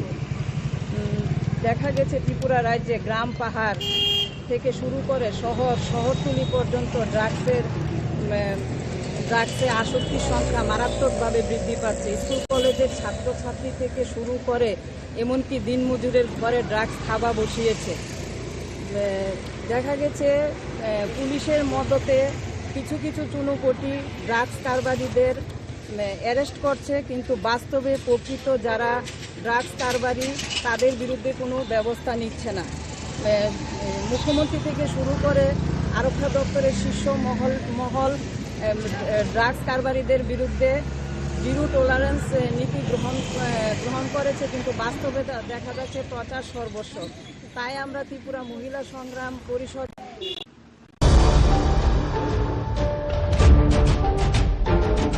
ঘরে থাকা গ্যাস সিলিন্ডারে বিস্ফোরণে পুড়ে ছাই বসতঘর সহ এক গৃহবধূ। মর্মান্তিক এক অগ্নিকাণ্ডের ঘটনায় নিজের ঘর সহ পুড়ে ছাই হয়েছে 34 বছরের এক গৃহবধূ। ঘটনার বিবরণী জানা যায়, শান্তিরবাজার শহরে মাস্টারপাড়ার রাসমোহন দেবনাথের বাড়িতে সপরিবারে ভাড়া থাকতেন। পশ্চিম পিলাক এলাকার টিএসআর নবম বাহিনীতে কর্মরত পুলক বর্মন আজ স্ত্রী ভৌমিক পরিবারের লোকজনদের নিয়ে উদয়পুর মাতার বাড়িতে গেলে ওনার স্ত্রী মনিকা দেবনাথ ভৌমিক বাড়িতেই ছিলেন। এরপর কোনোভাবে ঘরে রাখা সিলিন্ডার দুটি বিস্ফোরিত হয়ে মুহূর্তের মধ্যে আগুন ধরে যায়। ঘটনার খবর পেয়ে রাস্তার পরিসর কম হওয়ায় ফলে ঘটনাস্থলে পৌঁছতে যথেষ্ট বেগ পেতে হয় অগ্নি নির্বাপক দপ্তরের কর্মীদের। এই ফাঁকে ঘর সহ গৃহবধূ পুড়ে ছাই হয়ে যায়। গোটা ঘটনা জুড়ে এলাকার মধ্যে ব্যাপক চাঞ্চল্য ছড়িয়ে পড়েছে। সকাল 11:10 নাগাদ আমাদের অফিসে একটা ফোন আসে, শান্তিনগর স্কুল পাড়াতে রাসমোহন দেবনাথের বাড়িতে আগুন লেগেছে। ওনার ভাড়াটাই করে একটা সম্পূর্ণ বস্তু হয়ে যায় এবং একজন লোক নিহত হয়েছে।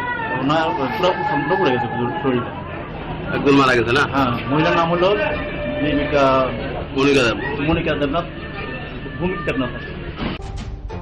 Bureau report, Tripura news 8।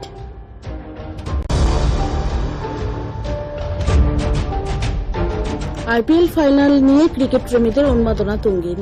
Narendra Modi স্টেডিয়ামের একটি আসনের টিকিটও অবিক্রিত নয়। রবিবার খেলা না হওয়ায় হতাশ ক্রিকেট প্রেমীরা। ফাইনাল দেখতে অনেকে এসেছিলেন আহমেদাবাদের বাইরে থেকে। খেলা না হওয়ায় তাদের অনেক স্টেশনেই রাত কাটালেন। রবিবার বৃষ্টি হওয়ায় বাতিল হয়েছে চেন্নাই সুপার কিংস এবং গুজরাট টাইটান্সের ফাইনাল। রবিবারের টিকিট নিয়ে সোমবার খেলা দেখা যাবে বলে জানিয়েছেন আইপিএল কর্তৃপক্ষ।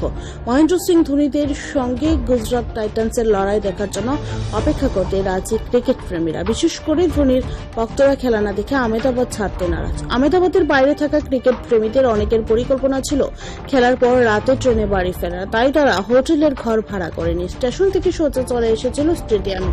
আবার খেলা শেষ হলে স্টেডিয়াম থেকে সোজা তারা চলে যেতেন স্টেশনে ট্রেন ধরতে। অনেকেই ফেরার ট্রেনের টিকিটও কেটে নিয়ে এসেছিলেন। রবিবারে খেলা ভেস্তে যাওয়ায় সেই ক্রিকেট প্রেমীদের অনেকেই স্টেডিয়াম থেকে ফিরছেন স্টেশনে, তবে তারা ট্রেনে ওঠেনি। রবিবারে ফেরার টিকিট বাতিল করে সোমবার রাতে বাড়ি ফেরার জন্য নতুন করে ট্রেনের টিকিট কেটেছেন। হোটেলের ঘর ভাড়া না থাকায় বা সকলের সেই আর্থিক সঙ্গতি না থাকায় স্টেশনে রাত কাটিয়েছেন তারা। রবিবার রাতে আহমেদাবাদ স্টেশনে দেখা গিয়েছে প্রচুর ক্রিকেট প্রেমীকে। স্টেশনের মেঝেতেই ঘুমিয়েছিলেন তারা। স্টেশনের অপেক্ষা কক্ষ, প্ল্যাটফর্ম বা স্টেশনের অন্যত্র ঘুমোতে দেখা গিয়েছে ক্রিকেট প্রেমীদের। তাদের অনেকেই পড়েছিলেন ধোনির 7 নম্বর জার্সি, যা থেকেই বোঝা যায় তারা চেন্নাই অধিনায়কের ভক্ত। তার খেলার সামনে থেকে দেখার সুযোগ হাতছাড়া করতে চান না তারা, তাই বাড়ি ফেরার পরিকল্পনা বাতিল করে একটা দিন বেশি আহমেদাবাদেই থেকে গিয়েছেন। আগামী বছর আইপিএল এ ধোনির খেলা নিয়ে সংশয় রয়েছে, তিনি হয়তো অবসর নিয়ে নিতে পারেন। তাই ধোনির জন্য ভারতের সব শহরের গ্যালারিতে ভিড় করছেন তার ভক্তরা। আহমেদাবাদও ব্যতিক্রম নয়। Bureau report, Tripura news 8।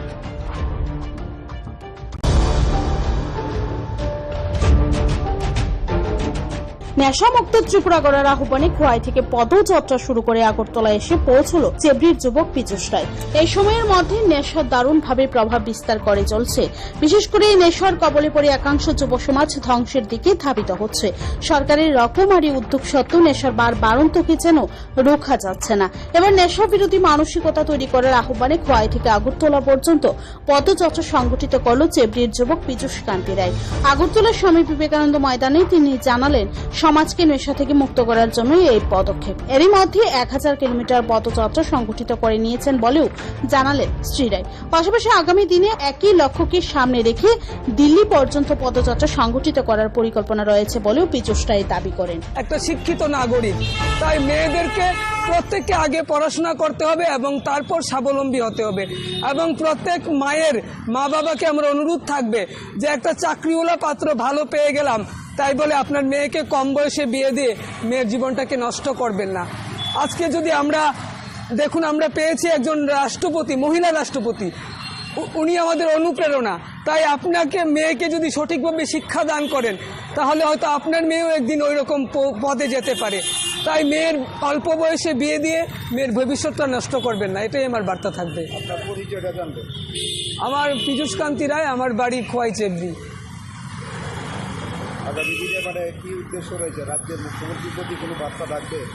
এটাই রাজ্যের মুখ্যমন্ত্রীর কাছে আমার একটাই আবেদন যে আমি এই নেশামুক্ত ভারত গঠন করার বার্তা নিয়ে একটা পদযাত্রা করতে চাই।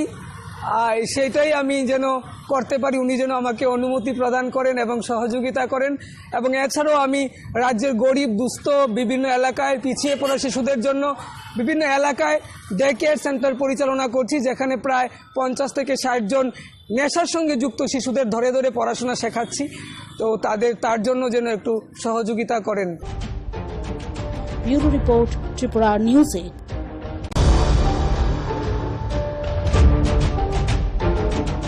অতি সম্প্রতি ত্রিপুরা পাবলিক সার্ভিস কমিশন থেকে বিজ্ঞাপন জারি করে ভেটেরিনারি এবং এগ্রিকালচার এই দুটো বিষয়ে নিয়োগের জন্য আবেদনপত্র আহ্বান করা হয়। দেখা গেছে দুটোর মধ্যে একটার ক্ষেত্রে পিআরটিসি সহ ককবরক এবং বাংলা ভাষা জানা আবশ্যক হলেও অন্যটার ক্ষেত্রে এমন কিছু বিষয় নেই। এই বিষয়টা নিয়ে আজ বিধায়ক সুদীপ রায় বর্মন টিপিএসসি চেয়ারম্যানের সাথে দেখা করে স্মারকলিপি প্রদান করেন। কংগ্রেস বিধায়ক সুদীপ রায় বর্মন সহ প্রাক্তন বিধায়ক আশিস কুমার সাহা। সাংবাদিকদের সাথে কথা বলার সময় শ্রী বর্মন দাবি করেন, এভাবে টিপিএসসি নির্ধারিত প্রচারিত বিজ্ঞাপনগুলোর মধ্যে পিআরটিসি সহ বাংলা এবং ককবরক বাধ্যতামূলক না থাকার কারণে অন্যের ক্ষেত্রেই রাজ্যের বেকাররা বা বলা চলে উচ্চশিক্ষিত বেকাররা বঞ্চিত হচ্ছেন। এক্ষেত্রে কর্তৃপক্ষের দৃষ্টি আকর্ষণ করার জন্যই ওনার আজকের এই পদক্ষেপ বলে দাবি করছেন বিধায়ক শ্রী রায় বর্মন। এরকম বহু ঘটনা দৃষ্টান্ত আছে, ফার্স্ট হয়েছে ওই পরীক্ষায়, কিন্তু তাকে নেওয়া হয়নি কারণ সে ওই রাজ্যের বাসিন্দা নন। আর আমরা এখানে দরজাগুলো খুলে দিচ্ছি, বহিরাজ্যের এরা এসে এখানে এই সমস্ত পোস্টগুলো আপনি খবর নিয়ে দেখুন, সেন্ট্রাল ইউনিভার্সিটি, এনআইটি থেকে শুরু করে পাওয়ার ডিপার্টমেন্ট থেকে শুরু করে প্রত্যেকটি জায়গায় বহিরাজ্যের লোকরা এসে এখানে পার্টিসিপেট করছে। টিপিসি দ্বারা যা পরীক্ষাগুলো হচ্ছে, মজার ব্যাপার হচ্ছে এর আগেও যে ইন্টারভিউগুলো হয়েছে তারা পার্টিসিপেট করে এখানে 2 বছর চাকরি করার পর ওই যেটা তাদের দরকার এক্সপিরিয়েন্স, ওই এক্সপিরিয়েন্স সংগ্রহ করে এ রাজ্য থেকে চলে যাচ্ছে। ওয়ার্স সাফারার হচ্ছে আমাদের রাজ্যের বেকাররা এবং এই দপ্তর, কারণ এখান থেকে চলে যায়। আমি এই যে ব্যাপারটা আজকে টিপিএসসির সঙ্গে আমি চেয়ারম্যানের সঙ্গে আলোচনা করলাম, ওনার দৃষ্টিতে আনলাম। এখন উনি বলছেন দেখুন আমরা তো হুবহু যা ডিপার্টমেন্ট থেকে এগুলো আসে ক্যাবিনেট পাস হয়ে আমরা তো হুবহু আমরা এগুলো চেপে দিই। এখন ঠিক আছে, এটা আপনার সাথে অটোনোমাস বডি, কিন্তু এইরকম একটার মধ্যে desirable PRTC, desirable Bangla Kokborok, আরেকটার মধ্যে একেবারে নেই, এটা কিরকম বেমানান লাগছে। তার মানে তো হচ্ছে আঙ্গুল তুলবে আপনার দপ্তরের দিকে, আপনার এই কমিশনের দিকে, যে কাউকে বোধ বহিরাজ্যে ফেভার করার জন্য আপনারা এই জিনিসগুলো করছেন। In lieu of what best known to your office or the council of ministers, why whom they want to favour. এই কথাগুলো যখন বললাম তখন উনি বললেন যে ঠিক আছে, আমি এটা পরীক্ষা জুন মাসে, আমাদের পরীক্ষা তো হয়নি, পরীক্ষা না হওয়ার আগে you can always cancel that, cancel করো এবং ফ্রেশ নোটিফিকেশন এনে এই ম্যান্ডেটরি প্রভিশন অফ পিআরটিসি এবং বাংলা ককবরক জানাটা তোমরা তোমাদের এই অ্যাডভার্টাইজমেন্টের মধ্যে তোমরা আনো।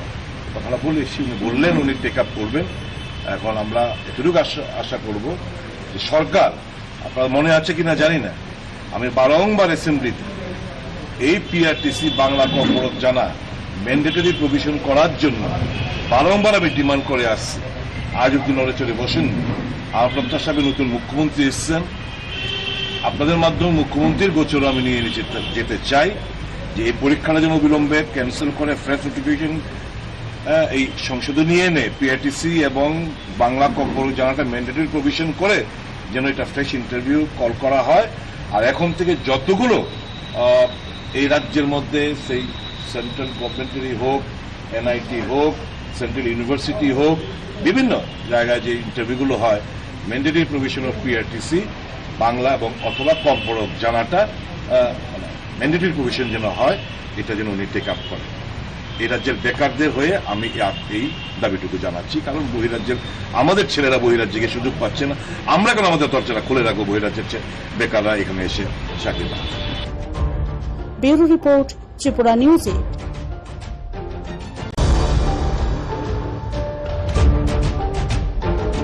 তামাক নিয়ন্ত্রণে আইন প্রণয়নের পদ্ধতি সম্পর্কে পশ্চিম ত্রিপুরা জেলা শাসকের কার্যালয়ে এক গুরুত্বপূর্ণ কর্মশালা অনুষ্ঠিত হয়।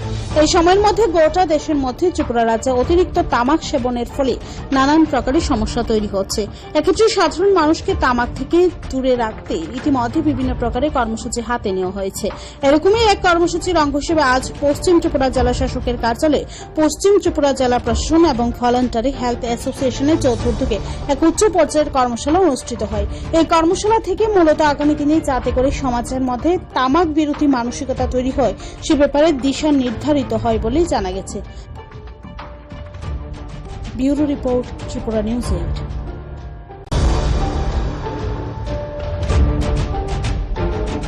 ঘরে থাকা গ্যাস সিলিন্ডারে বিস্ফোরণে পুড়ে ছাই বসতঘর সহ এক গৃহবধূ। মর্মান্তিক এক অগ্নিকাণ্ডের ঘটনায় নিজের ঘর সহ পুড়ে ছাই হয়েছে 34 বছরের এক গৃহবধূ। ঘটনার বিবরণী জানা যায়, শান্তিরবাজার শহরে মাস্টারপাড়ার রাসমোহন দেবনাথের বাড়িতে সপরিবারে ভাড়া থাকতেন। পশ্চিম পিলাক এলাকার টিএসআর নবম বাহিনীতে কর্মরত পুলক বর্মন। আজ স্ত্রী ভৌমিক পরিবারের লোকজনদের নিয়ে উদয়পুর মাতার বাড়িতে গেলে ওনার স্ত্রী মনিকা দেবনাথ ভৌমিক বাড়িতেই ছিলেন। এরপর কোনোভাবে ঘরে রাখা সিলিন্ডার দুটি বিস্ফোরিত হয়ে মুহূর্তের মধ্যে আগুন ধরে যায়। ঘটনার খবর পেয়ে রাস্তার পরিসর কম হওয়ায় ফলে ঘটনাস্থলে পৌঁছতে যথেষ্ট বেগ পেতে হয় অগ্নি নির্বাপক দপ্তরের কর্মীদের। এই ফাঁকে ঘর সহ গৃহবধূ পুড়ে ছাই হয়ে যায়। গোটা ঘটনা জুড়ে এলাকার মধ্যে ব্যাপক চাঞ্চল্য ছড়িয়ে পড়েছে। সকাল 11টা নাগাদ 11:10 নাগাদ আমাদের অফিসে একটা ফোন আসে, শান্তিনগর স্কুল পাড়াতে রাষ্ট্রমন্ত্রী দেবনাথের বাড়িতে আগুন লেগেছে। ওনার ভাড়াটায় করে একটা সম্পূর্ণ বস্তু হয়ে যায় এবং একজন লোক নিহত হয়েছে। ওনার পুরো সম্পূর্ণ পড়ে গেছে শরীরটা, একজন মারা গেছে না? হ্যাঁ, মহিলার নাম হলো Monika Debnath, Bhowmik Debnath. Bureau report, Tripura news 8।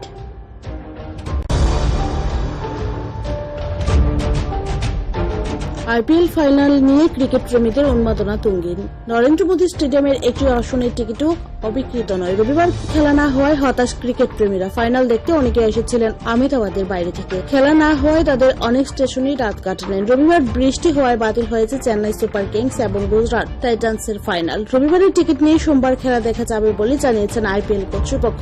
Mahendra Singh ধোনিদের সঙ্গে গুজরাট টাইটান্সের লড়াই দেখার জন্য অপেক্ষা করতে রাজি ক্রিকেট প্রেমীরা। বিশেষ করে ধোনির ভক্তরা খেলা না দেখে আহমেদাবাদ ছাড়তে নারাজ। আহমেদাবাদের বাইরে থাকা ক্রিকেট প্রেমীদের অনেকের পরিকল্পনা ছিল খেলার পর রাতে ট্রেনে বাড়ি ফেরা, তাই তারা হোটেলের ঘর ভাড়া করেনি। স্টেশন থেকে সোজা চলে এসেছিল স্টেডিয়ামে। আবার খেলা শেষ হলে স্টেডিয়াম থেকে সোজা তারা চলে যেতেন স্টেশনে ট্রেন ধরতে। অনেকেই ফেরার ট্রেনের টিকিটও কেটে নিয়ে এসেছিলেন। রবিবারে খেলা ভেস্তে যাওয়ায় সেই ক্রিকেট প্রেমীদের অনেকে স্টেডিয়াম থেকে ফিরছেন স্টেশনে, তবে তারা ট্রেনে ওঠেনি। রবিবারে ফেরার টিকিট বাতিল করে সোমবার রাতে বাড়ি ফেরার জন্য নতুন করে ট্রেনের টিকিট কেটেছেন। হোটেলের ঘর ভাড়া না থাকায় বা সকলের সেই আর্থিক সঙ্গতি না থাকায় স্টেশনে রাত কাটিয়েছেন তারা। রবিবার রাতে আহমেদাবাদ স্টেশনে দেখা গিয়েছে প্রচুর ক্রিকেট প্রেমীকে। স্টেশনের মেঝেতেই ঘুমিয়েছিলেন তারা। স্টেশনের অপেক্ষা কক্ষ, প্ল্যাটফর্ম বা স্টেশনের অন্যত্র ঘুমোতে দেখা গিয়েছে ক্রিকেট প্রেমীদের। তাদের অনেকেই পড়েছিলেন ধোনির 7 নম্বর জার্সি, যা থেকেই বোঝা যায় তারা চেন্নাই অধিনায়কের ভক্ত। তার খেলার সামনে থেকে দেখার সুযোগ হাতছাড়া করতে চান না তারা, তাই বাড়ি ফেরার পরিকল্পনা বাতিল করে একটা দিন বেশি আহমেদাবাদেই থেকে গিয়েছেন। আগামী বছর আইপিএল এ ধোনির খেলা নিয়ে সংশয় রয়েছে, তিনি হয়তো অবসর নিয়ে নিতে পারেন। তাই ধোনির জন্য ভারতের সব শহরের গ্যালারিতে ভিড় করছেন তার ভক্তরা। আহমেদাবাদ ব্যতিক্রম নয়। Bureau report, Tripura news 8।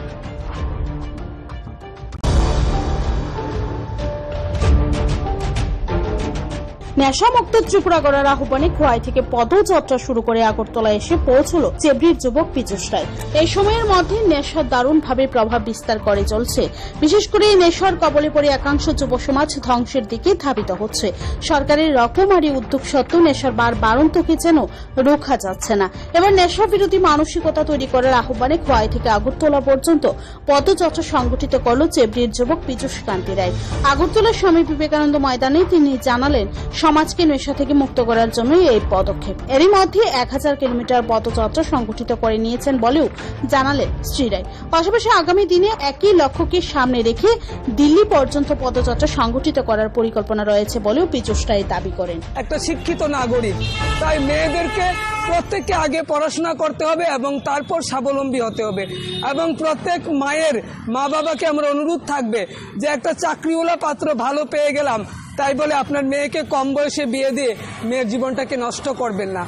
আজকে যদি আমরা দেখুন, আমরা পেয়েছি একজন রাষ্ট্রপতি, মহিলা রাষ্ট্রপতি, উনি আমাদের অনুপ্রেরণা। তাই আপনাকে মেয়েকে যদি সঠিকভাবে শিক্ষা দান করেন তাহলে হয়তো আপনার মেয়েও একদিন ওই রকম পদে যেতে পারে। তাই মেয়ের অল্প বয়সে বিয়ে দিয়ে মেয়ের ভবিষ্যৎটা নষ্ট করবেন না, এটাই আমার বার্তা থাকবে। আমার পীযূষ কান্তি রায়, আমার বাড়ি খোয়াই চেবড়ি।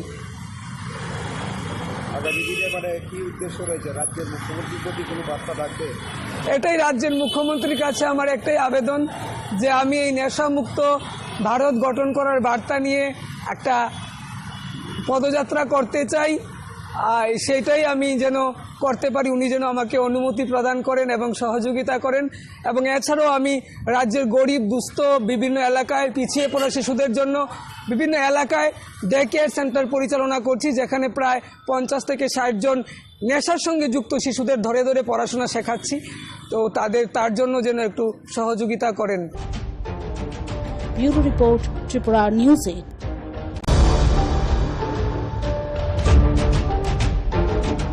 অতি সম্প্রতি ত্রিপুরা পাবলিক সার্ভিস কমিশন থেকে বিজ্ঞাপন জারি করে ভেটেরিনারি এবং এগ্রিকালচার এই দুটো বিষয়ে নিয়োগের জন্য আবেদনপত্র আহ্বান করা হয়। দেখা গেছে দুটোর মধ্যে একটার ক্ষেত্রে পিআরটিসি সহ ককবরক এবং বাংলা ভাষা জানা আবশ্যক হলেও অন্যটার ক্ষেত্রে এমন কিছু বিষয় নেই। এই বিষয়টা নিয়ে আজ বিধায়ক সুদীপ রায় বর্মন টিপিএসসি চেয়ারম্যানের সাথে দেখা করে স্মারকলিপি প্রদান করেন কংগ্রেস বিধায়ক সুদীপ রায় বর্মন সহ প্রাক্তন বিধায়ক আশিস কুমার সাহা। সাংবাদিকদের সাথে কথা বলার সময় শ্রী বর্মন দাবি করেন, এভাবে টিপিএসসি নির্ধারিত বিজ্ঞাপনগুলোর মধ্যে পিআরটিসি সহ বাংলা এবং ককবরক বাধ্যতামূলক না থাকার কারণে অন্যের ক্ষেত্রে রাজ্যের বেকাররা বা বলা চলে উচ্চশিক্ষিত বেকাররা বঞ্চিত হচ্ছেন। এক্ষেত্রে কর্তৃপক্ষের দৃষ্টি আকর্ষণ করার জন্যই ওনার আজকের এই পদক্ষেপ বলে দাবি করছেন বিধায়ক Shri Roy Barman.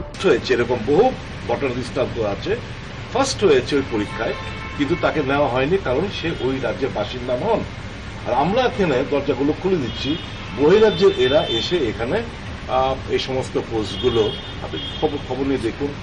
Central university, NIT থেকে শুরু করে পাওয়ার ডিপার্টমেন্ট থেকে শুরু করে প্রত্যেকটি জায়গায় বহিরাজ্যের লোকরা এসে এখানে পার্টিসিপেট করছে। টিপিসি দ্বারা যা পরীক্ষাগুলো হচ্ছে, এবং মজার ব্যাপার হচ্ছে এর আগেও যে ইন্টারভিউগুলো হয়েছে তারা পার্টিসিপেট করে এখানে 2 বছর চাকরি করার পর ওই যেটা তাদের দরকার এক্সপিরিয়েন্স, ওই এক্সপিরিয়েন্স সংগ্রহ করে এ রাজ্য থেকে চলে যাচ্ছে। ওয়ার্স্ট সাফারার হচ্ছে আমাদের রাজ্যের বেকাররা এবং এই দপ্তর, কারণ এখান থেকে চলে যায়। আমি এই যে ব্যাপারটা আজকে টিপিএসসির সঙ্গে আমি চেয়ারম্যানের সঙ্গে আলোচনা করলাম, ওনার দৃষ্টিতে আনলাম। এখন উনি বলছেন, দেখুন আমরা তো হুবহু যা ডিপার্টমেন্ট থেকে এগুলো আসে ক্যাবিনেট পাস হয়ে, আমরা তো হুবহু আমরা এগুলো চেপে দিই। এখন ঠিক আছে, এটা আপনার একটা অটোনোমাস বডি, এইরকম একটার মধ্যে desirable PRTC, desirable Bangla Kokborok, আরেকটার মধ্যে একেবারে নেই। এটা কিরকম বেমানান লাগছে। তার মানে তো হচ্ছে আঙ্গুল তো আপনার দপ্তরের দিকে, আপনার এই কমিশনের দিকে, যে কাউকে বোধ বহিরাজ্যে ফেভার করার জন্য আপনারা এই জিনিসগুলো করছেন। In lieu of what best known to your office or the council of ministers, why whom they want to favour. এই কথাগুলো যখন বললাম তখন উনি বললেন যে ঠিক আছে, আমি এটার পরীক্ষা জুন মাসে, আমাদের পরীক্ষা তো হয়নি, পরীক্ষা না হওয়ার আগে you can always cancel that, cancel করো এবং ফ্রেশ নোটিফিকেশন এনে এই ম্যান্ডেটরি প্রভিশন অফ পিআরটিসি এবং বাংলা ককবরক জানাটা তোমরা তোমাদের এই অ্যাডভার্টাইজমেন্টের মধ্যে তোমরা আনো। কথাটা বলে এসে উনি বললেন উনি টেক আপ করবেন। এখন আমরা এতটুকু আশা করব যে সরকার, আপনার মনে আছে কিনা জানি না, আমি বারংবার অ্যাসেম্বলিতে এই পিআরটিসি বাংলা ককবরক জানা ম্যান্ডেটরি প্রভিশন করার জন্য বারংবার আমি ডিমান্ড করে আসছি। আজ অব্দি নড়ে চড়ে বসেন। আর প্রত্যাশা নতুন মুখ্যমন্ত্রী এসছেন, আপনাদের মাধ্যমে মুখ্যমন্ত্রীর গোচর আমি নিয়ে যেতে চাই যে এই পরীক্ষাটা যেন বিলম্বে ক্যান্সেল করে ফ্রেশ নোটিফিকেশন এই সংশোধনী এনে পিআরটিসি এবং বাংলা ককবরক জানাটা ম্যান্ডেটরি প্রভিশন করে যেন এটা ফ্রেশ ইন্টারভিউ কল করা হয়।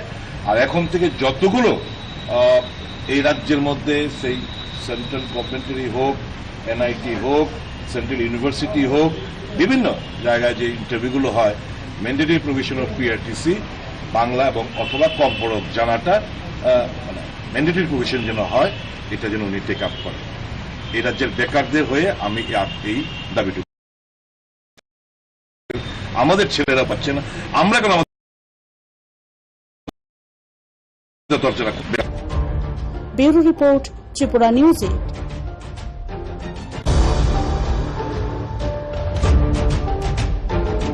তামাক নিয়ন্ত্রণে আইন প্রণয়নের পদ্ধতি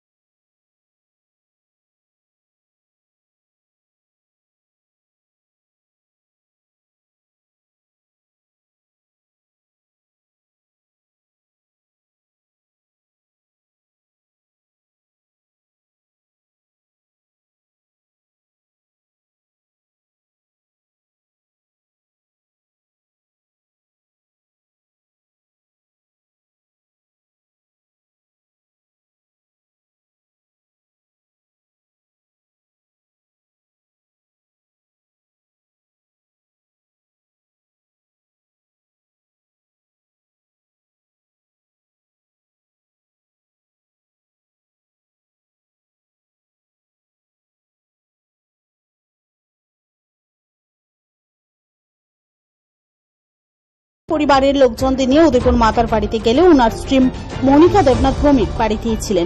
এরপর কোনোভাবে ঘরে রাখা সিলিন্ডার দুটি বিস্ফোরিত হয়ে মুহূর্তের মধ্যে আগুন ধরে যায়। ঘটনার খবর পেয়ে রাস্তার পরিসর কম হওয়ায় ফলে ঘটনাস্থলে পৌঁছতে যথেষ্ট বেগ পেতে হয় অগ্নি নির্বাপক দপ্তরের কর্মীদের। এই ফাঁকে ঘর সহ গৃহবধূ পুড়ে ছাই হয়ে যায়। গোটা ঘটনা জুড়ে এলাকার মধ্যে ব্যাপক চাঞ্চল্য ছড়িয়ে পড়েছে। সকাল 11টা নাগাদ 11:10 নাগাদ আমাদের অফিসে একটা ফোন আসে, শান্তিনগর স্কুল পাড়াতে রাসমোহন দেবনাথের বাড়িতে আগুন লেগেছে। ওনার ভাড়াটায় করে একটা সম্পূর্ণ ভর্তি হয়ে যায় এবং একজন লোক নিহত হয়েছে। ওনার পুরো সম্পূর্ণ পড়ে গেছে শরীরটা, একদম মারা গেছে না? হ্যাঁ, মহিলার নাম হলো Monika Debnath Bhowmik Debnath. Bureau report, Tripura news 8।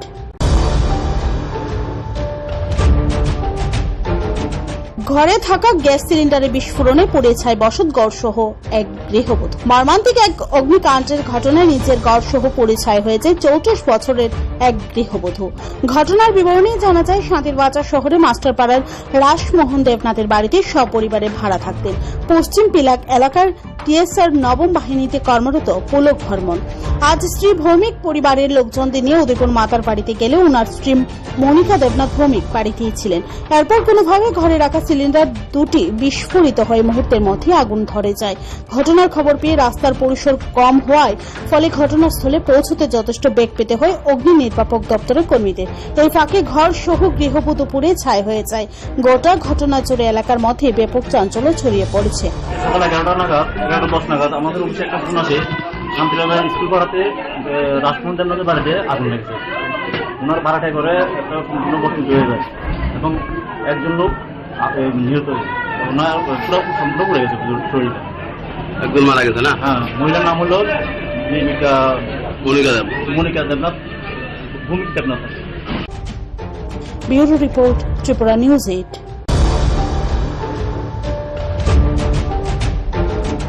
ঘরে থাকা গ্যাস সিলিন্ডারে বিস্ফোরণে পড়ে ছাই বসতঘর সহ এক গৃহবধূ। মর্মান্তিক এক অগ্নিকাণ্ডের ঘটনায় নিজের ঘর সহ পড়ে ছাই হয়েছে 34 বছরের এক গৃহবধূ। ঘটনার বিবরণী জানা যায়, শান্তিরবাজার শহরে মাস্টারপাড়ার রাসমোহন দেবনাথের বাড়িতে সপরিবারে ভাড়া থাকতেন।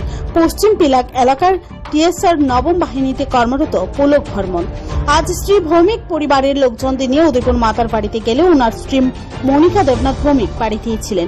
এরপর কোনোভাবে ঘরে রাখা সিলিন্ডার দুটি বিস্ফোরিত হয়ে মুহূর্তের মধ্যে আগুন ধরে যায়। ঘটনার খবর পেয়ে রাস্তার পরিসর কম হওয়ায় ফলে ঘটনাস্থলে পৌঁছতে যথেষ্ট বেগ পেতে হয় অগ্নি নির্বাপক দপ্তরের কর্মীদের। এই ফাঁকে ঘর সহ গৃহবধূ পুড়ে ছাই হয়ে যায়। গোটা ঘটনা জুড়ে এলাকার মধ্যে ব্যাপক চাঞ্চল্য ছড়িয়ে পড়েছে। সকাল 11টা নাগাদ 11:10 নাগাদ আমাদের অফিসে একটা ফোন আসে, শান্তিনগর স্কুল পাড়াতে রাসমোহন দেবনাথের বাড়িতে আগুন লেগেছে। ওনার ভাড়াটায় করে একটা সম্পূর্ণ ভর্তি হয়ে যায় এবং একজন লোক নিহত হয়েছে। ওনার পুরো সম্পূর্ণ পড়ে গেছে শরীরটা, একদম মারা গেছে না? হ্যাঁ, মহিলার নাম হলো Monika Debnath Bhowmik Debnath. Bureau report, Tripura news 8।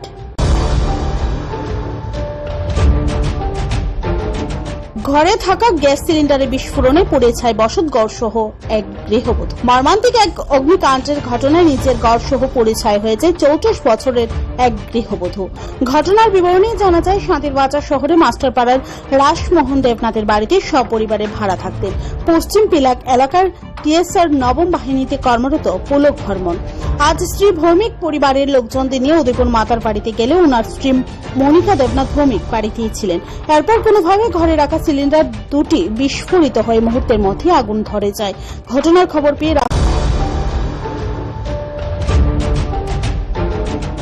আবারও সভ্যতার কলঙ্কের নিদর্শন। আবর্জনা স্তূপে উদ্ধার হাসপাতালে স্টিকার লাগানো নবজাতকের দেহ। কথিত সভ্য সমাজের মুখে চুনকালি লেপন করে আরও একবার আবর্জনা স্তূপে ব্যাগে মোড়া অবস্থায় নবজাতকের দেহ উদ্ধার হলো।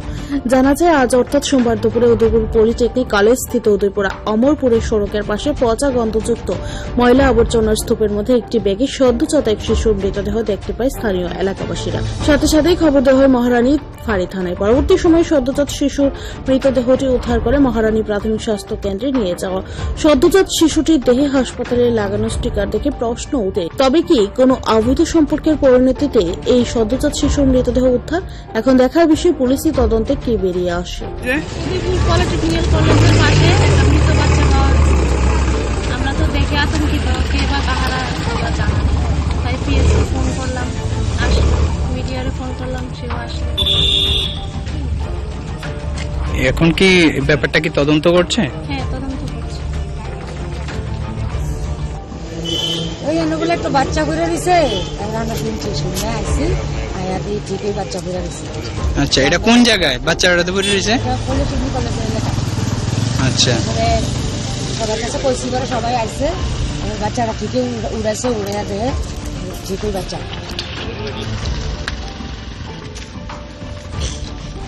আচ্ছা, এখন কি থানায় খবর দিছেন?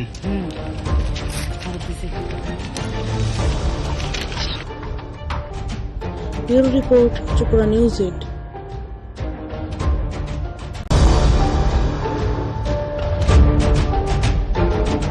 দেশের প্রধানমন্ত্রী নরেন্দ্র মোদী কার্যকলাপের 9 বছর পূর্তিকে সামনে রেখে ভারতীয় জনতা পার্টির উদ্যোগে আগামী 30 তারিখ থেকে 1 মাস দেশের প্রধানমন্ত্রী নরেন্দ্র মোদী কার্যকলাপের 9 বছর পূর্তিকে সামনে রেখে ভারতীয় জনতা পার্টির উদ্যোগে আগামী 30 তারিখ থেকে 1 মাস ব্যাপী বিভিন্ন কর্মসূচি হাতে নেওয়া হয়েছে। এই কর্মসূচিগুলো সম্পর্কে রাজ্যের সমস্ত স্তরের সংবাদ মাধ্যমকে অবগত করার লক্ষ্য নিয়ে এবং সংবাদ মাধ্যমের কর্মীদের সহযোগিতা প্রার্থনা করে ভারতীয় জনতা পার্টির উদ্যোগে আজ রাজধানী সোনারতরীতে এক বৈঠক আয়োজিত হয়। এই বৈঠকে প্রদেশ বিজেপির সভাপতি রাজীব ভট্টাচার্য ও রাজ্যের মুখ্যমন্ত্রী প্রফেসর ডক্টর মানিক সাহা সহ রাজ্যের সংবাদ মাধ্যমের বিভিন্ন স্তরের বরেণ্য ব্যক্তিরা উপস্থিত ছিলেন। এই বৈঠকে আলোচনা করতে গিয়ে প্রদেশ বিজেপির সভাপতি রাজীব ভট্টাচার্য দাবি করেন, 2014 সালে দেশের প্রধানমন্ত্রী হিসেবে দায়িত্বভার গ্রহণের পর থেকে নরেন্দ্র মোদী ত্রিপুরা রাজ্যে যোগাযোগ সহ আর্থ সামাজিক ব্যবস্থার মান উন্নয়নে যুগান্তকারী সিদ্ধান্ত গ্রহণ করেছেন। বিশেষ করে ত্রিপুরা রাজ্যের আর্থ সামাজিক ব্যবস্থা নরেন্দ্র মোদীর অভিভাবকত্বে অনেকটাই বিকশিত হয়েছে দাবি করে আগামী দিনে 1 মাস ব্যাপী কর্মসূচিগুলো বাস্তবায়নের সমস্ত অংশের সাহায্যে প্রার্থনা করেন প্রদেশ বিজেপির সভাপতি শ্রী রাজীব ভট্টাচার্য। নিজের আলোচনায় মুখ্যমন্ত্রী ডক্টর মানিক সাহা দাবি করেন, নরেন্দ্র মোদী গোটা বিশ্বের মধ্যে বহু চর্চিত রাজনৈতিক ব্যক্তিত্ব। বিশেষ করে প্রধানমন্ত্রী নরেন্দ্র মোদীর দৌলতে স্বল্পকালীন সময়ে করোনা থেকে রক্ষা পাওয়ার জন্য ভারত দুটা ভ্যাকসিন তৈরি করতে পেরেছে বলে মানিক সাহা যেমন দাবি করেন, ঠিক তেমনি ত্রিপুরা সহ গোটা রাজ্যে টিকাকরণের কাজ সাফল্যমণ্ডিত হওয়ায় প্রধানমন্ত্রীকে কৃতজ্ঞতাও জানান doctor Manik Saha.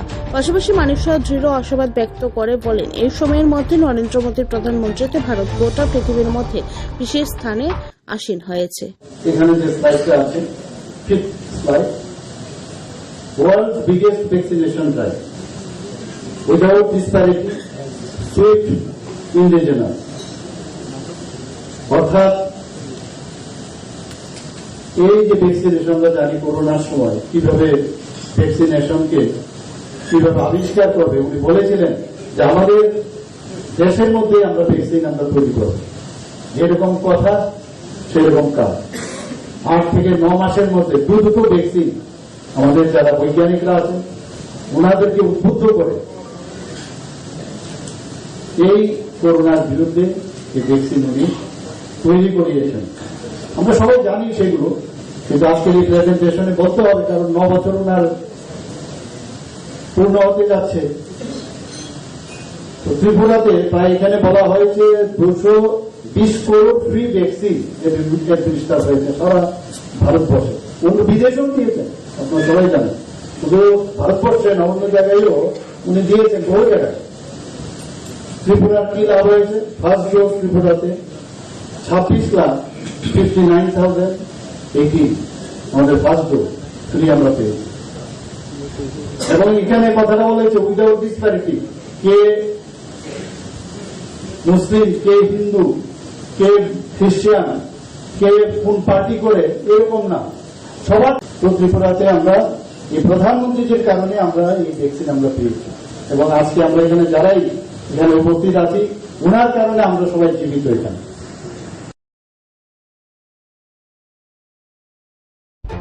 Bureau report, Tripura news 8।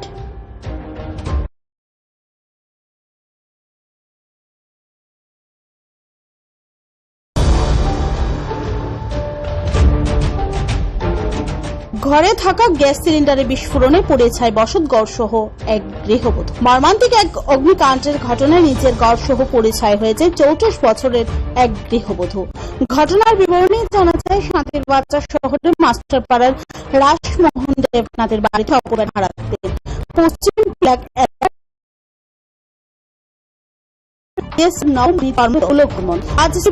মাতার বাড়িতে স্ত্রী মনিকা দেবনাথ ভৌমিক বাড়ি দিয়েছিলেন। এরপর কোনোভাবে ঘরে রাখা সিলিন্ডার দুটি বিস্ফোরিত হয়ে মুহূর্তের মধ্যে আগুন ধরে যায়। ঘটনার খবর পেয়ে রাস্তার পরিসর কম হওয়ায় ফলে ঘটনাস্থলে পৌঁছতে যথেষ্ট বেগ পেতে হয় অগ্নি নির্বাপক দপ্তরের কর্মীদের। এই ফাঁকে ঘর সহ গৃহবধূ পুড়ে ছাই হয়ে যায়। গোটা ঘটনা জুড়ে এলাকার মধ্যে ব্যাপক চাঞ্চল্য ছড়িয়ে পড়েছে। সকাল 11টা নাগাদ 11:10 নাগাদ আমাদের অফিসে একটা ফোন আসে, শান্তিলাল স্কুল পাড়াতে রাসমোহন দেবনাথের বাড়িতে আগুন লেগেছে। ওনার ভাড়াটায় করে একটা সম্পূর্ণ বসতি হয়ে যায় এবং একজন লোক নিহত হয়েছে। ওনার পুরো সম্পূর্ণ পড়ে গেছে শরীরটা। একজন মারা গেছে না? হ্যাঁ, মহিলার নাম হলো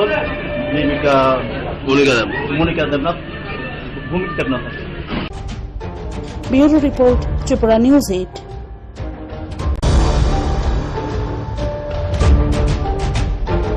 আইপিএল ফাইনাল নিয়ে ক্রিকেট প্রেমীদের উন্মাদনা তুঙ্গিন। নরেন্দ্র মোদী স্টেডিয়ামের একটি আসনের টিকিটও অবিকৃত নয়। রবিবার খেলা না হওয়ায় হতাশ ক্রিকেট প্রেমীরা। ফাইনাল দেখতে অনেকে এসেছিলেন আহমেদাবাদের বাইরে থেকে। খেলা না হওয়ায় তাদের অনেক স্টেশনেই রাত কাটালেন। রবিবার বৃষ্টি হওয়ায় বাতিল হয়েছে চেন্নাই সুপার কিংস এবং গুজরাট টাইটান্সের ফাইনাল। রবিবারের টিকিট নিয়ে সোমবার খেলা দেখা যাবে বলে জানিয়েছেন আইপিএল কর্তৃপক্ষ। মহেন্দ্র সিং ধোনিদের সঙ্গে গুজরাট টাইটান্সের লড়াই দেখার জন্য অপেক্ষা করতে রাজি ক্রিকেট প্রেমীরা। বিশেষ করে ধোনির ভক্তরা খেলা না দেখে আহমেদাবাদ ছাড়তে নারাজ। আহমেদাবাদের বাইরে থাকা ক্রিকেট প্রেমীদের অনেকের পরিকল্পনা ছিল খেলার পর রাতে ট্রেনে বাড়ি ফেরা, তাই তারা হোটেলের ঘর ভাড়া করেনি। স্টেশন থেকে সোজা চলে এসেছিল স্টেডিয়ামে। আবার খেলা শেষ হলে স্টেডিয়াম থেকে সোজা তারা চলে যেতেন স্টেশনে ট্রেন ধরতে। অনেকেই ফেরার ট্রেনের টিকিটও কেটে নিয়ে এসেছিলেন।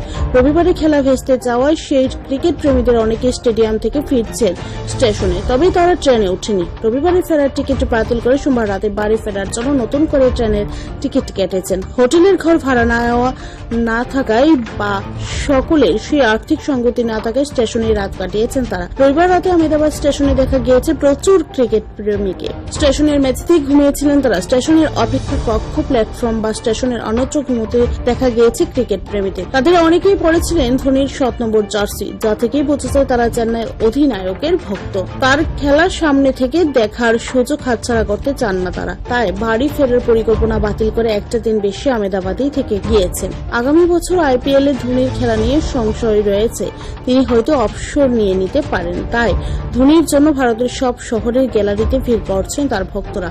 আহমেদাবাদও ব্যতিক্রম নয়। Bureau report, Tripura news 8।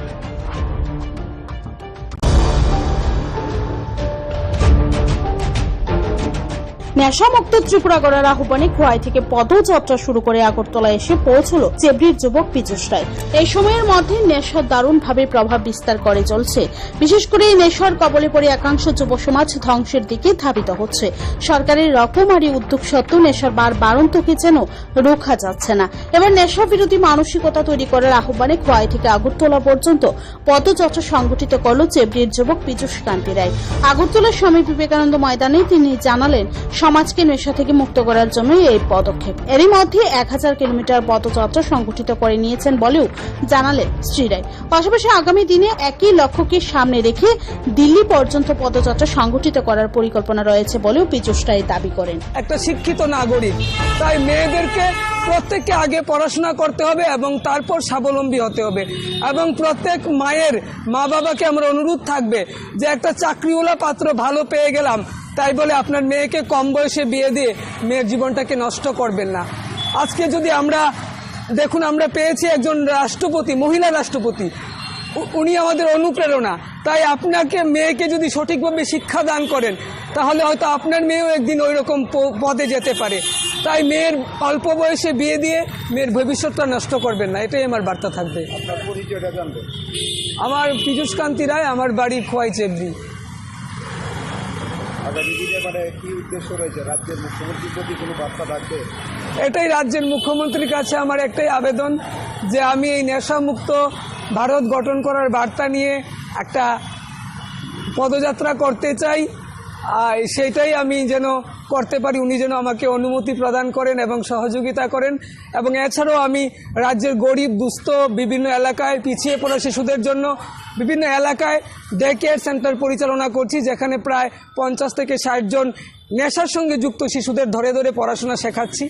তো তার জন্য যেন একটু সহযোগিতা করেন। Bureau report, Tripura news 8।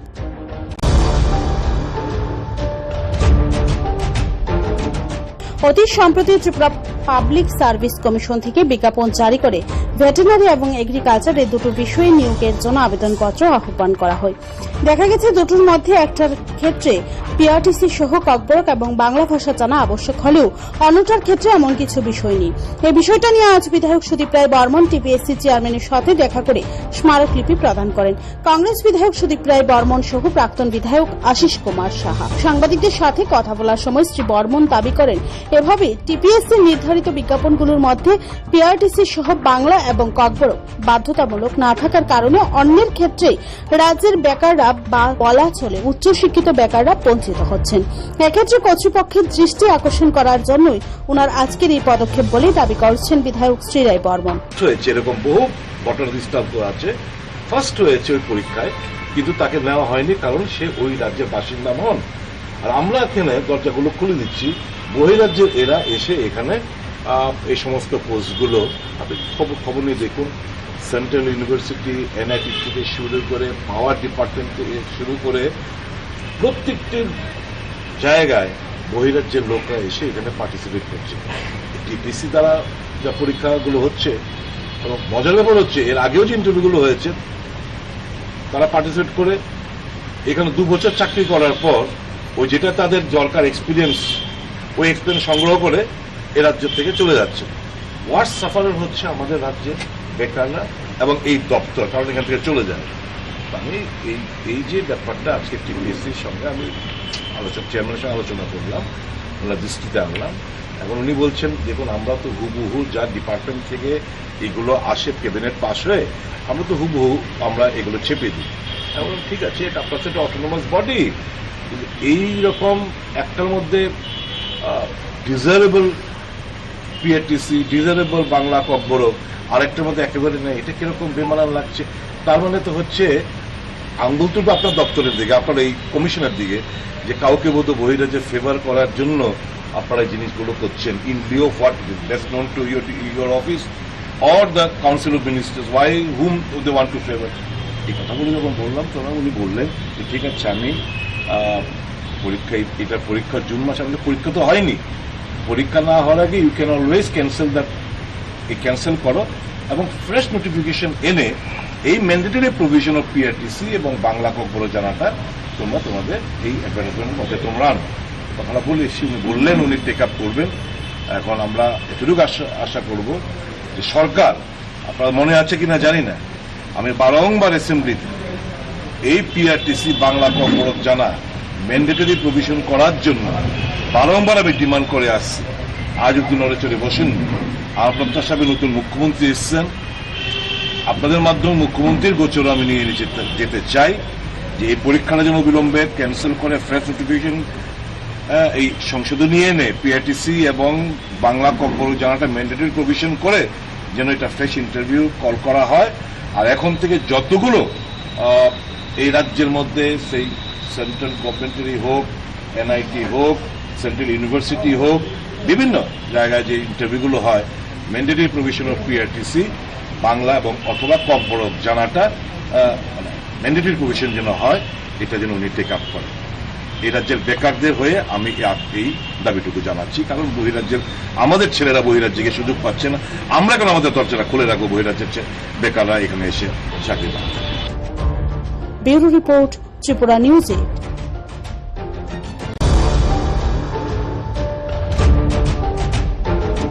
তামাক নিয়ন্ত্রণে আইন প্রণয়নের পদ্ধতি সম্পর্কে পশ্চিম ত্রিপুরা জেলা শাসকের কার্যালয়ে এক গুরুত্বপূর্ণ কর্মশালা অনুষ্ঠিত হয়।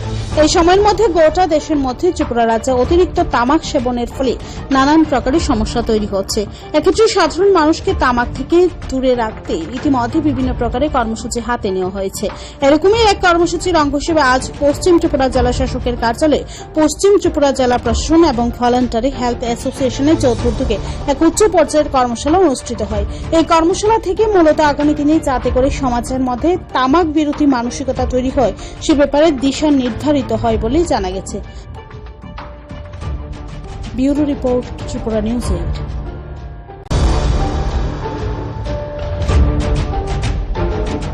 ঘরে থাকা গ্যাস সিলিন্ডারে বিস্ফোরণে পুড়ে ছাই বসতঘর সহ এক গৃহবধূ। মর্মান্তিক এক অগ্নিকাণ্ডের ঘটনায় নিজের ঘর সহ পুড়ে ছাই হয়েছে 34 বছরের এক গৃহবধূ। ঘটনার বিবরণী জানা যায়, শান্তিরবাজার শহরে মাস্টারপাড়ার রাসমোহন দেবনাথের বাড়িতে সপরিবারে ভাড়া থাকতেন। পশ্চিম পিলাক এলাকার টিএসআর নবম বাহিনীতে কর্মরত পুলক বর্মন আজ স্ত্রী ভৌমিক পরিবারের লোকজনদের নিয়ে উদয়পুর মাতার বাড়িতে গেলে ওনার স্ত্রী মনিকা দেবনাথ ভৌমিক বাড়িতেই ছিলেন। এরপর কোনোভাবে ঘরে রাখা সিলিন্ডার দুটি বিস্ফোরিত হয়ে মুহূর্তের মধ্যে আগুন ধরে যায়। ঘটনার খবর পেয়ে রাস্তার পরিসর কম হওয়ায় ফলে ঘটনাস্থলে পৌঁছতে যথেষ্ট বেগ পেতে হয় অগ্নি নির্বাপক দপ্তরের কর্মীদের।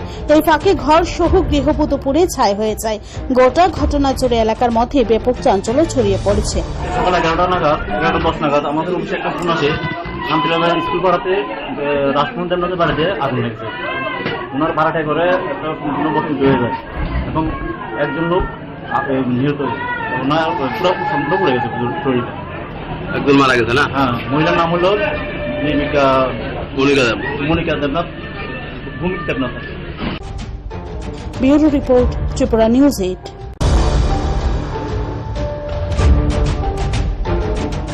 আবারও সভ্যতার কলঙ্কের নিদর্শন। আবর্জনা স্তূপে উদ্ধার হাসপাতালে স্টিকার লাগানো নবজাতকের দেহ। কথিত সভ্য সমাজের মুখে চুনকালি লেপন করে আরও একবার আবর্জনা স্তূপে ব্যাগে মোড়া অবস্থায় নবজাতকের দেহ উদ্ধার হল। জানা যায়, আজ অর্থাৎ সোমবার দুপুরে উদয়পুর পলিটেকনিক কলেজ স্থিত উদয়পুর অমরপুরের সড়কের পাশে পচা গন্ধযুক্ত ময়লা আবর্জনার স্তূপের মধ্যে একটি ব্যাগে সদ্যজাত এক শিশুর মৃতদেহ দেখতে পায় স্থানীয় এলাকাবাসীরা। সাথে সাথেই খবর দেওয়া হয় মহারানী ফাঁড়ি থানায়। পরবর্তী সময়ে সদ্যজাত শিশুর মৃতদেহটি উদ্ধার করে মহারানী প্রাথমিক স্বাস্থ্য কেন্দ্রে নিয়ে যাওয়া। সদ্যজাত শিশুটির দেহে হাসপাতালে লাগানো স্টিকার দেখে প্রশ্ন ওঠে, তবে কি কোনো অবৈধ সম্পর্কের পরিণতিতে এই সদ্যজাত শিশুর মৃতদেহ উদ্ধার? এখন দেখার বিষয় পুলিশি তদন্তে কি বেরিয়ে আসে। পলিটেকনিক্যাল কলেজের পাশে একটা মৃত বাচ্চা পাওয়া গেছে। আমরা তো দেখে আতঙ্কিত, কে বা কাহারা জানা, তাই পিএসকে ফোন করলাম, আসলো। মিডিয়ারে ফোন করলাম, সেও আসলো। এখন কি ব্যাপারটা কি তদন্ত করছে? হ্যাঁ, তদন্ত করছে। ওই এনগুলো একটা বাচ্চা করে দিছে, আমরা শুনছি, শুনে আসছি, আয়াতে ঠিকই বাচ্চা করে দিছে। আচ্ছা, এটা কোন জায়গায় বাচ্চাটা তো পড়ে রয়েছে? পলিটেকনিক কলেজের এলাকা। আচ্ছা, সবার কাছে কইছি করে সবাই আসছে, বাচ্চাটা ঠিকই উড়াইছে, উড়ে দিয়ে ঠিকই বাচ্চা।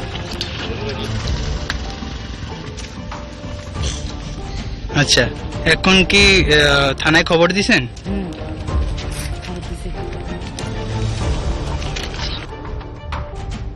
Bureau report, Tripura news 8।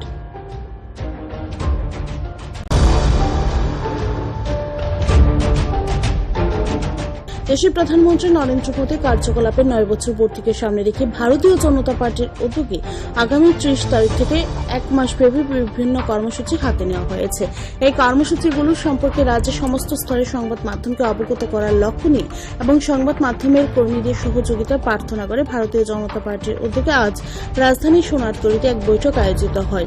এই বৈঠকে প্রদেশ বিজেপির সভাপতি রাজীব ভট্টাচার্য ও রাজ্যের মুখ্যমন্ত্রী প্রফেসর ডক্টর মানিক সাহা সহ রাজ্যের সংবাদ মাধ্যমের বিভিন্ন স্তরের বরেণ্য ব্যক্তিরা উপস্থিত ছিলেন। এই বৈঠকে আলোচনা করতে গিয়ে প্রদেশ বিজেপির সভাপতি রাজীব ভট্টাচার্য দাবি করেন, 2014 সালে দেশের প্রধানমন্ত্রী হিসেবে দায়িত্বভার গ্রহণের পর থেকে নরেন্দ্র মোদী ত্রিপুরা রাজ্যে যোগাযোগ সহ আর্থ-সামাজিক ব্যবস্থার মান উন্নয়নে যুগান্তকারী সিদ্ধান্ত গ্রহণ করেছেন।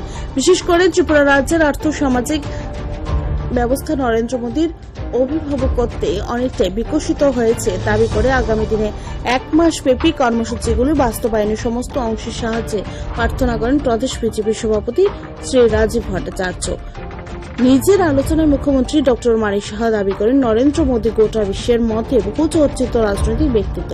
বিশেষ করে প্রধানমন্ত্রী নরেন্দ্র মোদীর দৌলতে স্বল্পকালীন সময়ে করোনা থেকে রক্ষা পাওয়ার জন্য ভারত দুটা ভ্যাকসিন তৈরি করতে পারছে বলে মানিক সাহা যেমন দাবি করেন, ঠিক তেমনি ত্রিপুরা সহ গোটা রাজ্যে টিকাকরণের কাজ সাফল্যমণ্ডিত হয় প্রধানমন্ত্রীকে কৃতজ্ঞতাও জানান ডক্টর মানিক সাহা।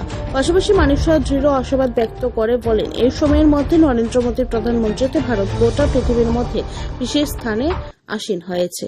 এখানে যে স্লাইডটা আছে, fifth slide, world's biggest vaccination drive without disparity, swift, indigenous.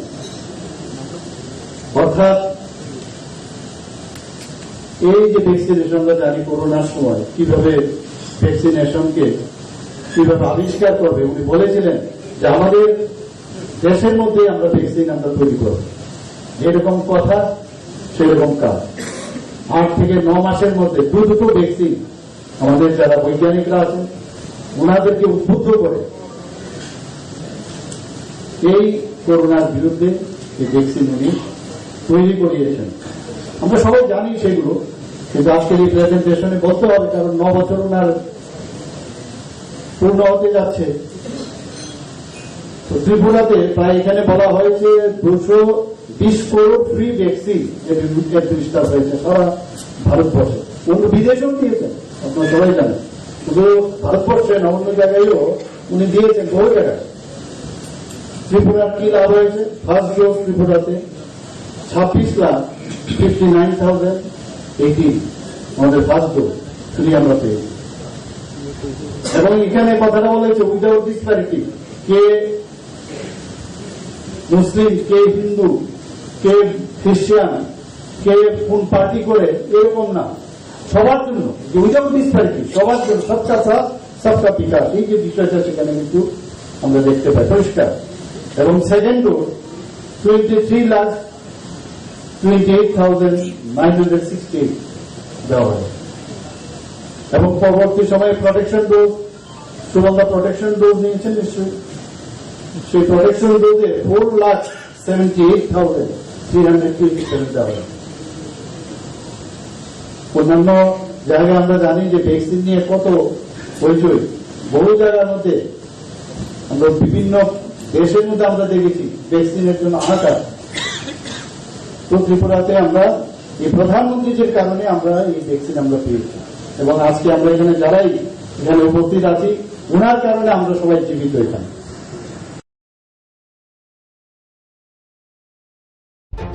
Bureau report, Tripura news 8।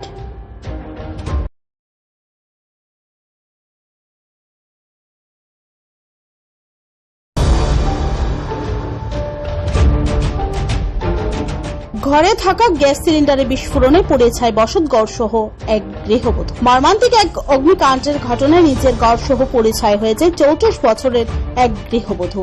ঘটনার বিবরণী জানা যায়, শান্তিরবাজার শহরে মাস্টারপাড়ার রাসমোহন দেবনাথের বাড়িতে সপরিবারে ভাড়া থাকতেন।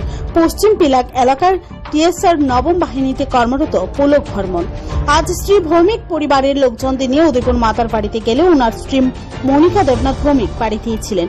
এরপর কোনোভাবে ঘরে রাখা সিলিন্ডার দুটি বিস্ফোরিত হয়ে মুহূর্তের মধ্যে আগুন ধরে যায়। ঘটনার খবর পেয়ে রাস্তার পরিসর কম হওয়ায় ফলে ঘটনাস্থলে পৌঁছতে যথেষ্ট বেগ পেতে হয় অগ্নি নির্বাপক দপ্তরের কর্মীদের। এই ফাঁকে ঘর সহ গৃহবধূ পুড়ে ছাই হয়ে যায়। গোটা ঘটনা জুড়ে এলাকার মধ্যে ব্যাপক চাঞ্চল্য ছড়িয়ে পড়েছে। সকাল 11:10 নাগাদ আমাদের অফিসে একটা ফোন আসে, শান্তিবাজার স্কুল পাড়াতে রাসমোহন দেবনাথের বাড়িতে আগুন লেগেছে। ওনার ভাড়াটায় করে একটা সম্পূর্ণ বসতি হয়ে যায় এবং একজন লোক নিহত হয়েছে। ওনার সম্পূর্ণ পড়ে গেছে শরীরটা, একজন মারা গেছে না? হ্যাঁ, মহিলার নাম হলো Monika Debnath, Bhowmik Debnath. Bureau report, Tripura news 8।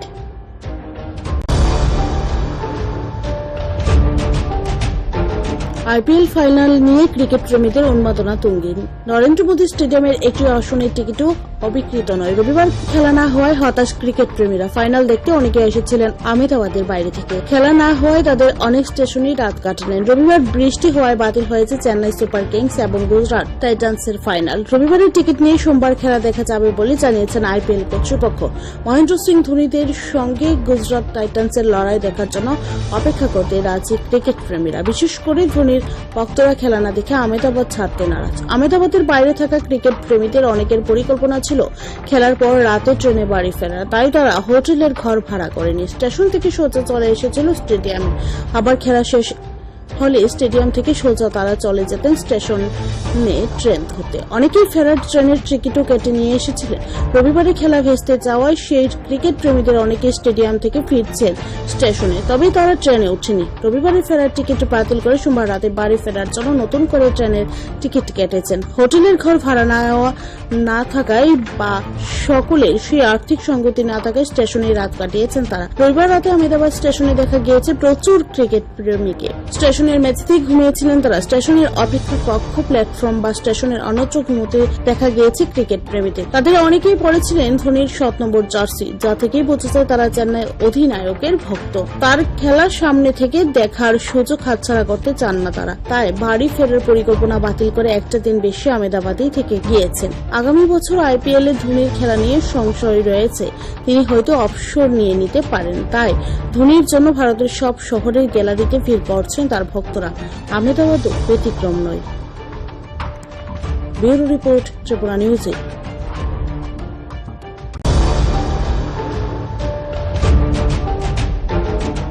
নেশামুক্ত ত্রিপুরা গড়ার আহ্বানে খোয়াই থেকে পদযাত্রা শুরু করে আগরতলা এসে পৌঁছল চেবড়ির যুবক পীযূষ রায়।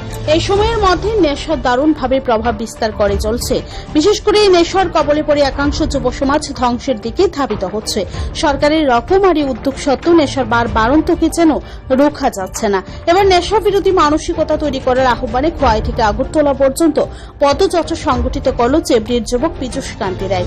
আগরতলার স্বামী বিবেকানন্দ ময়দানে তিনি জানালেন সমাজকে নেশা থেকে মুক্ত করার জন্য এই পদক্ষেপ। এরই মধ্যে 1000 কিলোমিটার পদযাত্রা সংগঠিত করে নিয়েছেন বলেও জানালেন শ্রী রায়। পাশাপাশি আগামী দিনে একই লক্ষ্যকে সামনে রেখে দিল্লি পর্যন্ত পদযাত্রা সংগঠিত করার পরিকল্পনা রয়েছে বলেও পীযূষ রায় দাবি করেন। একটা শিক্ষিত নাগরিক, তাই মেয়েদেরকে প্রত্যেককে আগে পড়াশোনা করতে হবে এবং তারপর স্বাবলম্বী হতে হবে।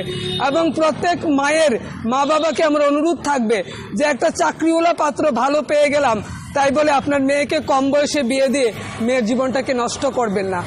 আজকে যদি আমরা দেখুন, আমরা পেয়েছি একজন রাষ্ট্রপতি, মহিলা রাষ্ট্রপতি, উনি আমাদের অনুপ্রেরণা। তাই আপনাকে মেয়েকে যদি সঠিকভাবে শিক্ষা দান করেন তাহলে হয়তো আপনার মেয়েও একদিন ওই রকম পদে যেতে পারে। তাই মেয়ের অল্প বয়সে বিয়ে দিয়ে মেয়ের ভবিষ্যৎটা নষ্ট করবেন না, এটাই আমার বার্তা থাকবে। আপনার পরিচয়টা জানবেন। আমার পীযূষ কান্তি রায়, আমার বাড়ি খোয়াই চেবড়ি। আগামী দিনে মানে কি উদ্দেশ্য রয়েছে? রাজ্যের মুখ্যমন্ত্রীর প্রতি কোনো বার্তা থাকবে? এটাই রাজ্যের মুখ্যমন্ত্রীর কাছে আমার একটাই আবেদন যে আমি এই নেশামুক্ত ভারত গঠন করার বার্তা নিয়ে একটা পদযাত্রা করতে চাই। আর সেটাই আমি যেন করতে পারি, উনি যেন আমাকে অনুমতি প্রদান করেন এবং সহযোগিতা করেন। এবং এছাড়াও আমি রাজ্যের গরিব দুস্থ বিভিন্ন এলাকায় পিছিয়ে পড়া শিশুদের জন্য বিভিন্ন এলাকায় ডে কেয়ার সেন্টার পরিচালনা করছি, যেখানে প্রায় 50 থেকে 60 জন নেশার সঙ্গে যুক্ত শিশুদের ধরে ধরে পড়াশোনা শেখাচ্ছি। তো তার জন্য যেন একটু সহযোগিতা করেন। ব্যুরো রিপোর্ট, ত্রিপুরা নিউজে।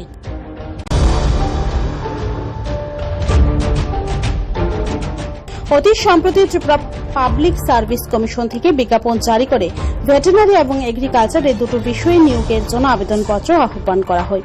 দেখা গেছে দুটোর মধ্যে একটার ক্ষেত্রে পিআরটিসি সহ ককবরক এবং বাংলা ভাষা জানা আবশ্যক হলেও অন্যটার ক্ষেত্রে এমন কিছু বিষয় নেই। এই বিষয়টা নিয়ে আজ বিধায়ক সুদীপ রায় বর্মন টিপিএসসি চেয়ারম্যানের সাথে দেখা করে স্মারকলিপি প্রদান করেন।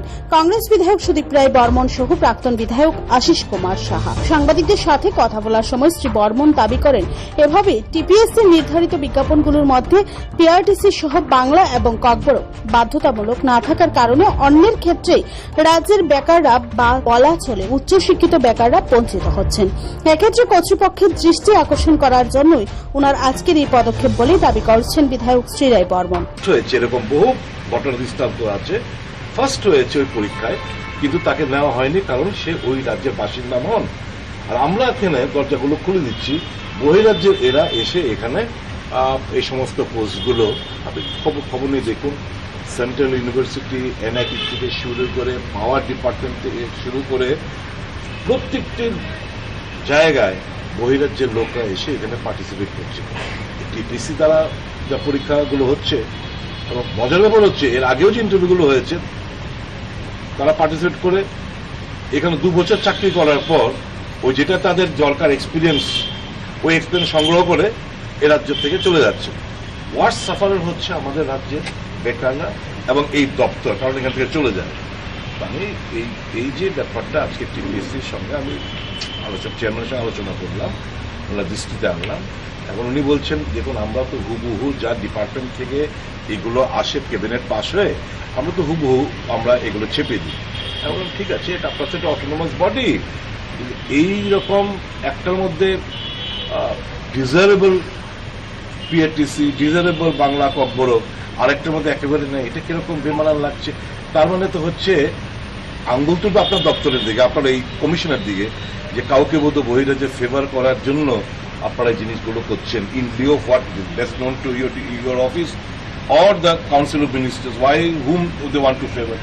এই কথাগুলো যখন বললাম তখন উনি বললেন যে ঠিক আছে, আমি পরীক্ষা, এটার পরীক্ষা জুন মাসে, আমাদের পরীক্ষা তো হয়নি, পরীক্ষা না হওয়ার আগে you can always cancel that, cancel করো এবং ফ্রেশ নোটিফিকেশন এনে এই ম্যান্ডেটরি প্রভিশন অফ পিআরটিসি এবং বাংলা ককবরক জানাটা তোমরা তোমাদের এই অ্যাডভার্টাইজমেন্টের মধ্যে তোমরা আনো। কথাটা বলে উনি বললেন উনি টেক আপ করবেন। এখন আমরা এতটুকু আশা করব যে সরকার, আপনার মনে আছে কিনা জানি না, আমি বারংবার অ্যাসেম্বলিতে এই পিআরটিসি বাংলা ককবরক জানা ম্যান্ডেটরি প্রভিশন করার জন্য বারংবার আমি ডিমান্ড করে আসছি। আজ অব্দি নড়ে চড়ে বসেননি। আমার প্রত্যাশা, নতুন মুখ্যমন্ত্রী এসছেন, আপনাদের মাধ্যমে মুখ্যমন্ত্রীর গোচরে আমি নিয়ে যেতে চাই যে এই পরীক্ষাটা যেন বিলম্বে ক্যান্সেল করে ফ্রেশ নোটিফিকেশন এই সংশোধনী এনে পিআরটিসি এবং বাংলা ককবরক জানাটা ম্যান্ডেটরি প্রভিশন করে যেন এটা ফ্রেশ ইন্টারভিউ কল করা হয়। আর এখন থেকে যতগুলো এই রাজ্যের মধ্যে সেই সেন্ট্রাল গভর্নমেন্টেরই হোক, এনআইটি হোক, সেন্ট্রাল ইউনিভার্সিটি হোক, বিভিন্ন জায়গায় যে ইন্টারভিউগুলো হয়, mandatory provision of PRTC Bangla এবং অথবা ককবরক জানাটা ম্যান্ডেটরি প্রভিশন যেন হয়, এটা যেন উনি টেক আপ করেন। এই রাজ্যের বেকারদের হয়ে আমি এই দাবিটুকু জানাচ্ছি, কারণ বহিরাজ্যের আমাদের ছেলেরা বহিরাজ্যে গিয়ে সুযোগ পাচ্ছে না, আমরা কেন আমাদের দরজাটা খুলে রাখবো বহিরাজ্যের বেকাররা এখানে এসে চাকরি পাচ্ছে। Bureau report, Tripura news 8।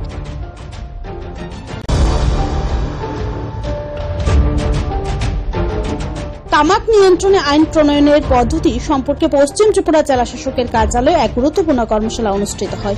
এই সময়ের মধ্যে গোটা দেশের মধ্যে ত্রিপুরা রাজ্যে অতিরিক্ত তামাক সেবনের ফলে নানান প্রকারের সমস্যা তৈরি হচ্ছে। এক্ষেত্রে সাধারণ মানুষকে তামাক থেকে দূরে রাখতে ইতিমধ্যে বিভিন্ন প্রকারের কর্মসূচি হাতে নেওয়া হয়েছে। এরকমই এক কর্মসূচির অঙ্গ হিসেবে আজ পশ্চিম ত্রিপুরা জেলা শাসকের কার্যালয়ে পশ্চিম ত্রিপুরা জেলা প্রশাসন এবং ভলান্টারি হেলথ অ্যাসোসিয়েশনের যৌথ উদ্যোগে এক উচ্চ পর্যায়ের কর্মশালা অনুষ্ঠিত হয়। এই কর্মশালা থেকে মূলত আগামী দিনে যাতে করে সমাজের মধ্যে তামাক বিরোধী মানসিকতা তৈরি হয় সে ব্যাপারে দিশা নির্ধারিত হয় বলে জানা গেছে। Bureau report, Tripura news 8।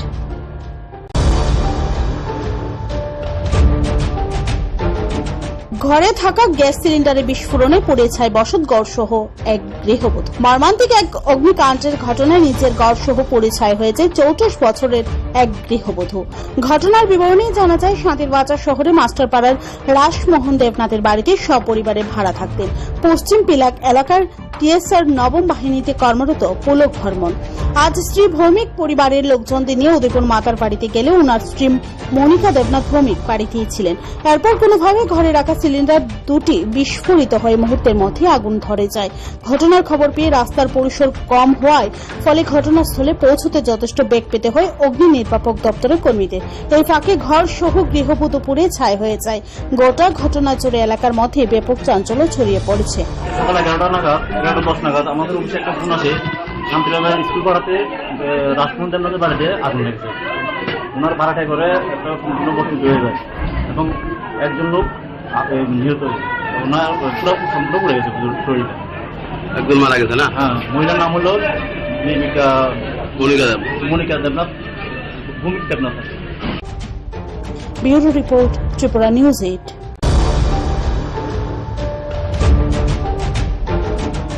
আবারও সভ্যতার কলঙ্কের নিদর্শন। আবর্জনা স্তূপে উদ্ধার হাসপাতালে স্টিকার লাগানো নবজাতকের দেহ। কথিত সভ্য সমাজের মুখে চুনকালি লেপন করে আরও একবার আবর্জনা স্তূপে ব্যাগে মোড়া অবস্থায় নবজাতকের দেহ উদ্ধার হল।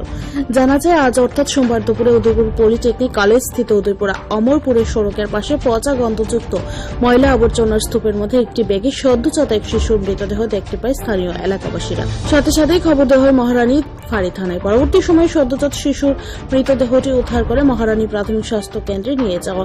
সদ্যজাত শিশুটির দেহে হাসপাতালে লাগানো স্টিকার দেখে প্রশ্ন ওঠে, তবে কি কোনো অবৈধ সম্পর্কের পরিণতিতে এই সদ্যজাত শিশুর মৃতদেহ উদ্ধার? এখন দেখার বিষয় পুলিশি তদন্তে কি বেরিয়ে আসে। পলিটেকনিক্যাল কলেজের পাশে একটা মৃত বাচ্চা পাওয়া গেছে। আমরা তো দেখে আতঙ্কিত, কে বা কাহারা জানা। তাই পিএসকে ফোন করলাম, আসলো। মিডিয়ারে ফোন করলাম, সেও আসলো। এখন কি ব্যাপারটা কি তদন্ত করছে? হ্যাঁ, তদন্ত করছে। ওই এনগুলো একটা বাচ্চা করে দিছে, আমরা শুনছি, শুনে আসছি আয়াতে ঠিকই বাচ্চা করে দিছে। আচ্ছা, এটা কোন জায়গায় বাচ্চাটা তো পড়ে রয়েছে? পলিটেকনিক কলেজের এলাকা। আচ্ছা, সবার কাছে কইছি করে সবাই আসছে, বাচ্চাটা ঠিকই উড়াইছে, উড়ে দেয় ঠিকই বাচ্চা।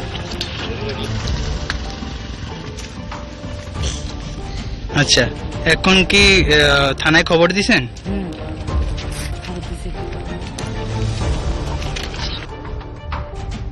Bureau report, Tripura news 8।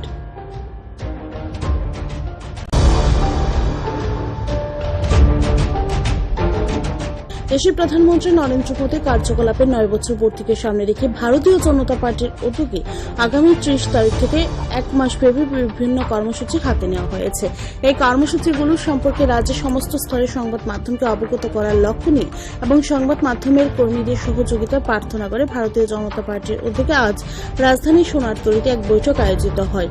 এই বৈঠকে প্রদেশ বিজেপির সভাপতি রাজীব ভট্টাচার্য ও রাজ্যের মুখ্যমন্ত্রী প্রফেসর ডক্টর মানিক সাহা সহ রাজ্যের সংবাদ মাধ্যমের বিভিন্ন স্তরের বরেণ্য ব্যক্তিরা উপস্থিত ছিলেন। এই বৈঠকে আলোচনা করতে গিয়ে প্রদেশ বিজেপির সভাপতি রাজীব ভট্টাচার্য দাবি করেন, 2014 সালে দেশের প্রধানমন্ত্রী হিসেবে দায়িত্বভার গ্রহণের পর থেকে নরেন্দ্র মোদী ত্রিপুরা রাজ্যে যোগাযোগ সহ আর্থ সামাজিক ব্যবস্থার মান উন্নয়নে যুগান্তকারী সিদ্ধান্ত গ্রহণ করেছেন।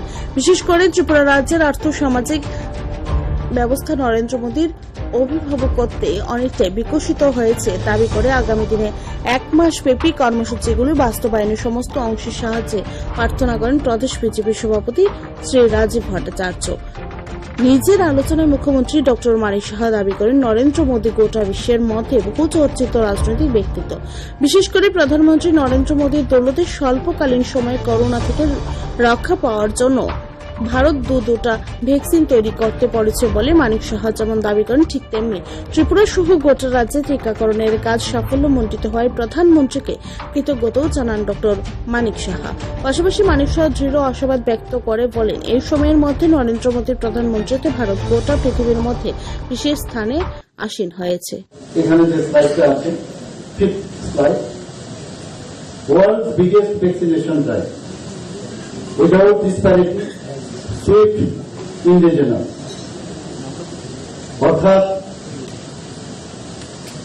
এই যে ভ্যাকসিনেশন আমরা জানি করোনার সময় কিভাবে ভ্যাকসিনেশনকে কিভাবে আবিষ্কার করবে, উনি বলেছিলেন যে আমাদের দেশের মধ্যে আমরা ভ্যাকসিন আমরা তৈরি করব।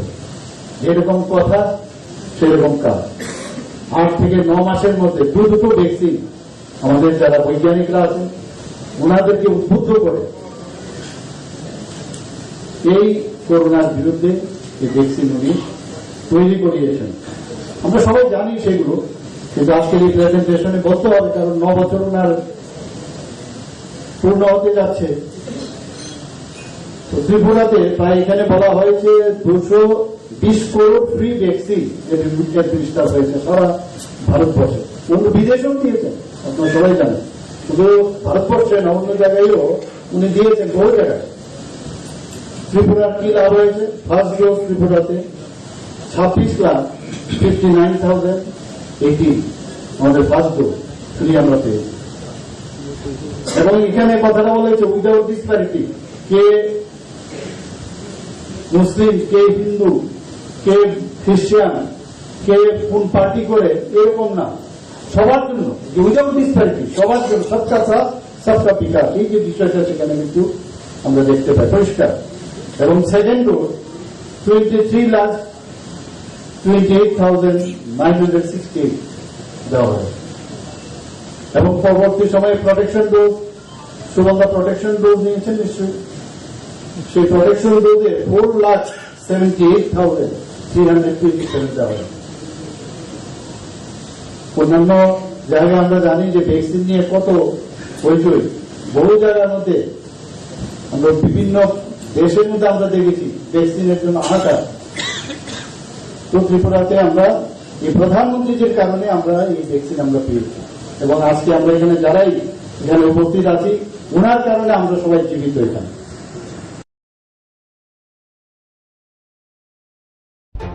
Bureau report, Tripura news 8।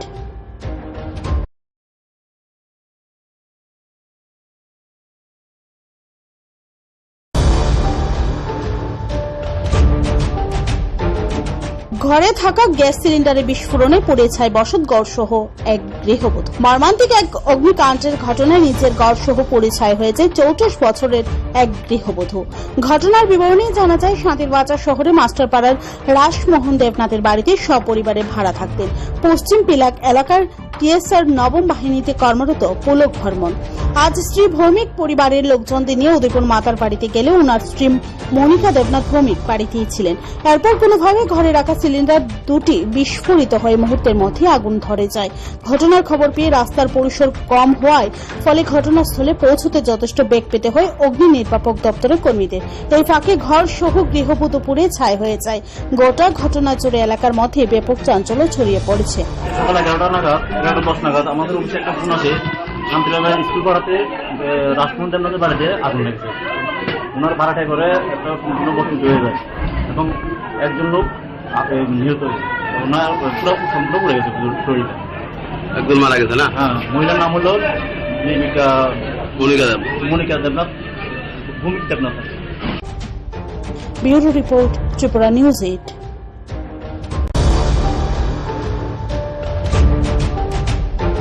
IPL final নিয়ে ক্রিকেট প্রেমীদের উন্মাদনা তুঙ্গিন। নরেন্দ্র মোদী স্টেডিয়ামের একটি আসনের টিকিটও অবিকৃত নয়। রবিবার খেলা না হওয়ায় হতাশ ক্রিকেট প্রেমীরা। ফাইনাল দেখতে অনেকে এসেছিলেন আহমেদাবাদের বাইরে থেকে। খেলা না হওয়ায় তাদের অনেক স্টেশনেই রাত কাটালেন। রবিবার বৃষ্টি হওয়ায় বাতিল হয়েছে চেন্নাই সুপার কিংস এবং গুজরাট টাইটান্সের ফাইনাল। রবিবারের টিকিট নিয়ে সোমবার খেলা দেখা যাবে বলে জানিয়েছেন আইপিএল কর্তৃপক্ষ। মহেন্দ্র সিং ধোনিদের সঙ্গে গুজরাট টাইটান্সের লড়াই দেখার জন্য অপেক্ষা করতে রাজি ক্রিকেট প্রেমীরা। বিশেষ করে ধোনির ভক্তরা খেলা না দেখে আহমেদাবাদ ছাড়তে নারাজ। আহমেদাবাদের বাইরে থাকা ক্রিকেট প্রেমীদের অনেকের পরিকল্পনা ছিল খেলার পর রাতে ট্রেনে বাড়ি ফেরা, তাই তারা হোটেলের ঘর ভাড়া করেনি। স্টেশন থেকে সোজা চলে এসেছিল স্টেডিয়ামে। আবার খেলা শেষ হলে স্টেডিয়াম থেকে সোজা তারা চলে যেতেন স্টেশনে ট্রেন ধরতে। অনেকেই ফেরার ট্রেনের টিকিটও কেটে নিয়ে এসেছিলেন। রবিবারে খেলা ভেস্তে যাওয়ায় সেই ক্রিকেট প্রেমীদের অনেকেই স্টেডিয়াম থেকে ফিরছেন স্টেশনে, তবে তারা ট্রেনে ওঠেনি। রবিবারে ফেরার টিকিট বাতিল করে সোমবার রাতে বাড়ি ফেরার জন্য নতুন করে ট্রেনের টিকিট কেটেছেন। হোটেলের ঘর ভাড়া না থাকায় বা সকলের সেই আর্থিক সঙ্গতি না থাকায় স্টেশনে রাত কাটিয়েছেন তারা। রবিবার রাতে আহমেদাবাদ স্টেশনে দেখা গিয়েছে প্রচুর ক্রিকেট প্রেমীকে। স্টেশনের মেঝেতেই ঘুমিয়েছিলেন তারা। স্টেশনের অপেক্ষা কক্ষ, প্ল্যাটফর্ম বা স্টেশনের অন্যত্র ঘুমোতে দেখা গিয়েছে ক্রিকেট প্রেমীদের। তাদের অনেকেই পড়েছিলেন ধোনির 7 নম্বর জার্সি, যা থেকেই বোঝা যায় তারা চেন্নাই অধিনায়কের ভক্ত। তার খেলার সামনে থেকে দেখার সুযোগ হাতছাড়া করতে চান না তারা, তাই বাড়ি ফেরার পরিকল্পনা বাতিল করে একটা দিন বেশি আহমেদাবাদেই থেকে গিয়েছেন। আগামী বছর আইপিএল এ ধোনির খেলা নিয়ে সংশয় রয়েছে, তিনি হয়তো অবসর নিয়ে নিতে পারেন। তাই ধোনির জন্য ভারতের সব শহরের গ্যালারিতে ভিড় করছেন তার ভক্তরা। আহমেদাবাদও ব্যতিক্রম নয়। Bureau report, Tripura news 8।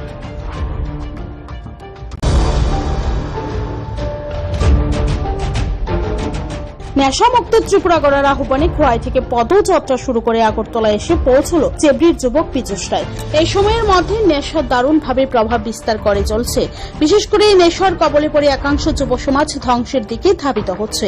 সরকারের রকমারি উদ্যোগ সত্ত্বেও নেশার বাড়ন্তকে যেন রোখা যাচ্ছে না। এবার নেশা বিরোধী মানসিকতা তৈরি করার আহ্বানে খোয়াই থেকে আগরতলা পর্যন্ত পদযাত্রা সংগঠিত করল চেবড়ির যুবক পীযূষ কান্তি রায়।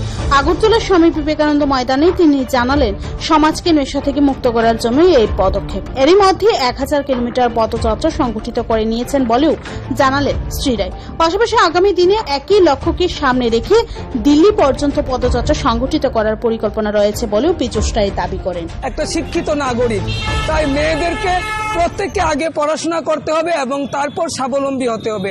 এবং প্রত্যেক মায়ের মা বাবাকে আমার অনুরোধ থাকবে যে একটা চাকরিওয়ালা পাত্র ভালো পেয়ে গেলাম তাই বলে আপনার মেয়েকে কম বয়সে বিয়ে দিয়ে মেয়ের জীবনটাকে নষ্ট করবেন না।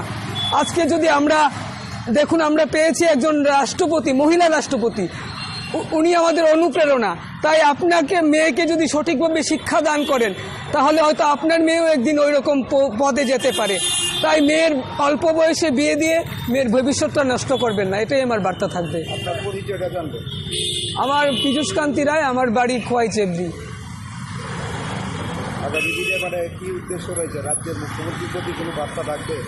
এটাই রাজ্যের মুখ্যমন্ত্রীর কাছে আমার একটাই আবেদন যে আমি এই নেশামুক্ত ভারত গঠন করার বার্তা নিয়ে একটা পদযাত্রা করতে চাই।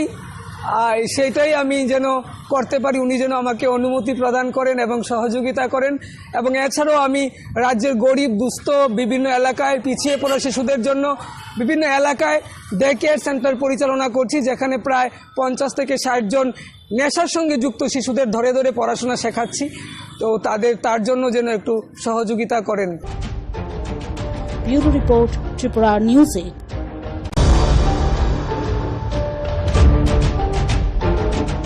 অতি সম্প্রতি ত্রিপুরা পাবলিক সার্ভিস কমিশন থেকে বিজ্ঞাপন জারি করে ভেটেরিনারি এবং এগ্রিকালচার এই দুটো বিষয়ে নিয়োগের জন্য আবেদনপত্র আহ্বান করা হয়। দেখা গেছে দুটোর মধ্যে একটার ক্ষেত্রে পিআরটিসি সহ ককবরক এবং বাংলা ভাষা জানা আবশ্যক হলেও অন্যটার ক্ষেত্রে এমন কিছু বিষয় নেই। এই বিষয়টা নিয়ে আজ বিধায়ক সুদীপ রায় বর্মন টিপিএসসি চেয়ারম্যানের সাথে দেখা করে স্মারকলিপি প্রদান করেন। কংগ্রেস বিধায়ক সুদীপ রায় বর্মন সহ প্রাক্তন বিধায়ক আশিস কুমার সাহা। সাংবাদিকদের সাথে কথা বলার সময় শ্রী বর্মন দাবি করেন, এভাবে টিপিএসসি নির্ধারিত বিজ্ঞাপনগুলোর মধ্যে পিআরটিসি সহ বাংলা এবং ককবরক বাধ্যতামূলক না থাকার কারণে অন্যের ক্ষেত্রে রাজ্যের বেকাররা বা বলা চলে উচ্চশিক্ষিত বেকাররা বঞ্চিত হচ্ছেন।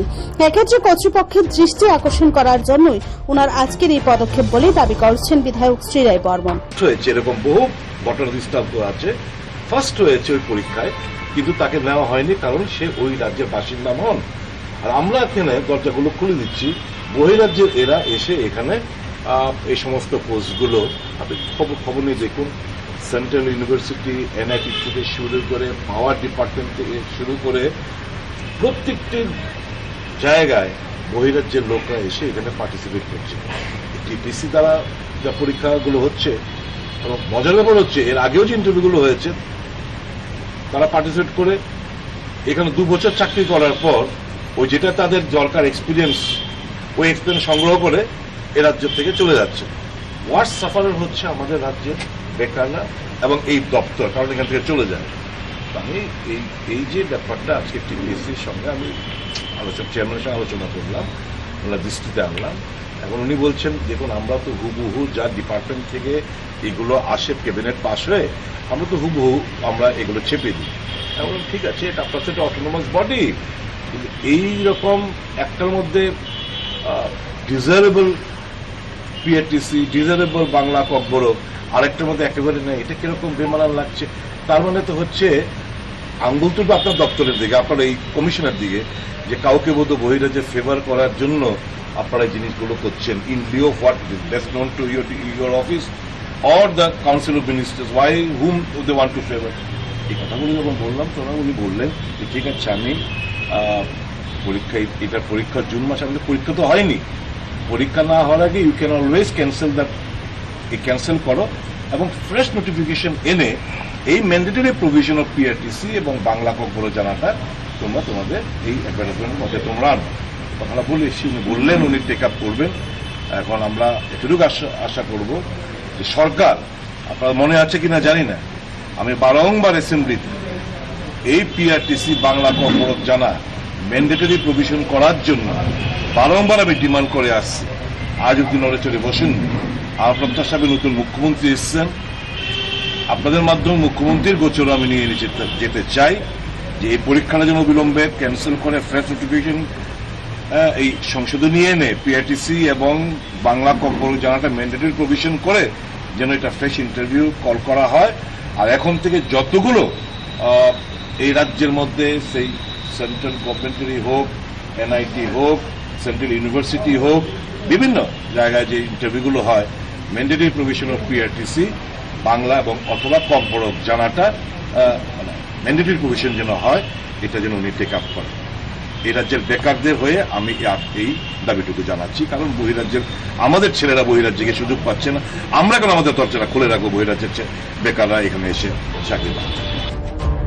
Bureau report, Tripura news 8।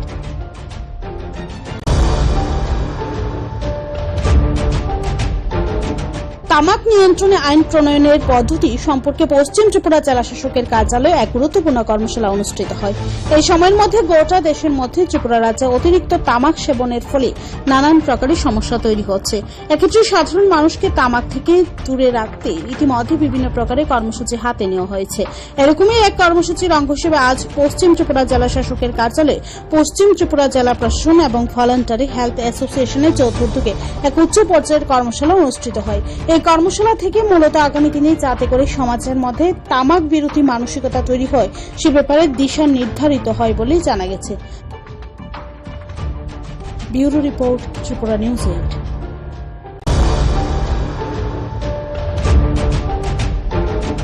ঘরে থাকা গ্যাস সিলিন্ডারে বিস্ফোরণে পুড়ে ছাই বসতঘর সহ এক গৃহবধূ। মর্মান্তিক এক অগ্নিকাণ্ডের ঘটনায় নিজের ঘর সহ পুড়ে ছাই হয়েছে 34 বছরের এক গৃহবধূ। ঘটনার বিবরণী জানা যায়, শান্তিরবাজার শহরে মাস্টারপাড়ার রাসমোহন দেবনাথের বাড়িতে সপরিবারে ভাড়া থাকতেন। পশ্চিম পিলাক এলাকার টিএসআর নবম বাহিনীতে কর্মরত পুলক বর্মন আজ স্ত্রী ভৌমিক পরিবারের লোকজনদের নিয়ে উদয়পুর মাতার বাড়িতে গেলে ওনার স্ত্রী মনিকা দেবনাথ ভৌমিক বাড়িতেই ছিলেন। এরপর কোনোভাবে ঘরে রাখা সিলিন্ডার দুটি বিস্ফোরিত হয়ে মুহূর্তের মধ্যে আগুন ধরে যায়। ঘটনার খবর পেয়ে রাস্তার পরিসর কম হওয়ায় ফলে ঘটনাস্থলে পৌঁছতে যথেষ্ট বেগ পেতে হয় অগ্নি নির্বাপক দপ্তরের কর্মীদের। এই ফাঁকে ঘর সহ গৃহবধূ পুড়ে ছাই হয়ে যায়। গোটা ঘটনা জুড়ে এলাকার মধ্যে ব্যাপক চাঞ্চল্য ছড়িয়ে পড়েছে। সকাল 11:10 নাগাদ আমাদের অফিসে একটা ফোন আসে, শান্তিলাল স্কুল পাড়াতে রাসমোহন দেবনাথের বাড়িতে আগুন লেগেছে। ওনার ভাড়াটায় করে একটা সম্পূর্ণ বসতি হয়ে যায় এবং একজন লোক নিহত হয়েছে। ওনার পুরো সম্পূর্ণ পড়ে গেছে শরীরটা, একজন মারা গেছে না? হ্যাঁ, মহিলার নাম হলো Monika Debnath, Bhowmik Debnath. Bureau report, Tripura news 8।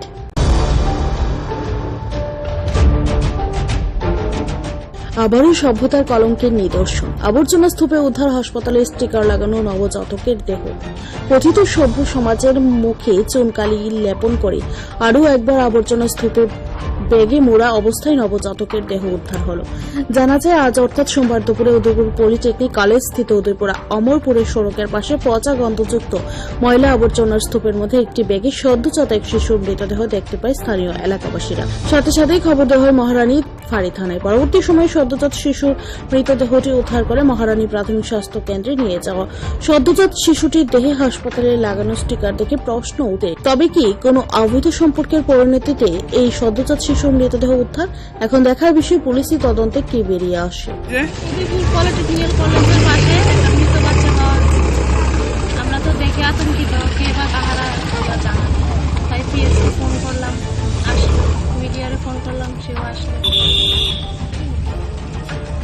এখন কি ব্যাপারটা কি তদন্ত করছে? হ্যাঁ, তদন্ত করছে। ওই এনগুলো একটা বাচ্চা করে দিছে, আমরা শুনছি, শুনে আসছি, আয়াতে ঠিকই বাচ্চা করে দিছে। আচ্ছা, এটা কোন জায়গায় বাচ্চাটা তো পড়ে রয়েছে? পলিটেকনিক কলেজের এলাকা। আচ্ছা, সবার কাছে কইছি করে সবাই আসছে, বাচ্চারা ঠিকই উড়াইছে, উড়ে দেয় ঠিকই বাচ্চা।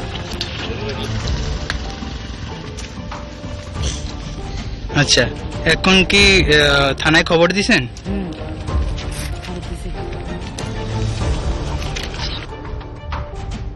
Bureau report, Tripura news 8।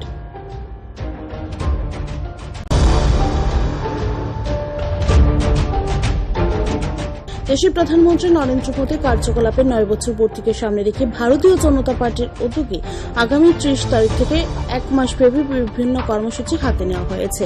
এই কর্মসূচিগুলো সম্পর্কে রাজ্যের সমস্ত স্তরের সংবাদ মাধ্যমকে অবগত করার লক্ষ্য নিয়ে এবং সংবাদ মাধ্যমের কর্মীদের সহযোগিতা প্রার্থনা করে ভারতীয় জনতা পার্টির উদ্যোগে আজ রাজধানী সোনারতরীতে এক বৈঠক আয়োজিত হয়। এই বৈঠকে প্রদেশ বিজেপি সভাপতি রাজীব ভট্টাচার্য, রাজ্যের মুখ্যমন্ত্রী প্রফেসর ডক্টর মানিক সাহা সহ রাজ্যের সংবাদ মাধ্যমের বিভিন্ন স্তরের বরেণ্য ব্যক্তিরা উপস্থিত। এই বৈঠকে আলোচনা করতে গিয়ে প্রদেশ বিজেপির সভাপতি রাজীব ভট্টাচার্য দাবি করেন 2014 সালে দেশ প্রধানমন্ত্রী হিসেবে দায়িত্বভার গ্রহণ পর থেকে নরেন্দ্র মোদী রাজ্যের যোগাযোগ ও আর্থসামাজিক ব্যবস্থার মানয়নে যুক্তকারী সিদ্ধান্ত গ্রহণ করেছে।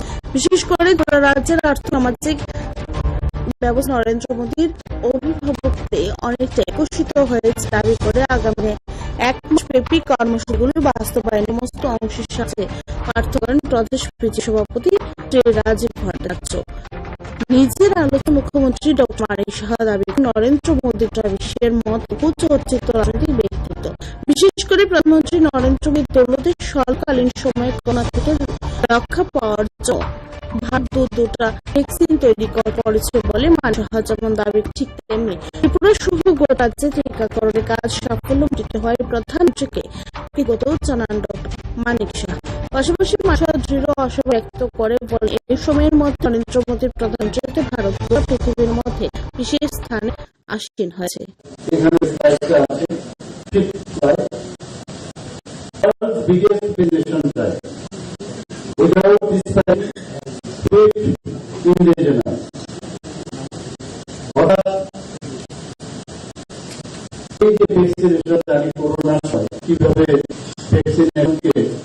কিভাবে আবিষ্কার হবে উনি বলেছেন যে আমাদের দেশের মধ্যে আমরা তৈরি করি, সেরকম কথা সেরকম 8 থেকে 9 এর মধ্যে 2 ভ্যাকসিন আমাদের যারা বৈজ্ঞানিকরা আছেন ওনাদেরকে বুদ্ধ করে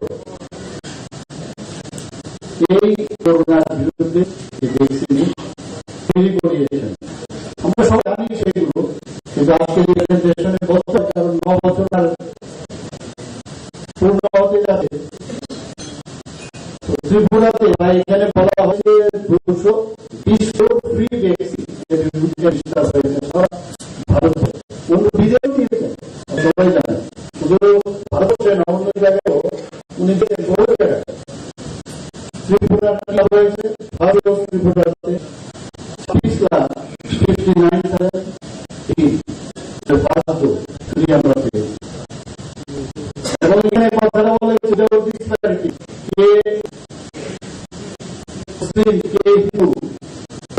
খ্রিস্টান কে কোন পার্টি করে এরকম না, সবার সবার বিকাশ এই বিষয়টা সেখানে আমরা পরিষ্কার।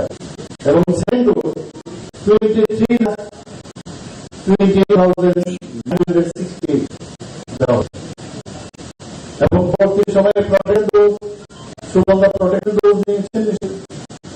সেই প্রোটেক্ট ডোজে 4,70,320 দেওয়া হয়। অন্যান্য জায়গায় আমরা জানি ভ্যাকসিন নিয়ে কত বহু মধ্যে আমরা বিভিন্ন দেশের মধ্যে আমরা দেখি ভ্যাকসিনের হাহাকার। তো ত্রিপুরাতে আমরা প্রধানমন্ত্রীদের কাছে আমরা পেয়েছি এবং আজকে আমরা যারাই এখানে উপস্থিত আছি ওনার কারণে আমরা সবাই জীবিত।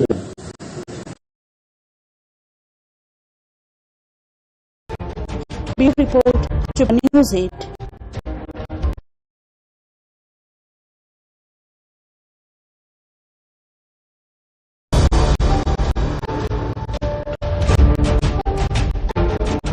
ঘরে থাকা গ্যাস সিলিন্ডারে বিস্ফোরণে পুড়ে ছাই বসতঘর সহ এক গৃহবধূ। মর্মান্তিক এক অগ্নিকাণ্ডের ঘটনায় নিজের ঘর সহ পুড়ে ছাই হয়ে যায় 34 বছরের এক গৃহবধূ। ঘটনার বিবরণী জানা যায়, শান্তির বাজার শহরে মাস্টারপাড়ার রাসমোহন দেবনাথের বাড়িতে সপরিবারে ভাড়া থাকতেন। পশ্চিম পিলাক এলাকার টিএসআর নবম বাহিনীতে কর্মরত পুলক বর্মন আজ স্ত্রী ভৌমিক পরিবারের লোকজনদের নিয়ে উদয়পুর মাতার বাড়িতে গেলে উনার স্ত্রী মনিকা দেবনাথ ভৌমিক বাড়িতেই ছিলেন। এরপর কোনোভাবে ঘরে রাখা সিলিন্ডার দুটি বিস্ফোরিত হয়ে মুহূর্তের মধ্যে আগুন ধরে যায়। ঘটনার খবর পেয়ে রাস্তার পরিসর কম হওয়ায় ফলে ঘটনাস্থলে পৌঁছতে যথেষ্ট বেগ পেতে হয় অগ্নি নির্বাপক দপ্তরের কর্মীদের। এই ফাঁকে ঘর সহ গৃহবধূ পুড়ে ছাই হয়ে যায়। গোটা ঘটনা জুড়ে এলাকার মধ্যে ব্যাপক চাঞ্চল্য ছড়িয়ে পড়েছে। সকাল 11:10 নাগাদ আমাদের অফিসে একটা ফোন আসে, শান্তিবাজার স্কুল পাড়াতে রাসমোহন দেবনাথের বাড়িতে আগুন লেগেছে। ওনার ভাড়াটাই করে একটা সম্পূর্ণ বসতি হয়ে যায় এবং একজন লোক নিহত হয়েছে। ওনার পুরো সম্পূর্ণ পড়ে গেছে শরীরটা। একজন মারা গেছে না? হ্যাঁ, মহিলার নাম হলো Monika Debnath, Bhowmik Debnath. Bureau report, Tripura news 8।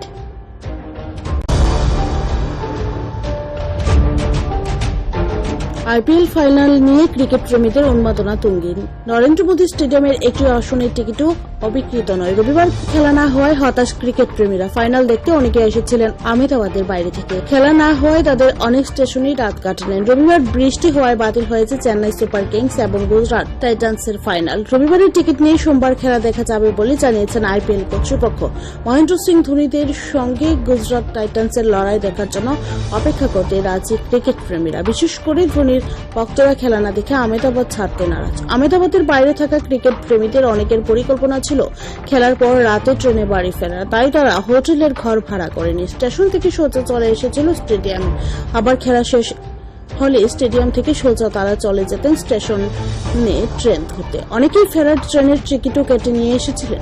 রবিবারে খেলা ভেস্তে যাওয়ায় সেই ক্রিকেট প্রেমীদের অনেকে স্টেডিয়াম থেকে ফিরছেন স্টেশনে, তবে তারা ট্রেনে ওঠেনি। রবিবারে ফেরার টিকিট বাতিল করে সোমবার রাতে বাড়ি ফেরার জন্য নতুন করে ট্রেনের টিকিট কেটেছেন। হোটেলের ঘর ভাড়া না থাকায় বা সকলের সেই আর্থিক সঙ্গতি না থাকায় স্টেশনে রাত কাটিয়েছেন তারা। রবিবার রাতে আহমেদাবাদ স্টেশনে দেখা গিয়েছে প্রচুর ক্রিকেট প্রেমীকে। স্টেশনের মেঝেতেই ঘুমিয়েছিলেন তারা। স্টেশনের অপেক্ষা কক্ষ, প্ল্যাটফর্ম বা স্টেশনের অন্যত্র ঘুমোতে দেখা গিয়েছে ক্রিকেট প্রেমীদের। তাদের অনেকেই পড়েছিলেন ধোনির 7 নম্বর জার্সি, যা থেকেই বোঝা যায় তারা চেন্নাই অধিনায়কের ভক্ত। তার খেলার সামনে থেকে দেখার সুযোগ হাতছাড়া করতে চান না তারা, তাই বাড়ি ফেরার পরিকল্পনা বাতিল করে একটা দিন বেশি আহমেদাবাদেই থেকে গিয়েছেন। আগামী বছর আইপিএল এ ধোনির খেলা নিয়ে সংশয় রয়েছে, তিনি হয়তো অবসর নিয়ে নিতে পারেন। তাই ধোনির জন্য ভারতের সব শহরের গ্যালারিতে ভিড় করছেন তার ভক্তরা।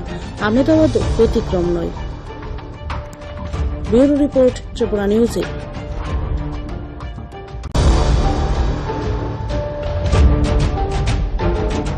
নেশামুক্ত ত্রিপুরা গড়ার আহ্বানে খোয়াই থেকে পদযাত্রা শুরু করে আগরতলা এসে পৌঁছল চেবড়ির যুবক পীযূষ রায়। এই সময়ের মধ্যে নেশা দারুণভাবে প্রভাব বিস্তার করে চলছে। বিশেষ করে এই নেশার কবলে পড়ে একাংশ যুব সমাজ ধ্বংসের দিকে ধাবিত হচ্ছে। সরকারের রকমারি উদ্যোগ সত্ত্বেও নেশার বাড়ন্তকে যেন রোখা যাচ্ছে না। এবার নেশা বিরোধী মানসিকতা তৈরি করার আহ্বানে খোয়াই থেকে আগরতলা পর্যন্ত পদযাত্রা সংগঠিত করল চেবড়ির যুবক পীযূষ কান্তি রায়। আগরতলার স্বামী বিবেকানন্দ ময়দানে তিনি জানালেন, সমাজকে নেশা থেকে মুক্ত করার জন্য এই পদক্ষেপ। এরই মধ্যে 1000 কিলোমিটার পদযাত্রা সংগঠিত করে নিয়েছেন বলেও জানালেন শ্রী রায়। পাশাপাশি আগামী দিনে একই লক্ষ্যকে সামনে রেখে দিল্লি পর্যন্ত পদযাত্রা সংগঠিত করার পরিকল্পনা রয়েছে বলেও পীযূষ রায় দাবি করেন। একটা শিক্ষিত নাগরিক, তাই মেয়েদেরকে প্রত্যেককে আগে পড়াশোনা করতে হবে এবং তারপর স্বাবলম্বী হতে হবে। এবং প্রত্যেক মায়ের মা বাবাকে আমার অনুরোধ থাকবে যে একটা চাকরিওয়ালা পাত্র ভালো পেয়ে গেলাম তাই বলে আপনার মেয়েকে কম বয়সে বিয়ে দিয়ে মেয়ের জীবনটাকে নষ্ট করবেন না। আজকে যদি আমরা দেখুন, আমরা পেয়েছি একজন রাষ্ট্রপতি, মহিলা রাষ্ট্রপতি, উনি আমাদের অনুপ্রেরণা। তাই আপনাকে মেয়েকে যদি সঠিকভাবে শিক্ষা দান করেন তাহলে হয়তো আপনার মেয়েও একদিন ওই রকম পদে যেতে পারে। তাই মেয়ের অল্প বয়সে বিয়ে দিয়ে মেয়ের ভবিষ্যৎটা নষ্ট করবেন না, এটাই আমার বার্তা থাকবে। আমার পীযূষ কান্তি রায়, আমার বাড়ি খোয়াই চেবড়ি।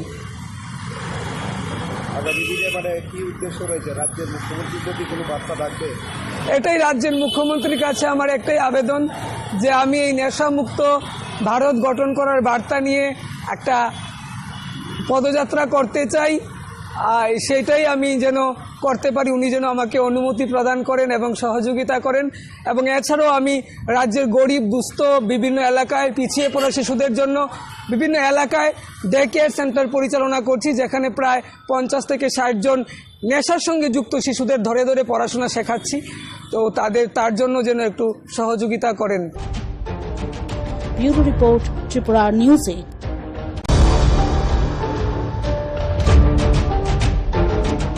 অতি সম্প্রতি ত্রিপুরা পাবলিক সার্ভিস কমিশন থেকে বিজ্ঞাপন জারি করে ভেটেরিনারি এবং এগ্রিকালচার এই দুটো বিষয়ে নিয়োগের জন্য আবেদনপত্র আহ্বান করা হয়।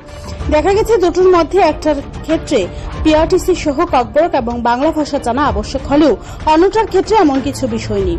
এই বিষয়টা নিয়ে আজ বিধায়ক সুদীপ রায় বর্মন টিপিএসসি চেয়ারম্যানের সাথে দেখা করে স্মারকলিপি প্রদান করেন কংগ্রেস বিধায়ক সুদীপ রায় বর্মন সহ প্রাক্তন বিধায়ক আশিস কুমার সাহা। সাংবাদিকদের সাথে কথা বলার সময় শ্রী বর্মন দাবি করেন, এভাবে টিপিএসসি নির্ধারিত বিজ্ঞাপনগুলোর মধ্যে পিআরটিসি সহ বাংলা এবং ককবরক বাধ্যতামূলক না থাকার কারণে অন্যের ক্ষেত্রে রাজ্যের বেকাররা বা বলা চলে উচ্চশিক্ষিত বেকাররা বঞ্চিত হচ্ছেন। এক্ষেত্রে কর্তৃপক্ষের দৃষ্টি আকর্ষণ করার জন্যই ওনার আজকের এই পদক্ষেপ বলে দাবি করছেন বিধায়ক শ্রী রায় বর্মন। এরকম বহু ঘটনা দৃষ্টান্ত আছে, ফার্স্ট হয়েছে ওই পরীক্ষায়, কিন্তু তাকে নেওয়া হয়নি কারণ সে ওই রাজ্যের বাসিন্দা নন। আর আমরা এখানে দরজাগুলো খুলে দিচ্ছি, বহিরাজ্যের এরা এসে এখানে এই সমস্ত পোস্টগুলো আপনি খবর নিয়ে দেখুন। সেন্ট্রাল ইউনিভার্সিটি, এনআইটি থেকে শুরু করে পাওয়ার ডিপার্টমেন্ট থেকে শুরু করে প্রত্যেকটি জায়গায় বহিরাজ্যের লোকরা এসে এখানে পার্টিসিপেট করছে। টিপিসি দ্বারা যা পরীক্ষাগুলো হচ্ছে, এবং মজার ব্যাপার হচ্ছে এর আগেও যে ইন্টারভিউগুলো হয়েছে তারা পার্টিসিপেট করে এখানে 2 বছর চাকরি করার পর ওই যেটা তাদের দরকার এক্সপিরিয়েন্স, ওই এক্সপিরিয়েন্স সংগ্রহ করে এ রাজ্য থেকে চলে যাচ্ছে। ওয়ার্স্ট সাফারার হচ্ছে আমাদের রাজ্যের বেকাররা এবং এই দপ্তর, কারণ এখান থেকে চলে যায়। আমি এই যে ব্যাপারটা আজকে টিপিএসসির সঙ্গে আমি চেয়ারম্যানের সঙ্গে আলোচনা করলাম, ওনার দৃষ্টিতে আনলাম। এখন উনি বলছেন দেখুন আমরা তো হুবহু যা ডিপার্টমেন্ট থেকে এগুলো আসে ক্যাবিনেট পাস হয়ে আমরা তো হুবহু আমরা এগুলো চেপে দিই। এখন ঠিক আছে, এটা আপনার হচ্ছে অটোনোমাস বডি, কিন্তু এইরকম একটার মধ্যে desirable PRTC, desirable Bangla Kokborok, আরেকটার মধ্যে একেবারে নেই, এটা কিরকম বেমানান লাগছে। তার মানে তো হচ্ছে আঙ্গুল তুলবে আপনার দপ্তরের দিকে, আপনার এই কমিশনের দিকে, যে কাউকে বোধ বহিরাজ্যে ফেভার করার জন্য আপনারা এই জিনিসগুলো করছেন। In lieu of what best known to your office or the council of ministers, why whom they want to favour. এই কথাগুলো যখন বললাম তখন উনি বললেন যে ঠিক আছে আমি পরীক্ষা, এটা পরীক্ষা জুন মাসে, আমাদের পরীক্ষা তো হয়নি, পরীক্ষা না হওয়ার আগে you can always cancel that, cancel করো এবং ফ্রেশ নোটিফিকেশন এনে এই ম্যান্ডেটরি প্রভিশন অফ পিআরটিসি এবং বাংলা ককবরক জানাটা তোমরা তোমাদের এই অ্যাডভার্টাইজমেন্টের মধ্যে তোমরা আনো। কথাটা বলে উনি বললেন উনি টেক আপ করবেন। এখন আমরা এতটুকু আশা করব যে সরকার, আপনার মনে আছে কিনা জানি না, আমি বারংবার অ্যাসেম্বলিতে এই পিআরটিসি বাংলা ককবরক জানা ম্যান্ডেটরি প্রভিশন করার জন্য বারংবার আমি ডিমান্ড করে আসছি। আজ অব্দি নড়ে চড়ে বসেন। আমার প্রত্যাশা নতুন মুখ্যমন্ত্রী এসছেন, আপনাদের মাধ্যমে মুখ্যমন্ত্রীর গোচরে আমি নিয়ে যেতে চাই যে এই পরীক্ষাটা যেন বিলম্বে ক্যান্সেল করে ফ্রেশ নোটিফিকেশন এই সংশোধনী এনে পিআরটিসি এবং বাংলা ককবরক জানাটা ম্যান্ডেটরি প্রভিশন করে যেন এটা ফ্রেশ ইন্টারভিউ কল করা হয়। আর এখন থেকে যতগুলো এই রাজ্যের মধ্যে সেই সেন্ট্রাল গভর্নমেন্টেরই হোক, এনআইটি হোক, সেন্ট্রাল ইউনিভার্সিটি হোক, বিভিন্ন জায়গায় যে ইন্টারভিউগুলো হয়, mandatory provision of PRTC Bangla এবং অথবা ককবরক জানাটা ম্যান্ডেটরি প্রভিশন যেন হয়, এটা যেন উনি টেক আপ করেন। এই রাজ্যের বেকারদের হয়ে আমি এই দাবিটুকু জানাচ্ছি, কারণ বহিরাজ্যের আমাদের ছেলেরা বহিরাজ্যে সুযোগ পাচ্ছে না, আমরা কেন আমাদের দরজাটা খুলে রাখবো বহিরাজ্যের বেকাররা এখানে এসে চাকরি পাচ্ছে। Bureau report, Tripura news 8।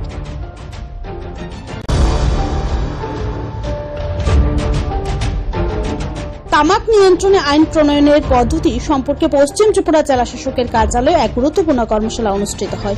এই সময়ের মধ্যে গোটা দেশের মধ্যে ত্রিপুরা রাজ্যে অতিরিক্ত তামাক সেবনের ফলে নানান প্রকারের সমস্যা তৈরি হচ্ছে। এক্ষেত্রে সাধারণ মানুষকে তামাক থেকে দূরে রাখতে ইতিমধ্যে বিভিন্ন প্রকারের কর্মসূচি হাতে নেওয়া হয়েছে। এরকমই এক কর্মসূচির অঙ্গ হিসেবে আজ পশ্চিম ত্রিপুরা জেলা শাসকের কার্যালয়ে পশ্চিম ত্রিপুরা জেলা প্রশাসন এবং ভলান্টারি হেলথ অ্যাসোসিয়েশনের যৌথ উদ্যোগে এক উচ্চ পর্যায়ের কর্মশালা অনুষ্ঠিত হয়। এই কর্মশালা থেকে মূলত আগামী দিনে যাতে করে সমাজের মধ্যে তামাক বিরোধী মানসিকতা তৈরি হয় সে ব্যাপারে দিশা নির্ধারিত হয় বলে জানা গেছে। Bureau report, Tripura news 8।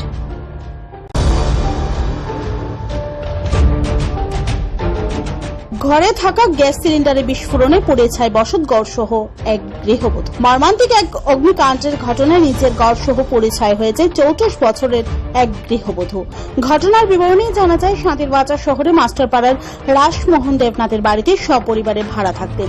পশ্চিম পিলাক এলাকার টিএসআর নবম বাহিনীতে কর্মরত পুলক বর্মন আজ স্ত্রী ভৌমিক পরিবারের লোকজনদের নিয়ে উদয়পুর মাতার বাড়িতে গেলে ওনার স্ত্রী মনিকা দেবনাথ ভৌমিক বাড়িতেই ছিলেন। এরপর কোনোভাবে ঘরে রাখা সিলিন্ডার দুটি বিস্ফোরিত হয়ে মুহূর্তের মধ্যে আগুন ধরে যায়। ঘটনার খবর পেয়ে রাস্তার পরিসর কম হওয়ায় ফলে ঘটনাস্থলে পৌঁছতে যথেষ্ট বেগ পেতে হয় অগ্নি নির্বাপক দপ্তরের কর্মীদের। এই ফাঁকে ঘর সহ গৃহবধূ পুড়ে ছাই হয়ে যায়। গোটা ঘটনা জুড়ে এলাকার মধ্যে ব্যাপক চাঞ্চল্য ছড়িয়ে পড়েছে। সকাল 11:10 নাগাদ আমাদের অফিসে একটা ফোন আসে, শান্তিবাজার স্কুল পাড়াতে রাসমোহন দেবনাথের বাড়িতে আগুন লেগেছে। ওনার ভাড়াটায় করে একটা সম্পূর্ণ বসতি হয়ে যায় এবং একজন লোক নিহত হয়েছে।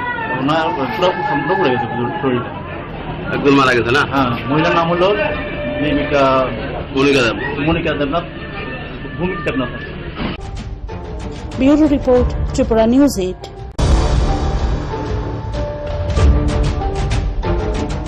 আবারও সভ্যতার কলঙ্কের নিদর্শন। আবর্জনা স্তূপে উদ্ধার হাসপাতালে স্টিকার লাগানো নবজাতকের দেহ। কথিত সভ্য সমাজের মুখে চুনকালি লেপন করে আরও একবার আবর্জনা স্তূপে ব্যাগে মোড়া অবস্থায় নবজাতকের দেহ উদ্ধার হল। জানা যায়, আজ অর্থাৎ সোমবার দুপুরে উদয়পুর পলিটেকনিক কলেজ স্থিত উদয়পুরা অমরপুরের সড়কের পাশে পচা গন্ধযুক্ত ময়লা আবর্জনার স্তূপের মধ্যে একটি ব্যাগে সদ্যজাত এক শিশুর মৃতদেহ দেখতে পায় স্থানীয় এলাকাবাসীরা। সাথে সাথেই খবর দেওয়া হয় মহারানী ফাঁড়ি থানায়। পরবর্তী সময়ে সদ্যজাত শিশুর মৃতদেহটি উদ্ধার করে মহারানী প্রাথমিক স্বাস্থ্য কেন্দ্রে নিয়ে যাওয়া। সদ্যজাত শিশুটির দেহে হাসপাতালে লাগানো স্টিকার দেখে প্রশ্ন ওঠে, তবে কি কোনো অবৈধ সম্পর্কের পরিণতিতে এই সদ্যজাত শিশুর মৃতদেহ উদ্ধার? এখন দেখার বিষয় পুলিশি তদন্তে কি বেরিয়ে আসে। পলিটেকনিক্যাল কলেজের পাশে একটা মৃত বাচ্চা পাওয়া গেছে। আমরা তো দেখে আতঙ্কিত, কে বা কাহারা জানা, তাই পিএসসি ফোন করলাম, আসলো। মিডিয়ারে ফোন করলাম, সেও আসলো। এখন কি ব্যাপারটা কি তদন্ত করছে? হ্যাঁ, তদন্ত করছে। ওই এনগুলো একটা বাচ্চা করে দিছে, আমরা শুনছি, শুনে আসছি, আয়াতে ঠিকই বাচ্চা করে দিছে। আচ্ছা, এটা কোন জায়গায় বাচ্চাটা তো পড়ে দিছে? পলিটেকনিক কলেজের এলাকা। আচ্ছা, সবার কাছে কইছি করে সবাই আসছে, বাচ্চারা ঠিকই উড়াইছে, উড়াইয়া দেয় ঠিকই বাচ্চা।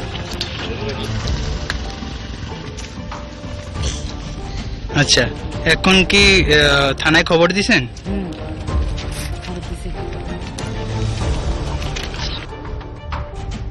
Bureau report, Tripura news 8।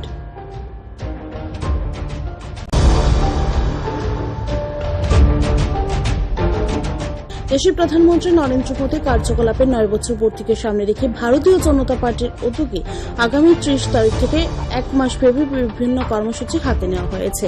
এই কর্মসূচিগুলো সম্পর্কে রাজ্যের সমস্ত স্তরের সংবাদ মাধ্যমকে অবগত করার লক্ষ্য নিয়ে এবং সংবাদ মাধ্যমের কর্মীদের সহযোগিতা প্রার্থনা করে ভারতীয় জনতা পার্টির উদ্যোগে আজ রাজধানীর সোনারতরীতে এক বৈঠক আয়োজিত হয়। এই বৈঠকে প্রদেশ বিজেপির সভাপতি রাজীব ভট্টাচার্য ও রাজ্যের মুখ্যমন্ত্রী প্রফেসর ডক্টর মানিক সাহা সহ রাজ্যের সংবাদ মাধ্যমের বিভিন্ন স্তরের বরেণ্য ব্যক্তিরা উপস্থিত ছিলেন। এই বৈঠকে আলোচনা করতে গিয়ে প্রদেশ বিজেপির সভাপতি রাজীব ভট্টাচার্য দাবি করেন, 2014 সালে দেশের প্রধানমন্ত্রী হিসেবে দায়িত্বভার গ্রহণের পর থেকে নরেন্দ্র মোদী ত্রিপুরা রাজ্যে যোগাযোগ সহ আর্থ সামাজিক ব্যবস্থার মান উন্নয়নে যুগান্তকারী সিদ্ধান্ত গ্রহণ করেছেন। বিশেষ করে ত্রিপুরা রাজ্যের আর্থ সামাজিক ব্যবস্থা নরেন্দ্র মোদীর অভিভাবকত্বে অনেকটাই বিকশিত হয়েছে দাবি করে আগামী দিনে 1 মাস ব্যাপী কর্মসূচিগুলি বাস্তবায়নের সমস্ত অংশের সাহায্যে প্রার্থনা করেন প্রদেশ বিজেপির সভাপতি শ্রী রাজীব ভট্টাচার্য। নিজের আলোচনায় মুখ্যমন্ত্রী ডক্টর মানিক সাহা দাবি করেন নরেন্দ্র মোদী গোটা বিশ্বের মধ্যে বহু চর্চিত রাজনৈতিক ব্যক্তিত্ব। বিশেষ করে প্রধানমন্ত্রী নরেন্দ্র মোদীর দৌলতে স্বল্পকালীন সময়ে করোনা থেকে রক্ষা পাওয়ার জন্য ভারত দুটা ভ্যাকসিন তৈরি করতে পেরেছে বলে মানিক সাহা যেমন দাবি করেন, ঠিক তেমনি ত্রিপুরা সহ গোটা রাজ্যে টিকাকরণের কাজ সাফল্যমণ্ডিত হওয়ায় প্রধানমন্ত্রীকে কৃতজ্ঞতাও জানান ডক্টর মানিক সাহা। পাশাপাশি মানিক সাহা দৃঢ় আশাবাদ ব্যক্ত করে বলেন, এই সময়ের মধ্যে নরেন্দ্র মোদীর প্রধানমন্ত্রীতে ভারত গোটা পৃথিবীর মধ্যে বিশেষ স্থানে আসীন হয়েছে। এখানে যে স্লাইডটা আছে, fifth slide, world's biggest vaccination drive without disparity, swift, indigenous. অর্থাৎ এই যে ভ্যাকসিনেশন আমরা জানি করোনার সময় কিভাবে ভ্যাকসিনেশনকে কিভাবে আবিষ্কার করবে, উনি বলেছিলেন যে আমাদের দেশের মধ্যে আমরা ভ্যাকসিন আমরা তৈরি করব, যেরকম কথা সেরকম কাজ। 8 থেকে 9 মাসের মধ্যে দুটো ভ্যাকসিন আমাদের যারা বৈজ্ঞানিকরা আছেন ওনাদেরকে উদ্বুদ্ধ করে এই করোনার বিরুদ্ধে যে ভ্যাকসিন উনি তৈরি করিয়েছেন। আমরা সবাই জানি সেগুলো, কিন্তু আজকের এই প্রেজেন্টেশনে বলতে হবে, কারণ 9 বছর ওনার পূর্ণ হতে যাচ্ছে। তো ত্রিপুরাতে প্রায় এখানে বলা হয়েছে 220 করোড় ফ্রি ভ্যাকসিন অ্যাডমিনিস্টার হয়েছে সারা ভারতবর্ষে। অন্য বিদেশেও দিয়েছেন, আপনারা সবাই জানেন। শুধু ভারতবর্ষে না, অন্য জায়গায়ও উনি দিয়েছেন, বহু জায়গায়। ত্রিপুরার কি লাভ হয়েছে? ফার্স্ট ডোজ ত্রিপুরাতে 26,59,018 আমাদের ফার্স্ট ডোজ ফ্রি আমরা পেয়েছি। এবং এখানে কথাটা বলেছে উইদাউট ডিসপ্যারিটি, কে মুসলিম, কে হিন্দু, কে খ্রিস্টান, কে কোন পার্টি করে, এরকম না, সবার জন্য উইদাউট ডিসপ্যারিটি, সবার জন্য সবকা সাথ সবকা বিকাশ, এই যে বিষয়টা সেখানে কিন্তু আমরা দেখতে পাই পরিষ্কার। এবং সেকেন্ড ডোজ 23,28,968 দেওয়া হয়। এবং পরবর্তী সময়ে protection dose, Sugandha protection dose নিয়েছেন নিশ্চয়ই, সেই প্রোটেকশন ডোজে 4,78,327 দেওয়া হয়। অন্যান্য জায়গায় আমরা জানি যে ভ্যাকসিন নিয়ে কত হইচই, বহু জায়গার মধ্যে আমরা বিভিন্ন দেশের মধ্যে আমরা দেখেছি ভ্যাকসিনের জন্য হাহাকার।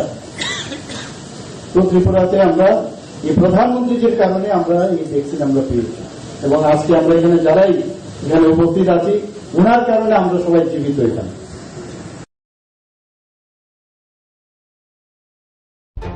Bureau report, Tripura news 8।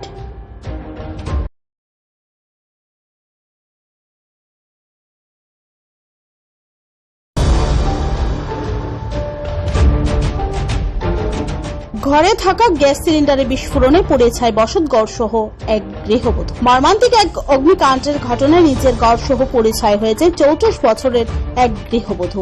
ঘটনার বিবরণী জানা যায়, শান্তিরবাজার শহরে মাস্টারপাড়ার রাসমোহন দেবনাথের বাড়িতে সপরিবারে ভাড়া থাকতেন।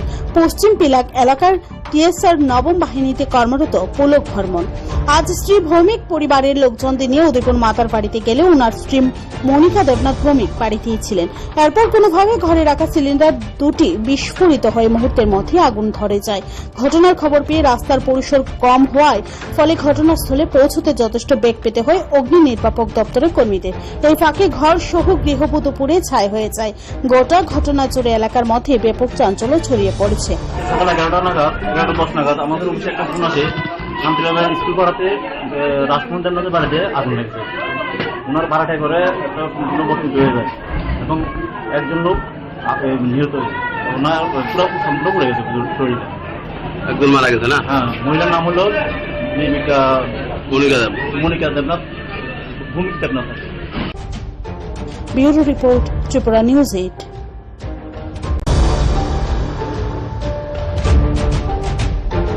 আইপিএল ফাইনাল নিয়ে ক্রিকেট প্রেমীদের উন্মাদনা তুঙ্গিন। নরেন্দ্র মোদী স্টেডিয়ামের একটি আসনের টিকিটও অবিকৃত নয়। রবিবার খেলা না হওয়ায় হতাশ ক্রিকেট প্রেমীরা। ফাইনাল দেখতে অনেকে এসেছিলেন আহমেদাবাদের বাইরে থেকে। খেলা না হওয়ায় তাদের অনেক স্টেশনেই রাত কাটালেন। রবিবার বৃষ্টি হওয়ায় বাতিল হয়েছে চেন্নাই সুপার কিংস এবং গুজরাট টাইটান্সের ফাইনাল। রবিবারের টিকিট নিয়ে সোমবার খেলা দেখা যাবে বলে জানিয়েছেন আইপিএল কর্তৃপক্ষ। মহেন্দ্র সিং ধোনিদের সঙ্গে গুজরাট টাইটান্সের লড়াই দেখার জন্য অপেক্ষা করতে রাজি ক্রিকেট প্রেমীরা। বিশেষ করে ধোনির ভক্তরা খেলা না দেখে আহমেদাবাদ ছাড়তে নারাজ। আহমেদাবাদের বাইরে থাকা ক্রিকেট প্রেমীদের অনেকের পরিকল্পনা ছিল খেলার পর রাতে ট্রেনে বাড়ি ফেরা, তাই তারা হোটেলের ঘর ভাড়া করেনি। স্টেশন থেকে সোজা চলে এসেছিল স্টেডিয়ামে। আবার খেলা শেষ হলে স্টেডিয়াম থেকে সোজা তারা চলে যেতেন স্টেশনে ট্রেন ধরতে। অনেকেই ফেরার ট্রেনের টিকিটও কেটে নিয়ে এসেছিলেন। রবিবারে খেলা ভেস্তে যাওয়ায় সেই ক্রিকেট প্রেমীদের অনেকে স্টেডিয়াম থেকে ফিরছেন স্টেশনে, তবে তারা ট্রেনে ওঠেনি। রবিবারে ফেরার টিকিট বাতিল করে সোমবার রাতে বাড়ি ফেরার জন্য নতুন করে ট্রেনের টিকিট কেটেছেন। হোটেলের ঘর ভাড়া না থাকায় বা সকলের সেই আর্থিক সঙ্গতি না থাকায় স্টেশনে রাত কাটিয়েছেন তারা। রবিবার রাতে আহমেদাবাদ স্টেশনে দেখা গিয়েছে প্রচুর ক্রিকেট প্রেমীকে। স্টেশনের মেঝেতেই ঘুমিয়েছিলেন তারা। স্টেশনের অপেক্ষা কক্ষ, প্ল্যাটফর্ম বা স্টেশনের অন্যত্র ঘুমোতে দেখা গিয়েছে ক্রিকেট প্রেমীদের। তাদের অনেকেই পড়েছিলেন ধোনির 7 নম্বর জার্সি, যা থেকেই বোঝা যায় তারা চেন্নাইয়ের অধিনায়কের ভক্ত। তার খেলার সামনে থেকে দেখার সুযোগ হাতছাড়া করতে চান না তারা, তাই বাড়ি ফেরার পরিকল্পনা বাতিল করে একটা দিন বেশি আহমেদাবাদেই থেকে গিয়েছেন। আগামী বছর আইপিএল এ ধোনির খেলা নিয়ে সংশয় রয়েছে, তিনি হয়তো অবসর নিয়ে নিতে পারেন। তাই ধোনির জন্য ভারতের সব শহরের গ্যালারিতে ভিড় করছেন তার ভক্তরা। আহমেদাবাদও ব্যতিক্রম নয়। Bureau report, Tripura news.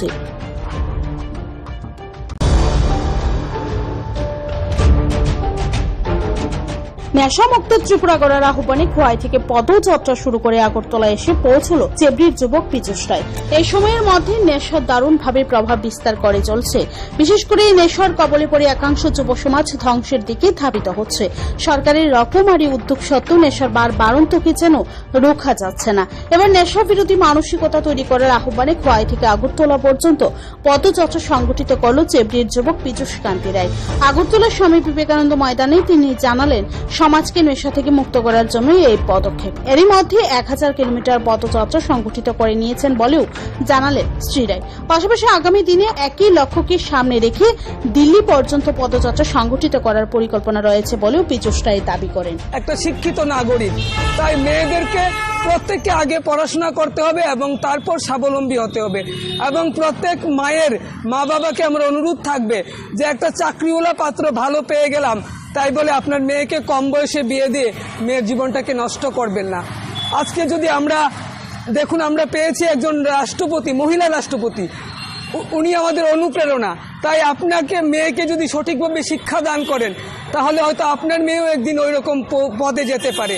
তাই মেয়ের অল্প বয়সে বিয়ে দিয়ে মেয়ের ভবিষ্যৎটা নষ্ট করবেন না, এটাই আমার বার্তা থাকবে। আমার পীযূষ কান্তি রায়, আমার বাড়ি খোয়াই চেবড়ি।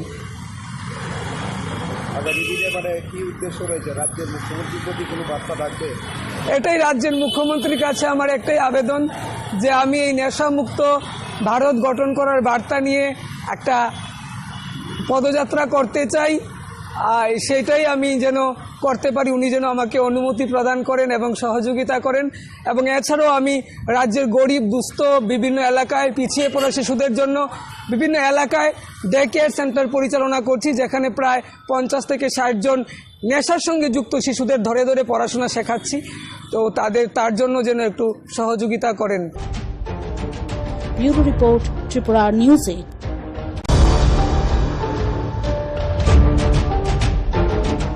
অতি সম্প্রতি ত্রিপুরা পাবলিক সার্ভিস কমিশন থেকে বিজ্ঞাপন জারি করে ভেটেরিনারি এবং এগ্রিকালচার এই দুটো বিষয়ে নিয়োগের জন্য আবেদনপত্র আহ্বান করা হয়। দেখা গেছে দুটোর মধ্যে একটার ক্ষেত্রে পিআরটিসি সহ ককবরক এবং বাংলা ভাষা জানা আবশ্যক হলেও অন্যটার ক্ষেত্রে এমন কিছু বিষয় নেই। এই বিষয়টা নিয়ে আজ বিধায়ক সুদীপ রায় বর্মন টিপিএসসি চেয়ারম্যানের সাথে দেখা করে স্মারকলিপি প্রদান করেন। কংগ্রেস বিধায়ক সুদীপ রায় বর্মন সহ প্রাক্তন বিধায়ক আশিস কুমার সাহা। সাংবাদিকদের সাথে কথা বলার সময় শ্রী বর্মন দাবি করেন এভাবে টিপিএসসি নির্ধারিত প্রচারিত বিজ্ঞাপনগুলোর মধ্যে পিআরটিসি সহ বাংলা এবং ককবরক বাধ্যতামূলক না থাকার কারণে অন্যের ক্ষেত্রে রাজ্যের বেকাররা বা বলা চলে উচ্চশিক্ষিত বেকাররা বঞ্চিত হচ্ছেন। এক্ষেত্রে কর্তৃপক্ষের দৃষ্টি আকর্ষণ করার জন্যই ওনার আজকের এই পদক্ষেপ বলে দাবি করছেন বিধায়ক শ্রীরায় বর্মন। এরকম বহু ঘটনা দৃষ্টান্ত আছে, ফার্স্ট হয়েছে ওই পরীক্ষায়, কিন্তু তাকে নেওয়া হয়নি কারণ সে ওই রাজ্যের বাসিন্দা নন। আর আমরা এখানে দরজাগুলো খুলে দিচ্ছি, বহিরাজ্যের এরা এসে এখানে এই সমস্ত পোস্টগুলো আপনি খবর নিয়ে দেখুন, সেন্ট্রাল ইউনিভার্সিটি, এনআইটি থেকে শুরু করে পাওয়ার ডিপার্টমেন্ট থেকে শুরু করে প্রত্যেকটি জায়গায় বহিরাজ্যের লোকরা এসে এখানে পার্টিসিপেট করছে। টিপিসি দ্বারা যা পরীক্ষাগুলো হচ্ছে, মজার ব্যাপার হচ্ছে এর আগেও যে ইন্টারভিউগুলো হয়েছে তারা পার্টিসিপেট করে এখানে 2 বছর চাকরি করার পর ওই যেটা তাদের দরকার এক্সপিরিয়েন্স, ওই এক্সপিরিয়েন্স সংগ্রহ করে এ রাজ্য থেকে চলে যাচ্ছে। ওয়ার্স্ট সাফারার হচ্ছে আমাদের রাজ্যের বেকাররা এবং এই দপ্তর, কারণ এখান থেকে চলে যায়। আমি এই যে ব্যাপারটা আজকে টিপিএসসির সঙ্গে আমি চেয়ারম্যানের সঙ্গে আলোচনা করলাম, ওনার দৃষ্টিতে আনলাম। এখন উনি বলছেন দেখুন আমরা তো হুবহু যা ডিপার্টমেন্ট থেকে এগুলো আসে ক্যাবিনেট পাস হয়ে আমরা তো হুবহু আমরা এগুলো চেপে দিই। এখন ঠিক আছে, এটা আপনার সাথে অটোনোমাস বডি, এইরকম একটার মধ্যে desirable PRTC, desirable Bangla Kokborok, আরেকটার মধ্যে একেবারে নেই, এটা কিরকম বেমানান লাগছে। তার মানে তো হচ্ছে আঙ্গুল তুলবে আপনার দপ্তরের দিকে, আপনার এই কমিশনের দিকে, যে কাউকে বোধ বহিরাজ্যে ফেভার করার জন্য আপনারা এই জিনিসগুলো করছেন। In lieu of what best known to your office or the council of ministers, why whom they want to favour. এই কথাগুলো যখন বললাম তখন উনি বললেন যে ঠিক আছে, আমি পরীক্ষা, এটার পরীক্ষা জুন মাসে, আমাদের পরীক্ষা তো হয়নি, পরীক্ষা না হওয়ার আগে you can always cancel that, cancel করো এবং ফ্রেশ নোটিফিকেশন এনে এই ম্যান্ডেটরি প্রভিশন অফ পিআরটিসি এবং বাংলা ককবরক জানাটা তোমরা তোমাদের এই অ্যাডভার্টাইজমেন্টের মধ্যে তোমরা আনো। কথাটা বলে উনি বললেন উনি টেক আপ করবেন। এখন আমরা এতটুকু আশা করব যে সরকার, আপনার মনে আছে কিনা জানি না, আমি বারংবার অ্যাসেম্বলিতে এই পিআরটিসি বাংলা ককবরক জানা ম্যান্ডেটরি প্রভিশন করার জন্য বারংবার আমি ডিমান্ড করে আসছি। আজ অব্দি নড়ে চড়ে বসেন। আর প্রত্যাশা সাহেব নতুন মুখ্যমন্ত্রী এসছেন, আপনাদের মাধ্যমে মুখ্যমন্ত্রীর গোচর আমি নিয়ে যেতে চাই যে এই পরীক্ষাটা যেন বিলম্বে ক্যান্সেল করে ফ্রেশ নোটিফিকেশন এই সংশোধনী এনে পিআরটিসি এবং বাংলা ককবরক জানাটা ম্যান্ডেটরি প্রভিশন করে যেন এটা ফ্রেশ ইন্টারভিউ কল করা হয়। আর এখন থেকে যতগুলো এই রাজ্যের মধ্যে সেই সেন্ট্রাল গভর্নমেন্টেরই হোক, এনআইটি হোক, সেন্ট্রাল ইউনিভার্সিটি হোক, বিভিন্ন জায়গায় যে ইন্টারভিউগুলো হয়, mandatory provision of PRTC Bangla এবং অথবা ককবরক জানাটা ম্যান্ডেটরি প্রভিশন যেন হয়, এটা যেন উনি টেক আপ করেন। এই রাজ্যের বেকারদের হয়ে আমি এই দাবিটুকু জানাচ্ছি, কারণ বহিরাজ্যের আমাদের ছেলেরা বহিরাজ্যে গিয়ে সুযোগ পাচ্ছে না, আমরা কেন আমাদের দরজাটা খুলে রাখবো বহিরাজ্যের বেকাররা এখানে এসে চাকরি পাচ্ছে। Bureau report, Tripura news 8।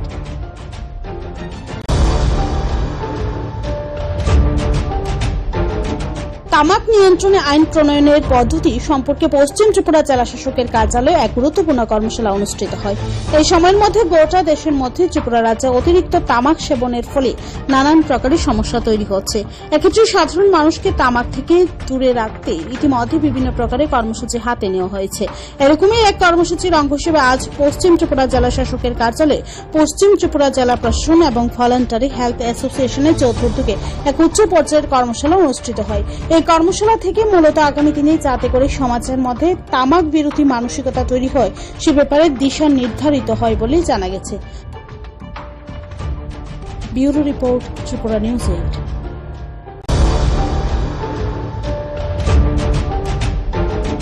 ঘরে থাকা গ্যাস সিলিন্ডারে বিস্ফোরণে পুড়ে ছাই বসতঘর সহ এক গৃহবধূ। মর্মান্তিক এক অগ্নিকাণ্ডের ঘটনায় নিজের ঘর সহ পুড়ে ছাই হয়েছে 34 বছরের এক গৃহবধূ। ঘটনার বিবরণী জানা যায়, শান্তিরবাজার শহরে মাস্টারপাড়ার রাসমোহন দেবনাথের বাড়িতে সপরিবারে ভাড়া থাকতেন। পশ্চিম পিলাক এলাকার টিএসআর নবম বাহিনীতে কর্মরত পুলক বর্মন আজ স্ত্রী ভৌমিক পরিবারের লোকজনদের নিয়ে উদয়পুর মাতার বাড়িতে গেলে ওনার স্ত্রী মনিকা দেবনাথ ভৌমিক বাড়িতেই ছিলেন। এরপর কোনোভাবে ঘরে রাখা সিলিন্ডার দুটি বিস্ফোরিত হয়ে মুহূর্তের মধ্যে আগুন ধরে যায়। ঘটনার খবর পেয়ে রাস্তার পরিসর কম হওয়ায় ফলে ঘটনাস্থলে পৌঁছতে যথেষ্ট বেগ পেতে হয় অগ্নি নির্বাপক দপ্তরের কর্মীদের। এই ফাঁকে ঘর সহ গৃহবধূ পুড়ে ছাই হয়ে যায়। গোটা ঘটনা জুড়ে এলাকার মধ্যে ব্যাপক চাঞ্চল্য ছড়িয়ে পড়েছে। সকাল 11টা নাগাদ 11:10 নাগাদ আমাদের অফিসে একটা ফোন আসে, শান্তিনগর স্কুল পাড়াতে রাষ্ট্রমন্ত্রীর নদীর বাড়িতে আগুন লেগেছে। ওনার ভাড়াটায় করে একটা সম্পূর্ণ বস্তু হয়ে যায় এবং একজন লোক নিহত হয়েছে। ওনার পুরো সম্পূর্ণ পড়ে গেছে শরীরে, একজন মারা গেছে না? হ্যাঁ, মহিলার নাম হলো Monika Debnath, Bhowmik Debnath. Bureau report, Tripura news 8।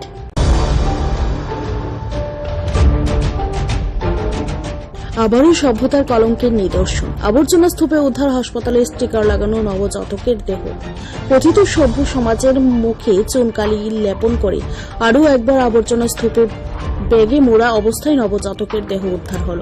জানা যায় আজ অর্থাৎ সোমবার দুপুরে উদয়পুর পলিটেকনিক কলেজ স্থিত উদয়পুরা অমরপুরের সড়কের পাশে পচা গন্ধযুক্ত ময়লা আবর্জনার স্তূপের মধ্যে একটি ব্যাগে সদ্যজাত এক শিশুর মৃতদেহ দেখতে পায় স্থানীয় এলাকাবাসীরা। সাথে সাথেই খবর দেওয়া হয় মহারানী ফাঁড়ি থানায়। পরবর্তী সময়ে সদ্যজাত শিশুর মৃতদেহটি উদ্ধার করে মহারানী প্রাথমিক স্বাস্থ্য কেন্দ্রে নিয়ে যাওয়া। সদ্যজাত শিশুটির দেহে হাসপাতালে লাগানো স্টিকার দেখে প্রশ্ন ওঠে, তবে কি কোনো অবৈধ সম্পর্কের পরিণতিতে এই সদ্যজাত শিশুর মৃতদেহ উদ্ধার? এখন দেখার বিষয় পুলিশি তদন্তে কি বেরিয়ে আসে। আমরা তো দেখে আতঙ্কিত, কে বা কাহারা জানা, তাই পিএসসি ফোন করলাম, আসলো, মিডিয়ারে ফোন করলাম, সেও আসলো। এখন কি ব্যাপারটা কি তদন্ত করছে? হ্যাঁ, তদন্ত করছে। ওই এনগুলো একটা বাচ্চা করে দিছে, আমরা শুনছি, শুনে আসছি, আয়াতে ঠিকই বাচ্চা করে দিছে। আচ্ছা, এটা কোন জায়গায় বাচ্চাটা করে দিছে? পলিটেকনিক কলেজের এলাকায়। আচ্ছা, সবার কাছে কইছি করে সবাই আসছে, বাচ্চারা ঠিকই উড়াইছে, উড়ে দেয় ঠিকই বাচ্চা।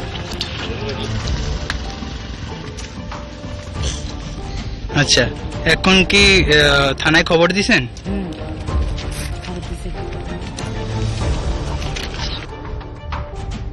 Bureau report, Tripura news 8।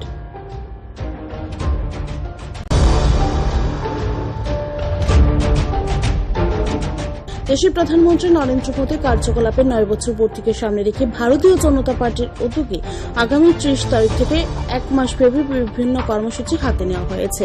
এই কর্মসূচিগুলো সম্পর্কে রাজ্যের সমস্ত স্তরের সংবাদ মাধ্যমকে অবগত করার লক্ষ্য নিয়ে এবং সংবাদ মাধ্যমের কর্মীদের সহযোগিতা প্রার্থনা করে ভারতীয় জনতা পার্টির উদ্যোগে আজ রাজধানীর সোনারতরীতে এক বৈঠক আয়োজিত হয়। এই বৈঠকে প্রদেশ বিজেপি সভাপতি রাজীব ভট্টাচার্য ও রাজ্যের মুখ্যমন্ত্রী প্রফেসর ডক্টর মানিক সাহা সহ রাজ্যের সংবাদ মাধ্যমের বিভিন্ন স্তরের বরেণ্য ব্যক্তিরা উপস্থিত ছিলেন। এই বৈঠকে আলোচনা করতে গিয়ে প্রদেশ বিজেপির সভাপতি রাজীব ভট্টাচার্য দাবি করেন, 2014 সালে দেশের প্রধানমন্ত্রী হিসেবে দায়িত্বভার গ্রহণের পর থেকে নরেন্দ্র মোদী ত্রিপুরা রাজ্যে যোগাযোগ সহ আর্থ সামাজিক ব্যবস্থার মান উন্নয়নে যুগান্তকারী সিদ্ধান্ত গ্রহণ করেছেন। বিশেষ করে ত্রিপুরা রাজ্যের আর্থ সামাজিক ব্যবস্থা নরেন্দ্র মোদীর অভিভাবকত্বে অনেকটাই বিকশিত হয়েছে দাবি করে আগামী দিনে 1 মাস ব্যাপী কর্মসূচিগুলো বাস্তবায়নের সমস্ত অংশের সাহায্যে প্রার্থনা করেন প্রদেশ বিজেপির সভাপতি শ্রী রাজীব ভট্টাচার্য। নিজের আলোচনায় মুখ্যমন্ত্রী ডক্টর মানিক সাহা দাবি করেন, নরেন্দ্র মোদী গোটা বিশ্বের মধ্যে বহু চর্চিত রাজনৈতিক ব্যক্তিত্ব। বিশেষ করে প্রধানমন্ত্রী নরেন্দ্র মোদীর দৌলতে স্বল্পকালীন সময়ে করোনা থেকে রক্ষা পাওয়ার জন্য ভারত দুটা ভ্যাকসিন তৈরি করতে পেরেছে বলে মানিক সাহা যেমন দাবি করেন, ঠিক তেমনি ত্রিপুরা সহ গোটা রাজ্যে টিকাকরণের কাজ সাফল্যমণ্ডিত হয় প্রধানমন্ত্রীকে কৃতজ্ঞতাও জানান ডক্টর মানিক সাহা। পাশাপাশি মানিক সাহা দৃঢ় আশাবাদ ব্যক্ত করে বলেন, এই সময়ের মধ্যে নরেন্দ্র মোদীর প্রধানমন্ত্রীতে ভারত গোটা পৃথিবীর মধ্যে বিশেষ স্থানে আসীন হয়েছে। এখানে যে স্লাইডটা আছে, fifth slide, world's biggest vaccination drive without disparity, swift, indigenous. অর্থাৎ এই যে ভ্যাকসিনেশন আমরা জানি করোনার সময় কিভাবে ভ্যাকসিনেশনকে কিভাবে আবিষ্কার করবে, উনি বলেছিলেন যে আমাদের দেশের মধ্যে আমরা ভ্যাকসিন আমরা তৈরি করব, যেরকম কথা সেরকম কাজ। 8 থেকে 9 মাসের মধ্যে দুটো ভ্যাকসিন আমাদের যারা বৈজ্ঞানিকরা আছেন ওনাদেরকে উদ্বুদ্ধ করে এই করোনার বিরুদ্ধে এই ভ্যাকসিন উনি তৈরি করিয়েছেন। আমরা সবাই জানি সেগুলো, কিন্তু আজকের এই প্রেজেন্টেশনে বলতে হবে, কারণ 9 বছর ওনার পূর্ণ হতে যাচ্ছে। তো ত্রিপুরাতে প্রায় এখানে বলা হয়েছে 220 করোড় ফ্রি ভ্যাকসিন অ্যাডমিনিস্টার হয়েছে সারা ভারতবর্ষে। অন্য বিদেশেও দিয়েছেন, আপনারা সবাই জানেন। শুধু ভারতবর্ষে না, অন্য জায়গায়ও উনি দিয়েছেন, বহু জায়গায়। ত্রিপুরার কি লাভ হয়েছে? ফার্স্ট ডোজ ত্রিপুরাতে 26,59,018 আমাদের ফার্স্ট ডোজ ফ্রি আমরা পেয়েছি। এবং এখানে কথাটা বলেছে উইদাউট ডিসপ্যারিটি, কে মুসলিম, কে হিন্দু, কে খ্রিস্টান, কে কোন পার্টি করে, এরকম না, সবার জন্য উইদাউট ডিসপ্যারিটি, সবার জন্য সবকা সাথ সবকা বিকাশ, এই যে বিষয়টা সেখানে কিন্তু আমরা দেখতে পাই পরিষ্কার। এবং সেকেন্ড ডোজ 23,28,968 দেওয়া হয়েছে। এবং পরবর্তী সময়ে protection dose, Sugandha protection dose নিয়েছেন নিশ্চয়ই, সেই প্রোটেকশন ডোজে 4,78,327 দেওয়া হয়েছে। অন্যান্য জায়গায় আমরা জানি যে ভ্যাকসিন নিয়ে কত হইচই, বহু জায়গার মধ্যে আমরা বিভিন্ন দেশের মধ্যে আমরা দেখেছি ভ্যাকসিনের জন্য হাহাকার। তো ত্রিপুরাতে আমরা এই প্রধানমন্ত্রীজির কারণে আমরা এই ভ্যাকসিন আমরা পেয়েছি, এবং আজকে আমরা এখানে যারাই এখানে উপস্থিত আছি ওনার কারণে আমরা সবাই জীবিত এখানে।